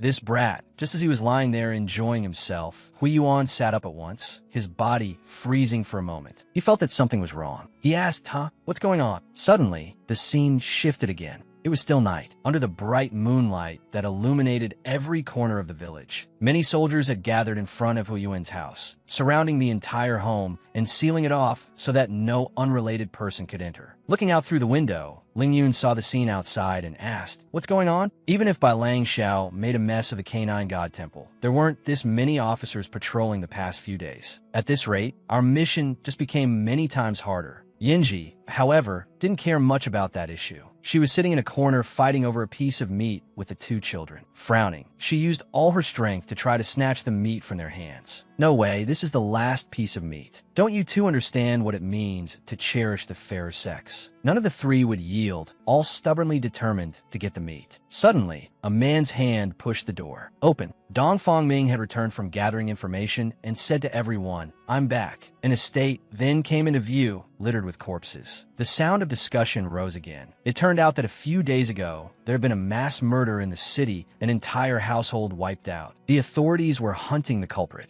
After hearing this news, Lin Shun was stunned, his face full of shock. A household extermination case. Ling Yun fell into thought and said, "That's not right. As far as I know, the Saint Sun trial chamber didn't have this scene. Even Bai Lang Xiao, abnormal as he is, wouldn't have caused something like this, right?" Seeing everyone's reaction, Dong Fongming reached into his pocket and took something out. He said, "It may not have been done by someone else who entered the Saint Sun trial." According to the official notice, there were signs of wild beasts gnawing on the corpses. After rummaging for a long time, he finally pulled out a small slip of paper. On it was a drawing of something shaped like a sphere. He said, "The notice also says that anyone who captures the culprit will be rewarded with one wolf beast demon core." Hearing that, Lin Shun found it interesting and sneered. "Oh, now that's something good. I, Lin Shun, am definitely going to get my hands on it." The crime scene itself was utterly silent. One of the guards noticed something slightly strange. Another guard warned, "Everyone be careful. Someone's here." At that moment, Lin Shun and Yinji had already infiltrated the place, while Hui Yuan was still clinging to the wall and asking, "Is this really the crime scene?" Seeing that, Lin Shun asked him, "Can you make it over or not? Don't hold everyone else back." No sooner had he spoken than Hui Yuan landed on the ground successfully. "Don't worry, I'm used to this." As soon as they entered through the door, Hui Yuan kept sniffing nonstop, while Lin Shun felt something was off. "That's strange," Hui Yuan said while opening a cabinet to inspect it. There were clearly 3 people in this room, so why are there only 2 dead? Holding a handkerchief, he pondered. The previous rooms were the same. They called it a household extermination, but the number of dead wasn't the entire household. This is...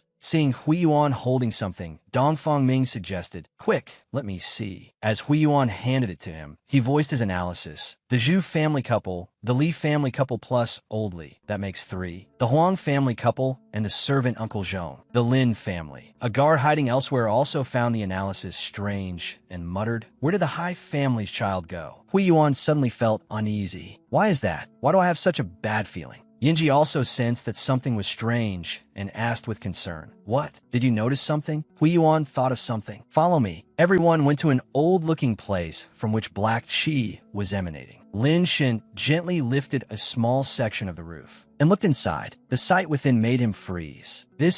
Inside, a group of dog children sat in a circle around an extremely mysterious wooden statue. Shui Lingyun cried out in alarm. "These are the missing children." Dong Fongming carefully protected her behind him. "Miss Shui, be careful. There may be traps." At that moment, Hui Yuan suddenly called out, "Lingling." Hearing her name, one of the children turned around, but her face was savage and ferocious. Then all the children turned to look toward Lin Shun's group, startling even him. "What are you doing?" He waved his arms around, trying to act fierce. "Don't try to scare me. I, Lin Shun, have a secret technique for beating up children, so don't push it." Suddenly, they transformed into enormous dogs with vicious appearances and charged at Lin Shun all at once. Their eyes glowing red, as though they wanted to devour people alive, their claws sharp and deadly. One precise blow sent Lin Shun flying 80 meters away, leaving him completely baffled. What? A little dog can supersize itself? Lin Shun crashed down, aching all over. These brats, they're ridiculously strong. That hurts like hell. Shuai Lingyun, seeing this, anxiously called out his name. Lin Shun. Out of nowhere, a cord suddenly wrapped around the neck of one nearby. Dongfang Ming was using his puppet control technique to bind it, yet it easily snapped the cord, shocking him greatly. What? My puppet control technique. Seeing this, Lin Shun called out, "Miao Yue, let's go." Then he shouted, "Illusory sword art." At once, countless swords converged and shot toward the one that had just struck Lin Shun. It actually used one hand to snap the sharp swords into countless pieces. The mutated dog and Lin Shun stared each other down warily. Lin Shun was furious at it. Bastard. The illusory sword art was completely useless against it. He decided to use heart-rending slash to deal with it. That single sword strike finally made it shed a little blood. Before he could feel happy, the mutated dog kicked at Lin Shun, making him cry out, "You've got to be kidding me?" The wound healed instantly. Lin Shun had an extremely hard time holding this mutated dog back. Its attack power was just too strong. Shuai Lingyun, seeing this, became very worried for him. "Lin Shun, I'll help you."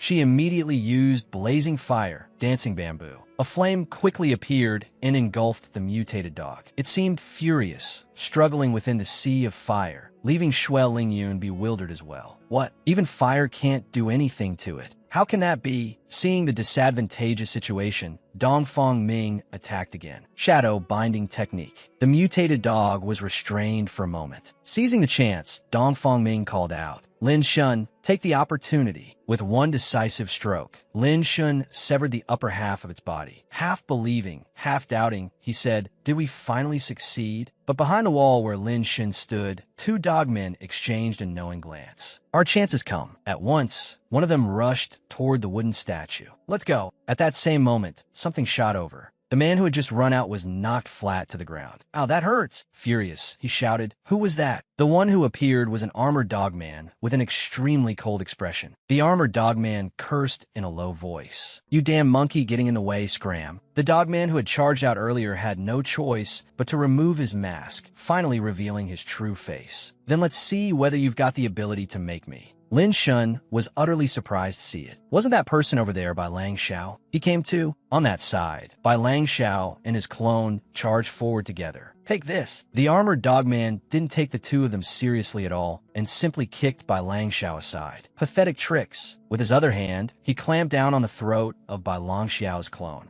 Suddenly, a blue ghost appeared beside the armored dogman and said to him, "Yes, exactly like that." The ghost urged, "Quick, kill him, then kill those other monkeys too." It urged him again and again. "Kill them all, kill, kill, kill, kill everyone." It kept whispering in the armored dogman's ear. "Didn't you deliberately lure him out to kill him? Does it matter whether you do it yourself? Kill him. If you kill him, then you can." Hui Yuan, off to one side, felt horrified watching this. The armored wolfman seemed to sense something. He released Bai Lang Xiao's clone and walked toward the wooden statue. On Lin Shun's side, he was struggling badly against the pack of mutated dogs. Why are these dogs even stronger than that one? He released Bai Lang Xiao's clone and walked toward the wooden statue. On Lin Shun's side, he was struggling badly against the pack of mutated dogs. Why are these dogs even stronger than that one? They took turns punching and kicking him, leaving him unable to defend himself. Lin Shun thought grimly, this is bad. How can there be an opponent this strong inside the trial? Completely, Lin Shun could no longer spare any thought for it, because Yinji was also struggling badly on her side. This little dog keeps getting bigger. This is bad. I can't hold on much longer. In the middle of the fight, the mutated dogs suddenly heard a voice. "Enough." The armored dogman ordered. "The mission is complete. Let's go." The armored dogman carried the wooden statue outside and then placed the blue ghost into it. Suddenly, one of the mutated dogs chased after him. The armored dogman cast it a cold glance and said, "Stop trying to scare me. Each of us is only taking what we want."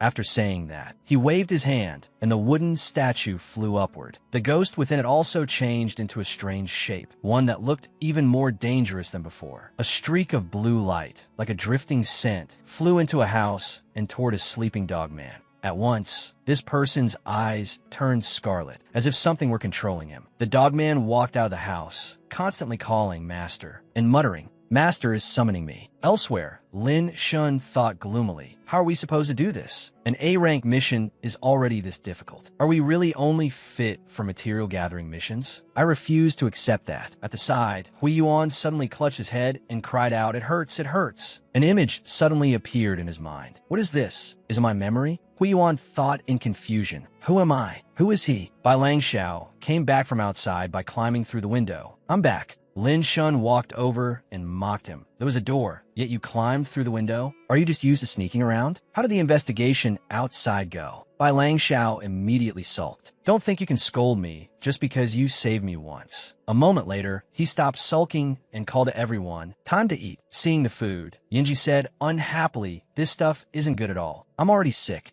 of it." Yet Bai Langxiao didn't get angry. He explained patiently, "The streets are full of black wolf men searching for criminals right now. I don't know what they're after, but we'll just have to make do with this food." As they ate, everyone suddenly remembered how many days earlier Hui Yuan had knelt and begged them, "Please, save the people of the city." Lin Shun hesitated slightly. About that, he sincerely said to Hui Yuan, "I'm sorry. We also have our own mission." Hui Yuan suddenly remembered something. All right, he took out a yellow bead. "Don't you need this?" Yinji took it in astonishment. A demon core. It looks exactly like the mission reward. And Hui Yuan had more than just one. He took out a whole pile of demon cores. "Ah, I don't just have one. I have several. Please help me save the people in the city. You can have all of these." Then a voice said, "So we're going right away?" It was none other than Lin Shun. Excited, he declared, "The people of the whole city are in danger, and the situation is so dire. How could righteous people like us possibly stand by and do nothing? I will definitely beat those ghosts and gods to smithereens. Definitely. How could Yinji not understand him? You're doing it for the demon cores, aren't you? As if I don't know you." On Xueling Yun's side, the fight was intense. She used the fire feather form, and the flames pierced straight through the monster. Dongfang Ming confirmed, "This is the last one." Watching each of them return to their original forms, Dongfang Ming concluded their bodies shrank back down. As expected, they were the village children who had been transformed. Bai Langxiao's clone sneered, "Those little mutts were nothing special. Yet you all acted like they were so impressive." Dongfang Ming ignored him and continued, "Those dogmen haven't been deeply corrupted yet. That's why they're much weaker than the ones from that night." At night, the blue ghost drifted everywhere, sucking the yang energy from the dogmen. "Power. I want more power." Suddenly, it sensed something. How strange. What's wrong with my clone? When it discovered who it was, it loudly cursed at Lin Shun. "You brat, what did you do to my clone? Give it back to me." As night gradually fell and the moon rose high, in a remote place, a dogman family was being held captive. One of the soldiers spoke up. "If you don't tell the truth, you'll die." At once, an elderly dog woman in the family was shoved to the ground, and her child cried out in frightened concern. "Mother!" A soldier standing nearby, his eyes blood red, raised his sword and prepared to strike. Was it the old woman? Suddenly, something was revealed on his body. That birthmark. The elderly dog woman cried out in shock. This is Yuaner. Yuanar, I'm your grandmutter." The soldier seemed to regain some clarity and called out, "Grandma." But then he was controlled again. "This old hag dare dirty my clothes? I'll chop off your hand." Just as the sword came down, someone suddenly blocked it, struggling to hold it back. Yinji said through gritted teeth, "Move it, all of you." At that moment, the elderly dog woman was wrapped around the waist by a cord and pulled away. Dongfang Ming softly comforted her, "Hide here for a while." On Yinji's side, the battle with the soldiers was extremely fierce. Lin Shun and Bai Langxiao's clone also rushed over to help. The latter even courteously reminded them, "Watch above your heads. Like master, like servant." Bai Langxiao's clone was fighting while grinning happily. Lin Shun seized the chance to take down one of the soldiers. Seeing this, Bai Langxiao's clone couldn't help getting angry. "Lin, you dare openly steal my kill? You really are detestable." Lin Shun didn't even spare him a glance and simply threw out one line. "If you take them down with skill, how is that stealing?" Then, without hesitation, he prepared to put on his mask. The moment he put it on, he immediately shouted, "Second form, open." Elsewhere, the armored dogman was holding a string of beads, deep in thought. The blue ghost appeared out of nowhere, looking furious. "You damned little wretch," it shouted. "You go kill those flies for me." At this point, the armored dogman also grew angry. "I told you not to order me around." The blue ghost burst out laughing. "Aren't you relying on me to prolong your life? If you refuse to obey me, then I'll grant that favor to someone else." Then it pointed at a brown dogman and ordered, "You go kill them." At once, that dogman transformed into a terrifying form and obediently replied, "Thank you, master." Over here by Langxiao, Yinji and Huiyuan were sitting together when Yinji suddenly sensed something. Seeing an enormous, terrifying arm reaching toward them from nowhere, she shouted, "Watch out." Bai Langxiao saved Huiyuan, but still couldn't resist being sharp-tongued. "Hey puppy, over here." Then he shouted, "Ice break." Instantly, the giant hand caught nothing but a block of ice. That hand crushed the ice Bai Langxiao had created. Luckily, he had dodged in time. Lucky I dodged, or I'd been smashed flat. But before he could celebrate, damn it, the hand had already grabbed Bai Langxiao. Then a series of loud explosions rang out. Even he had to admit, "I didn't expect you to have some ability, but you did hurt me." As soon as he finished speaking, Bai Langxiao spat out a mouthful of blood, looking seriously injured. The mutated dogman with his scarlet eyes coldly said, "I came here under master's orders." Then, as if pronouncing a final sentence, it said, "To kill you." As soon as it spoke, it let out a terrifying roar. Buildings began collapsing one after another, and the mutated dog moved with incredible speed. Bai Langxiao shouted in alarm, "Watch out." Yinji also fled in alarm, cursing under her breath. Damn it, the wall's collapsing. Seeing Lin Shun had just returned, she immediately snapped at him. "Why are you only getting back now?" He was furious at the sight before him. "What? Our wonderful room." Before he could finish, the mutated dog was already behind Bai Langxiao and about to attack. Luckily, Dongfeng Ming appeared. Careful. He quickly pulled Bai Langxiao aside to dodge, but Bai Langxiao was still injured. That sent him into a rage. "You damn dog, you've really made me mad now." He struck the mutated dog with a palm, and a massive blaze erupted with it. Lin Shun was overjoyed, thinking they were about to take it down. But just as the saying goes, it's not over till it's over. The mutated dog was still alive and looked even more vicious than before. One kick from it sent Bai Langxiao flying. But who was Bai Langxiao? He too seemed to transform into a monster, and without another word, attacked the head of the one who had just hit him. It turned out the one who struck just now was Bai Langxiao's clone. Now both it and the mutated dog had collapsed on the ground. Clutching his injured shoulder, Bai Langxiao asked in confusion, "Did we finally bring it down?" Then he quickly helped his clone up and scolded it in distress. "Idiot, if you'd stayed in that state a little longer, you'd have died. You know that? You fool, how could you transform that powerfully?" Lin Shen was also surprised by this. "I really didn't expect you to be that strong." "Nicely done." Yinji, standing to the side, said humorously, "I thought your special move was just making a sour face." Yet a moment later, the mutated dog began,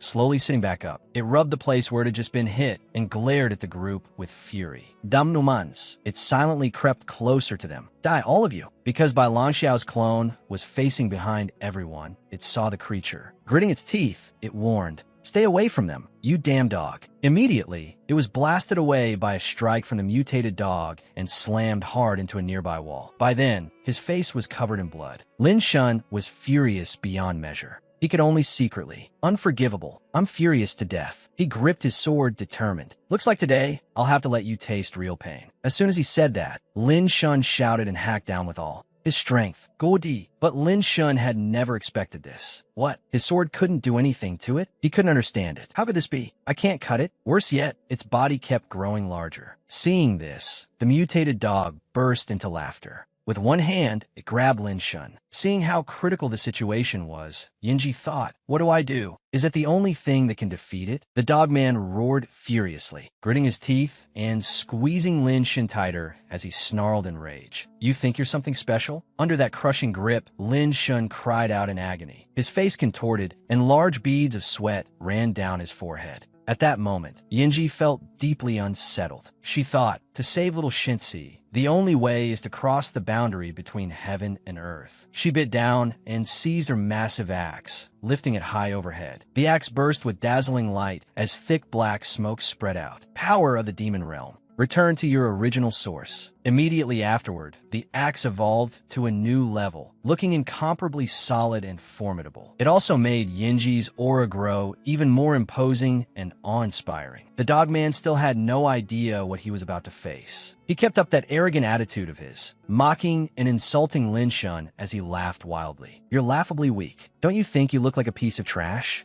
Suddenly, he sensed something approaching. No! He immediately panicked and began to tremble. Yinji was practically saying, "My time has come. Now, get out of my way." In one swift move, She dealt with the dogman in an instant, chopping off his arm and rescuing Lin Shun. Seated on the ground, Miss Ling Yun calmly said, "Sister Yinji, I'm here to help you." A moment later, two radiant golden wings suddenly sprouted from her back. Strands of her hair fluttered in the wind. The vermilion bird wings spread wide and lifted her into the air, and the ground below instantly sank into a sea of crimson fire. Seeing this, Ling Yun was alarmed inwardly. Damn it, I only just learned the vermilion bird wings. I didn't expect them to consume so much stamina. After that, her whole body turned into a pitch-black, charred shell to the point that her face and body were no longer recognizable. Even so, her trembling lips still murmured, "Master, Master." Lin Shun was utterly shocked. What's going on? It's clearly only a dried-up corpse, yet it can still move. Ling Yun's blackened hand was like charcoal, giving off plumes of gray-black smoke. Then her whole body suddenly melted like water, slowly turning into a foul-smelling black liquid. Fortunately, she was still able to return to her original form. It was just that her condition looked anything but good. Listless, exhausted, utterly drained. As he helped support her back up, he asked, "Ling Yun, what's wrong with you?" She weakly replied, "Let me rest for a bit. I'm so tired." Suddenly, there was a noise, and she startled awake. "What was that?" she said blankly. "What happened? Why are there so many?" Meanwhile, the dogman still had not admitted defeat. He stood proudly atop the roof of a house in the distance. Yinji said worriedly, "There are too many. We're no match for them at all, and everyone is injured." At that time, Bai Langshao was seriously wounded. Covered in injuries, he sat leaning quietly against a cracked wall. Frowning, she said, "If we can't, then I." The abbot standing nearby urged everyone, "Hey, we can hide in the canine god temple. I can guarantee everyone's safety." Hearing that, she also agreed. "There's no other way. Let's go. I can't keep this up much longer." Lin Shun quickly nodded. All right. He dashed up onto the roof of a nearby house like a gust of wind. Ling Yun was slung across his back, while one hand clutched the neck of the small wolf-like abbot. Beneath the moonlit night sky, the atmosphere was gloomy and terrifying. Carrying two more seriously injured people by himself, he complained, what a hassle. If it were just me alone, why would I? Meanwhile, Miss Yinji was still busy swinging her axe, intending to give that wolfman a beating he would never forget. But then she leaped onto the ruined rooftop and said, "This is bad. If we keep fighting, it'll be even harder to escape." She chose to retreat because she knew there were simply too many of them for her to withstand alone. Go! Swiftly, she moved across the rooftops. But the demons were not about to leave her in peace. They chased after her relentlessly, determined to hunt her down in furious resentment. Elsewhere, Yuan Tong was warning the patrol soldiers. Right now, the abbot is missing and the elder isn't well. We must patrol carefully and not allow thieves to break in here. Do you all understand? They responded in unison. Yes, Senior, you're absolutely right. Suddenly, he sensed abnormal spiritual energy and immediately turned his head. There's demonic energy nearby. It turned out the source of that aura was Lin Shun's group. He hurriedly shouted, "It's Yuan Tong. Yuan Tong, save me." At the same time, he was still carrying the wolf abbot by the neck. Yuan Tong replied in shock and alarm. "Abbot? Why is the abbot together with these interworld monkeys?" But then an unexpected crisis struck them. A wolf-like demon with blood-red eyes bared its sharp fangs and charged at them in fury. Fortunately for Lin Shun, Yuan Tong reacted with remarkable speed and blocked the monster's attack. At that moment, Yuan Tong's staff swept past Lin Shun's face, making him go pale with shock. With a single kick, Yuan Tong struck the demon squarely in its lower body. A shrill scream rang out in the still night. The wolf-like demon growled resentfully, baring its teeth, as though it wanted nothing more than to tear them all to pieces to vent its rage. Yuan Tong advanced with calm, unhurried composure, slowly stepping toward them with his staff in hand. After all this time, Lin Shun finally got a moment to breathe. He left the rest to the senior monk. "Finally, I can catch my breath." After watching for a while, he discovered, "Everyone look, this is..." In the past, even when those monsters were killed, they had never shown anything like this. Over on the other side, the wound on the demon's shoulder had recovered by some miraculous means. Yuan Tong was not particularly surprised. He said, "So everything written in the ancient scriptures is true? You are the black gods of the great dark heaven throne." The creature seemed unable to understand what he was saying and only knew how to snarl and threaten them. Then one especially reckless one charged, straight at Yuan Tong, howling nonstop. Faced with such an overactive opponent, he remained utterly calm and cast a technique, transforming into a powerful six-armed form with bulging muscles. With disdain, he said, and in the next instant, a punch landed squarely in the middle of the demon's face, smashing it so hard it couldn't even lift its head. The sheer force from Yuantong sent its entire body flying backward, crying out in pain. After getting beaten that badly, of course it was furious. Damn it. Once again, I watched the wounds on its face recover as if it had never been hit at all. Seeing that, Lang Xiao said, "Look, every time the dogmen attack, they leave behind golden wound marks on the wolfmen's bodies." Slowly getting to his feet, he added, "It seems to be some kind of weak acupoint. In that case, I think I may have struck one before in battle." He recounted his earlier fight. It was possible he had hit an acupoint by luck,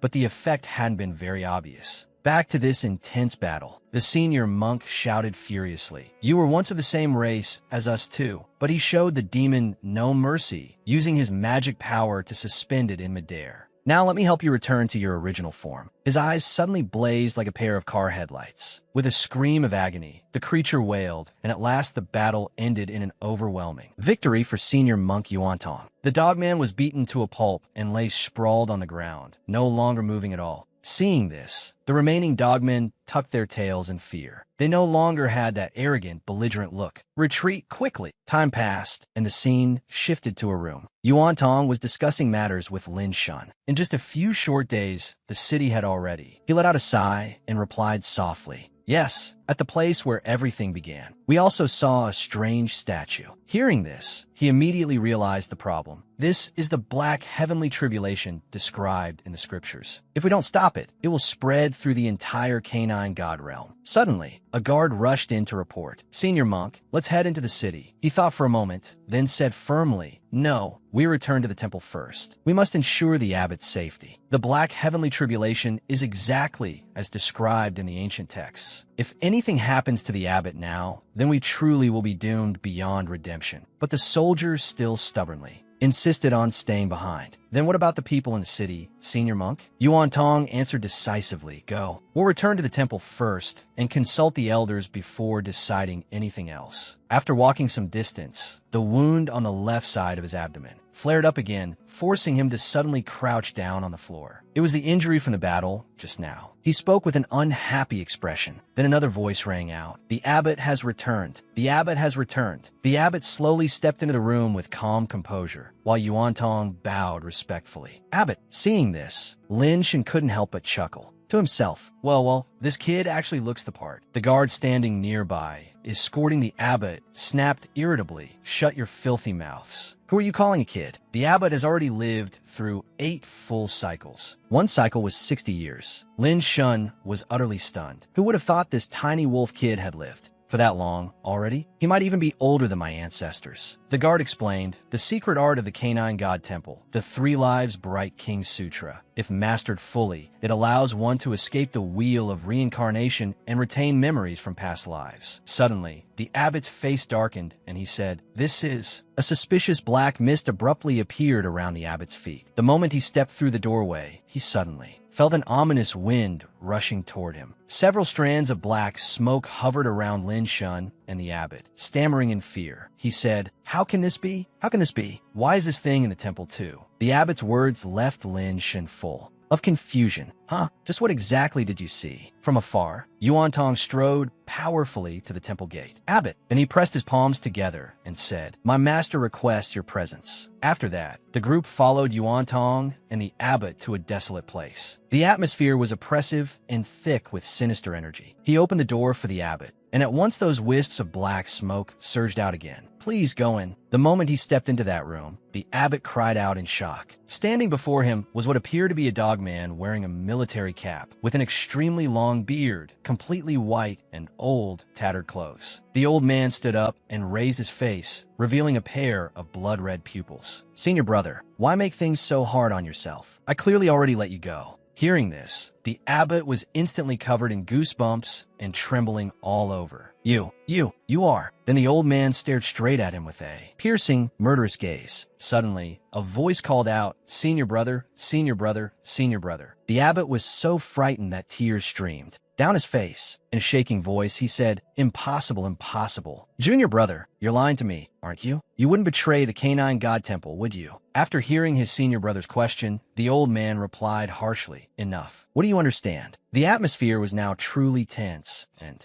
stifling. Pointing at the abbot's face, he mercilessly poured out his grievance. You broke through the limits and escaped reincarnation. But me? 400 years. 400 years I struggled and suffered through cultivation, yet I still never succeeded. And today, I'm about to die. What else could I do? His laughter sent chills through everyone. To prolong my life. Then a ghost with red eyes and mouth burst out of the old dogman's body and shrieked, "My hope of breaking through depends entirely on you. As long as you offer everything you have, to me." The old man immediately answered without hesitation, "Fine, fine, it's all yours." Canine God. Hearing this, everyone was terrified. That unpleasant voice rang out again. "Did you hear that, Huiyuan? In the end, I won. I won." Then something miraculous happened. The old man transformed into a young, robust dogman, tall and powerfully built, with sculpted muscles and six-pack abs. He stretched out a hand and moved to attack them. The canine god immediately launched a strike at Huiyuan,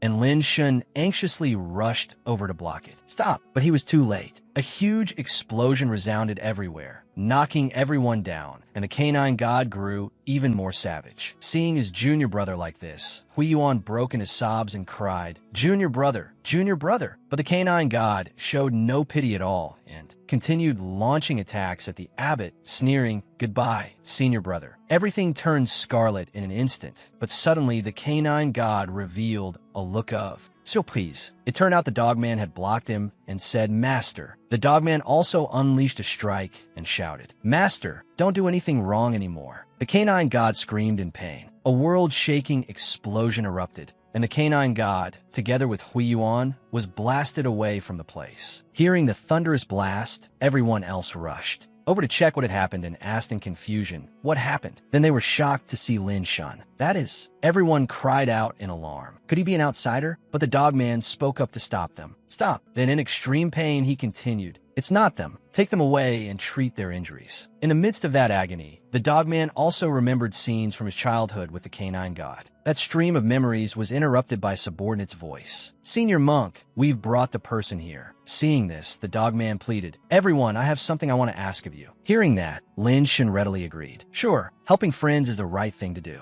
We also want to save Huiyuan." Outwardly, he agreed cheerfully, but inside he was fuming as he thought of the payment Huiyuan had promised before. Damn it, this brat still hasn't paid me and now wants to run? My demon core is worth a lot. Lin Shun kept up the warm smile and continued, "It's just that. You also know my divine weapon is extremely powerful, stronger than imagination itself. We wouldn't happen to know if you have any divine weapons or precious pills and miracle medicines." Hearing this, the dogman told his subordinate, "Take them see the Three Lives Bright King Sutra." Xueling Yun and Lin Shun were secretly delighted. This looks promising. But on the way there, Lin Shun grew weary and complained, "We've already been walking for 4 hours. Then he added gloomily, "Why do you guard your treasure so heavily?" The subordinate turned to him and said, "We're almost there, almost there." But inwardly Lin Shun grumbled, "I'll remember this place. Once all this is over, I'll." Before he could finish thinking, the subordinate spoke up, "This is where we store the treasure." The subordinate introduced the statue before them, the Three Lives Bright King Sutra. Seeing the real thing, Lin Shun thought, "Why is it so huge? Top grade by my standards." The subordinate then explained the statue.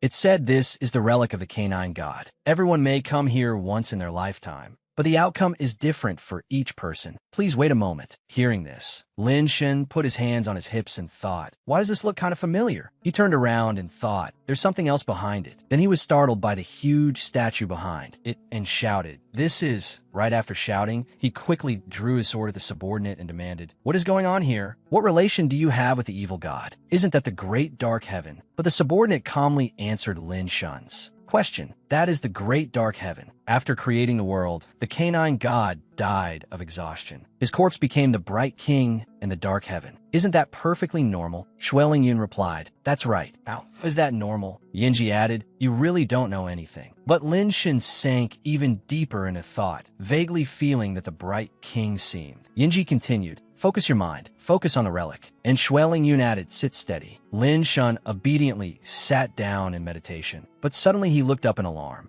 This is..." Lin Shun slowly opened his eyes and said, "Where is this?" Suddenly, the scene before him became incredibly lively with the applause and congratulations of the crowd. Congratulations, congratulations. Manager Lin, so young and talented. The bonus from this project is really enviable. He joined in, scratching his head as he said, You flatter me, you flatter me. Everyone contributed. From afar came the footsteps of a woman walking over. It was Yinji. She walked up to him and called Little Lin. Coming closer, she played with his tie and continued, You've been amazing lately. To finish a project this big too, tell me, what kind of reward do you want? Suddenly the atmosphere turned suggestive, and she continued, How about I take you on a 5-day, 6-night island vacation? Just the two of us. But he didn't seem focused on the conversation at all. Scratching his cheek, he changed the subject. Why do I feel like I forgot something really important? A moment later, he remembered what it was. That's right, I have to cultivate. I don't need a vacation. Hearing that, Yinji asked in confusion, So you cultivate? But as soon as she finished speaking, he packed up and headed home, waving goodbye to everyone. Boss, I'm taking off to go home and cultivate. See you. The scene shifted to the time travel world. Shueling Yun was bowing to him. Your Majesty. Yin'er pays her respects to your Majesty. Lin Xin turned to her and replied, Yin'er rise. She continued, Your Majesty, the 4 seas are at peace, the nation is prosperous, and the people are safe. There is nothing to worry about. The only thing on Yin'er's mind is the imperial heir. Hearing this, he smiled and said, Is that so? She stepped over, linked arms with him, and continued, Your Majesty, why don't we retire early tonight? But he turned away and leaped out of the palace, shouting, It's still early. I want to cultivate for a few more hours. Shueling Yun looked at him. Returning to the present, countless thoughts were racing through his mind. General, President, this is exhausting. I have to. Suddenly Lin Shun burst out with even greater determination and shouted, I want to be strong. I want to be strong. I want to become the strongest person in the world. Only then can I protect everyone around me. Suddenly, the statue's eyes glowed red, and it began to tremble slightly. Then Dong Fongming popped up from a water jar and said, Not bad. Yinji, meanwhile, was eating away happily and said, All 3 of them saw through his nature that quickly? Then we should get going too. What a pity. As soon as she finished, she slammed her hand heavily onto the ground and said, I haven't even finished eating yet. The subordinate also noticed the abnormality in the statue and reflexively asked in shock, What's going on? The moment he finished speaking, the statue's eyes shone brighter than ever before, and streams of light began radiating from it. From a statue shot out strange, glowing leaf shape. Lights causing Lin Shun to stare and say this. He watched in confusion as the leaf slowly drifted toward him. While he was still startled, the subordinate explained the origin of the leaf. It is a fragrant leaf Bodhi. Since the founding of the Canine God Temple, fewer than 10 people have managed to comprehend a fragrant leaf Bodhi. Everyone was stunned, and the subordinate concluded. And yet today, one has actually appeared. Hearing this, Lin Shun went over to the statue and expressed his thanks. So that's how it is? Thank you for your guidance, Canine God. Then he charged forward and said, In that case, we can't delay any longer. We have to set out now. The scene shifted to a pitch-black atmosphere, with sounds of fighting in the air. Hold them off, hold them off. Don't let them catch up. We'll handle things here. Everything depends on you. Hearing that, Lin Shun boldly rushed straight ahead and said, Then let's go. When he reached the place, he kicked the door open, only to find many enemies already waiting for him inside. Shueling Yun immediately followed in to support him. Let me. Then she unleashed her move, Divine Flame of Warring Worlds. She and the Dogman clashed head-on. On the Dogman's side, he grinned dangerously and thought, So that's it. Do you really think this is enough to defeat me? Suddenly, Dong Fongming looked up at the sky and said, The moon has turned red. But Lin Xin only grew more excited and replied, How would we know unless we try? Make your move. Hearing the command, Dong Fongming quickly unleashed his technique, and in an instant the Dogman's hands and feet were bound by cords. Shueling Yun, hearing that, attacked as well. The Dogman exploded with even more power than before. Seeing this, Lin Shun leaped high into the air and said, Perfect chance. Then he brought down the move. Boundless bright light thunder slash. The Dogman had no time to dodge, and his body was gradually split in two. Furious, he said, No, impossible But in the next second, he changed expression and fused his body back together, saying, I tricked you. Seeing this, everyone was stunned and thought, So strong. As expected of a move comprehended from my primordial spirit, Lin Shun immediately used the technique again, striking to kill once more. Boundless light of illumination. But the Dogman caught it easily and sneered, It's useless. Don't waste your strength. Seeing that he was completely unaffected, everyone panicked and cried out in shock. What is going on? Even Lin Shun said anxiously, "Why can't we kill him?" Yinji also spoke up. Could it be because of the blood moon in the sky? But her words had already guessed his intent. Sharp eyes. But so what? Don't tell me you can pluck the moon from the sky. Miaoyue suddenly stepped forward and cried out. Miaoyue abruptly grew larger, and in the blink of an eye transformed into an enormous fox. The moon in the sky was immediately covered by more than half. The dogman looked up at the moon. The blood moon in the sky began to undergo an eclipse, and countless bolts of lightning suddenly struck down around the dogman. His eyes flickered red. "You can even do that? I had wanted to play with you a little longer, but if you insist, then so be it." The dogman stood facing Miaoyue, while Bai Longxiao's clone seized the chance to pounce. Perfect chance, but the dogman swiftly dodged aside. Then he laughed. "Looks like I've played with you long enough." His body immediately began to change, so you won't be surprised anymore. The dogman suddenly grew huge, catching Bai Longxiao's clone completely off guard. Damn it, no time to escape. Bai Longxiao's clone was sent flying by a single punch from the dogman. The dogman then instantly turned and attacked Yinji. Even Lin Shun, who had just gotten close, was startled by him. Raising his sword, Lin Shun slashed out. "Take this." A dragon-infused strike came down on the dogman's shoulder, and Lin Shun's sword instantly cracked and shattered to pieces. He cursed inwardly. Damn it, an ordinary iron sword can't withstand force on this level. The dogman then backhanded him, trying to throw Lin Shun away. Yinji shouted, "Lin Shun, hurry and think of something. We won't be able to hold out much longer." The dogman laughed loudly. "You insects, you!" Miaoyue turned to look toward Huiyuan, and hundreds more bolts of lightning descended from the sky. Inside the sphere where Huiyuan was sitting, not a single bit of affected. Suddenly, a bell fell right in front of the abbot. The abbot opened his eyes. "Junior brother." "No, I should call you Great Dark Heaven now." When Great Dark Heaven saw that the abbot had awakened, he immediately tensed up. Damn it, how did he wake up? It must have been because of that lightning just now. The bronze bell rang out, and a moment later, it suddenly grew larger and flew above Great Dark Heaven's head. He cursed inwardly, damn it. The bronze bell trapped Great Dark Heaven. Inside, Great Dark Heaven cursed, "Damn it, it's you again." From inside, he pounded on the bronze bell and shouted, "Abbot." Outside, the abbot replied calmly, "Stop fighting. We were originally one." The abbot pressed his palms together and spoke to Great Dark Heaven inside the bell. The reason the original body left behind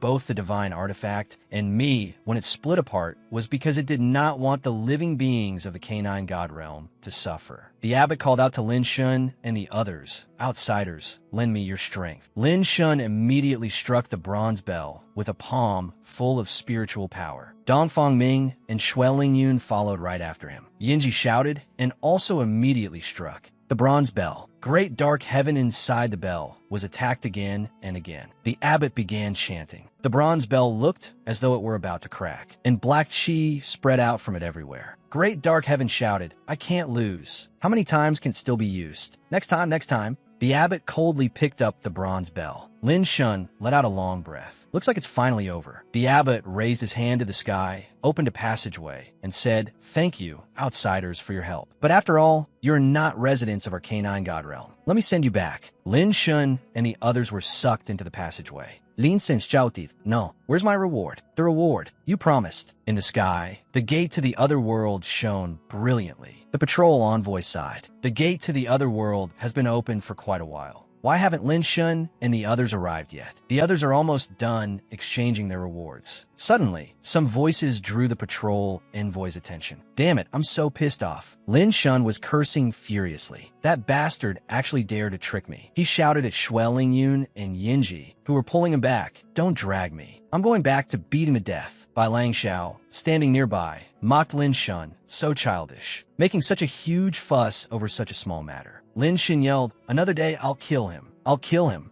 Meanwhile, Bai Langxiao secretly pulled out a notebook and wrote, "October 10th, year 10. The abbot and the canine god realm will the four saints' sons compensation for their hard work." How hateful. Hugging a white snake, the patrol envoy walked out and said, all right, stop causing trouble and go exchange your rewards. We're off duty now." Seeing Lin Shun and the others' sluggish reactions, the patrol envoy asked, "Wait, that can't be right. Don't tell me there's still one mission left unfinished?" She sighed. "What a waste of such a good opportunity, and you still didn't complete a single mission." The people standing nearby looked at Lin Shun's group and started discussing them. "Isn't that the saintess of the Tianji sect?" The pretty boy next to her is quite handsome, but his strength is. Someone also took the chance to mock Bai Lang Xiao. So even you have a day like this, Bai Lang Xiao. Miao Yue walked over carrying Bao Xiong on her back. It barked noisily. Bao Xiong handed the bronze bell to Lin Shun. Helpless, Lin Shun held his forehead. This crazy cat, when there was fighting, who knows where it ran off to, and now that the fight's over, it comes running out. What use are you? When the patrol envoy heard the ding-dang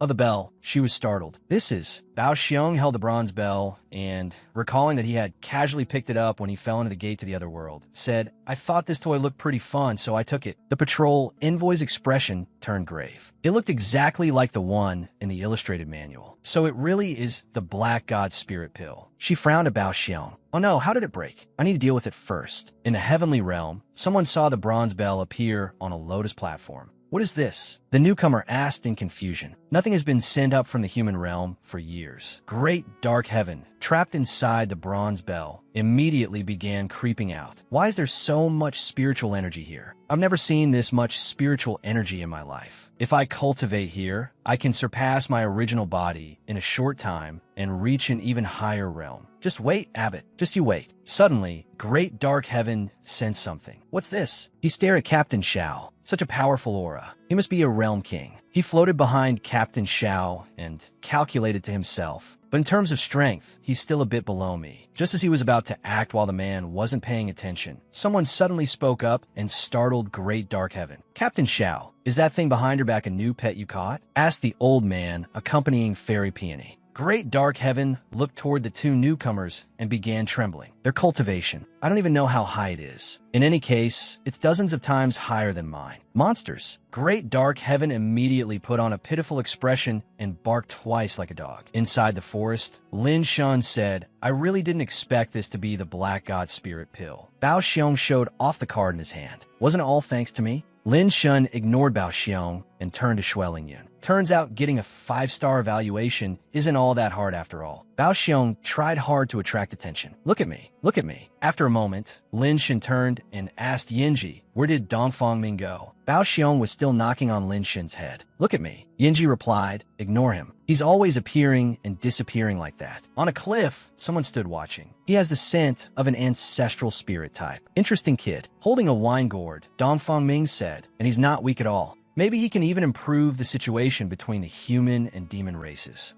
When people get old, they really do start overthinking everything. Forget it. I'd better go look for some good wine in the human realm first. He took a sip and sighed. The blood wine of the demon realm is pretty good, but it's too fishy. As soon as he finished speaking, Dongfang Ming disappeared. After obtaining enough resources, Lin Shun, Shui Lingyun, and Yinji headed together to Dongyan country, where Shui Lingyun had been assigned, and devoted themselves to cultivation in hopes of breaking through to the true Dao realm. The carriage rattled along the road. Yinji hugged Shui Lingyun and complained, I am exhausted. We finally made it. Little sister Lingyun, how long have you been serving as the defender envoy in Dongyan country? You must know all the best places to eat, right? I want to eat the whole world. Lingyun forced a smile. Is that so? Lin Shun lifted the carriage curtain and looked outside. The princess of Dongyan was already standing there waiting. Lingyun, my Lingyun has finally come back. At the Dongyan branch of the Tianji sect, Lingyun asked in a low voice, has that person been around lately? A sect disciple replied helplessly, she comes here every day. We can't stop her no matter what. Judging by the time, she should be here soon. When Lin Shun saw Ling Yun acting sneaky, he asked in confusion, why has Ling Yun been acting so mysterious lately? Suddenly, Lin Shun was startled by Yinji's scream. Don't come over here. Shaolin Zi, stop her for me. The princess of Dongyan chased after them with flowers in her hair. Wife, don't go, okay? Wife. With a drumstick in her mouth, Yinji ran for her life. If it weren't for the fact that I don't hit women, I would have taken an axe, and Lin Shun stopped Yinji. Wait, what? What did you say? The princess of Dongyun's expression immediately changed, and she struck a palm at Lin Shun. You stinking man. Lin Shun tilted aside to dodge. Hey! He flipped backward to avoid her attack. This has nothing to do with me. The princess of Dongyan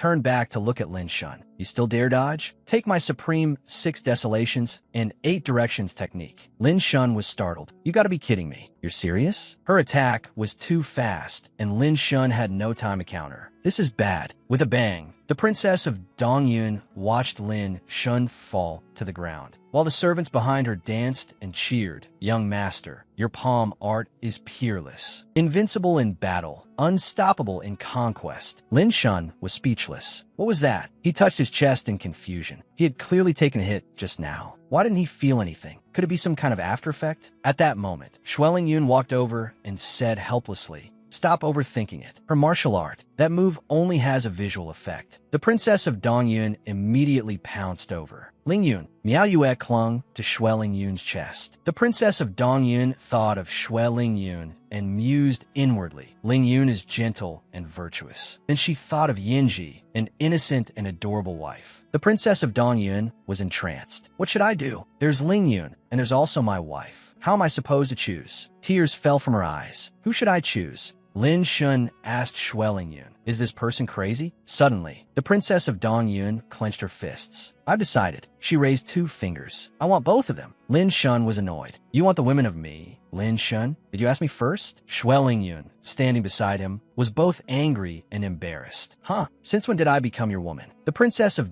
Dongyun shouted, "Bold scoundrel! How dare you sully the pure fairy Ling Yun?" She immediately grew a pair of wings and flew up, waving a fan in her hand. "You're courting death." The servants once again threw flowers and praised her nonstop. "Young master is invincible." Lin Shun was speechless. A visual effect again? He clenched his fists and rushed forward. How boring. Lin Shun reached out and shoved the princess of Dongyun in the chest. "Is there something wrong with your head? Let's see if I don't beat some sense into you." Suddenly, Lin Shun felt his hand touch something. He instantly felt that something was off. This soft feeling. Xueling Yun spoke up right on cue. "That's right. She is the eldest princess of Dongyun country." The princess of Dongyun looked at Lin Shun with tears in her eyes. "Even my father has never treated me like that." Suddenly, she burst into tears. Lin Shun panicked. "Ashi!" Lin Shun's screams echoed from inside the courtyard. "Don't cry. Be good." A few days later, Lin Shun covered his face and sneaked around furtively. He looked around. No one. Time to run. Just as Lin Shun was about to successfully escape, someone suddenly called out, "Lin Shun." A servant of the princess of Dongyun shouted through a loudspeaker, "Target spotted. Attention all units. Target spotted." They chased after Lin Shun, shouting loudly, "Lin Shun. We found Lin Shun. Lin Shun. Lin Shun." Lin Shun took off like the wind. "Run." The princess of Dongyun stood in front of him, blocking the road with a huge bouquet in her arms. "Lin Shun, don't go. I love your heart. Heaven and earth can bear witness." Lin Shun cried out, "Help! Yinji! Ling Yun, save me!" Yinji, gnawing on meat, appeared again in front of Lin Shun. "TSK," she said, "for the sake of our peace and quiet. Lin Shun, sacrifice a little of your looks." Lin Shun cursed loudly. "Damn it, Yinji, you..." The princess of Dongyun moved closer to Lin Shun. "Lin Shun, I know you love me too. Otherwise, why would you stop and wait for me?" Lin Shun blocked the princess of Dongyun. "Damn it, what exactly do you even like about me? Tell me so I can change it." The princess of Dongyun said affectionately, "I've never met a man as heroic as you." She hugged her arms. "No one has ever dared lay a hand on me before. Only you. You're different from all of them." She threw herself onto the ground. "Come on, don't pity me just because I'm a flower." Suddenly, a golden blanket flew in from somewhere and completely covered the princess of Dongyun. As she lay on the ground, Huafeng arrived and covered his mouth as he said, "Well, this little sister of mine has been arrogant since childhood. If she has offended you in any way, I hope you'll forgive her." As the princess of Dongyun was carried away, she shouted, "Huafeng, what are you doing? I definitely won't let you off." Huafeng frowned. "Go quickly, go." Lin Shun looked vicious and still didn't understand what was happening. He thought to himself, what is this smell? Outside the courtyard, Lin Shun formed a hand seal. He drew in a breath, and spiritual power immediately began circulating through his body. Both Lin Shun and Xueling Yun were cultivating. Yinji sat above them, watching the two. It looks like little Shensi and Ling Yun are progressing well. Looks like they'll break through to the true Dao realm in the next few days. Once they break through to the true Dao realm, they'll naturally be rejected by the laws of the human realm and ascend to the upper realm. Lin Shun strolled down the street. "I've been in seclusion for so long. It's good to come out for a walk once in a while." Suddenly, Miao Yue barked loudly, drawing Lin Shun's attention. He put his hands on his hips and shouted at it, "Please, you're just a wolf. yet you bark every single day. Then Lin Shen suddenly shouted, "No, that's not right." He looked around. "Why is there no one on the street?" Miao Yue walked forward. Lin Shen looked toward the gate in front of him. What happened? The palace gate was half open. Where are the imperial guards? Lin Shun pushed the door open and went inside. Suddenly, he was shocked. In front of him were two guards stabbing each other, blood pouring everywhere. Lin Shun sensed that something was wrong. No, something's off. I need to go find Ling Yun and Yinji first. But suddenly, with a bang, Lin Shun turned in shock toward the door behind him. The palace gate had shut on its own. He looked thoughtful. This isn't right. Something is very strange here. I'd better leave the palace first. Lin Shen stomped the ground and shot upward. Then he slammed hard into the barrier in the sky. Lin Shen was knocked backward and sent reeling. What is this? Over on the other side, Yinji was also fighting. Why isn't Lin Shen back yet? I won't be able to hold out much longer. Yinji looked at the newcomer and immediately ordered, "Fall back, fall back." Several soldiers with blood-red eyes, like zombies, staggered forward. Kill! Yinji swept out an attack. Get lost. Suddenly, someone bumped into the corpse of a guard, lying on the ground. She was startled when she saw the bug on that man's body. This is bad. The beetle seemed to be laughing. It suddenly flew up and touched that girl's face. She looked as if she had been possessed and cried out, "Kill! Kill! Kill!" Before she could go mad, someone tapped her on the shoulder. Yinji directly threw the girl into the air. Go! Huafeng looked at Yinji and smiled. Interesting. Huafeng looked at her and said, "Do you think that could stop us?" One of the guards raised his own hand and slit his own throat. Another bug flew out of his mouth. The servants and the princess of Dongyan hurriedly cried out, Don't choose me." Several bugs were chopped down. Lin Shen landed with his sword in hand and asked, "What happened? What are these things exactly?" Yinji said, "Lin Shun, you came at the right time. If I'm not mistaken, this is the soul clan recorded by both the human and demon races. I never thought they would appear again after tens of thousands of years. The soul demons of the soul realm are born enemies of all living beings. Where the soul is extinguished, whether demon race or human race, even animals and plants all die out." Huafeng smiled and said, "An ancestral spirit again?" "That's right. Only ancestral spirits are the natural bane of our kind. But what use is just one person? Besides, swarms of bugs suddenly appeared from nowhere, flying everywhere like locusts." Huafeng laughed loudly. "Human race." A spiraling sound rang through the courtyard. Huafeng laughed smugly. "I didn't expect the breakthrough to be this easy." He narrowed his eyes. Yinji clenched her teeth, and changes began to appear on her body. "Looks like there's no other choice. I can't avoid revealing my identity." Yinji let out a shout. Huafeng was startled. "A demon general? I admit you're very strong. I'm no match for you at all. But what can you do alone? Our soul clan is arriving in the millions. That's not something a single demon general like you can stop." Yinji sneered. "First, I don't need to kill all of you. I only need to seal this place off." She raised her weapon. "Second, who said I'm alone?" A streak of light flew over from somewhere, and a woman in a pink dress appeared. "Soul extinction? And there's even a demon general?" Fairy Peony frowned and said, "You all actually showed up in the human realm at the same time? Being this flashy, I, Peony, do not approve." Yinji looked at Fairy Peony and said, "Stop thinking about other things. With the combined strength of the two of us, sealing this entrance won't be difficult." Yinji launched a strike. Chaos devours the heavens. Fairy Peony also unleashed a move, Bloodfall World Destroying. The gazes of Fairy Peony and Yinji sharpened. The two shouted, "Godi!" Both attacks flew toward Huafeng at the same time. He shouted, "Retreat! Retreat now!" Huafeng was blasted apart. "Don't get cocky. Opening a passage into the human realm was just a casual move. Even if you seal it, it won't matter much. Our soul clan will return." With a loud explosion, everything shattered apart. The bugs fell to the ground one after another. Fairy Peony said, "I must immediately report this matter to the heavenly realm, the soul clan." She turned to look at Lin Shan. "Sorry, little Shensi. I lied to you for so long." With tears in her eyes, Yinji waved goodbye. "But you're about to step into the true Dao realm too. Remember to come to the heavenly realm soon to find me. Remember to come to the heavenly realm soon to find me." Fairy Peony looked at Yinji and said, "You still owe me a lot of meals. Hurry up and go. Otherwise, I'll leave you behind." Lin Shen fell silent in thought. My little junior brother is about to ascend to the heavenly realm too, right? He looked up at the two golden streaks of light flying away together. The heavenly realm, the demon race, soul demons, when Fairy Peony and Yinji had become only two tiny dots in the distance. Lin Shen waved goodbye. Then he and Miao Yue drew their swords and continued on their journey.